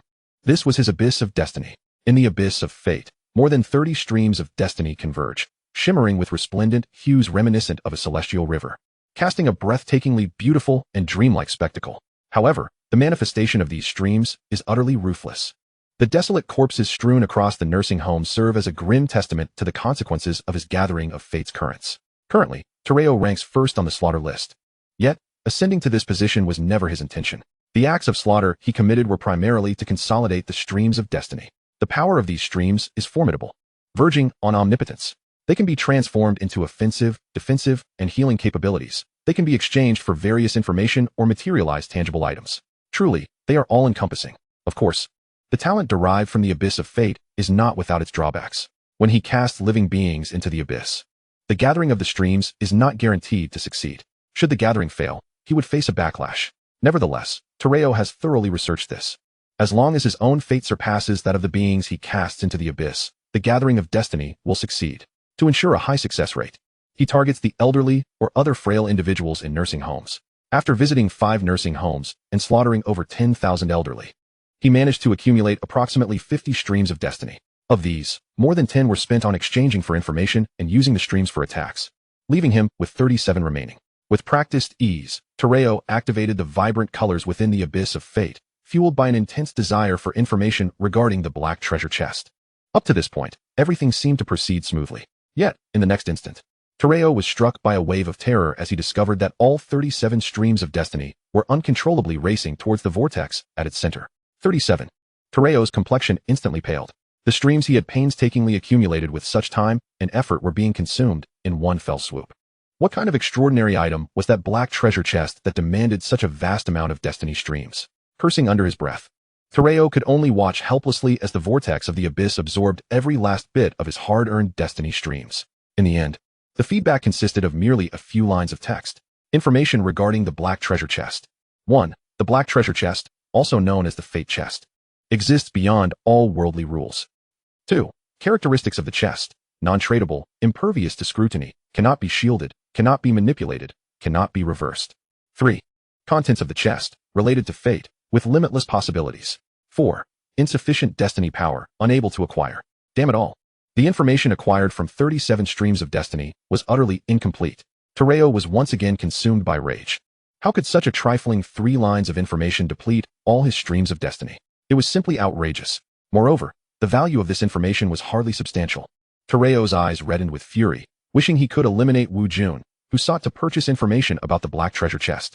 Yet, upon regaining his composure, he quickly realized that the exorbitant cost of merely 3 simple lines of information likely indicated that the black treasure chest was an exceedingly rare item. His gaze fell upon the phrase beyond worldly rules, igniting a fervent fire within his eyes. The black treasure chest, such a precious and powerful item. He must devise a way to acquire it. Taking a deep breath, Tereo calmly messaged Wu Jun. Where did you learn about the black treasure chest? You have used such a chest, haven't you? After a long wait, Wu Jun finally responded nonchalantly. Understand this. I am the customer, and I am under no obligation to answer your questions. Tereo smirked disdainfully and boldly offered. 10 level 5 crystal cores. I wish to know how you obtained the black treasure chest and what you acquired from it. Chapter 46. The Wronged Butterfly. 10 level 5 crystal cores. Wu Jun's breath quickened. As midnight approached, he would be able to absorb crystal cores, and if he absorbed 10 level 5 cores at once, he would directly ascend to level 4. At that moment, he might even secure the first global announcement for reaching level 4. Wu Jun cracked his knuckles, and after a moment of struggle and hesitation, he agreed to the transaction. The trading market had its own set of verification rules, and he set his message about evolving into an SS-level talent via the black treasure chest as a trade item. After mutual confirmation, he swiftly exchanged it for 10 level 5 crystal cores. As he held the level 5 crystal cores in his hand, Wu Jun couldn't help but marvel at the hidden prowess within the world of the slaughter game. Tereo was indeed formidable. Simultaneously, upon learning of Wu Jun's evolution into an SS-level talent, Tereo recognized Wu Jun's exceptional nature as well. However, what excited him even more was the effect of the black treasure chest. It was astonishing to discover that there was an SS level beyond S level. The black treasure chest, as a transcendent entity, could actually enhance talent levels. If his S-level talent of the Abyss of Fate could also evolve to SS level, Tereo's breath quickened with fervor and madness. The probability of successfully hatching a pet egg that has not been assessed by a beast tamer is lamentably low. Yet, astonishingly, Aya managed to hatch one. However, Lin Chuan pondered that this feat must be attributed to Aya's innate talent. He casually inquired, what emerged, a bug perhaps? Huh. How did you know? How did he know? Because her talent is evidently suited for nurturing insects. Yet, he refrained from directly conveying this to Aya. Instead, feigning profundity as he asked, could you describe what the insect looks like? This insect seems somewhat malnourished, entirely black and emaciated. A withered yellow line stretches from its head to its tail, and atop its head, there is an antenna, also a sickly yellow, giving it an appearance of being undernourished. A hint of concern for the insect's condition crept into Aya's voice. Yet, Lin Chuan's lips twitched in disbelief. Good grief. This was absurd. He began to suspect that Aya might indeed be the fated daughter of destiny. Could it be that she had hatched a Wang City butterfly? He recalled that even under the guidance of a beast tamer, even with the most precious resources, the likelihood of hatching a Wang City butterfly was dismally low. No, something was definitely amiss. Aya's talent may be suitable for raising insects, but it surely should not extend to the successful hatching of a Wang City butterfly. Lin Chuan furrowed his brow, gravely asking, is your talent truly only C-grade? After a moment, Aya replied, yes, it is C-grade. Lin Chuan frowned, his tone serious as he warned, I advise you not to attempt any tricks against me. Aya hesitated briefly before choosing to be forthright. Actually, I am uncertain what this implies, but there is a character true following my talent. Lin Chuan's lips twitched once more. Good grief. How utterly ridiculous. A C-grade talent could possess a true designation? This girl must indeed be the fated daughter of destiny. The distinction of true or false in talent typically only appears in grades A and above. Furthermore, the concept of authenticity only arises after the first world fusion. For instance, Lei Ming's talent, upon evolving from A grade to S grade, is classified as false S grade. Talents that evolve to S grade through world fusion are generally false S grade. However, those that have been S grade since their awakening are true S grade. Naturally, true S grade talents are superior to their false counterparts. True S grade talents wield the power of rules with greater ease, while false S grade talents do not possess such power. This was the first time Lin Chuan had heard of talents below S grade bearing a true mark. Nevertheless, it was not difficult to deduce that while Aya's talent may indeed be C grade, it concealed a trace of rule power. It was this very sliver of rule power that enabled her to successfully hatch the Wang City butterfly. Very well. Lin Chuan exhaled deeply. He had to accept that some individuals were simply fortunate enough to stumble upon great opportunities. Of course, Aya's most significant opportunity was undoubtedly not the Wang City butterfly, but rather Lin Chuan himself. Lin Chuan proceeded to explain the feeding methods for the Wang City butterfly to Aya, then instructed, "For now, I cannot return. Please procure some blood goo insects for me." "Oh, all right." After Aya obediently agreed, she suddenly reported, "Something strange is happening here. In the air raid shelter, for some reason, I am the only one left. The Zhou family and Zhou Tiangang's classmates have all vanished." Lin Chuan regarded this news with no surprise. Zhou Tiangang and the others had not simply disappeared. They had fallen into the Wang City purgatory. The Wang City butterfly's most potent attack was indeed the Wang City purgatory. It was likely that Zhou Tiangang and his companions had harbored hostility towards Aya, thus falling victim to the Wang City butterfly's assault. Unbeknownst to Lin Chuan, those ensnared in the Wang City purgatory were not solely Zhou Tiangang and his group. A batch of cannon fodder preparing to encircle him had also become trapped within the Wang City purgatory. Meanwhile, Aya, blissfully unaware, clutched the malnourished insect protectively in her palm. She called out to Kai Ji-in, "Little Black, let's be on our way."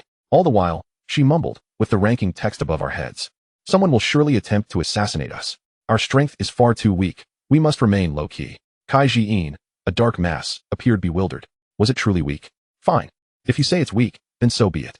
Originally poised to charge into the Wang City purgatory and wreak havoc, Kai Ji-in, heeding Aya's caution, decided to adopt a more discreet approach. Thus, the trio of Aya, her doppelganger, and the insect left the old mansion with striking subtlety. Aya intended to find a small grove to continue her foray into the wasp nest. Little did she know that her and Kai Ji-yin's discreet exit from the old mansion caught the attention of onlookers from a nearby tall building. The Luo, Wan Qi, and Nie families remained steadfast in their plan to encircle Lin Chuan. A group of cannon fodder driven by self-interest was the first to invade the old mansion. According to their plan, these cannon fodder were meant to completely surround the old mansion, allowing not a single fly to escape. Meanwhile, the higher-ups of these family factions huddled in the high-rise, awaiting results. But why had Kai Ji-in, ranked 2nd, and Aya, ranked 198th, emerged from the old mansion? A representative from the Luo family expressed doubt. What is happening? Where are those who entered the old mansion? What of Lin Chuan? Why has he not come out? What on earth is going on? The group quickly dispatched another individual to investigate the situation within the old mansion. Strangely, everyone who entered the old mansion lost contact entirely. The old mansion had transformed into a bizarre existence where entry was permitted, but exit was not. Meanwhile, those who had stealthily followed Aya met a swift end at the hands of Kai Ji-in. The higher-ups of the families originally planning to encircle Lin Chuan were now in a state of panic. Luan Yuling gazed at the strange old mansion, her complexion paling slightly. Have those people perished? Did they die by Lin Chuan's hand? How on earth did he accomplish this? No, they had not perished. They must have been ensnared by something. Qi Feng, having narrowly escaped in the foul sewers, subsequently joined the effort to encircle Lin Chuan without hesitation. His eyes were fixed on the old mansion, his heart filled with a desire to rend Lin Chuan into 1,000 pieces. Standing beside him was the once commendatory instructor, Nie Taijun, who had even contemplated supporting Lin Chuan. Nie Taijun cast a penetrating gaze at the strange old mansion, his brow furrowed. "In my view, we should not proceed with this operation at all. Stand down, Luo Yanping, and recall those who followed Aya and Kai Ji-in. Perhaps we can still save them." Luo Yanping leaned against the railing, his expression tense. At this moment, Qi Feng spoke up again. "Our enmity with Lin Chuan has already been established from the very outset of our actions. As far as I know, Lin Chuan is petty and vengeful. Even if we were to back down now, he would certainly not let us off the hook. Rather than passively concede, it would be more prudent to capture Aya, who has a good relationship with him, and seek a breakthrough against Lin Chuan through her." Chapter 47, Targeting Aya. Luo Yanping, in his 30s, donned a pair of thin-framed glasses, presenting an image of cultured elegance. Yet beneath this scholarly facade lay a fierce aura befitting a dominant figure. As he leaned on the railing, the 20 or so individuals present dared not approach him. Upon hearing Qi Feng's words, he raised a hand to adjust his glasses, turned to face Qi Feng, and smiled. President Qi Feng? During his time at Jing University, the students referred to him as President Qi Feng. However, this familiar address, when uttered by Luo Yanping, felt rather discordant. Qi Feng realized that while students spoke with respect and admiration, the tone of this authoritative figure concealed a hint of mockery. Qi Feng's hands, hidden behind his back, tightened into fists, a flicker of humiliation and unwillingness stirring within him, yet he dared not retaliate. Even the slightest hint of discontent was stifled, for the man before him was none other than Luo Yanping, a true magnate. In the presence of Luo Yanping, the revered Qi Feng could only bow his head in submission. With a forced smile, he replied, "Please don't belittle me, Mr. Luo. I hardly deserve to be called president." Luo Yanping's shrewd gaze appraised Qi Feng before shifting to the gathered elite from prominent families. He took charge of the situation while simultaneously reassuring them. Everyone heard President Chi Feng's analysis just now. Regardless of our success or failure, our conflict with Lin Chuan has already formed. Moreover, with so many of us surrounding him, we must achieve a resolution, right? Here is the plan. We will split into 2 groups. One will be dispatched to handle Aya, the other will confront Lin Chuan. The 20 or so individuals remained silent, tacitly agreeing. Luo Yanping then turned his attention back to Chi Feng, a gentle smile gracing his face. As far as I know, Aya is an old acquaintance of yours, President Chi Feng. In that case, I entrust her to you. The rest of us will advance on the old mansion. Yes, we will heed Mr. Luo's orders. The others chimed in, leaving Chi Feng visibly bewildered. Wait, am I the only one assigned to Aya? Luo Yanping chuckled. I presumed President Chi Feng was an astute individual who would grasp my intentions. Chi Feng was indeed clever. With minimal contemplation, he discerned Luo Yanping's true motive. He intended to approach Aya not through brute force, but through cunning and emotional manipulation. After pondering the feasibility, Chi Feng frowned. Aya has only recently joined the student council. Our relationship is merely slightly better than that of complete strangers. That is inconsequential. Women are inherently emotional beings, often susceptible to soft-heartedness. I trust that with your experience in matters of the heart, securing the affection of a young girl should pose no difficulty. As he spoke, Luo Yanping, adopting an air of authority, clapped his hands casually and continued, I have 2 assistants available. I hope you can make good use of them. With his clap, 2 disheveled young women, visibly distressed and trembling, were brought forth by 2 burly men. Chi Feng eyed them with suspicion. Who are they? They are Aya's roommates. Need I say more? President Chi Feng should know how to proceed, right? Chi Feng glanced over, understanding immediately. Very well, I shall handle Aya. With everything agreed upon, he led the 2 women away. Finding a place where they could converse, Chi Feng directly administered 2 pills, threatening ominously. Behave, and I will provide you with the antidote. Otherwise, in 24 hours, you will suffer excruciating decay and die in agony. The 2 women had evidently endured torment before being handed over to Chi Feng, leaving them in a severely distressed state. One round-faced girl, wearing glasses, still retained a flicker of rationality. Upon hearing Chi Feng's words, she frantically nodded. The other, with fair skin and an appealing figure, seemed to struggle to comprehend her dire situation, appearing dazed and unresponsive to Chi Feng's threats. Chi Feng showed her no mercy, grasping her disheveled collar and delivering a sharp slap to her face. Then, in an even harsher tone, he threatened, I'm speaking to you. Do you understand? Yet she remained unresponsive, silently shedding tears. Meanwhile, the round-faced girl began to cry as well, exclaiming, President Chi Feng, this is Zhongqing. She was in love with you before the apocalypse. Last night, when she was assaulted, she fought back desperately, calling your name for help. As she spoke, Zhongqing seemed to recall a nightmarish memory, trembling uncontrollably, her tears flowing more profusely. Yet no matter how she cried, she emitted not a single sound, merely gazing at Chi Feng with a broken, obsessive look. Chi Feng's expression hardened. In the next instant, he flipped his hand and produced a fruit knife from his dimensional ring. In a heartbeat, the sharp blade sliced through Zhongqing's elegant neck, instantly robbing her of life. Her wide-open eyes still shed silent tears. The round-faced girl, believing her words would elicit compassion from Chi Feng towards Zhongqing, was horrified to witness the very man she admired take her beloved's life. Watching this scene, her face turned pale, trembling in fear. Chi Feng casually retrieved a white handkerchief, methodically wiping the blood from the blade. He turned to the round-faced girl, speaking in a flat tone. Those who allow emotions to cloud their judgment are the easiest to manipulate. Wouldn't you agree? Yes, yes. The round-faced girl stammered, nodding frantically. I won't let emotions get in the way. I have no feelings for Aya. I will absolutely follow your orders, President. Very good. Chi Feng gently caressed the pale face of the round-faced girl, his tone patronizing. Once this is accomplished, I shall make you my woman. Though her body continued to tremble, a glimmer of joy surfaced in her eyes, and she quickly replied, Thank you, President. I will be obedient. Their collaboration appeared to be quite harmonious. Meanwhile, Zhongqing's lifeless body was subjected to Chi Feng's brutality, her skull shattered to extract a level 0 crystal core. Subsequently, the 2 proceeded in the direction of their planned encounter with Aya. On the other side, in High City, Lin Chuan harbored suspicions about the events transpiring in Kyoto. Yet he remained indifferent. Having endured myriad experiences during the apocalypse in his previous life, including betrayal by trusted allies and treachery from those he saved, he had grown accustomed to such turmoil. Some pursue their interests, others fight for survival, while some are driven by love turned to hatred. Human nature is exceedingly complex and ever-changing. Lin Chuan, having undergone countless trials, finds it increasingly difficult to care about others. Whether Aya lives or dies is of no concern to him. If she perishes, he can simply appropriate her talents for himself. The only annoyance lies in the fact that after seizing her abilities, he would have to use his own blood to nurture the bloodworms.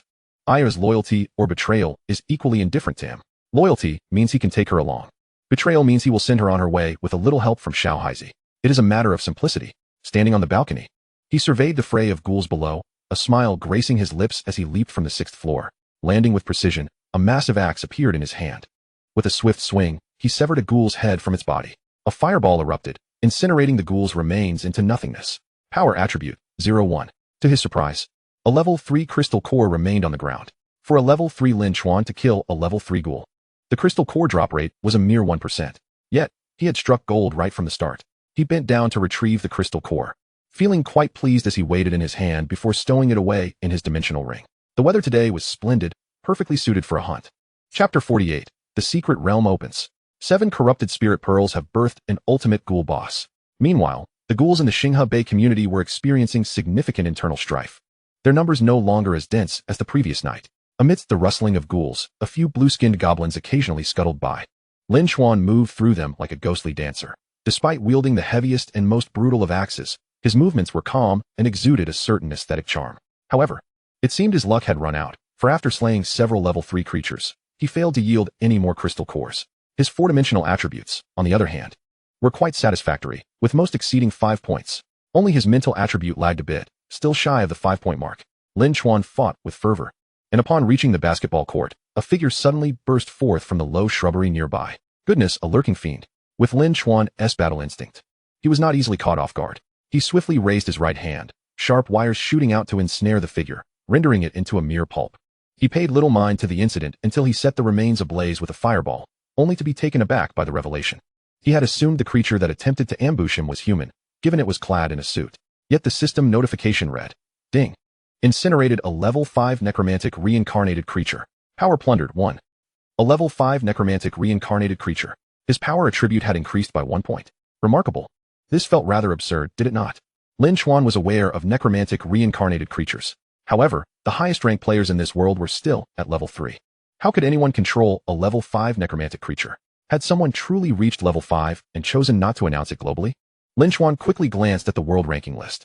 Oddly enough, he was still at the top, still at level 3. So where did this level 5 necromantic creature come from? An S-rank talent shouldn't be able to achieve such a feat, right? Lin Chuan pondered for a moment. But finding no clarity, he chose to set it aside. After all, in a game of slaughter, anything was possible. In his previous life, too many had risen to prominence due to a mere opportunity. Yet, even more had flared up like fireworks, dazzling for a fleeting moment before plummeting back down. Fallen strongmen are seldom remembered. Only the living ones are the true champions. And Lin Chuan was determined to be one of those survivors. He flashed forward, continuing toward the direction of the ghoul boss.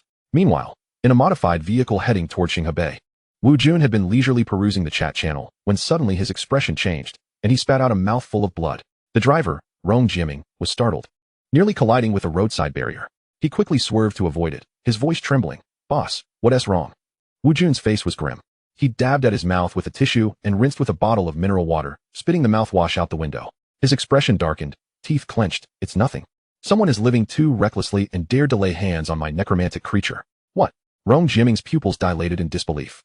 "Your ghoul minions are stronger than many current level 5 monsters. Who on earth could challenge them?" Wu Jun didn't know, but his eyes brimmed with murderous intent.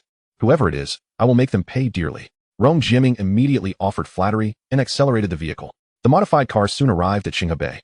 Rong Jiaming instructed a subordinate with enhanced vision talent to scout the situation. Soon, the subordinate exclaimed, "Holy cow, a purple treasure chest." "What?"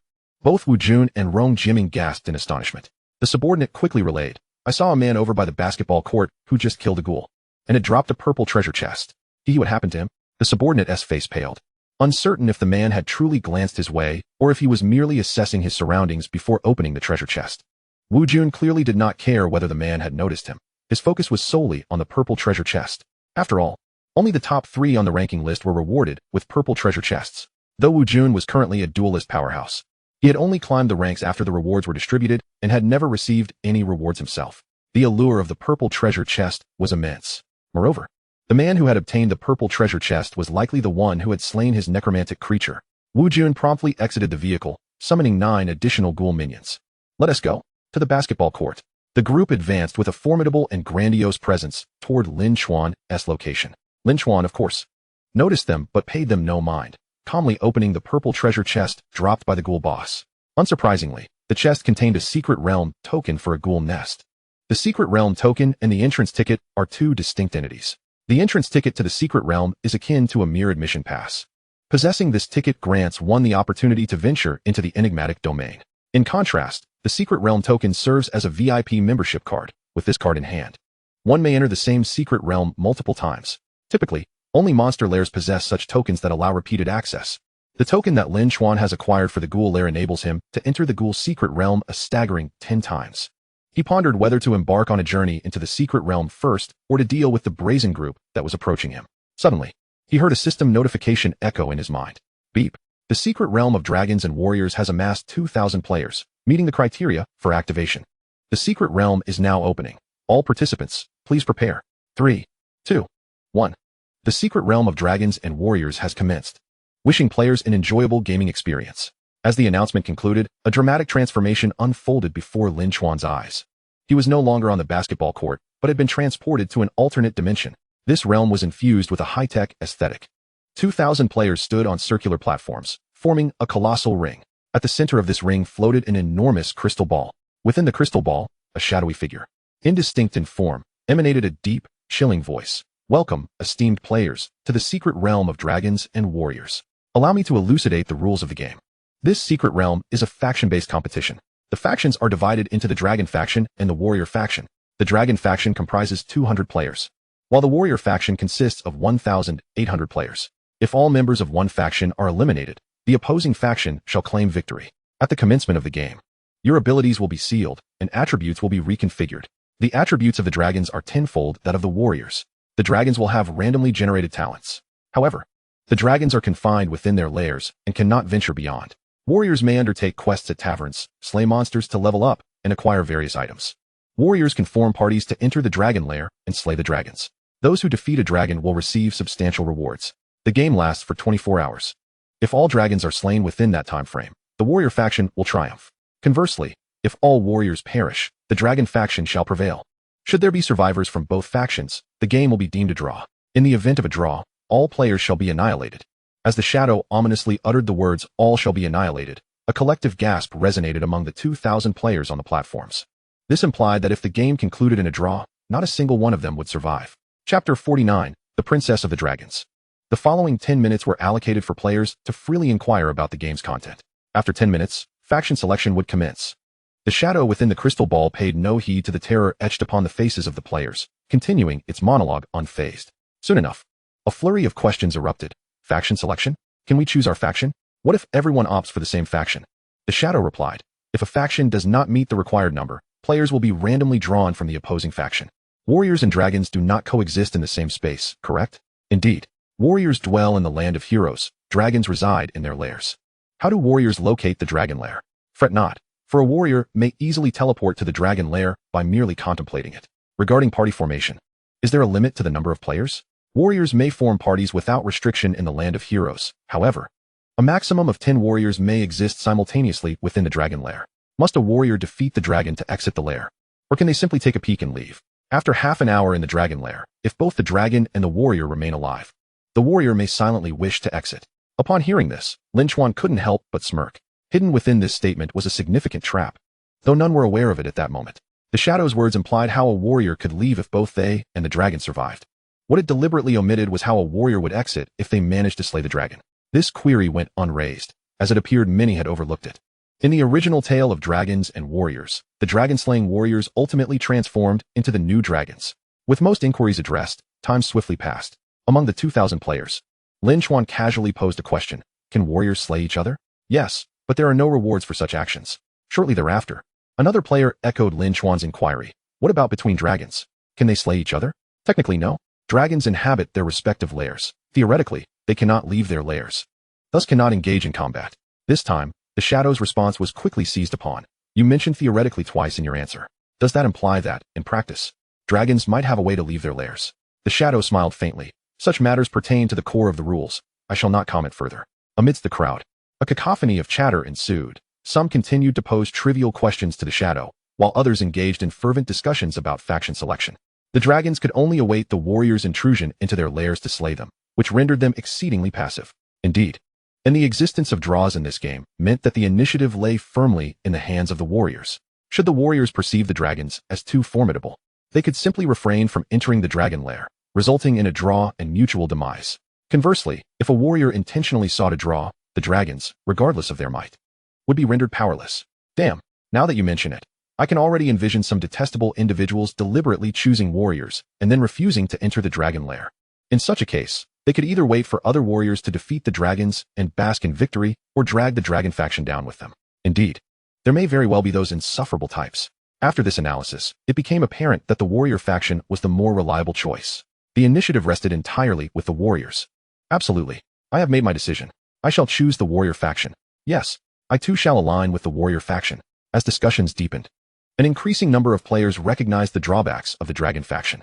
Though the dragons were undeniably powerful, their inability to leave the lairs rendered them excessively passive. Warriors, wishing to avoid a draw, could confront the dragons head-on. However, the dragons, unable to do anything about warriors unwilling to enter their lairs, found themselves at a disadvantage. Thus, with this realization, nearly 99% of the players leaned towards selecting the warrior faction.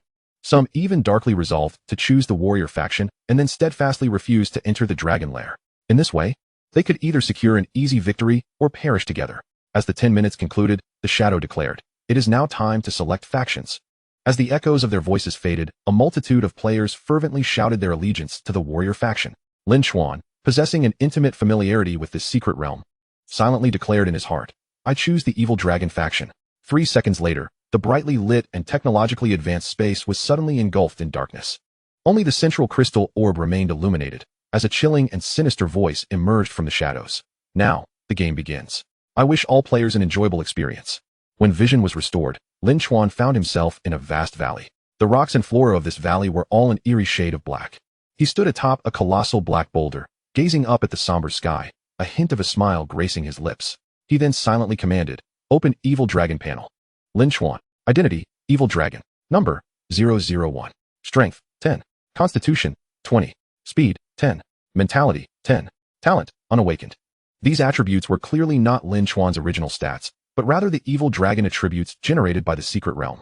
Moreover, Lin Chuan's innate talents were rendered completely ineffectual in this place.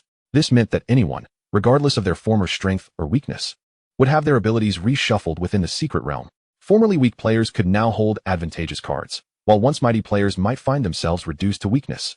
This feature was a significant reason for the secret realm's popularity, as it provided the weak with a fair chance to compete against the strong. Here, Lin Chuan's advantages accrued from his fireball talent were entirely nullified. However, he still retained another advantage, Rebirth. In his renewed form, he possessed a wealth of information. A faint smile graced his features as he focused his thoughts, swiftly locating the exclusive chat channel for evil dragons. Many players were already engaging in conversation. "So unlucky. I originally chose the warrior faction. I never expected to be randomly assigned to the evil dragon faction. It's over. I too was randomly assigned as an evil dragon. I feel like the evil dragon faction stands no chance of winning. If the evil dragon is weak, it will be slain by the warriors. If the evil dragon is strong, the warriors will deliberately force a draw, taking us down with them. Complaining now is futile.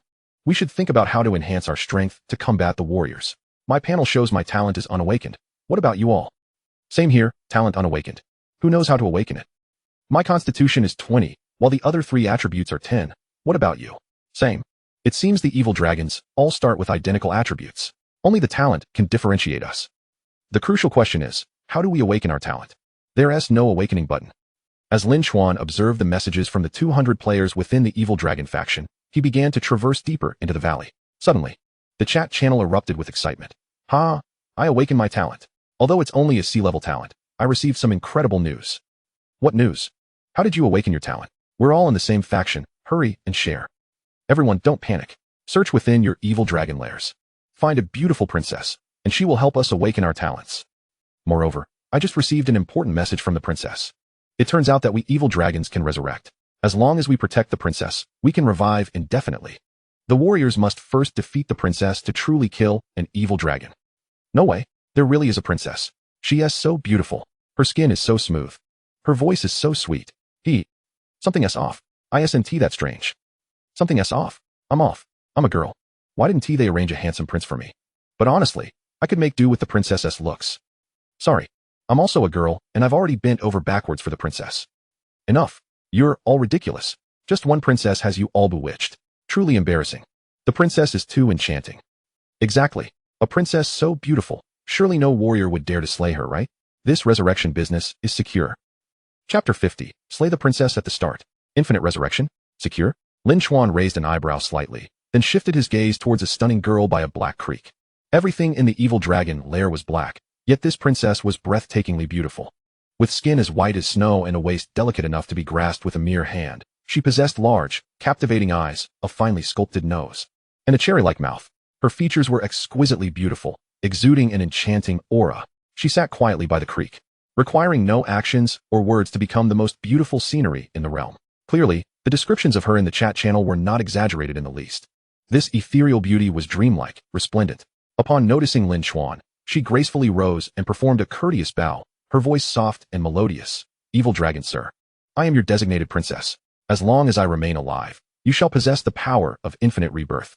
Now, my dear evil dragon, sir, shall we commence your talent awakening? Without waiting for Lin Chuan's response, she raised her delicate hand, within which floated a semi-transparent misty crystal orb.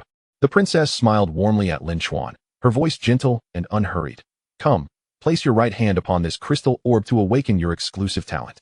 Lin Chuan smiled slightly, taking measured steps toward her. In the princess's expectant gaze, he raised his right hand, the slow motion imbued with a subtle hint of seduction. The princess smiled softly.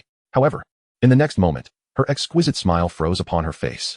For Lin Chuan did not place his hand upon the crystal orb. Instead, he twisted it directly toward the princess's gracefully slender neck. The princess's eyes widened in disbelief, her gaze filled with terror. Her dreamlike, delicate visage flushed red as she struggled to breathe. She could barely utter a single word of confusion before succumbing to an unfathomable shock and regret. Lin Chuan nonchalantly withdrew his right hand. As he released her, the princess's lifeless body slowly crumpled to the ground. Her once snow-white skin instantaneously transformed into the same pure black as Evereth. While it may not be entirely unfavorable, it can only be deemed a C-grade talent at best. Conversely, it is certainly not remarkable, particularly when compared to his exceptionally overpowered fireball ability. However, luck is not something one can demand. Lin Chuan swiftly reopened the chat channel to observe the talents others had awakened. What the hell? I'm truly just a non-lucky player. Awakening an E-grade talent in reality, only to come to the secret realm and awaken an even more pathetic F-grade. Sigh, I was a powerhouse with an A-grade talent in reality. Yet here I've only awakened a D-grade. The disparity is quite significant. I've awakened the S-grade talent, Master of Souls. Those brave warriors dare to enter my dragon's lair. I can defeat them and then control their souls with my talent, enslaving them. Wow. An S-grade talent powerhouse has emerged. This talent sounds incredibly impressive. Please, esteemed one, take me along. What am I even doing here? I just want to cry, alright. I'm merely an F-grade nobody in reality. How did such fortunate luck to awaken an S-grade talent end up happening in this secret realm? This talent cannot be taken away. Even if it is powerful, it is only temporarily so. Sigh, don't be too disheartened, esteemed one, with your formidable S-grade talent. Our dragon faction's chances of victory have increased. After triumphing, we will all have the opportunity to soar and grow stronger. Indeed, we must unite. Let us strive for the victory of the dragon faction. Absolutely. Let us all put in our efforts. The dragon faction will surely prevail. The dragon faction will surely prevail. In an instant, the chat channel was filled with fervent enthusiasm. Lin Chuan carefully observed and realized that he seemed to be the only one who had killed the princess from the outset. This was understandable. After all, the princess possessed the ability to resurrect dragons and was incredibly beautiful. Who would be willing to slay her? However, Lin Chuan knew that the princess's so-called resurrection of dragons only applied to dragons and not to players. This meant that if a player with a dragon identity was killed by a warrior, they would truly be dead. Nevertheless, even if the player perished, the dragon could still exist. This was because the dragon-slaying warrior would transform from the warrior faction to the dragon faction, directly assuming the identity of the dragon they had slain. And this was what the princess referred to as the resurrection of dragons. However, the resurrected dragon was clearly not the original dragon. According to this setting, as long as the princess remained alive, the dragon faction would never face extinction, because dragon-slaying warriors would automatically convert into the dragon faction. Thus, this cycle would transform the faction battle into a contest of 2,000 individuals vying for 200 dragon identities. The princess and the crystal ball in the dragon's lair were, in fact, a hidden reward within this secret realm game. If players obediently listened to the princess and awakened their talents in her manner, their awakened talents would only be effective within the dragon's lair. Once they left the secret realm and returned to reality, the talents could not be taken with them. However, if one could kill the princess and shatter the talent crystal ball, the awakened talent would become permanent, allowing it to be taken out of the secret realm. Naturally, If it were merely a C-grade healing talent, Lin Chuan would not find it appealing, especially with his overpowered fireball ability. Yet, what lay before him was not just one talent, but a staggering total of 200. Furthermore, due to the unique rules of the secret realm, the probability of awakening high-level talents here was significantly higher than in Lin Chuan's world. Lo and behold, with only 200 individuals, someone had already awakened an S-grade talent. Master of Souls, capable of enslaving intelligent beings. This talent was quite impressive. Undoubtedly, it would soon be his. While lost in thought, the chat channel suddenly erupted with another message. The dragon faction will surely win. Rest assured, everyone. I have awakened the SSS grade talent, Shadow Form. This talent allows me to transform into shadow, ignoring all attacks. Essentially, I possess an immortal body. Thus, even if my princess is killed by the warriors, I will not be slain. What the hell? ISNT the highest talent S grade? What is SSS grade? Wow, I've learned something new. Please, esteemed one, take me along. Incredible. An SSS grade talent can be awakened in this secret realm. What a pity it cannot be taken away. Otherwise, wouldn't that make one invincible upon returning to reality? Cannot be taken away? Others may not be able to, but Lin Chuan can. Lin Chuan's eyes sparkled with excitement as he read the messages in the chat channel, fearing any unexpected occurrences. He discreetly typed in the chat channel, the SSS grade esteemed one must be residing in the 66th dragon lair, right? Such luck is unparalleled. His outward flattery concealed his true intent. He was secretly probing for the other party's dragon number. However, the individual remained silent in the chat channel. Lin Chuan's expression darkened, and after a brief moment, he exhaled heavily. No matter, he thought, worst comes to worst, he would search every lair one by one. Now the question arose. According to regulations, dragons could not leave their own dragon lairs.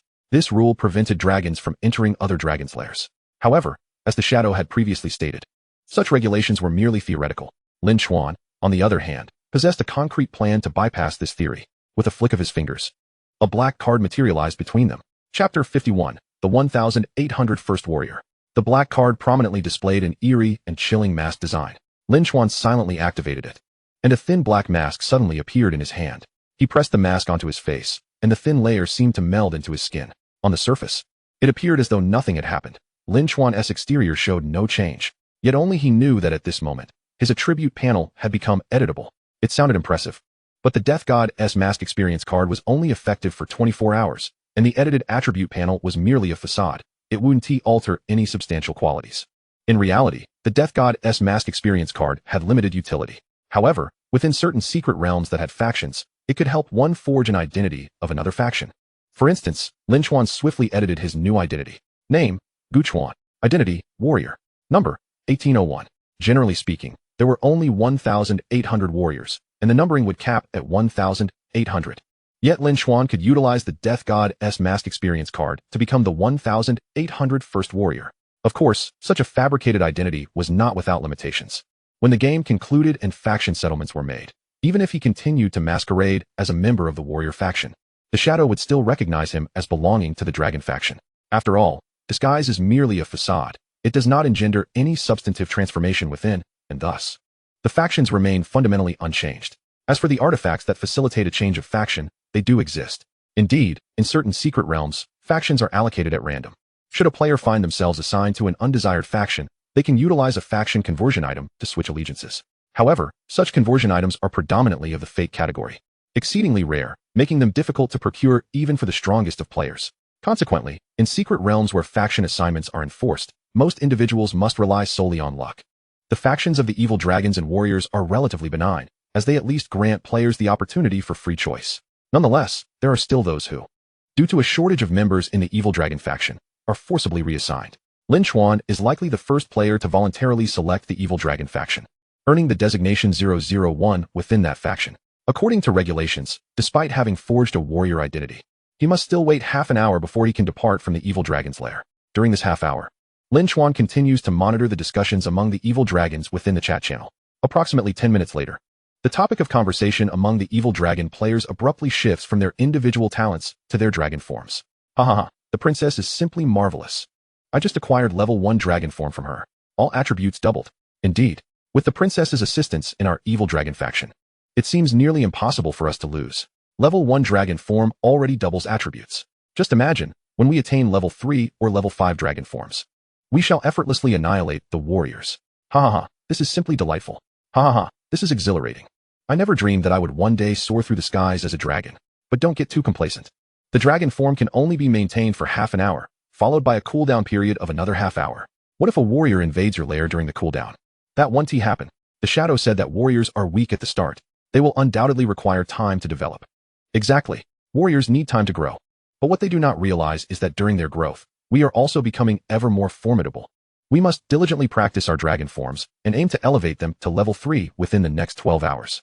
At level 3, dragon form attributes will triple. By then, the warriors will truly be no match for us.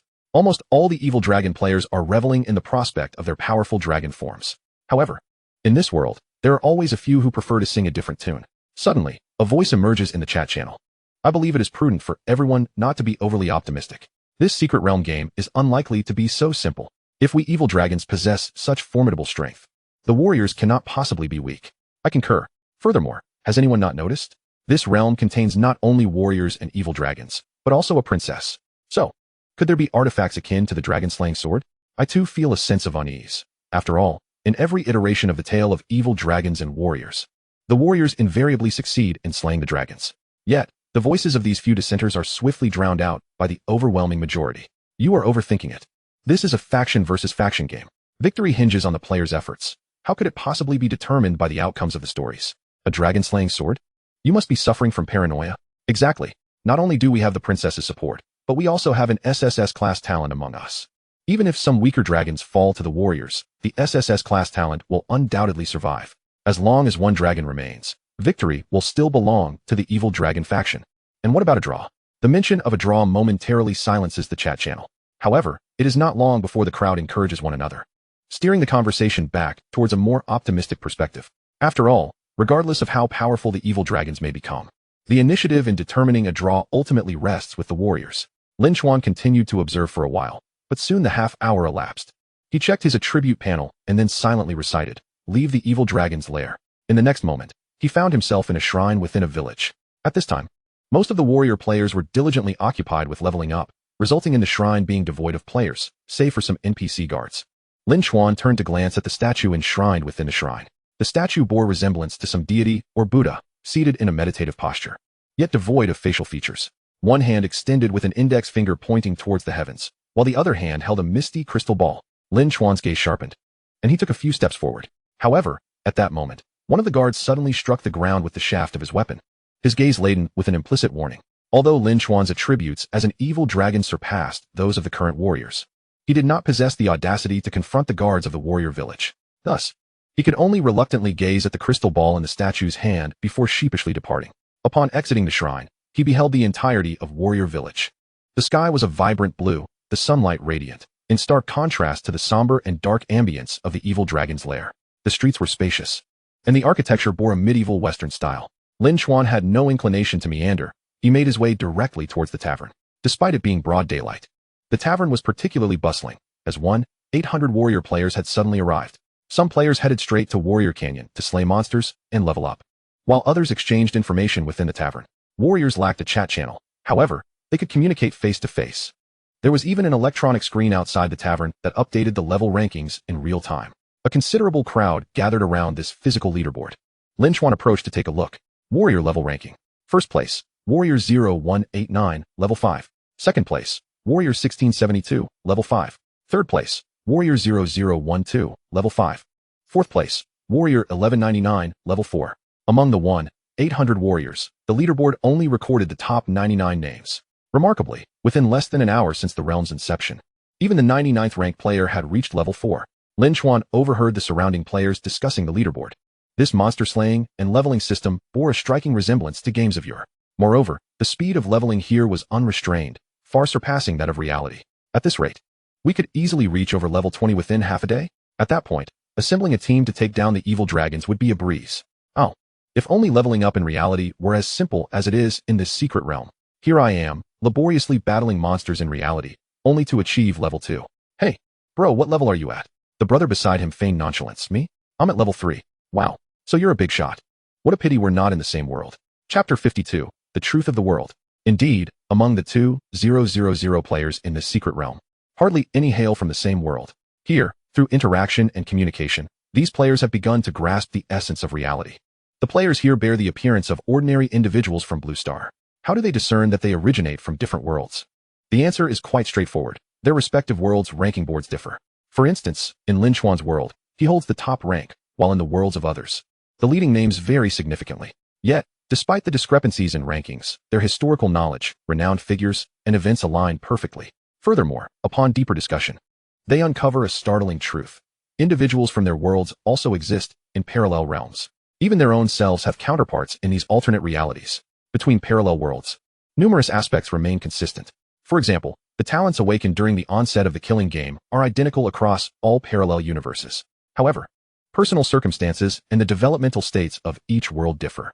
In one's own world, one might seize opportunities to become a formidable force. Yet, in another world, the same individual could languish in mediocrity, achieving nothing. After 30 days of gameplay, the parallel worlds will merge in pairs. Additionally, the killing game will issue a terrifying compulsory task to eliminate one's alternate self. Those who succeed in the elimination will inherit everything possessed by their counterpart, including the potential for talent fusion. In Lin Chuan's previous life, his originally A-grade talent evolved into an S-grade talent after defeating his alternate self during the world merge. However, who can truly ascertain whether the surviving Lin Chuan is the one from this world or another?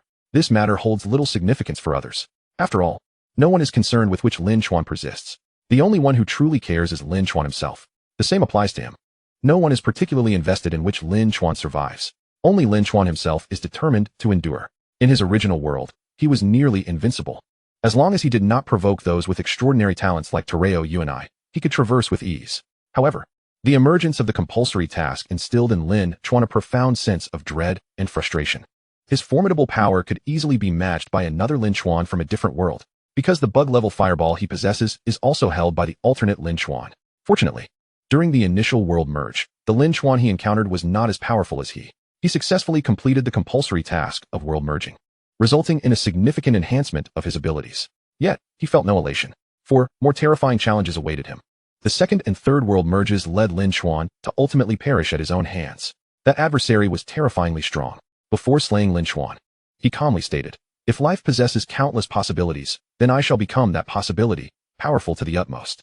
It must be acknowledged that, despite originating from different worlds, there remain many commonalities between Lin Chuan and his counterparts. For instance, the Lin Chuan who killed him spoke words that deeply resonated with Lin Chuan's very soul. Thus, upon his rebirth, Lin Chuan vowed to become the strongest version of himself. Initially, he harbored some concerns. From his understanding, the parallelism of world lines commenced from the moment of the killing game. Before this game, the circumstances of every individual across all worlds were identical. It was only after the killing game that their lives diverged. Lin Chuan's rebirth coincidentally returned him to the inception of the killing game. He worried that his parallel selves might also have experienced rebirth. However, it now seemed unlikely. From the descriptions provided by these warriors, their worlds did not feature Lin Chuan on their ranking boards. This implies that the Lin Chuan from other worlds has yet to rise. With this realization, Lin Chuan smiled subtly. Moments later, he was jostled, and the group animatedly discussing the ranking board suddenly inquired, "Brother, what level are you in reality?" "Level 3. Lin Chuan replied without reservation. The tall and slender individual, whose personality was quite exuberant, exclaimed, "Wow, another big shot. We have quite a few here. At level 2 in my world, I am already considered significant, yet here I find myself at the bottom." Lin Chuan pondered for a moment before asking, "Among us warriors, is there anyone at level 4 in reality?" The tall individual's expression shifted, and after a pause, he leaned closer to Lin Chuan and whispered, "Brother, you might not know since you just arrived at the tavern, but a level 4 individual recently met their demise." "Oh," Lin Chuan replied with an unfazed demeanor. The slender individual was taken aback and asked, "Why aren't you inquiring about how the level 4 big shot died?" Lin Chuan raised an eyebrow and speculated. The level 4 big shot was likely arrogant, believing themselves exceptional. However, upon entering the secret realm, their talents, levels, and attributes were all sealed. Everyone starts from the same point. Thus, even a level 4 big shot could easily be overwhelmed. "Hey, brother, you're quite astute." The previous level 4 big shot was indeed too arrogant and was collectively taken down. Their dimensional ring was also stolen. The tall individual gave Lin Chuan a thumbs up before cheerfully adding, "I'm Hu Shilong. What is your name, brother? When I return to my world, I'll be sure to look out for you." Lin Chuan smiled in return. At this stage, players were still unaware of the merging gameplay, which is why they referenced looking out for their counterparts in a friendly manner. Once they experience the world merge and encounter individuals from different realms again, the conversation will shift to, "Help me eliminate you from my world." There indeed exists the scenario where one's alternate self has perished during the world merge. In such cases, The compulsory task is equivalent to being automatically completed, sparing players the peril of battling themselves. However, the downside is the inability to claim the rewards for defeating oneself. In his previous life, many brash players, upon discovering that their alternate selves had already perished during the world merge, sought vengeance for their counterparts. Lin Chuan did not wish to affect his alternate self, so he casually provided a pseudonym. I am called Gu Chuanda. With that, he turned toward the tavern. Suddenly, Hu Shilong blocked his path. Hey, brother, the tavern has been taken over. We can't get in. Lin Chuan paused momentarily, casting a glance at Hu Shilong. What is the matter? Hu Shilong looked around cautiously before lowering his voice. The tavern has limited space, probably accommodating no more than 100 people at once. The individual who previously eliminated the level 4 boss has seized control of the tavern, preventing others from entering. One person, capable of monopolizing the tavern? Lin Chuan furrowed his brow slightly. Hu Shilong, with a troubled expression, elaborated. If he dared to claim the tavern entirely for himself, it would surely provoke widespread ire. However, he hasn't completely taken it over. He merely occupies the interior positions, permitting only those with darker skin to enter. We, with our lighter complexions, are barred entry. Chapter 53, The Arrogant Drunkard. Oh, so those not dark enough are denied entry? Quite audacious indeed, Lin Chuan remarked candidly as he confidently strode into the tavern. His words, of course, did not go unheard. From behind the bar, a sharp projectile suddenly whizzed toward his forehead. If he failed to evade it, Lin Chuan might very well meet a gruesome fate. However, his outward identity was that of a warrior, yet in truth, he possessed the attributes of an evil dragon. A warrior's initial attributes were all set at a mere point of 1. During the first 10 levels, each upgrade only granted 1 point of free attribute points. In contrast, the evil dragon boasted initial attributes soaring to 10 points, with constitution reaching a staggering 20 points. It is not an exaggeration to say that even if the projectile struck Lin Chuan's forehead, with his 20 points of constitution, he would not face any life-threatening danger. Moreover, his formidable attributes and combat intuition allowed him to dodge such an attack with his eyes closed. Nevertheless, to instill fear in this unruly crowd, Lin Chuan chose not to evade. He merely raised his right hand slightly and caught the projectile barehanded. He then flung it back, and the tavern erupted with a blood-curdling scream. There, behind the bar, a pallid black man clasped his ears, blood oozing between his fingers. The severed ear lay starkly on the bar, drenched in blood, a gruesome sight. In that instant, the tavern was filled only with the man's anguished cries. Everyone instinctively held their breath, their gazes trained on Lin Chuan, filled with terror and astonishment. The atmosphere became palpably tense. Suddenly, from a hidden corner near the back door of the tavern, another tall and muscular black man emerged, parting the crowd with ease. He surveyed the situation at the bar before locking his gaze onto Lin Chuan. With a sinister glare, his voice low and menacing, he threatened, "Kid, you're quite arrogant." As he spoke, a sword materialized in his hand. However, perhaps still weighing his options, he did not immediately strike at Lin Chuan, perhaps believing there was room for negotiation. Yet, Lin Chuan clearly did not favor idle chatter. In an instant, a massive axe appeared in his hand, and his actions were far more decisive than those of the black man. The heavy axe flew forth like a projectile. With a resounding crash, the bar nearly shattered. The tavern descended into chaos. Screams, hurried footsteps, and others seizing the moment attempted to attack Lin Chuan. Yet, he effortlessly subdued them all. The NPC guards of the tavern finally intervened to restore order.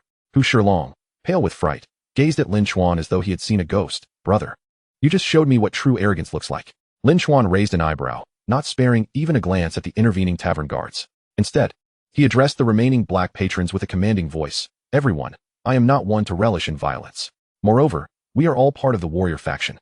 Severe internal strife will greatly diminish our chances of triumphing in this secret realm game." His gaze swept across a particularly dark-skinned face, his tone earnest and solemn. "Thus, I hope we can unite. Let such monopolistic behavior in the tavern not occur again, shall we?" His gentle intonation on the word shall sent a chill down the spines of all present. They averted their eyes, deeply contemplative, responding from the heart. "Yes, yes. The boss is right. We should unite." The earlier behavior of occupying the tavern was indeed wrong. DOS demise was his own doing. Lin Chuan bore no grudge. After all, this slaughter game had imparted a singular lesson to all. Power dynamics invariably reside with the strong. If one cannot defeat another, one must acquiesce. Satisfied with their compliance, Lin Chuan strode over to the fallen black man, retrieving 2-dimensional rings, then turned to the tavern guards. "I appreciate your assistance." The guards nodded in acknowledgement and promptly took care of the body, displaying no intent to penalize Lin Chuan, the instigator. Hu Shilong watched the scene unfold, giving a thumbs up in admiration.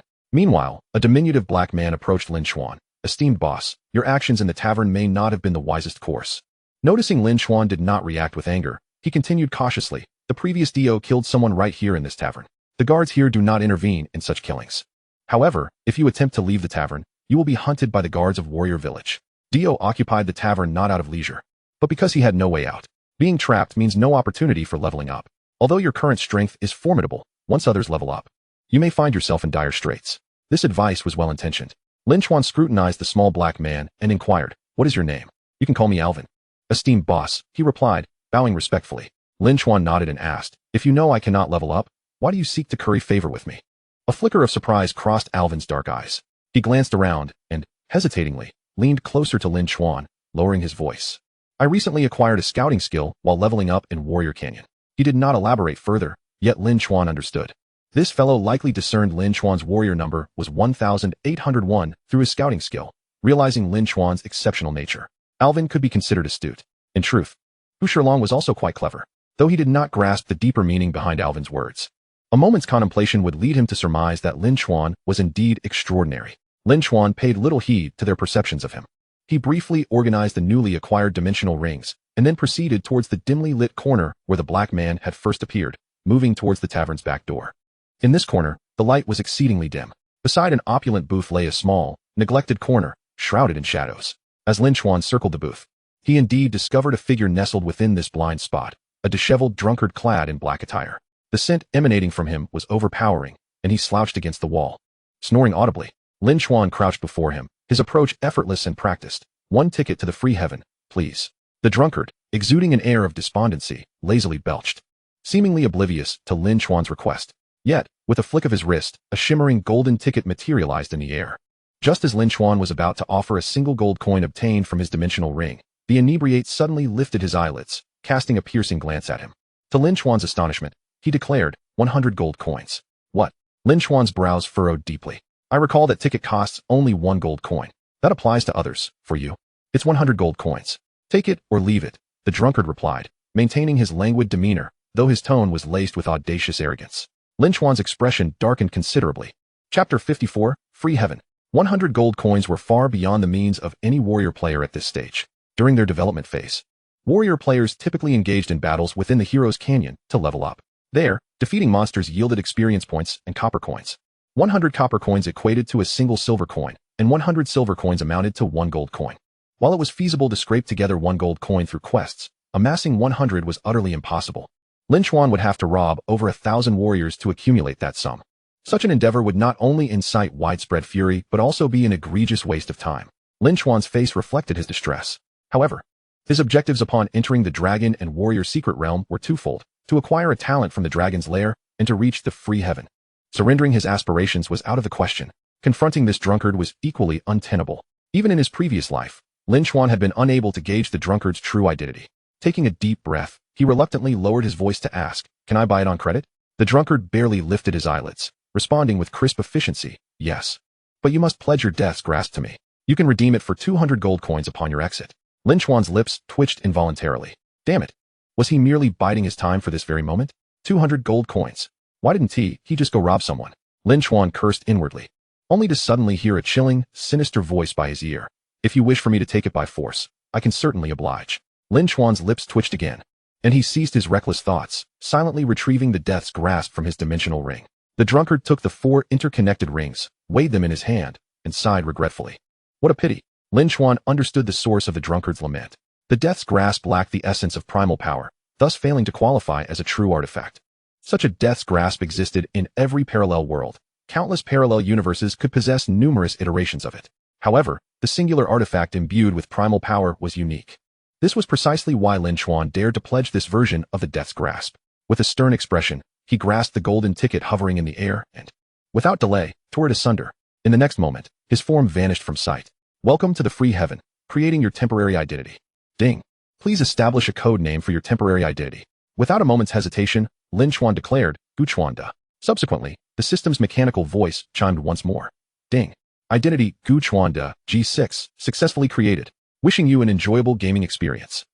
After completing this series of processes, a vibrant street brimming with futuristic technological flair materialized before him. The thoroughfare was devoid of vehicles, yet thronged with pedestrians. This was the free heaven. The free heaven served as a virtual realm. Here, death did not result in true demise, but rather led to ejection from the free heaven for 24 hours before re-entry was permitted. Naturally, The avenues into the free heaven were exceedingly limited. At least prior to the First World Convergence, Lin Chuan could only conceive of purchasing a ticket from the secret realm merchant. He had been ruthlessly extorted in the process. Nonetheless, as long as one possessed strength, earning money in the free heaven was relatively straightforward. Of course, the prerequisite was possessing that strength. In the free heaven, power was tantamount to currency. With prowess, one could swiftly amass wealth. Without it, one would find themselves utterly stymied. The streets were exceptionally spacious, adorned not only with technologically advanced edifices, but also with numerous vendors vocally advertising their wares. Seeking training partners must possess at least 10 points in attributes, with 80 of strength on display. Fortune coins for sale. Clearance event. Interested parties, hurry. Dimension crossing. 2 uses left. Only 200 free points. Seeking training partners. High price for experienced partners. Must have cleared the 7th level of the trial tower. Negotiable prices. Among the throng, the demand for training partners was the most prevalent. In reality, when individuals experienced attribute enhancement, it did not necessarily equate to an immediate increase in strength. For instance, someone with 10 strength points might only be capable of exhibiting 5 in practice. To maximize their potential, they would seek training partners to hone their abilities. When Lin Chuan previously encountered the 7-star professional Luo Shuhong, the disparity in their attributes was not as significant as it appeared. At that time, Lin Chuan's 4 attributes stood at merely 3 points. Meanwhile, Luo Shuhong had acquired 7 points in free attributes after leveling up, supplemented by her profession's fixed attribute bonuses. Thus, her stats were not inherently inferior to Lin Chuan's. However, in combat, Lin Chuan still dominated her, as he could fully unleash his prowess, whereas Luo Shuhong struggled to tap into even 30 to 50 of her capabilities. The current Blue Star players, evidently, had yet to recognize this issue. In stark contrast, the inhabitants of the free heaven hailed from myriad realms, not solely from the parallel worlds of Lin Chuan's own universe. Here, players from even higher planes existed. They operated under a more robust system, pursuing strength in a more comprehensive manner. Typically, after an increase in attributes, they would seek training partners to ensure their abilities were genuinely enhanced. In his previous life, Lin Chuan had also sought training partners, albeit at exorbitant costs. Yet the results were undeniably formidable. However, in this life, having experienced it firsthand, he found that even reaching the attribute cap of his current world did not hinder him from fully unleashing his strength. With his prowess, securing a position as a sparring partner in the realm of Zization would undoubtedly yield substantial profits in mere moments. However, such a role is akin to that of a tutor before the apocalypse. One must either be a student from a prestigious university or possess commendable high school credentials. Otherwise, what justification would others have for hiring you? Lin Chuan, at present, possesses strength but lacks validation. Consequently, he has no intention of pursuing a sparring position for the time being. Without wasting a moment, he strides directly towards the edifice known as the arena. Just then, he is startled by a shout from behind. Hey, Gu Chuan, wait for me. Lin Chuan is taken aback. He was under the impression that no one in Zization would recognize him. Turning around, he is surprised to see Alvin and Hu Shilong. Stunned, Lin Chuan exclaims, "How did you two get in here?" Alvin chuckles awkwardly. "We bought tickets too." As he speaks, his voice diminishes. Lin Chuan's expression stiffens, and with a hint of self-deprecation, he inquires, "How much did you pay for the tickets?" Alvin gulps nervously, avoiding eye contact. Hu Shilong, with a dry smile, clears his throat. Ahem. "We each spent 1 gold coin. Damn it. Comparing oneself to others can be infuriating." Lin Chuan feels an overwhelming sense of imbalance, nearly wishing to slap these 2 little brats on the spot. He suppresses his inner turmoil and, with a stoic expression, asks, "What are you doing here? Wasting gold coins?" Hu Shilong chuckles awkwardly. "Well, we just wanted to broaden our horizons." He then deliberately shifts the topic. "This place is truly remarkable. Before we entered, we inquired with that drunkard, and he mentioned that 1 point of Zizai points can be exchanged for 10 gold coins. If we can somehow obtain 1 point of Zizai points, that would be a tremendous profit." Heh, dreaming of acquiring Zizai points? Such fanciful thoughts. Lin Chuan disregards the 2 followers and strides into the arena. Upon entering, 2 charming receptionists greet him with smiles. "Welcome. To enter the arena, you must pay 1 point of Zizai points." The gentle tone of their voices immediately sends Hu Shilong and Alvin recoiling in shock. Is it really necessary to pay Zizai points just to enter a building? Do other establishments require the same? Hu Shilong's complexion pales slightly. The receptionists maintain a professional demeanor, showing no hint of disdain, and patiently explain, "Indeed, without Zizai points, navigating Zization is nearly impossible." Hu Shilong exchanges a grim glance with Alvin. Their gazes then shift to Lin Chuan, who, of course, also lacks Zizai points. Yet, he remains unfazed and declares, "I wish to participate in the arena matches. The kind that requires signing a contract." The term selling oneself is not uncommon in Zization. All institutions require at least 1 point of Zizai points for entry. Without Zizai points, it is not an exaggeration to say that one would be utterly immobilized. Newcomers without connections can only survive in Zization by selling themselves. thus taking their first steps toward earning their initial fortune. This is an unwritten rule tailored for newcomers in Zization. It is a sanctuary for those seeking strength. Yet the survival laws here are exceedingly harsh. Newcomers must either sign contracts with street-level private individuals or with large institutions like the arena. Signing with a private individual often results in the forfeiture of one's rights, binding one as a lifelong servant. Conversely, signing with a large institution allows for a greater degree of freedom and offers a significantly higher chance of redemption compared to private contracts. Some who are strong and fortunate may redeem themselves in as little as 3 months or as long as 3 to 5 years. However, there are also those of lesser ability who become slaves to large institutions, trapped in servitude for life. In his previous life, Lin Chuan had signed a contract with the arena. Though he faced exploitation, it did not adversely affect his daily life. Moreover, through relentless battles in the arena, his strength had grown. Overall, he emerged with gains. Of course, had he not signed a contract and merely acted as a regular patron, he could have profited even more. Yet, there was no alternative. Reality is that unforgiving. Even with a second chance at life, Lin Chuan could not alter the tacit rules of Zization. Nevertheless, with his current strength, redeeming himself should be a straightforward endeavor. The two receptionists exchanged subtle glances upon hearing him mention the contract. One, with a gentle and amiable appearance, spoke in a soft voice, delicately stating, "Sir, are you from a newly integrated lower realm?" "Indeed," Lin Chuan replied. The receptionist continued, speaking quietly. "The mortality rate for players from newly integrated realms is exceedingly high. Consequently, our arena imposes higher requirements when signing contracts with such individuals." "I understand. Please call the manager directly," Lin Chuan responded, exuding an air of familiarity that left the two receptionists slightly bewildered. Was he truly from a recently integrated lower realm? His demeanor resembled that of a seasoned veteran. The two receptionists exchanged conflicted glances before the more aloof, elegant one contacted the manager. The manager, a middle-aged man in his 40s, scrutinized Lin Chuan for a moment before leading him to a meeting room. "Here is the contract. Please take a look," the manager said, handing him a document. He further explained, "The contracts in Zization are bound by the power of rules, and neither party can breach the agreement." Lin Chuan perused the contract briefly. Its terms were largely consistent with those of his previous life. He was required to participate in 20 matches at the arena each month, with a fixed appearance fee of 2 points of Zizai points per match. Additionally, should a customer specifically request him for a duel, he would have 3 opportunities to decline each month. However, in cases where a customer specified him, he would not receive an appearance fee. Yet, if he triumphed over a customer, he could earn 5 points of Zizai points. Beyond that, there were additional incentives. For example, winning 5 consecutive matches would yield a bonus of 5 points of Zizai points, while 10 consecutive victories would grant a reward of 10 points. This all seemed quite favorable. However, in comparison to actual customers, it appeared rather meager. After all, genuine customers received a base reward of 10 points of Zizai points for victories in the arena. Certain special bets could yield even greater rewards. A customer achieving 5 consecutive wins would earn a staggering 50 points of Zizai points, while 10 consecutive victories would net them 100 points. Due to these various reward structures, many freelancers were eager to compete in the arena for profit. Although Lin Chuan could still earn Zizai points by signing a contract with the arena, it would be significantly less than what customers would receive. Unfortunately, newcomers in Zization simply had no rights. The methods for redemption were also detailed within the contract. Lin Chuan flipped a page, his gaze suddenly turning icy.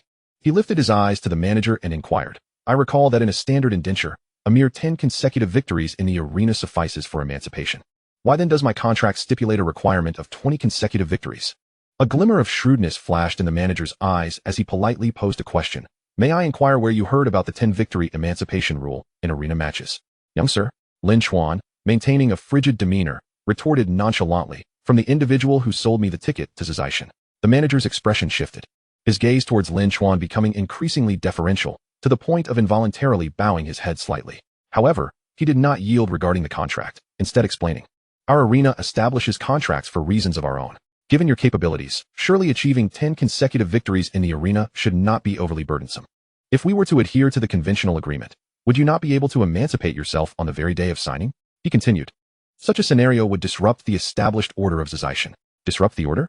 Lin Chuan's countenance did not soften in response to his explanation. He slowly rose, his expression remaining aloof as he declared, "In that case, I shall not sign this indenture." With that, he turned to leave. The manager hastily stepped forward to obstruct him, exclaiming, "Sir, please do not depart just yet. If there are aspects you find unsatisfactory, we can certainly negotiate further." Lin Chuan halted but continued to regard him with a cold gaze. The manager's tone grew increasingly obsequious. "I can offer you 2 options. The first is to sign the conventional contract, allowing for emancipation after 10 consecutive victories in the arena, with the stipulation that you cannot terminate the contract within 3 months. The second option remains with this contract, demanding 20 consecutive victories for emancipation. However, as compensation, upon achieving 20 consecutive victories, the arena will grant you an additional reward of 1,000 freedom points. A reward of 1,000 freedom points? Lin Chuan, upon hearing this, could only muster a derisive smile. Typically, a customer achieving 10 consecutive victories in the arena earns 1,000 freedom points. A 20-win streak, in fact, would yield a reward of 10,000 freedom points. The concept of 10 consecutive victories in the arena is entirely distinct from that of ordinary 10-win streaks. The latter imposes no requirements on the intervals between matches. One merely needs to succeed 10 times in succession. For instance, one could complete a match, rest for 3 to 5 days, or even 3 to 5 years, and still continue the winning record. However, arena battles are markedly different. After an arena champion wins a match, there is little to no respite before the next challenger ascends the stage. This relentless cycle exacts a tremendous toll on the defending champion. Generally, if a champion can achieve 3 consecutive victories, it is already a remarkable feat. Achieving 10 victories signifies that the champion possesses the overwhelming strength to dispatch opponents of the same tier with ease. This is exceedingly rare, and the arena will often covertly hinder the champion's 10-win streak. Typically, after a champion has achieved 6 or 7 victories, their subsequent opponents will employ strategies to delay. With significant exhaustion, continuing to secure an 8th or 9th consecutive victory becomes increasingly arduous. As for surpassing 10 consecutive victories, that transcends mere skill. It demands not only a champion's formidable prowess, but also an exquisite mastery over physical stamina. Even Lin Chuan, in his previous life, had never attempted more than 10 consecutive victories, let alone a daunting 20-win streak. This was an outright impossible challenge. Chapter 56, Attention from the Big Shots. Yet, despite his firm conviction that achieving 20 consecutive victories was an insurmountable challenge, Lin Chuan did not outright reject the second option. Since his rebirth, he had been steadily advancing according to his plans, comfortably growing stronger. Nevertheless, such strength had always kept him within his comfort zone. If he could not step beyond his comfort zone to confront the impossible, how could he ever reach his ultimate potential? Thus, even though reason informed him that achieving 20 consecutive victories in the arena was exceedingly difficult, if not impossible, after a moment's contemplation, he resolved to undertake this challenge. He must seize that minuscule probability and strive to transcend his limits. Only in doing so could he enhance his chances against a future, more formidable self. Lin Chuan's gaze solidified with an unprecedented determination. However, when confronted with the manager, he did not immediately acquiesce to the second option. Instead, he negotiated. I will select the second option, requiring 20 consecutive victories for emancipation. However, I would like the arena to grant me an advance of 100 freedom points as compensation. The manager's eyes widened. You wish to? Lin Chuan interjected. You need only answer me. Do you agree or not? Agreed. The manager, decisive in his actions, promptly revised the contract. According to this version, which mandated Lin Chuan to achieve 20 consecutive victories in the arena, it merely required the addition of a clause for the advance of 100 freedom points. Once the contract was amended, it was stamped with the arena's seal. Lin Chuan affixed his mark on the counterpart. As the agreement materialized, a thread of contractual power fused into Lin Chuan's brow. Neither he nor the arena could contravene this covenant. The contract was produced in duplicate. The manager retained one copy while handing the other to Lin Chuan. Subsequently, he presented Lin Chuan with a token, stating, "This is your identification token for the arena, which bears your identification number and your monthly task completion status. Additionally, when customers challenge you, this token will provide notifications." Lin Chuan accepted it casually, glancing at his number, Trainee Arena AK 658. Simultaneously, the 100 freedom points he had advanced were also recorded within the token. With a slight withdrawal of his gaze, Lin Chuan straightforwardly remarked, "Since the contract is now in effect, I would appreciate it if you could arrange for an arena match." Hearing this, the manager's pupils constricted in surprise. He was far from an ordinary manager. After a prolonged moment, he appraised Lin Chuan once more before finally presenting a business card. I am Duan Ge, the president of the Miao Chang Chamber of Commerce in the original plane. Lin Chuan took the card with little fanfare, casting a brief glance before stowing it in his dimensional ring. He uttered no further words, merely nodding. I will step out for a moment and will return before the arena match commences. With that, he turned to leave. However, Duan Ge suddenly called out to him. Young sir, wait. May I inquire your esteemed name? Lin Chuan raised an eyebrow, somewhat taken aback. With your standing, President Duan, are you unable to discern my information? Indeed, I cannot, Duan Ge admitted without pretense, his expression grave. The ticket you possess may be somewhat extraordinary. Indeed, it was quite extraordinary. The ticket Lin Chuan used was a staggering 200 times more expensive than that of others. That drunken fool. One could only wonder if he intended to assist him or to ensnare him. Lin Chuan understood that for an ordinary individual to sign an indenture with the arena would hardly attract the attention of someone like Duan Ge. Most contracts would necessitate some form of assessment. Yet, he not only bypassed this evaluation, but Duan Ji's demeanor towards him was exceedingly cordial. This is hardly reflective of the attitude that Zizishan typically extends towards newcomers. Moreover, Duan Gu has audaciously demanded that he achieve 20 consecutive victories in the arena. Lin Chuan speculated that the ticket given to him by the drunken man was indeed extraordinary. It likely concealed a sliver of information, an indication that he had caught the attention of a significant figure. Such information undoubtedly influenced Duan Ji's demeanor and affected Lin Chuan's criteria for signing a contract. Lin Chuan lowered his gaze and pondered for a moment before casually adopting a pseudonym. My name is Gu Chuanda. With that, he departed from the reception room. Shortly after his exit, a young man inexplicably materialized in the same room.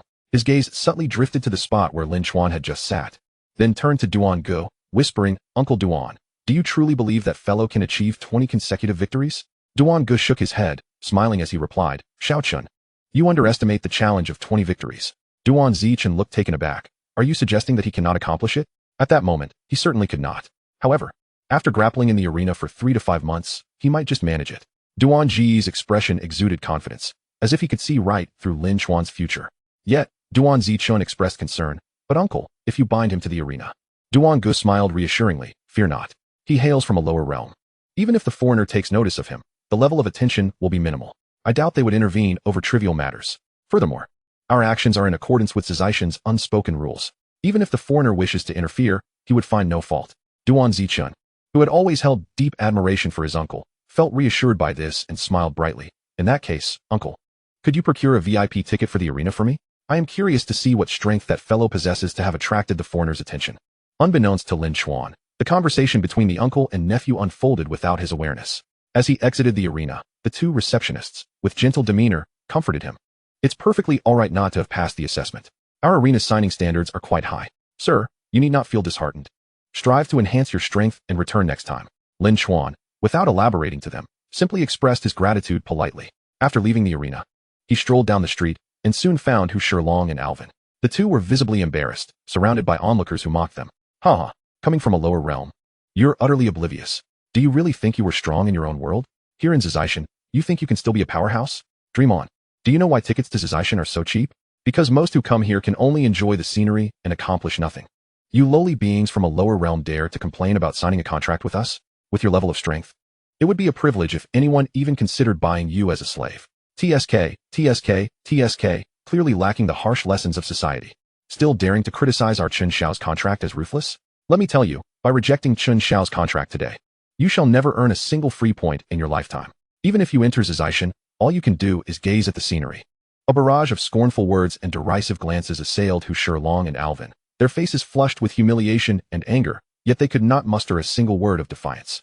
Alvin, accustomed to discrimination, was adept at enduring it. He discreetly tugged at Hu Shilong's sleeve and whispered, perhaps we should just go back? Remaining here only invites humiliation and wastes our time. Hu Shilong recognized the validity of his reasoning. Yet, they had each already squandered 1 gold coin. To them, even a single gold coin was exceedingly precious. Here, a single free point could be exchanged for 10 gold coins. Yet they couldn't even earn a single free point. This was genuinely hard to accept. Reluctant to part with the gold coin he had spent, he could not swallow his pride either. Thus, gritting his teeth, he proposed, what if we follow the example of Gu Chuanda and try our luck at the arena to see if we can sign a contract? No sooner had he spoken than a spittle flew towards him with a loud spit. The previously arrogant Chun Jingtian laughed with boisterous mockery. Sign a contract in the arena? You really think too highly of yourselves. You two pathetic trash from a lower realm. If you could sign in the arena, I, Chun Jingtian, would willingly cut off my head and let you kick it like a ball. Chapter 57. The ignorant have no worth. What a peculiar obsession.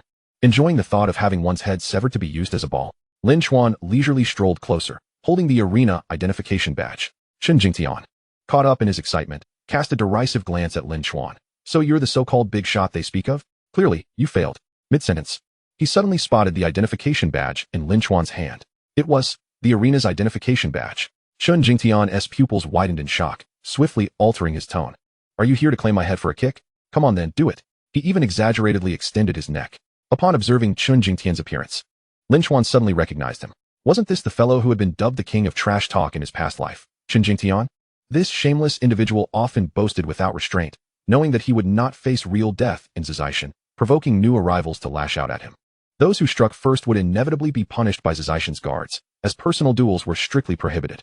Lin Chuan cast a disdainful glance at Chen Jingtian and calmly suggested, "If you genuinely wish to fulfill your promise of severing your head, why not we take this to the arena?"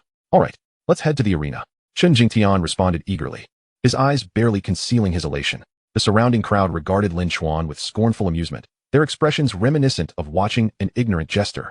In the streets, Chen Jingtian spoke of severing his own head. Yet should they truly arrive at the arena, it remained uncertain who would ultimately lose their head. The spectators, free to fight in the arena and earn rewards for victories, were privy to this reality. One must admit that despite Chen Jingtian's shamelessness and sharp tongue, he possessed a modicum of intelligence. Many, drawn by a sense of spectacle, began to follow Lin Chuan and the others towards the arena. As Hu Shilong and Alvin accompanied Lin Chuan into the arena, they were still required to pay 1 free point. Lin Chuan graciously covered the expense for them. The two, taken aback, vowed to find a way to repay him. Lin Chuan waved them over, lowering his voice. "I've already devised a plan for repayment. Here are 98 free points. You each take 49. Shortly, I will commence an arena match, and you both will bet on my 20 consecutive victories." Hu Shilong and Alvin, being newcomers with no concept of 20 consecutive victories, nodded obediently. Alvin, somewhat puzzled, asked, "Can't one person place the bet? Why do we both need to do it together?" "Because the arena's odds are structured in phases, akin to how we paid taxes before the apocalypse." Lin Chuan pondered for a moment and provided an illustration. "For instance, in a straightforward win or lose scenario, should you wager 110 points on my victory? The odds could be calculated as follows. For a bet of 10 points, the odds would be 1 to 10. For an amount exceeding 10 but less than 100 points, the odds would be 1 to 5, and for any amount above 100, the odds would be 1 to 2. Alvin, seemingly deep in thought, nodded in understanding, implying that with the same sum of money, two individuals could potentially yield greater profits. Hu Shilong even drew parallels with the taxation model from before the apocalypse. It is akin to a scenario where, with the same income of 1 million, a single person would incur a hefty tax burden. However, if the income were shared between two individuals, the tax amount would significantly diminish. Lin Chuan clapped the shoulders of both men, saying, "You will grasp the specific rules when you place your bets shortly. Remember, regardless of what those around you say, you must adhere to my advice and wager on a consecutive victory of 20. Understood?" The two immediately vowed. Lin Chuan nodded, and then walked towards the backstage. Parting ways with the two, the arena was quite swift in setting up the stage. However, in an effort to attract spectators, the arena took some time to promote him, branding the event as an apprentice's challenge for a consecutive victory of 20. This sensational announcement rapidly circulated through all the competition rooms within the arena. Some seasoned veterans, accustomed to various gimmicks, exhibited little interest upon realizing it was an apprentice's match. Nonetheless, a considerable number of onlookers were drawn in, flocking towards the ring. Chen Jingtian and his group were among the first to arrive. Upon seeing Lin Chuan at the center of the stage, they erupted in mockery. "This kid truly lacks awareness of his limitations. He has just signed with the arena and already dares to challenge the ring. Could he genuinely believe that the arena operates as a charitable institution, allowing him to sell his services and redeem them on the same day? Ha! This is utterly hilarious." Those who signed with the arena typically underwent several months of rigorous training before daring to step into the ring. Following that, they would focus on leveling up and enhancing their attributes, often taking 3 to 5 years before even having a slim chance of achieving a 10 consecutive victory. This kid is simply, wait a moment, don't you find it a bit peculiar? Traditionally, challengers aim for a 10 consecutive victory. Why is this fellow advertised for a 20 consecutive victory? Chen Jingtian furrowed his brow. It must be because the newcomer lacks fame, so the arena is deliberately concocting a gimmick. Right? Indeed, without the advertisement touting a 20 consecutive win, this no-name rookie would likely attract no audience at all. As time passed, the crowd drawn by the 20 consecutive win grew larger. The arena, adhering to custom, set up a betting market. Upon seeing the odds, Chen Jingtian exclaimed, "Good heavens! They truly have odds for a 20 consecutive victory at 1 to 1,000. This must be the highest odds in the arena's history." Wait. Suddenly, a junior beside Chen Jingtian widened his eyes in disbelief, exclaiming, "Chen Xiao, look, the odds for a 10 consecutive victory are merely 1 to 10. These odds are exceedingly low, aren't they?" In previous matches, the odds for a 10 consecutive victory typically exceeded 100. Yet this newly signed rookie has odds of only 10. What does this signify? It indicates that the arena has immense confidence in this newcomer. It suggests that the arena believes this newcomer has a far greater probability of achieving a 10 consecutive victory than previous challengers. It wasn't just Chen Jingtian and his crew who noticed the unusual odds. Other spectators also began to speculate on Lin Chuan's formidable strength based on the odds. However, some speculated that the arena might be intentionally lowering the odds as a trick. After all, many have a habit of assessing a person's strength through betting odds. What if the arena is manipulating this psychology to guide people into placing bets? Chen Jingtian and his juniors found themselves at a crossroads. Glancing at Chen Jingtian, asking, "Chen Xiao, should we place a bet or not? How should we wager?" Chun Jingtian was deep in thought when he suddenly spotted the two individuals he had previously mocked also placing their bets. He instructed a junior to sneak a peek. And shortly thereafter, he heard the junior exclaim in shock, "Those two country bumpkins actually bet on a 20 consecutive victory. Are they out of their minds? No. They are mad. They are simply ignorant." Chun Jingtian's eyes darkened as he contemplated for a moment before asking the junior, "Did you see how much they wagered?" Each of them placed a bet of 49 points. Chun Jingtian's pupils constricted in an instant. Chapter 58, a 9-star professional? Logically, even after signing with the arena, a person who had not fought a single match should be penniless. Yet, he had somehow acquired 100 points. How did he obtain this 100 points? Why is the arena promoting him so vigorously? Why are the odds for his 10 consecutive victories set so low? The more Chun Jingtian pondered, the more he felt a chill run down his spine. He suddenly cast a deep glance at Lin Chuan, who was seated calmly in the ring. Taking a deep breath, he felt a surge of adrenaline and bellowed to his juniors, "Damn it. I'm betting. I'm going to wager on his 10 consecutive victory." "What? Boss, please calm down. Chen Xiao, don't be reckless. A 10 consecutive victory is something a newcomer simply can't achieve." Chun Jingtian's eyes burned with fervor. "Rest assured, I'm betting 10 points. If I lose, I lose. If I win, I'll strike it rich." The juniors collectively gasped, watching Chun Jingtian place his bet, each one of them lacking his audacity. Soon, as time progressed, a renowned host appeared on the stage. With a grand gesture, the host summoned a talisman between his fingers. With a swoosh, the talisman transformed into an energy orb that shot skyward. The entire arena rapidly became enveloped in a protective barrier. Some spectators expressed their astonishment. It's merely an apprentice's match. Yet Master Ji Bing is personally hosting. This newcomer is truly extraordinary. However, it remains uncertain whether it is due to exceptional strength or an impressive background. It must be strength, someone argued. Those with powerful connections wouldn't bother signing with the arena to fight. Not necessarily, another countered. In my realm, there are many rich second-generation heirs who, despite their backgrounds, insist on proving themselves. Many speculated about Lin Chuan's identity. As the host announced the commencement of the match, not a single individual stepped onto the stage. Duan Ge and his nephew Duan Zicheng were also observing Lin Chuan's match from a luxurious VIP booth. However, just as the match began, a servant entered the booth and whispered a few words in Duan Ji's ear. Duan Zicheng, unable to hear clearly, furrowed his brow and asked, "What's wrong?" Duan Ge, gazing at Lin Chuan's calm demeanor on the screen, chuckled meaningfully. "It seems this fellow is indeed strong. But he is also becoming a bit arrogant. He actually dares to bet on a 20 consecutive victory." Duan Zicheng gazed at the figure of Lin Chuan on the screen, realizing that his advance of 100 Zizai points was intended for wagering. Should he truly achieve a remarkable 20 consecutive victories, he would not only redeem himself, but also amass wealth instantaneously. However, Duan Ge shook his head with a light chuckle, asserting, "He has quite the imagination. I shall state this unequivocally. He will not attain those 20 victories. At least not today." Duan Zicheng responded with a smile. "At the appropriate moment, I shall intervene." The duo, uncle and nephew, radiated an air of utmost confidence. In stark contrast, those who sought to challenge the arena appeared hesitant and apprehensive. Lin Chuan, unwilling to squander time, promptly raised his hand and pointed towards Chun Jingtian, boldly provoking, "Hey, you over there, the so-called king of bluster. Did you not claim you would grant me the opportunity to take your head? Why is it that, despite my arena being set, you dare not step forth?" In an instant, numerous eyes turned towards Chun Jingtian, engaging in hushed discussions. So it is him. It is no injustice to label this fellow the king of bluster. He has a penchant for provoking newcomers. King of bluster? Hilarious. Come on, don't be a coward. As Chun Jingtian listened to the audience's taunts and encouragement, the corners of his mouth twitched slightly. He indeed relished boasting and had genuinely intended to confront Lin Chuan in the arena. However, upon arriving, he discerned the anomalies that compelled him to reconsider. Having wagered against Lin Chuan's 10 consecutive victories, how could he possibly venture forth to meet his demise? Fortunately, aside from his penchant for bluster, he possessed another trait, an exceptionally thick skin. With the audience's urging gaze upon him, Chun Jingtian suddenly adopted a playful demeanor and exclaimed, "Ha ha ha, you merely wish to use my head as a ball to kick." As he spoke, he dramatically clutched his head with both hands. Then, he slowly twisted his neck. To the astonishment of all, he genuinely detached his own head. A headless body, grasping its own head, presented an utterly surreal sight. With the severed head still wearing a cheeky grin, Chun Jingtian's headless form tossed its head towards the arena, which continued to grin and say, "Come on, esteemed one. Since you have such peculiar preferences, feel free to kick my head about." Lin Chuan, utterly bewildered, thought to himself, "What on earth? Who possesses such peculiar preferences?" Without hesitation, he delivered a swift kick, sending Chun Jingtian's head soaring through the air.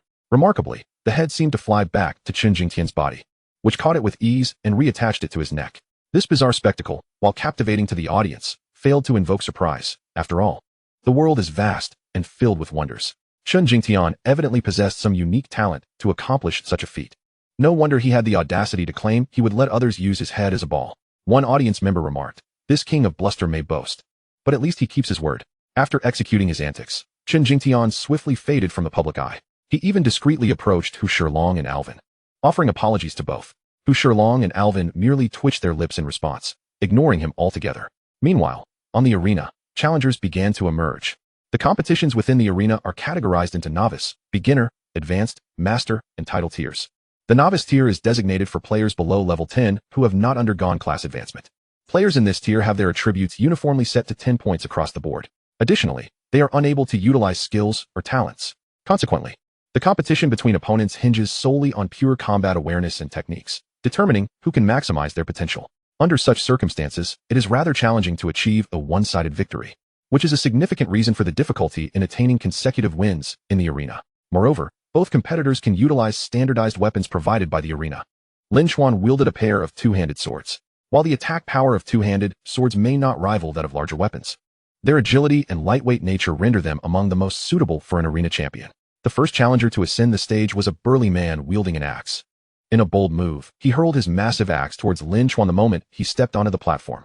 Such a strategy was exceedingly reckless. However, the advantages were evident. If Lin Chuan's reflexes or speed fell short, he could easily be struck by the axe. Even if he did not suffer immediate defeat, his combat efficacy would undoubtedly diminish. A champion in the arena is most averse to sustaining any form of injury. Even the slightest wound could impair one's combat prowess and stamina. The audience held their breath, their eyes glued to the unfolding spectacle. In truth, there was scarcely time to blink, as events transpired with astonishing rapidity. Many lower-level spectators scarcely comprehended Lin Chuan's movements before witnessing him appear behind the burly man. With a swift motion, he glided his one-handed sword across the man's neck, and in an instant, the burly figure dissolved into nothingness. He had been obliterated. A peculiar silence enveloped the arena for a fleeting moment, followed by an uproar of discussions. Incredible. This newcomer is undeniably formidable. His true speed attribute must have surpassed 10 points. Not only speed, his neural sensitivity is exceptional. Could it be that he has enhanced his soul level? Surely not. Who would enhance their soul during the novice stage? He must simply possess heightened neural sensitivity. The spectators engaged in fervent discourse regarding Lin Chuan's prowess. Meanwhile, in the VIP box, Duan Gu and Duan Zichen were also in deliberation. Duan Zichen appeared somewhat uncertain, while Duan Gu, narrowing his eyes, pondered for a moment before slowly articulating. He should have surpassed 10 points across the board. How is that possible? Is he not from a recently integrated low-tier realm? For novice players from low-tier realms, acquiring attribute points should be exceedingly challenging. What gives him the right to exceed 10 points in all dimensions? Duan Gu chuckled softly. Have you forgotten? Even in low-tier realms, the emergence of 9-star professions is possible. Duan Zichen was momentarily rendered speechless, exclaiming, "Are you suggesting he is a destined 9-star profession bearer?" He then murmured, "Indeed, this would explain everything. Fortunately, our novice arena prohibits the use of talents and skills. Otherwise, with his 9-star profession status, his advantages would be even more pronounced." Duan Gu smiled slightly, choosing not to elaborate further, instead quietly instructing for challengers to continue ascending the stage without respite. In a mere span of 3 minutes, Lin Chuan, the defending champion, had vanquished 5 challengers. The average duration of each battle did not exceed 20 seconds. Annihilation. All were annihilated. At this juncture, the audience finally came to a realization. It was not that the odds of a 10-win streak were manipulated by the arena. Rather, this individual was genuinely powerful. A collective gasp echoed through the crowd.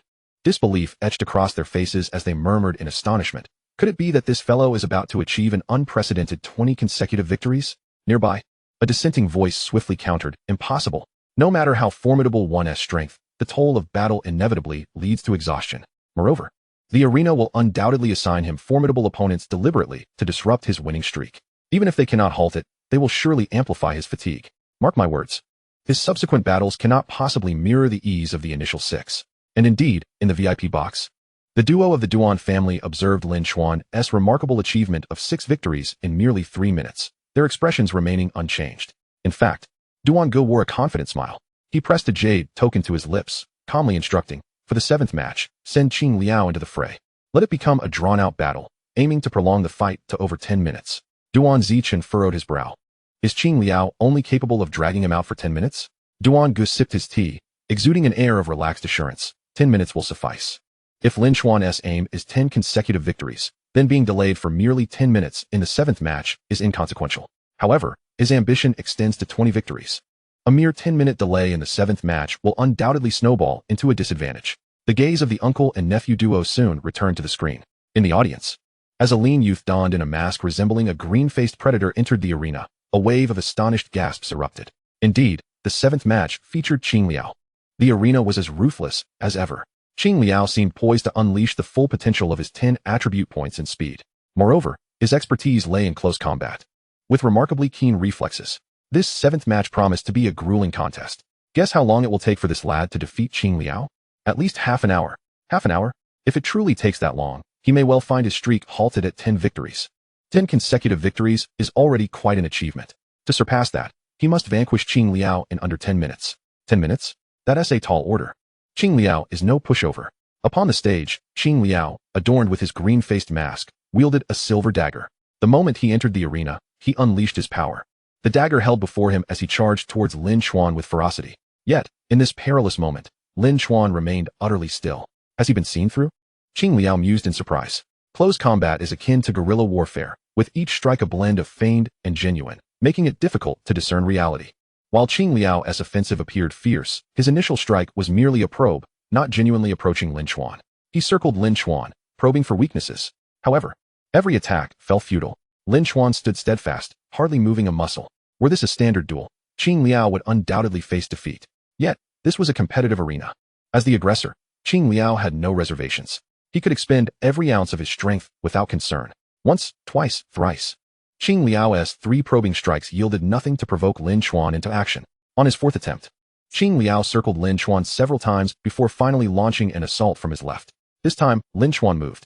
He merely raised his left hand slightly, and Qing Liao retreated swiftly. The sound of soles scraping against the ground was distinctly audible. Qing Liao breathed a sigh of relief. He had evaded the attack. He then resumed his rapid movements, once again circling Lin Chuan. For the 5th attack, he approached from Lin Chuan's left rear, a particularly crafty angle. Lin Chuan remained stationary, his feet rooted. Yet just then, he suddenly moved. With a swift motion of his left hand, his dual swords sliced through the air, inflicting a deep gash across Qing Liao's arm. Qing Liao's face paled, yet he reacted swiftly, retreating once more. However, this time, Lin Chuan, who had been motionless, seemed to anticipate Qing Liao's movements, raising his right hand once more. The sharp blade plunged directly towards Qing Liao's heart. Qing Liao's pupils dilated in shock as he raised his hand to block, attempting to retreat. Yet, his raised right hand failed to impede Lin Chuan's assault. The razor-sharp blade pierced straight through his heart. A fatal strike. Qing Liao vanished in an instant. What just happened? The battle seemingly lasted less than 3 minutes. Incredible. Qing Liao possessed formidable strength, yet could not defend. One strike, and it was all over. This champion's strength must surely harness the full potential of 10 points.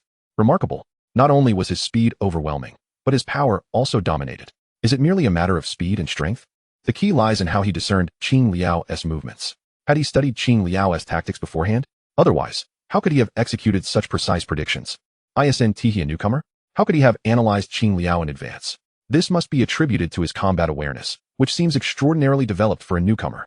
The audience erupted into fervent discussion. Chen Jingtian's eyes sparkled with unrestrained elation. Meanwhile, Hu Shilong and Alvin appeared utterly bewildered, as if they were mere spectators in a grand spectacle, astonished yet unable to grasp the full magnitude of it all. Within the VIP box, Duan Gu and Duan Zichun exchanged subtle glances, their expressions laden with complexity. Duan Gu's grip on his teacup nearly shattered it, while the atmosphere within the box turned eerily silent. Duan Gu, gazing intently at Lin Chuan on the screen for a long moment, suddenly produced the jade token and spoke in a hushed tone. Boldly, "Do you still have Qian Sui's contact information? Please reach out to him. Have him come over for a match. Yes, let him set the conditions. Urgently. The sooner, the better." After a brief exchange, Duan Gu's gaze returned to Lin Chuan on the screen. Meanwhile, Lin Chuan swiftly concluded his 8th and 9th matches, each within a mere 3 minutes. The two challengers adopted an extreme defensive strategy, not daring to approach Lin Chuan, instead opting solely for defense. However, under Lin Chuan's relentless and aggressive onslaught, both were swiftly dispatched without resistance.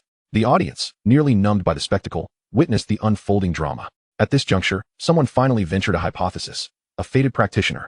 This fellow must be a fated practitioner in real life. Indeed, perhaps even one with a ranking above 7 stars. It's utterly unfair. A fated practitioner competing in the novice arena is akin to wielding cheat codes. How infuriating. Had I known, I would have bet on 10 consecutive victories. The odds were 100 to 1. Chun Jingtian was already engulfed in ecstasy, while his subordinates were filled with regret, lamenting their decision not to follow their leader in betting on a 10-game winning streak. However, they scarcely had time to wallow in their remorse.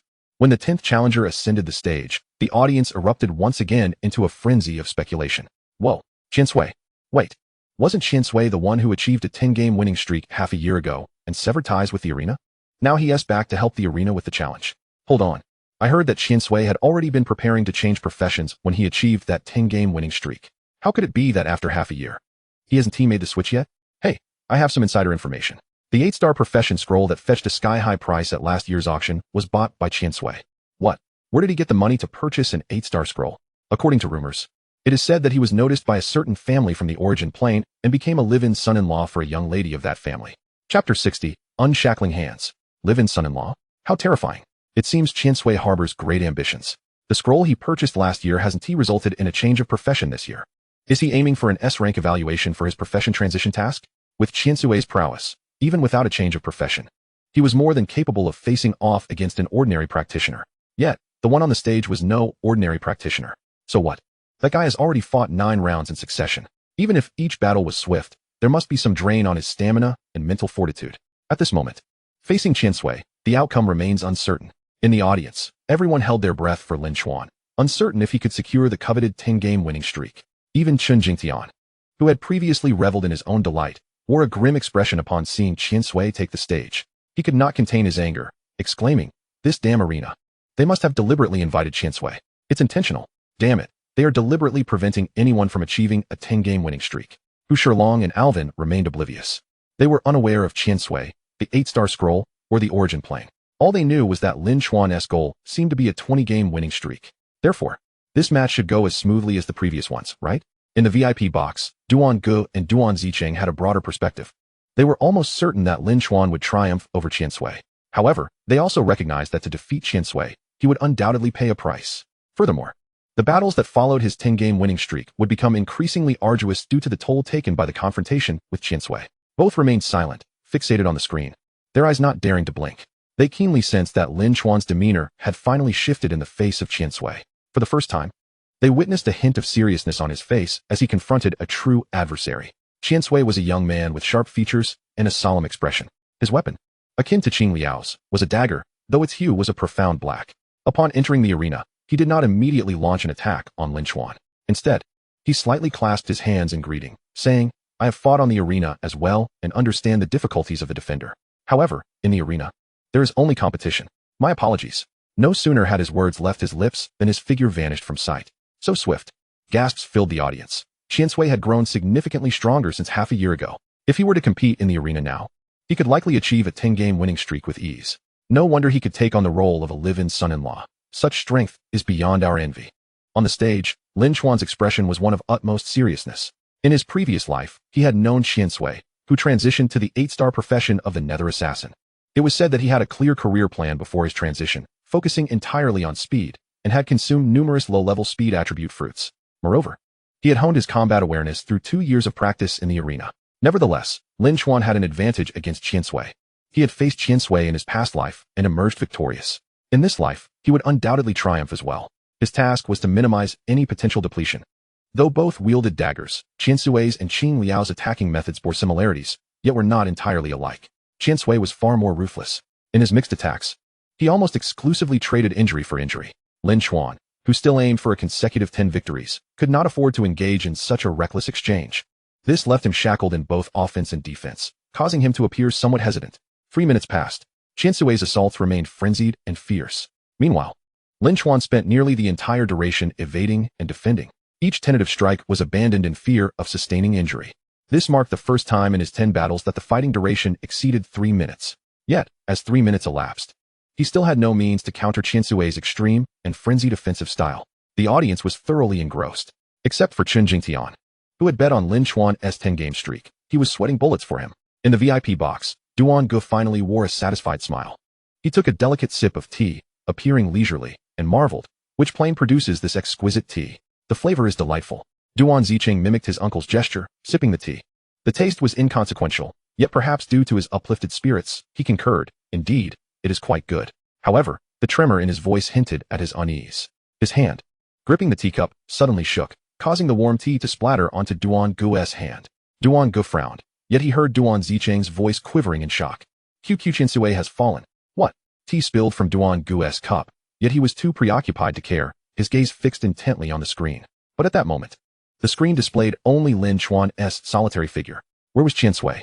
He had fallen? How could that be? How could he fall so swiftly? Rewind. I want to see a replay. Soon, the screen reversed, showcasing the moment Lin Chuan defeated Chinsue. Chinsue's attacking style remained familiar and frenzied, trading injury for injury. Yet, Lin Chuan could no longer contain himself. His gaze hardened, as if he had finally resolved to end the battle swiftly. Even at the cost of injury, he ceased evading, adopting a posture to confront Chinsue head-on, his own attacks equally fierce and frenzied. However, just as their sword and dagger were about to collide, he suddenly retreated. At that moment, Chinsue had no intention of granting him another opportunity to evade. He pressed the attack on Lin Chuan, only to be suddenly disrupted by the sword thrown from Lin Chuan's hand. Lin Chuan had actually hurled his two-handed sword at Chinsue. What a daring strategy. Without the two-handed sword, his offensive power would surely diminish. Yet, what no one anticipated was that by relinquishing his sword, Lin Chuan's combat prowess not only remained intact, but surged dramatically. No longer wielding the sword, Lin Chuan showcased remarkable martial arts skills.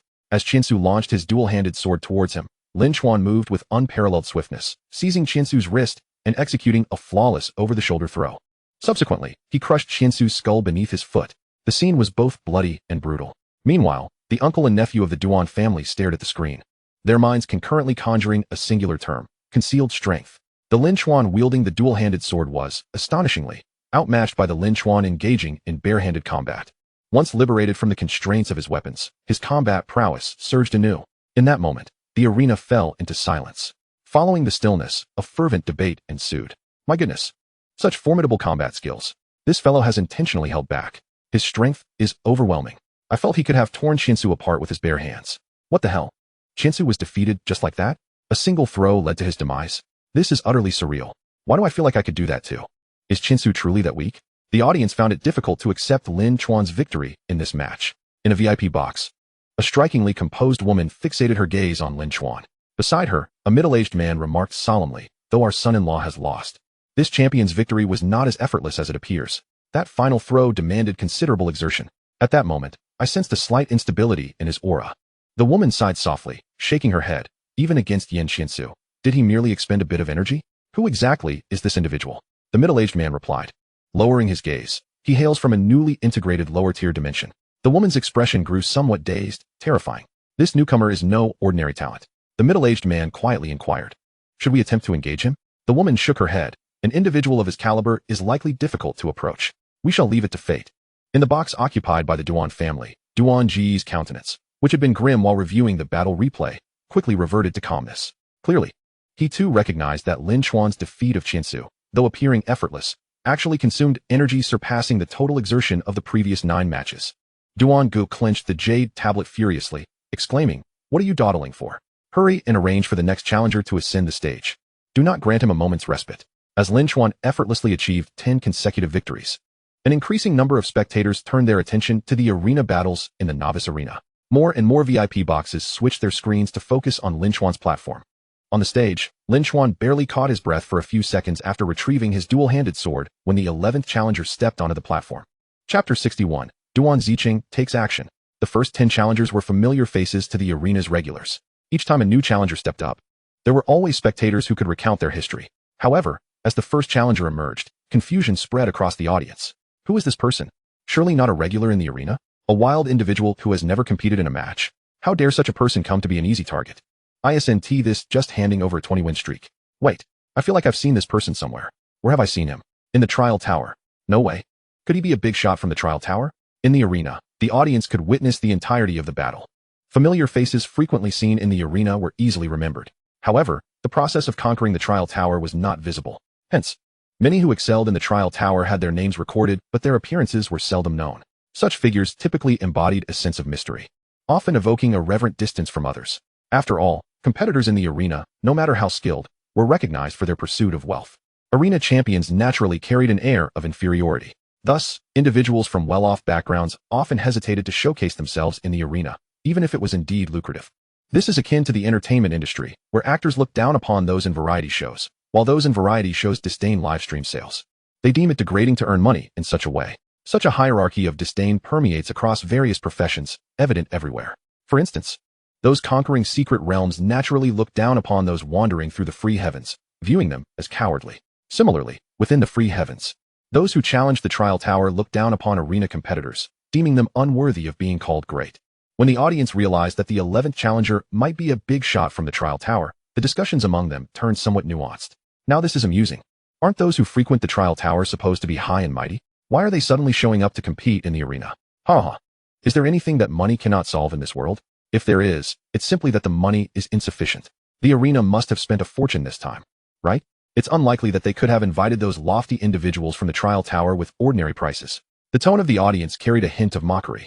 After all, they belonged to the lower strata of society, hustling daily for money. While they admired those aloof figures who professed disinterest in wealth, a tinge of envy inevitably arose. Witnessing a big shot descend to their level naturally elicited mixed feelings. In truth, although the big shots from the trial tower may not boast the fame of those who flaunt their prowess in the arena, their strength was undeniably formidable. The 11th challenger managed to endure for 5 minutes upon the stage before meeting his end. The 12th challenger held out for 7 minutes. The 13th for 6 minutes. The 14th for 9 minutes. The 15th battle lasted an impressive 11 to 12 minutes. By this point, Lin Chuan had been engaged in high-intensity combat for nearly an hour.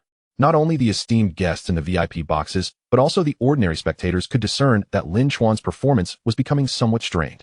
Within the VIP box occupied by the Yuan family, an eerie silence persisted. Until Yuan Zicheng suddenly spoke. "Uncle, it's about time. Allow me to put an end to his winning streak. I have long wished to face him." His demeanor was calm, yet conveyed a sense of solemnity akin to a worthy opponent.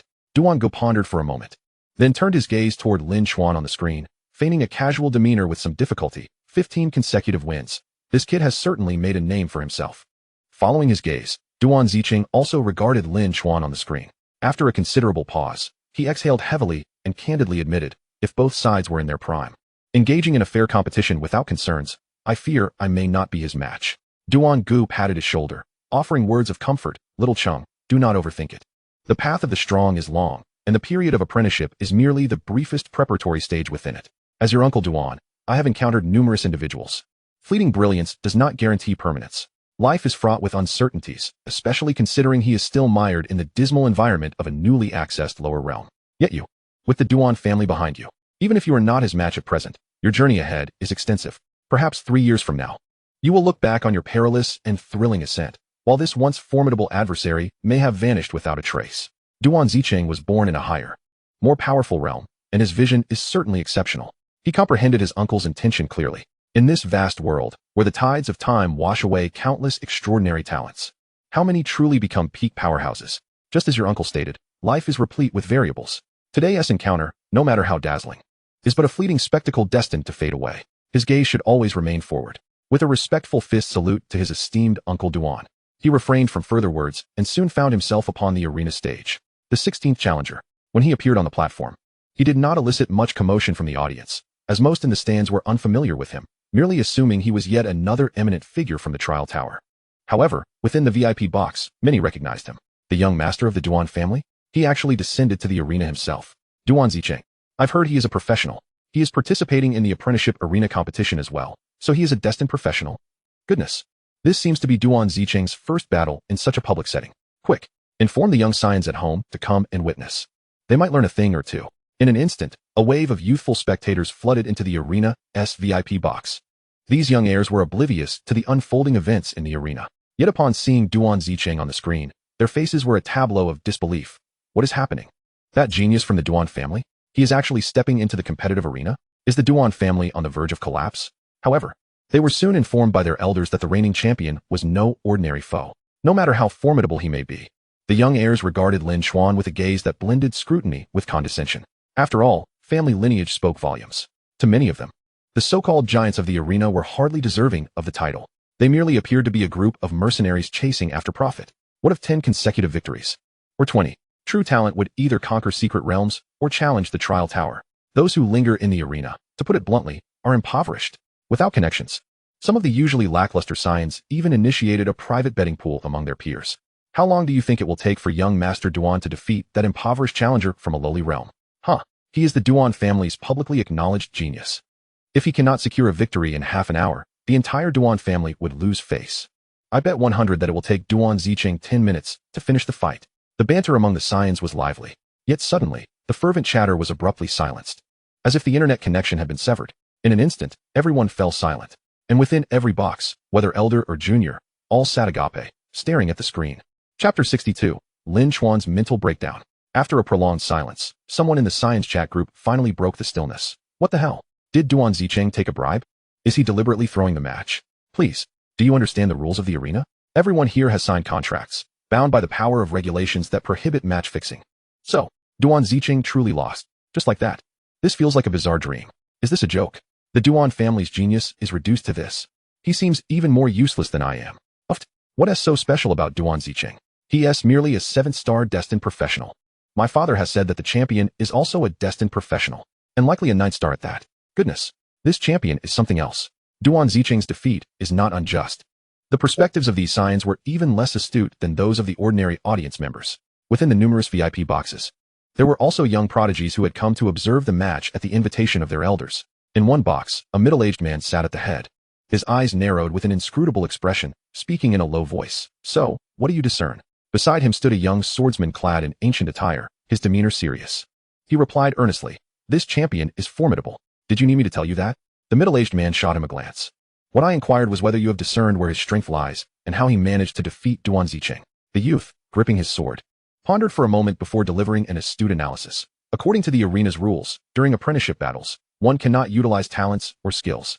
Yet the blow that just defeated Duan Zicheng exhibited a skill effect. Indeed, the crux of Lin Chuan's victory over Duan Zicheng lay in his ability to produce a 3-second stun effect with his attack.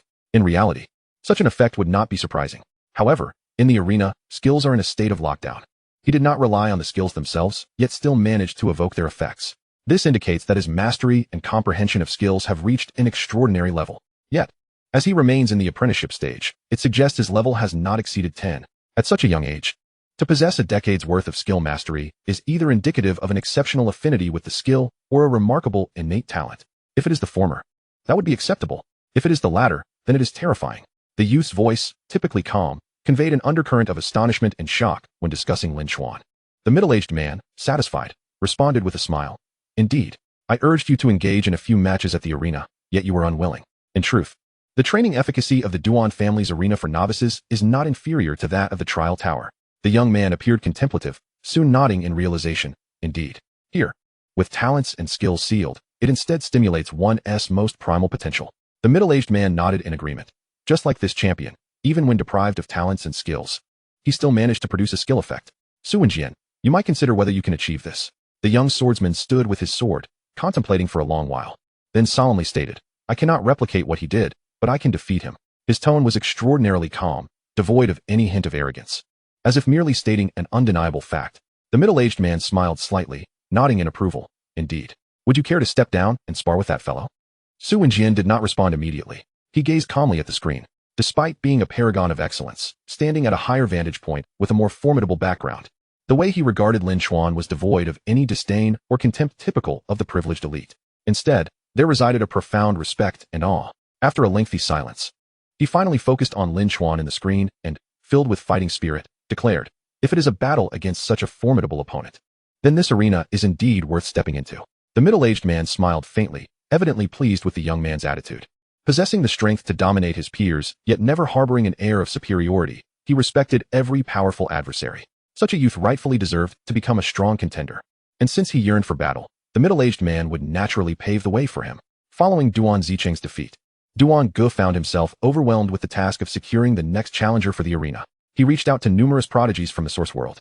However, those geniuses scoffed at the idea of participating in the arena's contests, particularly upon hearing that the opponent was a rustic from a lower plane. Their disdain grew even more pronounced. They even questioned Duan Zicheng's capabilities. Duan Ge gritted his teeth in frustration. Just when he was at his wit's end, a communication suddenly arrived through the jade tablet. A line of text left Duan Ge dumbfounded. "Su Wenjian, he wishes to enter the arena?" On the stage, after defeating Duan Zicheng, Lin Chuan felt increasingly fatigued, yet still managed to valiantly vanquish the 17th, 18th, and 19th challengers. The 20th and final challenger, should he emerge victorious, he would achieve a remarkable 20 consecutive wins.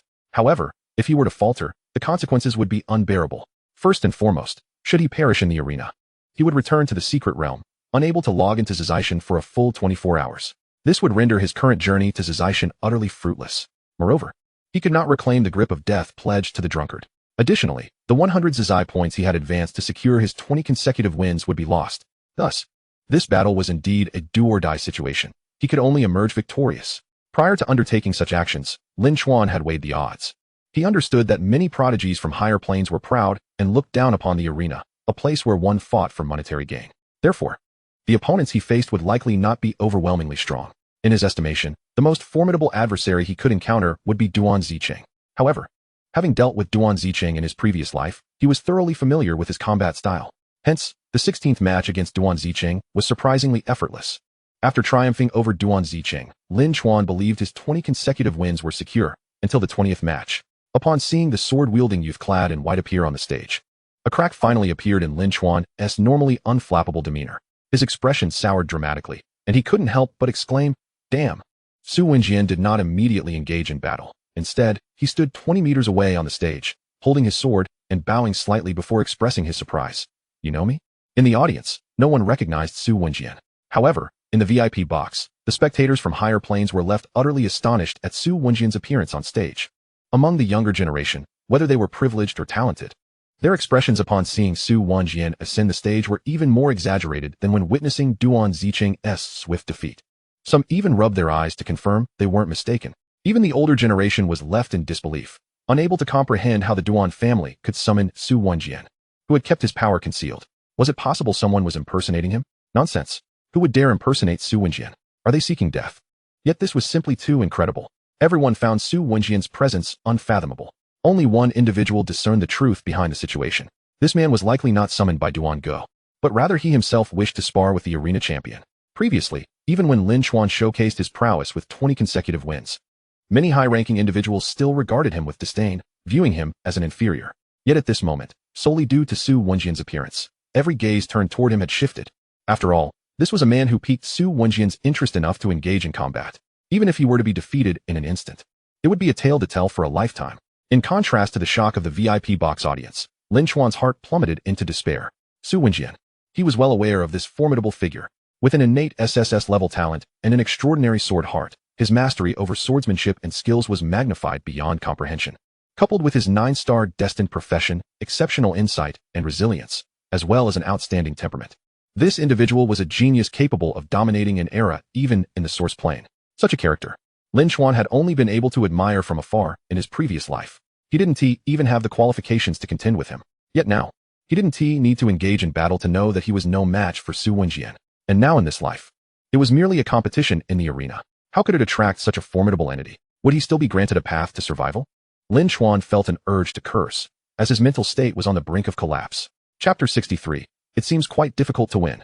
If a fight were to erupt, Lin Chuan was nearly 100% certain that he could not possibly be Su Wenjian's opponent. Fortunately, Su Wenjian's intention in stepping onto the stage was not to defeat him.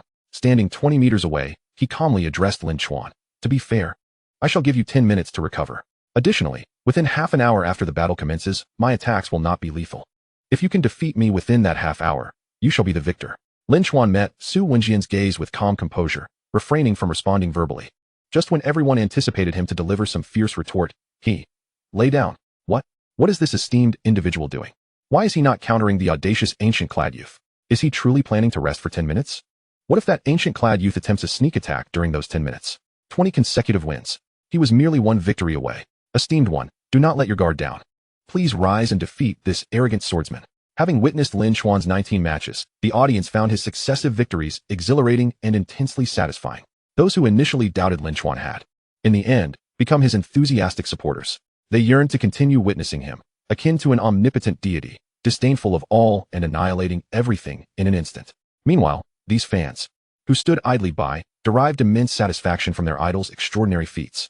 Thus, when they observed their idol reclining, they found it utterly unacceptable. One by one, the audience rose and vociferously urged Lin Chuan to swiftly vanquish the white-clad swordsman. Yet, in the depths of his heart, Lin Chuan had never regarded the audience as significant. He was determined to forge his own path. The adoration and admiration of others, or their pointed remarks, would not sway him in the slightest. For the ensuing 10 minutes, Lin Chuan remained oblivious to the clamor from the audience. He simply reclined on the arena, silently recuperating, uttering not a single word. Similarly, Su Wenjian paid little heed to the rabble in the stands. Regardless of how the audience shouted or provoked him, he honored his promise and stood with his sword for those 10 minutes, not daring to approach Lin Chuan.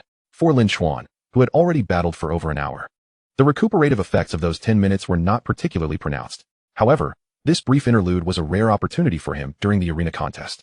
It allowed him to internally reflect upon the 19 preceding battles and contemplate the means by which he could ultimately defeat Su Wenjian.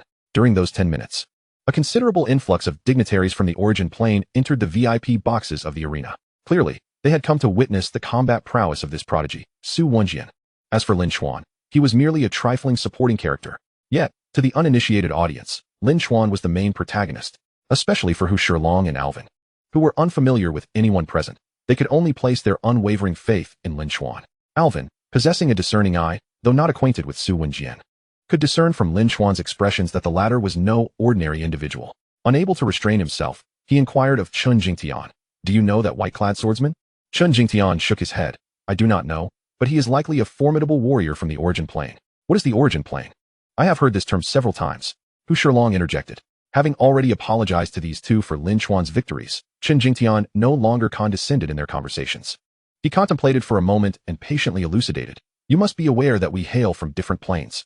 All planes are categorized into lower, middle, high, and origin planes."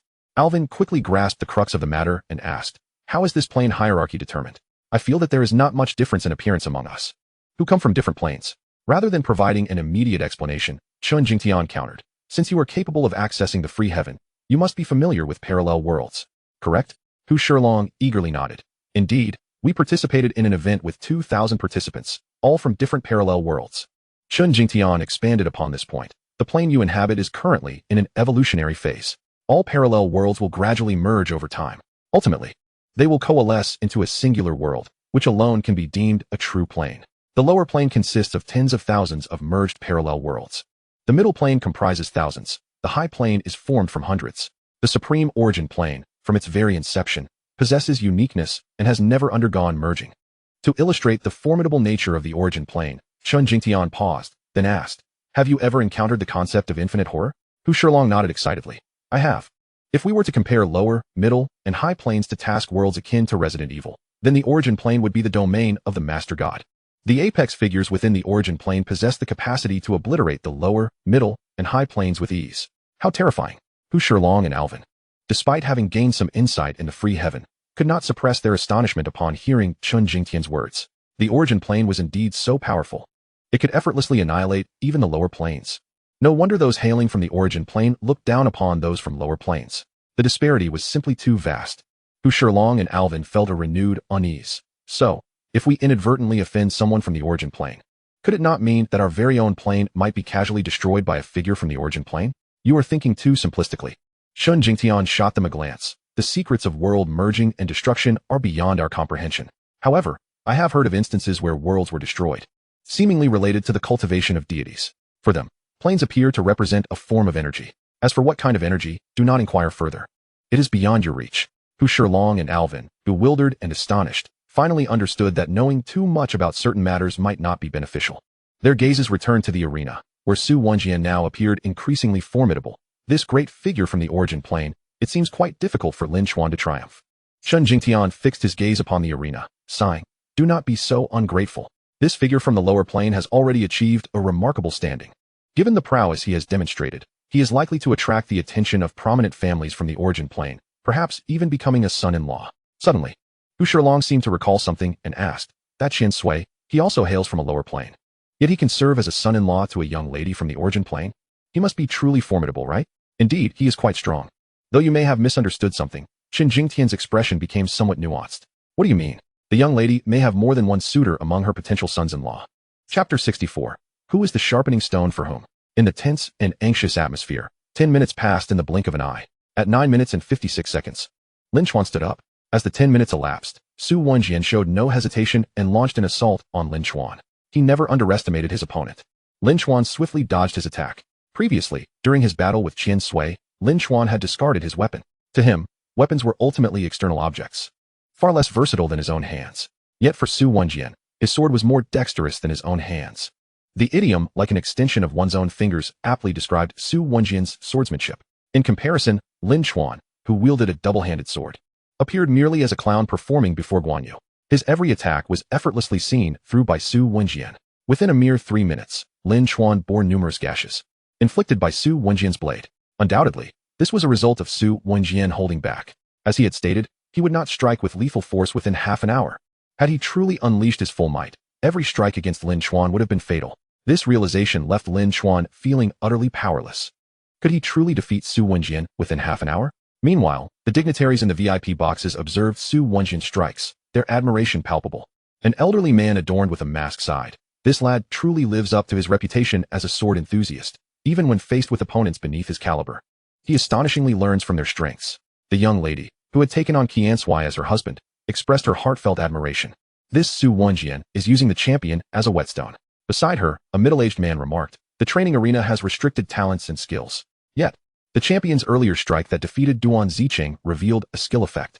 Su Wenjian is testing his swordsmanship against this champion. He likely aims to enhance his skill proficiency. Indeed, while skills were sealed, the techniques he employed still bore the essence of swordplay. In a private box occupied by Duan Go, he observed the screen displaying Lin Chuan being relentlessly pursued and struck by Su Wenjian, while reassuring the Jade Tablet.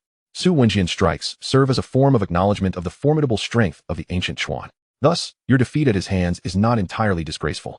On the other end of the Jade Tablet was none other than Duan Zicheng. After being vanquished on the stage, he returned to the real world, needing 24 hours to re-enter the realm of freedom. Seated in a luxurious chamber, his expression was grim. After a prolonged silence, he suddenly inquired, Uncle, do you believe that the ancient Chuan can defeat Su Wenjian?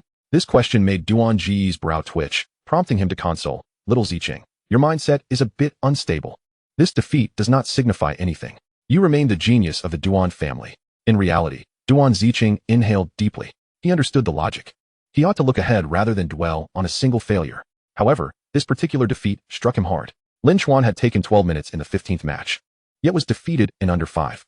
Although battle duration does not solely represent one's combat prowess, this humiliation weighed heavily on Duan Zicheng. He found it exceedingly difficult to accept. The only thing that might stabilize his mentality would be if Su Wenjian were also to falter on the stage. At least then, everyone would recognize the champion's strength. In contrast, Duan Zicheng's defeat would seem trivial. Yet he also understood the daunting challenge of Su Wenjian losing this match. It was akin to reaching for the stars. Duan Zicheng forced a smile and addressed the Jade Tablet. Uncle, I'm fine. I'm heading to the training room now. We shall talk later. After ending the communication with Duan Zicheng, Duan Gu turned his gaze back to the duel on the screen, his mindset subtly shifting. Previously, he had endeavored to prevent Lin Chuan from achieving this 20-win streak. Yet at this moment, he found himself secretly wishing how splendid it would be if Lin Chuan could indeed defeat Su Wenjian. In that case, my nephew Duan Zicheng's defeat could be rendered nearly inconsequential. After all, even Su Wenjian has fallen. However, would Su Wenjian falter? No. This was a certainty shared by all who knew him. As anticipated, the battle on the stage unfolded, with Lin Chuan finding himself at a distinct disadvantage, nearly the entire time being relentlessly pursued by Su Wenjian. He had sustained countless sword strikes, his form now resembling a bloodied mess. Had Su Wenjian not held back, he would have perished countless times over. Such a scene incited fury among Lin Chuan's fans in the audience, who were fervently hoping for his victory. A cacophony of curses erupted, and had circumstances permitted, they might have resorted to hurling rotten eggs. Hu Shilong and Alvin gazed in disbelief, exclaiming, the denizens of the original plane are truly astonishingly powerful. It seems the ancient Chuan is destined to lose this time. Chun Jingtian nodded gravely. There is no doubt of his impending defeat. His opponent is merely using him as a training partner, honing his skills through this encounter. Hu Shilong and Alvin, though not fully comprehending the situation, felt a tinge of sorrow in their hearts. It was a sorrow akin to the realization that lower beings could not measure up to their higher counterparts. A powerless sadness that emerged when one discovered the truth. It was the despair of attempting to challenge an aircraft with a mere rifle, only to suffer grievously in the process. The belief that fervor alone could conquer all was dashed, revealing that such passion was of no utility, merely rendering one's demise more tragic. As Hu Shilong and Alvin watched Lin Chuan being battered into a bloody state, both muscular men found their eyes inexplicably moist. Despite their fleeting acquaintance with Lin Chuan and the absence of any emotional foundation, they felt a profound connection. Chun Jingtian observed the expressions of the two men and sighed. As you engage with more of the world, you will increasingly recognize that there are countless forces in existence that render one powerless. If change is unattainable, then learn to adapt. The duo glanced at Chun Jingtian, realizing that he too was a man with a story. No wonder he had been so brazen in his earlier taunts, yet could later cast aside his dignity without hesitation. This capacity for humility was not born of shamelessness, but rather a profound understanding. Hu Shilong and Alvin, who had initially harbored disdain for Chun Jingtian, found their feelings softening in the face of his wisdom. Meanwhile, the battle on the stage raged on. 10 minutes elapsed, and even the most unobservant among the audience could discern that Lin Chuan stood no chance of victory. Yet amidst the chorus of insults from the audience, Lin Chuan suddenly made an inexplicable decision. He cast aside his dual swords and opted to engage in hand-to-hand combat with the white-clad swordsman. Not only that, but his unarmed assaults were executed with reckless abandon, each strike delivered with unrestrained vigor. This mode of combat lacked any semblance of strategy, resembling a madman pushed to the brink, throwing caution to the wind. His actions bewildered not only the audience, but also Su Wenjian on the stage. As Su Wenjian adapted to Lin Chuan's erratic style, he simultaneously remarked, "With your current approach, the exertion is far too great. You likely won't last even 10 minutes. Lin Chuan did not respond, continuing to unleash his fury with every punch, pouring every ounce of strength he possessed. After over an hour of relentless combat, he had already depleted a significant portion of his stamina and mental fortitude. Now, in a state of injury, he was recklessly pushing himself further. His condition was deteriorating rapidly. Su Wenjian mused that he might not even need to intervene, for this champion was on the verge of exhausting himself. Even as Lin Chuan spiraled into madness, Su Wenjian maintained his respect for this opponent, treating each of Lin Chuan's attacks with seriousness. Despite Lin Chuan's reckless consumption of energy, his own stamina began to wane. His bloodied form swayed precariously even while standing. His tightly clenched fists trembled with each strike. This state of affairs was not lost on Su Wenjian, nor on the distinguished figures in the VIP box, who unanimously concluded that this individual would likely collapse from exhaustion within 3 minutes. In one of the boxes, the young lady shook her head with a sigh. This champion possesses impressive strength, but his temperament leaves much to be desired. A man unable to confront failure with composure is destined to falter in his journey. The middle-aged men around him nodded in agreement. Indeed, at least in terms of temperament, this champion pales in comparison to the son-in-law. The young lady nodded and remarked, "Inform Yin Qiansu that he need not dwell on this failure and should continue to focus on preparing for his career transition." In another private room, Duan Ge shook his head, murmuring to himself, "Individuals from lower planes are like this. They possess limited experiences and insights. A mere ordinary setback can shatter their mental fortitude. I hope Xiaoqin's mindset remains unaffected by such individuals." Meanwhile, in the private room where Su Wenjian was located, a middle-aged man fixated intently on the screen. A glimmer of brilliance flickered in his eyes. After a significant pause, he suddenly gritted his teeth and sighed. "Damn it. This kid isn't actually considering using Wenjian as a stepping stone, is he? Could it be that he has surpassed the limits of the apprenticeship stage in reality?" The man unconsciously clenched his fists, finally taking a serious look at Lin Chuan's face, which was nearly obscured by blood. Chapter 65, Breaking the Limits. Time flew by. Approximately 3 minutes later, Lin Chuan indeed exhibited signs of significant physical exhaustion. To outsiders, he appeared unsteady, his figure swaying, each attack trembling precariously. Yet, his own sensations were even more acute than what others perceived. He felt as if he had just completed an exhilarating marathon, every muscle in his body aching with heaviness. As he clenched his fists, the muscles in his arms felt harder than his own knuckles, as if they might explode at any moment. All around him, onlookers could only see the blood that drenched him, but he was acutely aware of the sweat. The damp, salty perspiration clung to him like mountains, suffocating him. Even his vision began to blur faintly. This was undeniably a dire state, and finally, during his next punch, he not only failed to strike Su Wenjian, but collapsed onto the stage. With a resounding thud, he fell upon the platform. The audience erupted in boos and jeers. Yet Su Wenjian, standing atop the stage, showed no joy at the prospect of victory. Instead, a hint of shock flickered in his serious and composed demeanor. Looking down at the fallen Lin Chuan, he suddenly murmured, "Have you truly surpassed the attribute limits in reality?" Lin Chuan gasped for breath, feeling as if he lacked the strength even to rise. Naturally, he offered no reply. Su Wenjian's gaze sharpened, and after a long moment, he exhaled heavily. "Fine. I will lend you a hand. However, as per our agreement, I shall only grant you half an hour. And now, less than a quarter of an hour remains." With that, he astonishingly cast aside his ever-present sword and resorted to throwing punches, launching a fierce assault on Lin Chuan once more. Lin Chuan continued to evade. However, in a state of severe exhaustion, nearly every punch from Su Wenjian landed on him. At this juncture, the battle between the two had devolved into sheer brawling. The audience sat bewildered, while the VIP room's distinguished guests began to discern the underlying intricacies. This young man, could he possibly be attempting to push his human limits amidst such intense pressure? What a ridiculous notion. This is the realm of freedom. Moreover, has he truly exceeded his own attribute limits? On the stage, Lin Chuan endured blow after blow. He resembled a punching bag, receiving a relentless barrage from Su Wenjian. Forget merely blurring vision, his mind began to cloud. In this state of extreme physical depletion, the only thing sustaining him was sheer willpower. Thus, he was pummeled like a sandbag for a full quarter of an hour. The half-hour Su Wenjian had agreed upon had arrived. He wore a grave expression and spoke calmly. "You have failed." With that, he prepared to deliver a lethal strike aimed at Lin Chuan's heart. With Su Wenjian's strength and Lin Chuan's condition, everyone knew this decisive blow would be unavoidable. After this strike, the match would come to an end. However, a scene unfolded that left everyone dumbfounded. Despite being gravely exhausted and appearing like a mere shell of a person, Lin Chuan somehow managed to evade this fatal blow. The audience, unable to comprehend, speculated that Lin Chuan's apparent dire state was merely a ruse, that he still possessed strength to counter. Meanwhile, in the VIP room, the dignitaries gasped in astonishment, their eyes riveted to the screen featuring Lin Chuan. Even Su Wenjian himself was taken aback. The usually composed and reserved young man bore a look of utter astonishment. After the initial shock, his eyes suddenly gleamed. Within them flickered a fierce fighting spirit. He retrieved his sword once more. His subsequent attacks were unleashed with all his might, devoid of any restraint.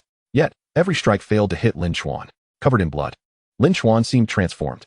His demeanor still resembled that of a walking corpse, yet he effortlessly evaded all of Su Wenjian's assaults with an air of nonchalance. At this point, even the audience began to perceive the peculiarities, erupting in exclamations. What is happening? After being soundly beaten, how does it feel as though the champion's combat prowess has actually ascended to a new level? Did he hide his true strength before? That seems unlikely. I sense that his current state is quite strange. Wait, it feels like he is experiencing what is known as a breakthrough of limits. What? A breakthrough of limits? I've heard it said that the attribute limit in the apprenticeship stage is 100 points. Yet some distinguished individuals from the original plane can surpass this threshold. However, exceeding attribute limits does not equate to surpassing actual strength. In simpler terms, a distinguished figure might break the attribute limit in the apprenticeship stage, achieving 110 points, yet still only exhibiting a strength of 100 points. The surplus beyond the limit is notoriously difficult to manifest. For instance, I've heard of a genius named Su Wenjian from the original plane, who reached level 10 long ago, boasting an astonishing 160 points in attributes. Yet, what he can truly display remains capped at 100 points. To genuinely unleash strength exceeding 100 points, one must first elevate their attributes beyond 100 points. Then, one must transcend the limits of the human body. It is said that during this breakthrough, one enters a mysterious state of instinct. This state resembles enlightenment, greatly enhancing a person's combat ability as if aided by divine intervention. What? So, does this mean the champion's current condition is indicative of having transcended the limits of the human body? Does that imply his attributes in reality have also surpassed 100 points? How astonishing. Is it only I who finds that genius from the origin realm, whose attributes soar to an astonishing 160 during the apprenticeship stage, utterly formidable? What does 160 even signify? Their formidable background offers them countless methods to enhance their attributes.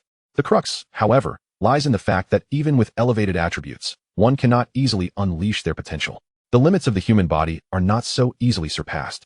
I have heard of instances where individuals broke through these limits, but those were among the first and second transcensions. It is said that transcending the human limits during the apprenticeship stage is the most arduous, yet the rewards are unparalleled. As discussions among the crowd swirled around Lin Chuan's potential breakthrough of the human limits, his combat on the arena became increasingly fluid and graceful, a sight to behold. At this moment, the tide of the battle between him and Su Wenjian had turned dramatically. From being on the receiving end of Su Wenjian's assault, Lin Chuan now dominated the confrontation. Su Wenjian's sword could not even graze the hem of Lin Chuan's garment. With a resounding thud, Lin Chuan's fist struck Su Wenjian squarely between the eyes, sending him into a daze for precisely 0.3 seconds. Yet in the realm of skilled combat, that fleeting moment can decisively determine victory or defeat. With bloodied hands, Lin Chuan seized Su Wenjian's wrist, twisting and thrusting with precision. Under Lin Chuan's manipulation, Su Wenjian's own sword was driven into his chest. In an instant, his figure vanished from the arena. At that moment, the audience erupted in deafening cheers, while the VIP boxes fell into an eerie silence. Chapter 66. 20 consecutive victories. 20 consecutive victories achieved. As Lin Chuan descended from the arena, bruised and bloodied, his mind still clouded, he entered the backstage area. No sooner had he taken a seat than a stranger, a middle-aged man, entered his resting room. The man's gaze towards him was nuanced, yet devoid of hostility. He extended a towel to Lin Chuan, introducing himself as Su Wenjian's uncle, Su Yefeng. Lin Chuan regarded him with a steady gaze, remaining silent. Su Yefeng observed him with a profound expression, and after a prolonged pause, he sighed. Wenjian asked me to convey that he eagerly anticipates your next encounter. Lin Chuan's demeanor remained calm, neither servile nor arrogant. I also look forward to it. Su Yefeng smiled, cryptically suggesting, if you manage to reach that stage, your next duel will likely take place in the Great Thousand Secret Realm. Lin Chuan pondered for a moment before responding nonchalantly, perhaps. Su Yefeng chuckled again. Little fellow, aren't you curious about how to obtain a ticket to the Great Thousand Secret Realm? Lin Chuan replied with clarity. In the Origin Realm, it should be a school reward, while we in the lower realms must earn it ourselves. Securing a ticket to the Small Thousand Secret Realm from the Great Strife Secret Realm, and then from the Small Thousand Secret Realm to the Great Thousand Secret Realm. Su Yefeng's smile faded, and his gaze became increasingly solemn as he asked after a lengthy silence. Have you encountered anyone from the Origin Realm? Lin Chuan remained silent, offering no reply. Su Yefeng sighed and cautioned gently. Young student, your future is bright. It is best not to entangle yourself too deeply with unknown powerful forces. Lin Chuan refrained from arguing, instead expressing sincerely, thank you. This gratitude was directed towards both Su Yefeng and Su Wenjian, who had clearly recognized Lin Chuan's intent to leverage him for a breakthrough beyond human limits. Yet, far from being vexed, Su Wenjian had cooperated wholeheartedly, even discarding his sword to engage in a fistfight. It can be said that Su Wenjian played a pivotal role in Lin Chuan's successful transcendence. This man is indeed admirable. Perhaps due to having left most geniuses far behind, he harbors no jealousy when faced with formidable talents, but rather a sense of appreciation for exceptional abilities. Such vision and cultivation are qualities Lin Chuan humbly acknowledges he lacks. Shortly after Su Yefeng departed, Duan Gu entered with Hu Shilong and Alvin. His gaze towards Lin Chuan was even more intricate than Su Yefeng's, and his demeanor was notably more respectful than before. He first dissolved his contract with Lin Chuan, then presented him with a jade token of a vibrant green hue. This is a gift from the arena, representing your status. With it, you may enter freely without a ticket. Furthermore, this token possesses storage capabilities. Your two friends have accumulated a total of 59,000 freedom points from your 20 consecutive victories, which are stored within this token. Lin Chuan accepted the jade token without hesitation and promptly bound it. He had encountered such tokens in his previous life. Most free individuals in the realm of freedom possessed one. Typically, these tokens cost 100 freedom points if purchased individually, a considerable expense. The arena's generous gift can be seen as a gesture of goodwill towards him. Moreover, should you continue to participate in competitions, the arena will extend platinum member privileges to you. Alright, I understand. After leaving the arena, Lin Chuan proceeded to the freedom market for shopping. With 59,000 freedom points at his disposal, he possessed remarkable purchasing power.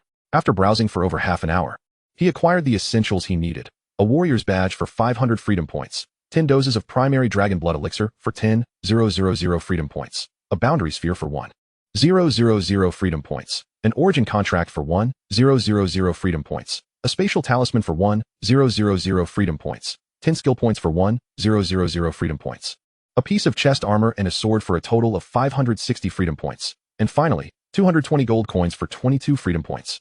In total, his expenses amounted to 15,082 freedom points. It can be said that this excursion to the realm of freedom, despite costing 200 gold coins for the ticket, ultimately yielded returns that justified the expense.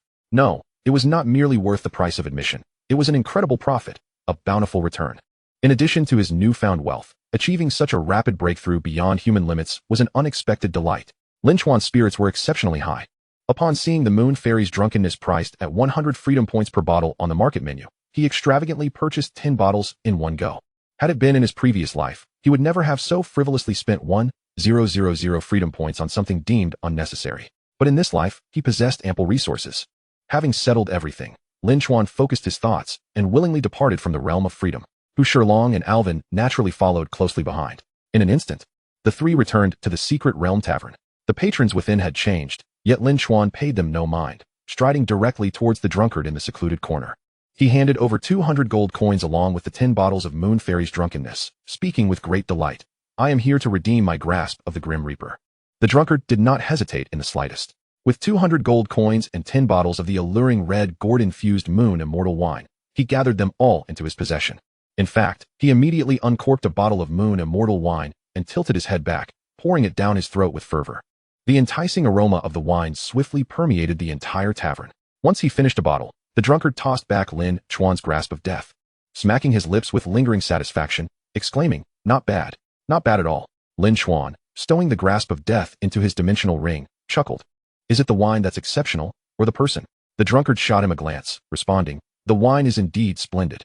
Lin Chuan, unfazed, tossed the remaining 20 gold coins to Hu Shilong and Alvin before making his way back to his lair, the number 1 dragon nest. The patrons of the tavern, witnessing his sudden disappearance, exclaimed in astonishment, "How peculiar!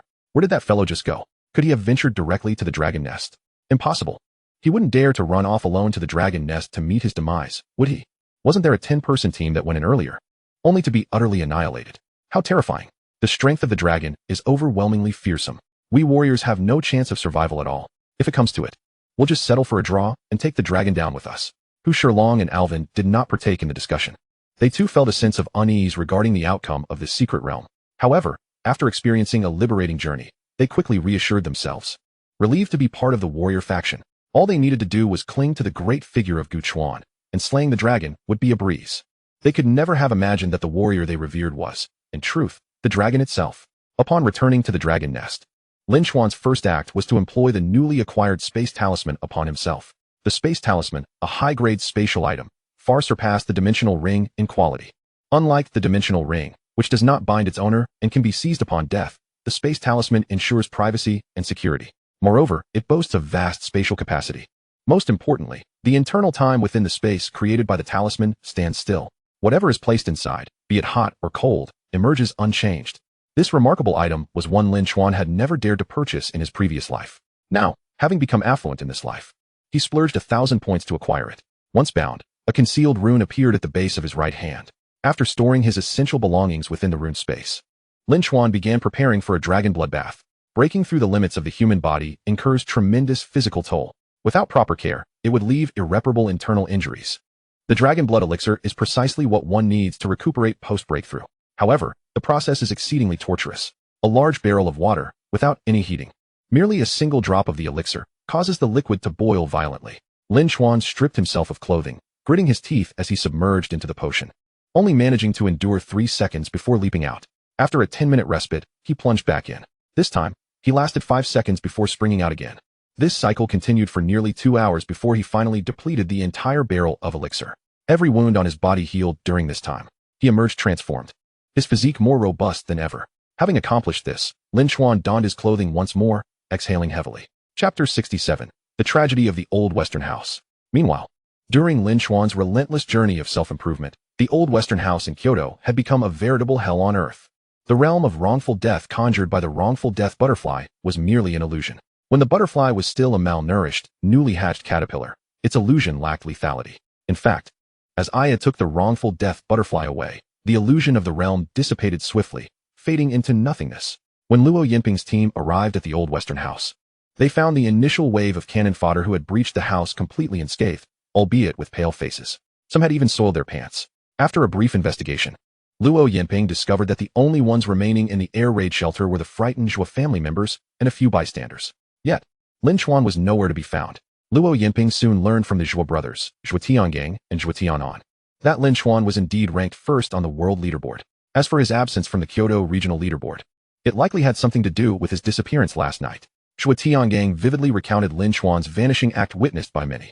He then speculated, "I surmise that he either acquired a spatial teleportation item from the leaderboard rewards and went to another city, or he entered some secret realm." Secret realm? Luo Yinping pondered those words quietly. Zhua Tiangang assumed he was unaware of secret realms and thus made an effort to ingratiate himself, explaining, "The Bacchanal of Divine Punishment is said to have entered a secret realm to evade the frenzied hunt of foreign powers. We heard Lin Chuan exchanged a level 3 crystal core for a ticket to a secret realm last night. I believe it was called the Great Contest Secret Realm." Luo Yinping cast a dispassionate glance at Zhua Tiangang. He chose not to engage further with him, instead addressing the throng of cannon fodder who had accompanied them to surround Lin Chuan. "I apologize, everyone, but our attempt to apprehend Lin Chuan has regrettably ended in failure. However, we shall uphold the guaranteed rewards promised by our 4 great families." He instructed, "Now, please line up here in the Old Western House. We will have personnel at the entrance distributing crystal core rewards, led by the illustrious Luo family, alongside the Luan, Qi, and Ye families." The upper echelons of the 4 great powers had promised the valiant individuals who were invited to participate in the encirclement of Lin Chuan that, even in the event of failure, they would still receive crystal core compensation from the 4 families. Now, with Lin Chuan absent, the mission of failure, the compensation awaited these valiant souls. A long, winding queue formed within the Old Western House as the valiant individuals lined up. The members of the 4 great families stood guard at the entrance, distributing the promised crystal core compensation. After receiving their compensation, the valiant souls were free to depart. Su Gongqing was among the ranks of the valiant individuals. Though he concealed his feelings due to self-doubt, he harbored a secret admiration for Luan Yuling. During this attempt to apprehend Lin Chuan, Han Shuiying had privately hinted to him that the risks were exceedingly high. Yet, Su Gongqing still came. Driven by his desire to make an impression on Luan Yuling, he wished to ensure she did not perceive him as a coward. Fortunately, despite the journey to the old western house being fraught with peril, he ultimately encountered no real danger. Not only did he escape unscathed, but he also walked away with crystal cores. Soon, the line reached Su Gongqing. The distribution of crystal cores was divided into 4 batches. To Su Gongqing, the one handing out the crystal cores was none other than Luan Yuling. Luan Yuling remained as exquisite and beautiful as ever, her purity seemingly untouched by the ravages of the apocalyptic world. Even clad in a practical black tracksuit, her inherent aura of serene beauty was impossible to conceal. She offered Su Gongqing a gentle smile and handed him the 3 crystal cores he was entitled to. That smile nearly ensnared Su Gongqing's very soul. With a hint of shyness, he stepped closer to Luan Yuling, eager to assist her. However, before he could utter a word, he heard her soothing voice. To prevent anyone from claiming crystal cores more than once, those who have already received them must exit. Very well. I shall take my leave then. Thus, Su Gongqing stepped out of the old mansion. He had imagined that those who had previously collected their crystal cores would be waiting outside. Yet, the street beyond the old house was eerily desolate, devoid of any presence. A sense of unease washed over Su Gongqing as a gentle breeze rustled the nearby ornamental trees, their leaves whispering like mournful cries. An inexplicable tension gripped his senses. Yet, at that moment, it was too late.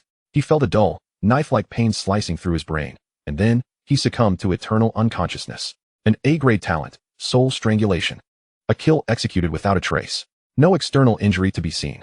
Swiftly, a shadow emerged from the ornamental trees. The shadow adeptly disposed of Su Gongqing's lifeless body, reclaiming the 3 crystal cores he had just received and extracting yet another core from his brain. Finally, the body was stowed away in a dimensional ring. The next valiant soul to emerge from the old mansion experienced a fate nearly identical to Su Gongqing's. After collecting around 10 bodies, someone would bring a bag filled with crystal cores to the person distributing them at the entrance. Once Luan Yuling finished distributing the cores in her bag, she swiftly received a new one and continued handing out crystal cores to those at the back of the line.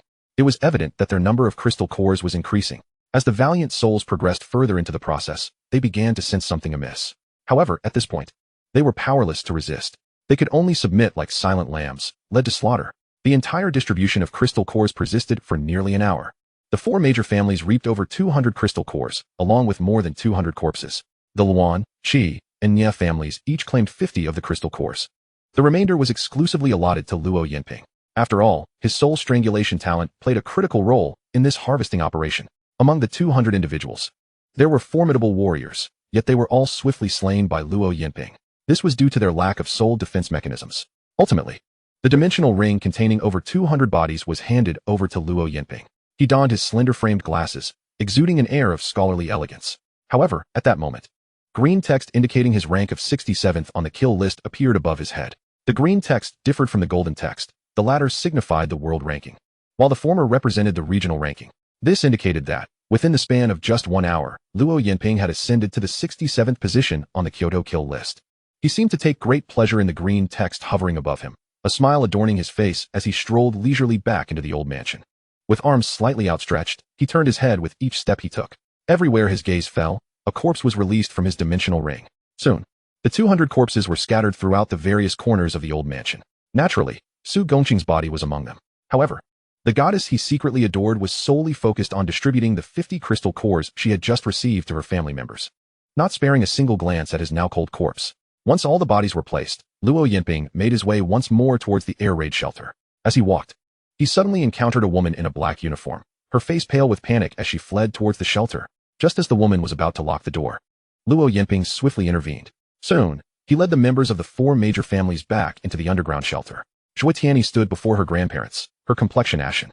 She had just witnessed that psychopathic monster, smiling as he released over 200 corpses from his dimensional ring, trembling uncontrollably. Her gaze toward Luo Yinping was filled with an undeniable and profound terror. Her demeanor did not escape the notice of the Zhuo brothers, Tian Gang and Tian Han. Yet, the 2 brothers dared not defy Luo Yinping. Instead, they forced smiles, treating him with a subservient eagerness, nearly bowing before him. Luo Yinping smiled slightly and spoke. Just now, Lin Chuan suddenly appeared and annihilated the more than 200 valiant souls who attempted to besiege him. His tone was flat, devoid of sincerity even in his lies. However, the Zhuo brothers responded with fervent indignation, immediately launching into a tirade against Lin Chuan. How outrageous. Lin Chuan is indeed a heartless devil. They wished to curse even more vehemently, perhaps wishing him a fate of suffering or divine retribution. Yet, they understood all too well that the true embodiment of a ruthless killer was the seemingly genteel gentleman before them. They feared that if they cursed too harshly, he might suspect them of veiled accusations. Thus, they merely offered a few token curses, after which Zhuotian Han, with a face full of righteous resolve, asserted, "We must expose Lin Chuan's heinous acts in the chat channel, so that everyone knows he is a murderer that deserves to be hunted down." Both were quite astute, and Luo Yinping nodded in satisfaction. Then, with a gentle smile, he remarked, "But how strange it is. Why do you think that a murderer like Lin Chuan has not targeted you?" Chapter 68. Qi Feng designs Aya. His tone was as warm and gentle as a spring breeze, yet the Zhuo family felt an icy chill at his words. Even the Zhuo brothers, who had been flattering Luo Yinping, felt their legs weaken at this moment. At that instant, when everyone was gripped by fear, afraid to even breathe, Zhuo Tiangang's girlfriend, Wang Shiyun, abruptly shed her innocent facade, her eyes hardening. In a flash, she lunged towards the defenseless Zhuo grandparents from behind. In an instant, the kind and gentle elderly couple, who had never committed a wrongdoing in their lives, collapsed, lifeless. This scene deeply traumatized Zhuo Tianyi. Her pupils widened in disbelief. The whites of her eyes nearly stained with blood as she struggled to comprehend the horrifying reality unfolding before her. Following a furious scream, she frantically lunged at Wang Shiyun, exclaiming, "Wang Shiyun, what have you done?" Wang Shiyun immediately darted behind Zhuo Tiangang, while simultaneously calling out to Luo Yinping, "Lin Chuan is ruthless and merciless, even turning against the Zhuo family, who sheltered him. It is thanks to Lord Luo's timely intervention that we have managed to survive." Zhuo Tiangang was utterly bewildered by his girlfriend's boldness. He never imagined that his seemingly delicate partner could exhibit such fierce determination. Yet, years of being a devoted admirer instinctively prompted him to shield Wang Shiyun, preventing Zhuo Tianyi from attacking her. The sudden chaos sparked an unexpected glimmer of intrigue in Luo Yinping's eyes. He cast a meaningful glance at Wang Shiyun, and then, following her words, chuckled. "I could indeed lend my assistance, but alas." As he spoke, he deftly pinched 3 pieces of parchment between his fingers. He waved the parchment towards the Zhuo brothers with a smile, adding, "Regrettably, I possess only 3 slave contracts, thus I can save but 3. His gentle voice, however, bore the chilling undertones of a demonic whisper. As his words settled in, the air within the shelter thickened with an even more brutal and terrifying turmoil. The first to strike was Zhuo Tiangang, who personally killed his beloved sister, Zhuo Tianyi. This brutal act set off a chain reaction of slaughter. In the end, only Zhuo Tiangang, Zhuo Tianhan, and Wang Shiyun emerged alive from the chaos. Their expressions were fierce and ruthless as they had just slain their kin. Yet, when it was over, they found themselves groveling before Luo Yinping, like dogs, begging for mercy. Luo Yinping, having enjoyed the spectacle, was in high spirits as he casually tossed the 3 slave contracts onto the ground. The Zhuo brothers and Wang Shiyun swiftly signed the contracts, thereby becoming true servants of Luo Yinping. Among the 3, he seemed to favor the more ruthless Wang Shiyun. With a smile, he instructed, "You shall be responsible for collecting crystal cores. As for you two, tally the numbers." His intention was to verify that the number of crystal cores received corresponded with the number of corpses, to avoid any potential for greed. However, during the tally, an unexpected discovery emerged. After counting, Zhuo Tiangang and Zhuo Tianhan exchanged astonished glances, realizing something was amiss. Luo Yinping, sensing the discrepancy, furrowed his brow and inquired, "What seems to be the issue?" Zhuo Tianhan confessed, "My brother, Zhuo Kaiyuan, is missing." Missing? Did that mean a person was unaccounted for, or merely a body? "He is missing," Zhuo Tianhan recalled. "During the chaos, I didn't see him at all." Zhuo Tiangang, noticing Luo Yinping's displeasure, quickly added, "That child always had a low profile in the Zhuo family. We hadn't paid much attention to him since last night. He indeed wasn't in the shelter during the fight." Luo Yinping glared coldly at Zhuo Tianhan and asked, "What ability does your brother possess?" Zhuo Tianhan, trembling with fear, stammered, I don't know. He is only 10, rather introverted, and not very communicative." Before he could finish, Luo Yinping kicked him in the chest. With a crash, Zhuo Tianhan's back slammed against the wall. "Useless. You don't even know where your brother has gone." Luo Yinping loomed over him, pressing his foot onto Zhuo Tianhan's face, coldly remarking, "People like you won't even know how you died one day." "I'm sorry, my lord. I will find a way to locate my brother and eliminate him." Zhuo Tianhan's voice was punctuated by sobs, tears and saliva streaming down his face, stripped of all dignity. Only then did Luo Yinping withdraw his foot, leisurely stating, "There is no need for immediate elimination. If your brother possesses a decent ability, he could serve as my dog." "Thank you, my lord. Thank you." Meanwhile, on another front, Qi Feng, who had split from Luo Yinping, encountered Aya. After leaving the old villa, Aya had endured several ambushes from humans. As time passed, she, still at level 2, gradually fell off the world ranking list. However, on the regional leaderboard, she remained notable, proudly displaying her rank as 11 in green text. Beside her, the being known as Kaizi-in maintained the second position in gold. Such accolades, however, drew the envy of others, inciting them to attempt to kill her for loot.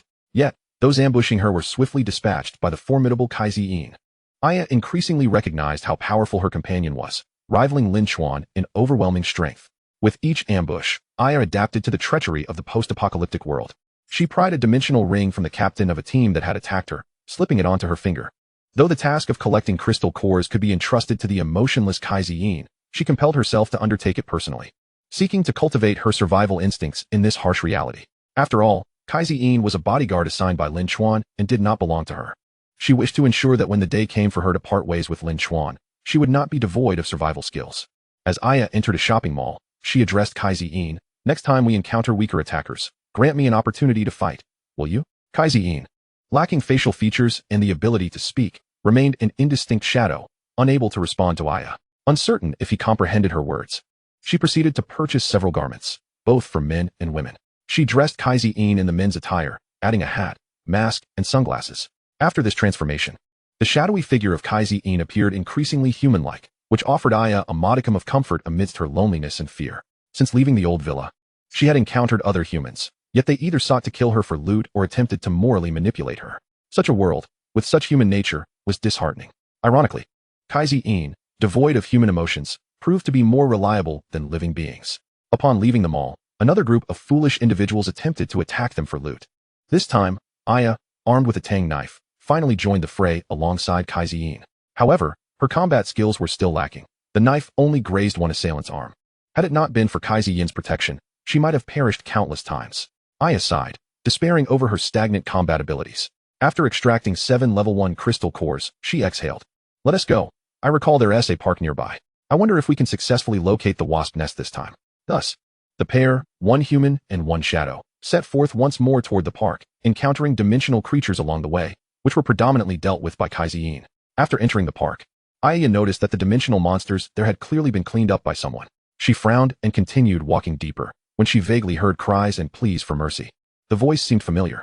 Aya's heart jolted, and she immediately quickened her pace, heading toward the source of the sound. As she got closer, the scene in front of her made her blood boil. A few sleazy thugs were openly bullying a weak young woman in broad daylight. Even worse, the bespectacled round-faced girl being harassed was Aya's roommate. Aya's eyes turned red with anger. She was about to rush forward to save her, but someone was faster. Whoosh! A sword cut across a thug's neck. A dashing man appeared, elegantly wielding his sword. Although he was facing 4 opponents at once, he didn't falter in the slightest. With swift, fluid movements, he killed all 4 thugs in moments. The man didn't even notice Aya's arrival. He just politely removed his coat and draped it over the harassed young woman, saying gently, "Are you all right?" The round-faced girl immediately threw herself into the gentleman's arms and cried uncontrollably.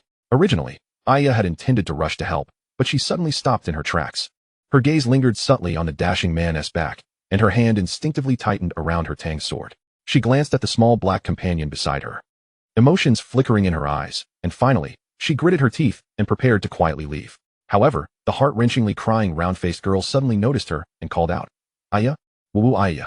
Chi Feng turned at the sound of the call, pretending to look surprised, and saw Aya not far away. Aya, who had originally planned to leave quickly, now couldn't just walk away. Her expression was slightly awkward as she dryly said, "Coincidence, Aya? What are you doing here? Lin Chuan wasn't he with you?" Chi Feng looked surprised. Lin Chuan. He's not with me," Aya replied, visibly nervous. Her words were distracted and perfunctory, a display of superficial chatter. In truth, her mind was occupied with her messaging app, quietly sending a message to a friend of Lin Chuan. "Boss." I ran into Chi Feng. "Should I not talk to him?" "Boss, reply quickly. ISNT Chi Feng your mortal enemy? Aren't you afraid I'll send your messages to him?" "Boss, if you don't reply, I'm going to defect. Really, I'm so spineless. I love being your messenger. Oh no, sister. If you don't reply, I'm really defecting. Lin Chuan was in the secret realm and couldn't see Aya's messages. Even if he did, he probably wouldn't care. After all, Chi Feng wasn't worthy of the title mortal enemy in his mind. For Lin Chuan, defeating him would be as simple as crushing an ant. Or rather, the reborn Lin Chuan and Chi Feng weren't even on the same level. He never paid Chi Feng any real attention. At most, he considered Chi Feng slightly annoying whenever he happened to appear. Encounter him, and it would be handled casually. As for Aya, this young girl, despite her stunning looks, had a bizarrely silly streak. This was already apparent when she jokingly claimed she had AIDS earlier. But Aya was not just silly. Her messages to Lin Chuan were lively and carefree. Yet in reality, when facing Chi Feng, she remained tense. She exchanged a few words with him, each sentence carrying a subtle test. After sending her final message, "I'm really defecting," without a reply from Lin Chuan, Aya suddenly felt a weight lift and relaxed. She seemed to lower her guard and slowly walked toward Chi Feng. Chi Feng noticed her shift in attitude and couldn't help but smirk. The round-faced girl, meanwhile, was just managing to stand. Her tears still flowed freely, heartfelt and genuine. "Aya, thank goodness you're all right. You have no idea what Ching and I went through last night." Her emotions overwhelmed her again, and she began crying once more. Women always have a soft empathy for each other. Aya's eyes reddened instantly. She stepped forward and hugged her roommate, letting her cry freely in her arms. Aya patted her roommate's back, wanting to say comforting words, but her throat felt tight, as if stuffed with a wet cotton ball. She couldn't speak a single word. This scene was exactly what Chi Feng wanted to see. He looked at the crying, round-faced girl with a sympathetic, gentle gaze. Then he turned to Aya, speaking softly with concern. "In that case, Aya, why don't you team up with me again? The world is too chaotic now. Too many people have lost morality and humanity. You're a girl with your name on the ranking board, and you're so beautiful. It's too easy for you to get into danger." Aya nodded with deep understanding. "You're absolutely right. Senior, on my way here, I had no idea how many ambushes I faced from human comrades." Her tone was both angry and sorrowful, reflecting her helplessness in this chaotic world. Chi Feng nodded in agreement, then glanced at the small, silent companion who had been following Aya closely, probing. "And this one is I found him by the roadside. He is a big fool, can't speak, has low intelligence. But his combat ability is strong, so I brought him along as a bodyguard." Aya spoke casually, lying offhandedly. By now, the round-faced girl seemed a little calmer. She looked at the small companion, who was bundled so tightly she couldn't even see his face, and then looked at Aya with envy. "You're so lucky to have a bodyguard to protect you." Indeed, Aya's gaze momentarily seemed distant, as if recalling something. When she came back to herself, her eyes inadvertently flicked to the neckline of the round-faced girl. The pale skin bore faint bruises and scratch marks, evidence of her misfortune. Aya's expression darkened briefly. She then said thoughtfully, "I really am quite lucky." After saying this, she did something astonishing. She raised her right hand and, in a flash, drew a tang sword from her dimensional ring. The sharp blade swung straight toward Chi Feng. Chi Feng was caught off guard and was struck heavily on the forehead by her sword. Blood immediately gushed, running past his nose and lips, shocking and horrifying. The bone of the human forehead is exceedingly hard, and when Aya struck fiercely with her tang knife, it lodged directly into Chi Feng's forehead. Yet, to everyone's astonishment, Chi Feng, despite receiving such a blow, did not collapse immediately. His eyes bulged with fury, his face flushed, as he let out a hoarse, frenzied roar, brandishing his sword violently towards Aya. "Ah, you vile creature! How dare you ambush me?" This was not Aya's first encounter with battle, but her previous skirmishes had all ended in failure, ultimately necessitating the intervention of Xiaohong to deal with the villains. This time, even though Chi Feng's deranged expression was truly terrifying, Aya felt no fear nor hesitation. She no longer placed her hopes on Xiaohong. Her gaze was resolute, and in a swift motion, she produced a short dagger. With a precise thrust, the dagger found its mark, piercing Chi Feng's heart. With his right hand raised high, clutching the long sword, Chi Feng's entire being seemed to be pressed on pause. He maintained his sword-wielding stance for a brief moment before his bloodshot eyes widened in shock as he fell, life extinguished. Even in death, the tang knife remained lodged in his forehead, and his eyes remained defiantly open. This was a death that could not be closed. How could he ever rest in peace? He had narrowly escaped Lin Chuan's lethal assault by masquerading as a decoy. Subsequently, he had concealed himself in the stench-ridden sewers, evading peril. After being discovered by the Chi Feng family, he had even taken part in the ambush against Lin Chuan. His rise amidst chaos had just begun. Yet, in the blink of an eye, before he could accomplish anything of significance, he met his demise at the hands of a woman he believed to be the easiest to deceive and manipulate. How could he be reconciled with such an end? How could he ever close his eyes in acceptance? Meanwhile, Aya's emotions were equally tumultuous. This was not her first kill, but it was her first genuine fight fought on her own terms. She emerged victorious. Although this triumph was largely due to her ambush, victory it was nonetheless. Her heart raced, breath coming in rapid bursts, taking a long while to regain her composure. Cautiously, she crouched beside Chi Feng, extending her hand to check for his breath. Confirming his lifelessness, she exhaled heavily and sat down upon the ground. The battle that unfolded in mere moments left the round-faced girl in utter shock. She appeared so terrified that she forgot to cry, her expression one of sheer fear as she gazed at Aya. Once Aya had steadied her emotions, she stood once more, her gaze towards the round-faced girl imbued with complexity. After a pause, she spoke calmly. "Earlier, on my way to this park, I encountered a small boy. He was filthy, smeared with mud and blood. Yet, He had a charming demeanor, neither crying nor causing a ruckus, nor attempting to morally manipulate me. I felt a surge of compassion and approached him, sharing some of the supplies I had gathered. His sweetness was disarming, and he even thanked me, calling me pretty sister. However, behind that warmth lay a gruesome conspiracy. From the moment I produced the supplies, I was targeted. More than 20 individuals, lacking in combat prowess but emboldened by their numbers, demanded I surrender my provisions, intending to further humiliate me. Yet, they all met their demise. As Aya recounted her tale, her gaze fixed intently on the round-faced girl. But that boy, he survived. I know he was a bait, an accomplice to that group. Yet, I am willing to forgive him. For he was but a powerless, vulnerable child. With that, Aya fell silent. Only Chun Yao, the round-faced girl's roommate, stared at her in terror and bewilderment.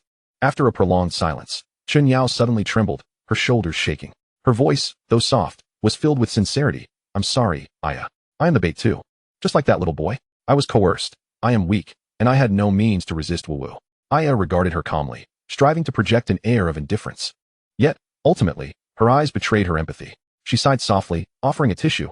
All right, don't cry. The world has become this way, and it is hard for everyone. Chun Yao accepted the tissue to wipe her tears, her voice still choked. So, Aya, will you forgive me? Aya did not respond, but instead inquired coolly. How did you become Chifeng's bait? What was his purpose? And what of Xianxian and Qinger? Are they unharmed? Upon mentioning Qinger, her tone became subtly charged. Aya viewed Chifeng much like a stranger, with scarcely any connection. However, her roommate, Zhong Qinger, harbored a secret affection for him, a fact Aya was well aware of. Their initial involvement in the student council had been a joint endeavor. Of the four in their dormitory, Aya shared the closest bond with Qinger. Yet now, Aya had personally slain the object of Qinger's admiration. She felt at a loss for how to face Qinger in the future. However, upon reflection, in this apocalyptic world, survival and strength were paramount. Chun Yao considered Qinger as well, glancing at Chifeng's lifeless body before stammering. Xianxian is timid. She is probably still hiding in the girls' dormitory. She recounted her experiences with Zhong Qinger. When the apocalypse began, the vicinity of the girls' dormitory had been free from dimensional rifts, and many girls had not faced significant danger. Later, a torrential rain fell, with chat channels suggesting that the rain could enhance attributes. Consequently, many decided to venture out into the downpour. Qinger, with her self-reliant and determined nature, was unwilling to lag behind others and resolved to go out and brave the rain, hoping to level up by battling monsters. Chun Yao decided to accompany her, while Xianxian, being timid, refrained from stepping out into the rain.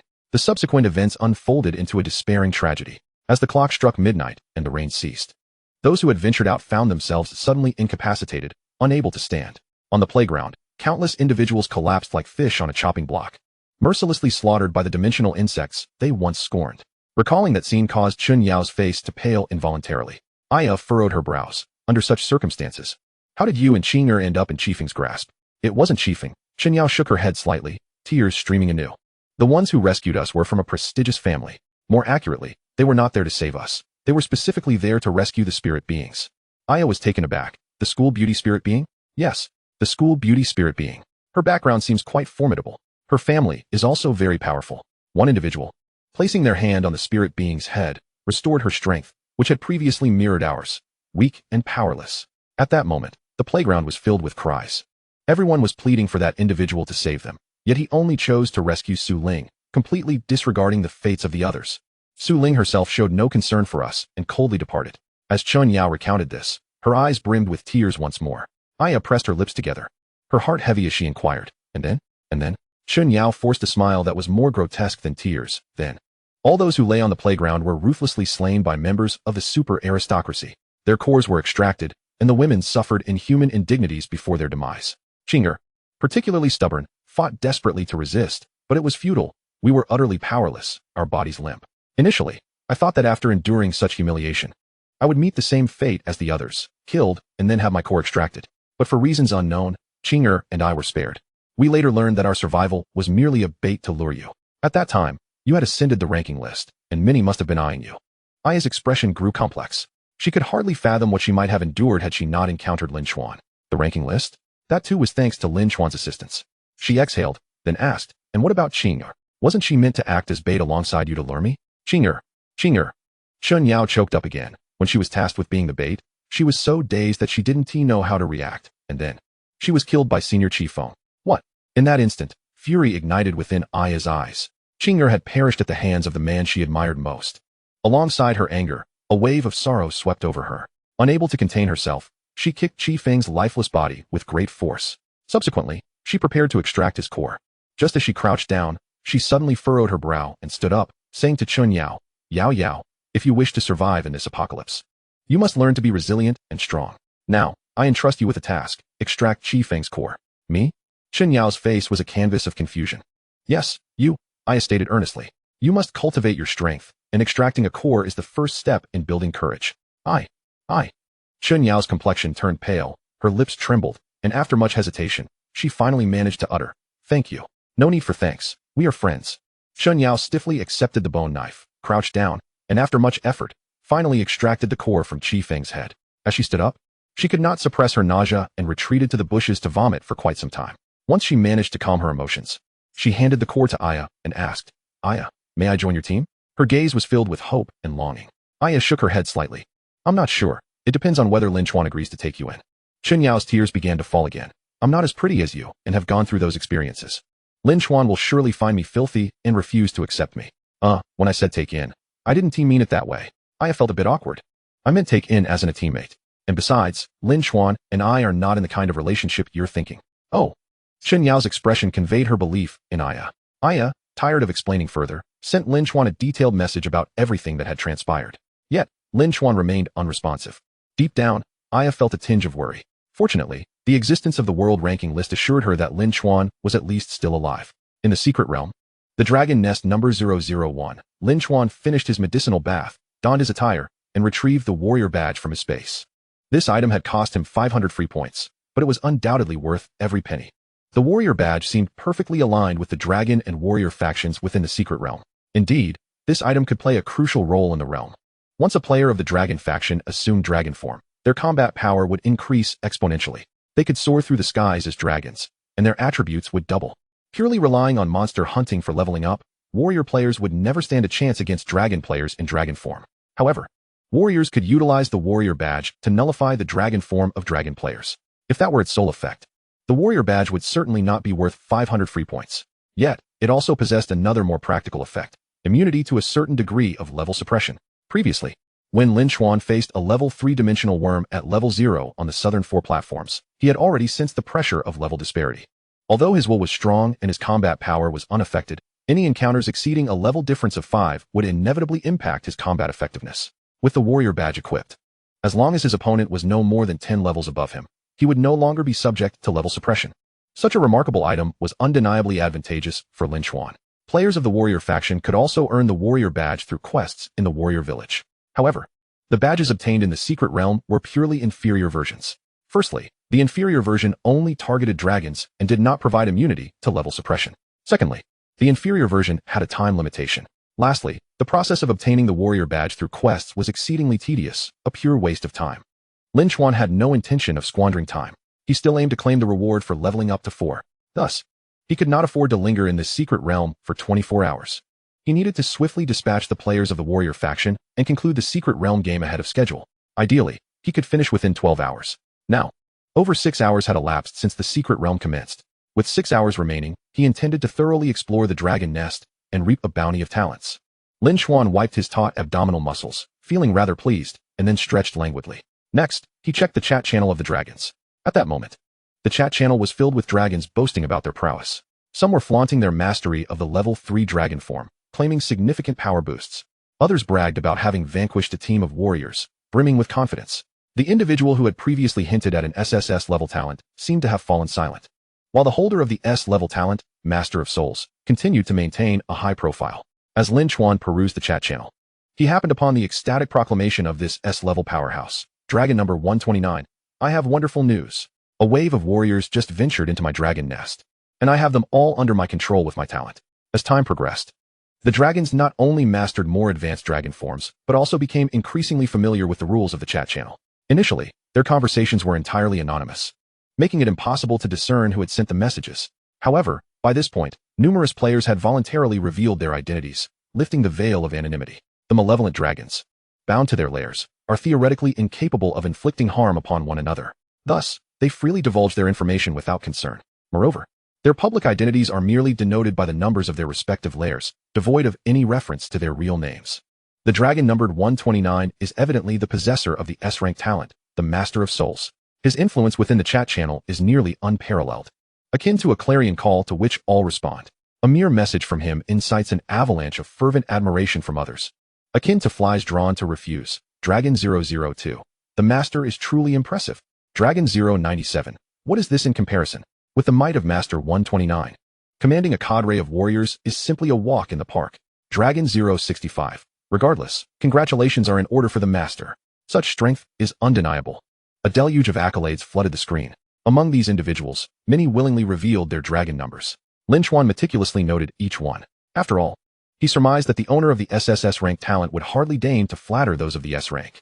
Thus, the individuals bearing these numbers could likely be dismissed. As Lin Chuan contemplated departing from his lair, he noticed another lengthy message from the esteemed Dragon 129. Dragon 129. Listen closely, everyone. The good news I speak of is not merely for my benefit. It is a boon for all of us dragons. What do we fear the most? Warriors? No. We fear a stalemate. And I have devised a method to break this impasse. Instantly, a fresh wave of adulation erupted. Dragon 057. What? The master can indeed break the stalemate. Dragon 138. Goodness. If what the master claims is true, it would be a tremendous blessing for the entire dragon faction. Dragon 200. Haha. How fortunate I am to have been randomly assigned to the dragon faction.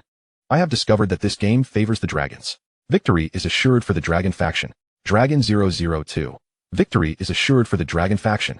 Victory is assured for the dragon faction. At that moment, within lair number 2, a woman, her visage marred by a lattice of scars akin to a shattered chessboard, sat languidly by the banks of a dark stream. Beside the stream lay a corpse, resembling a statue of obsidian, unmistakably the princess that graces every dragon lair. The disfigured woman idly perused the messages in the chat channel, her own contributions being mere trivialities. Yet, the joy radiating from her scarred face was utterly unrestrained. Zhongqing'er.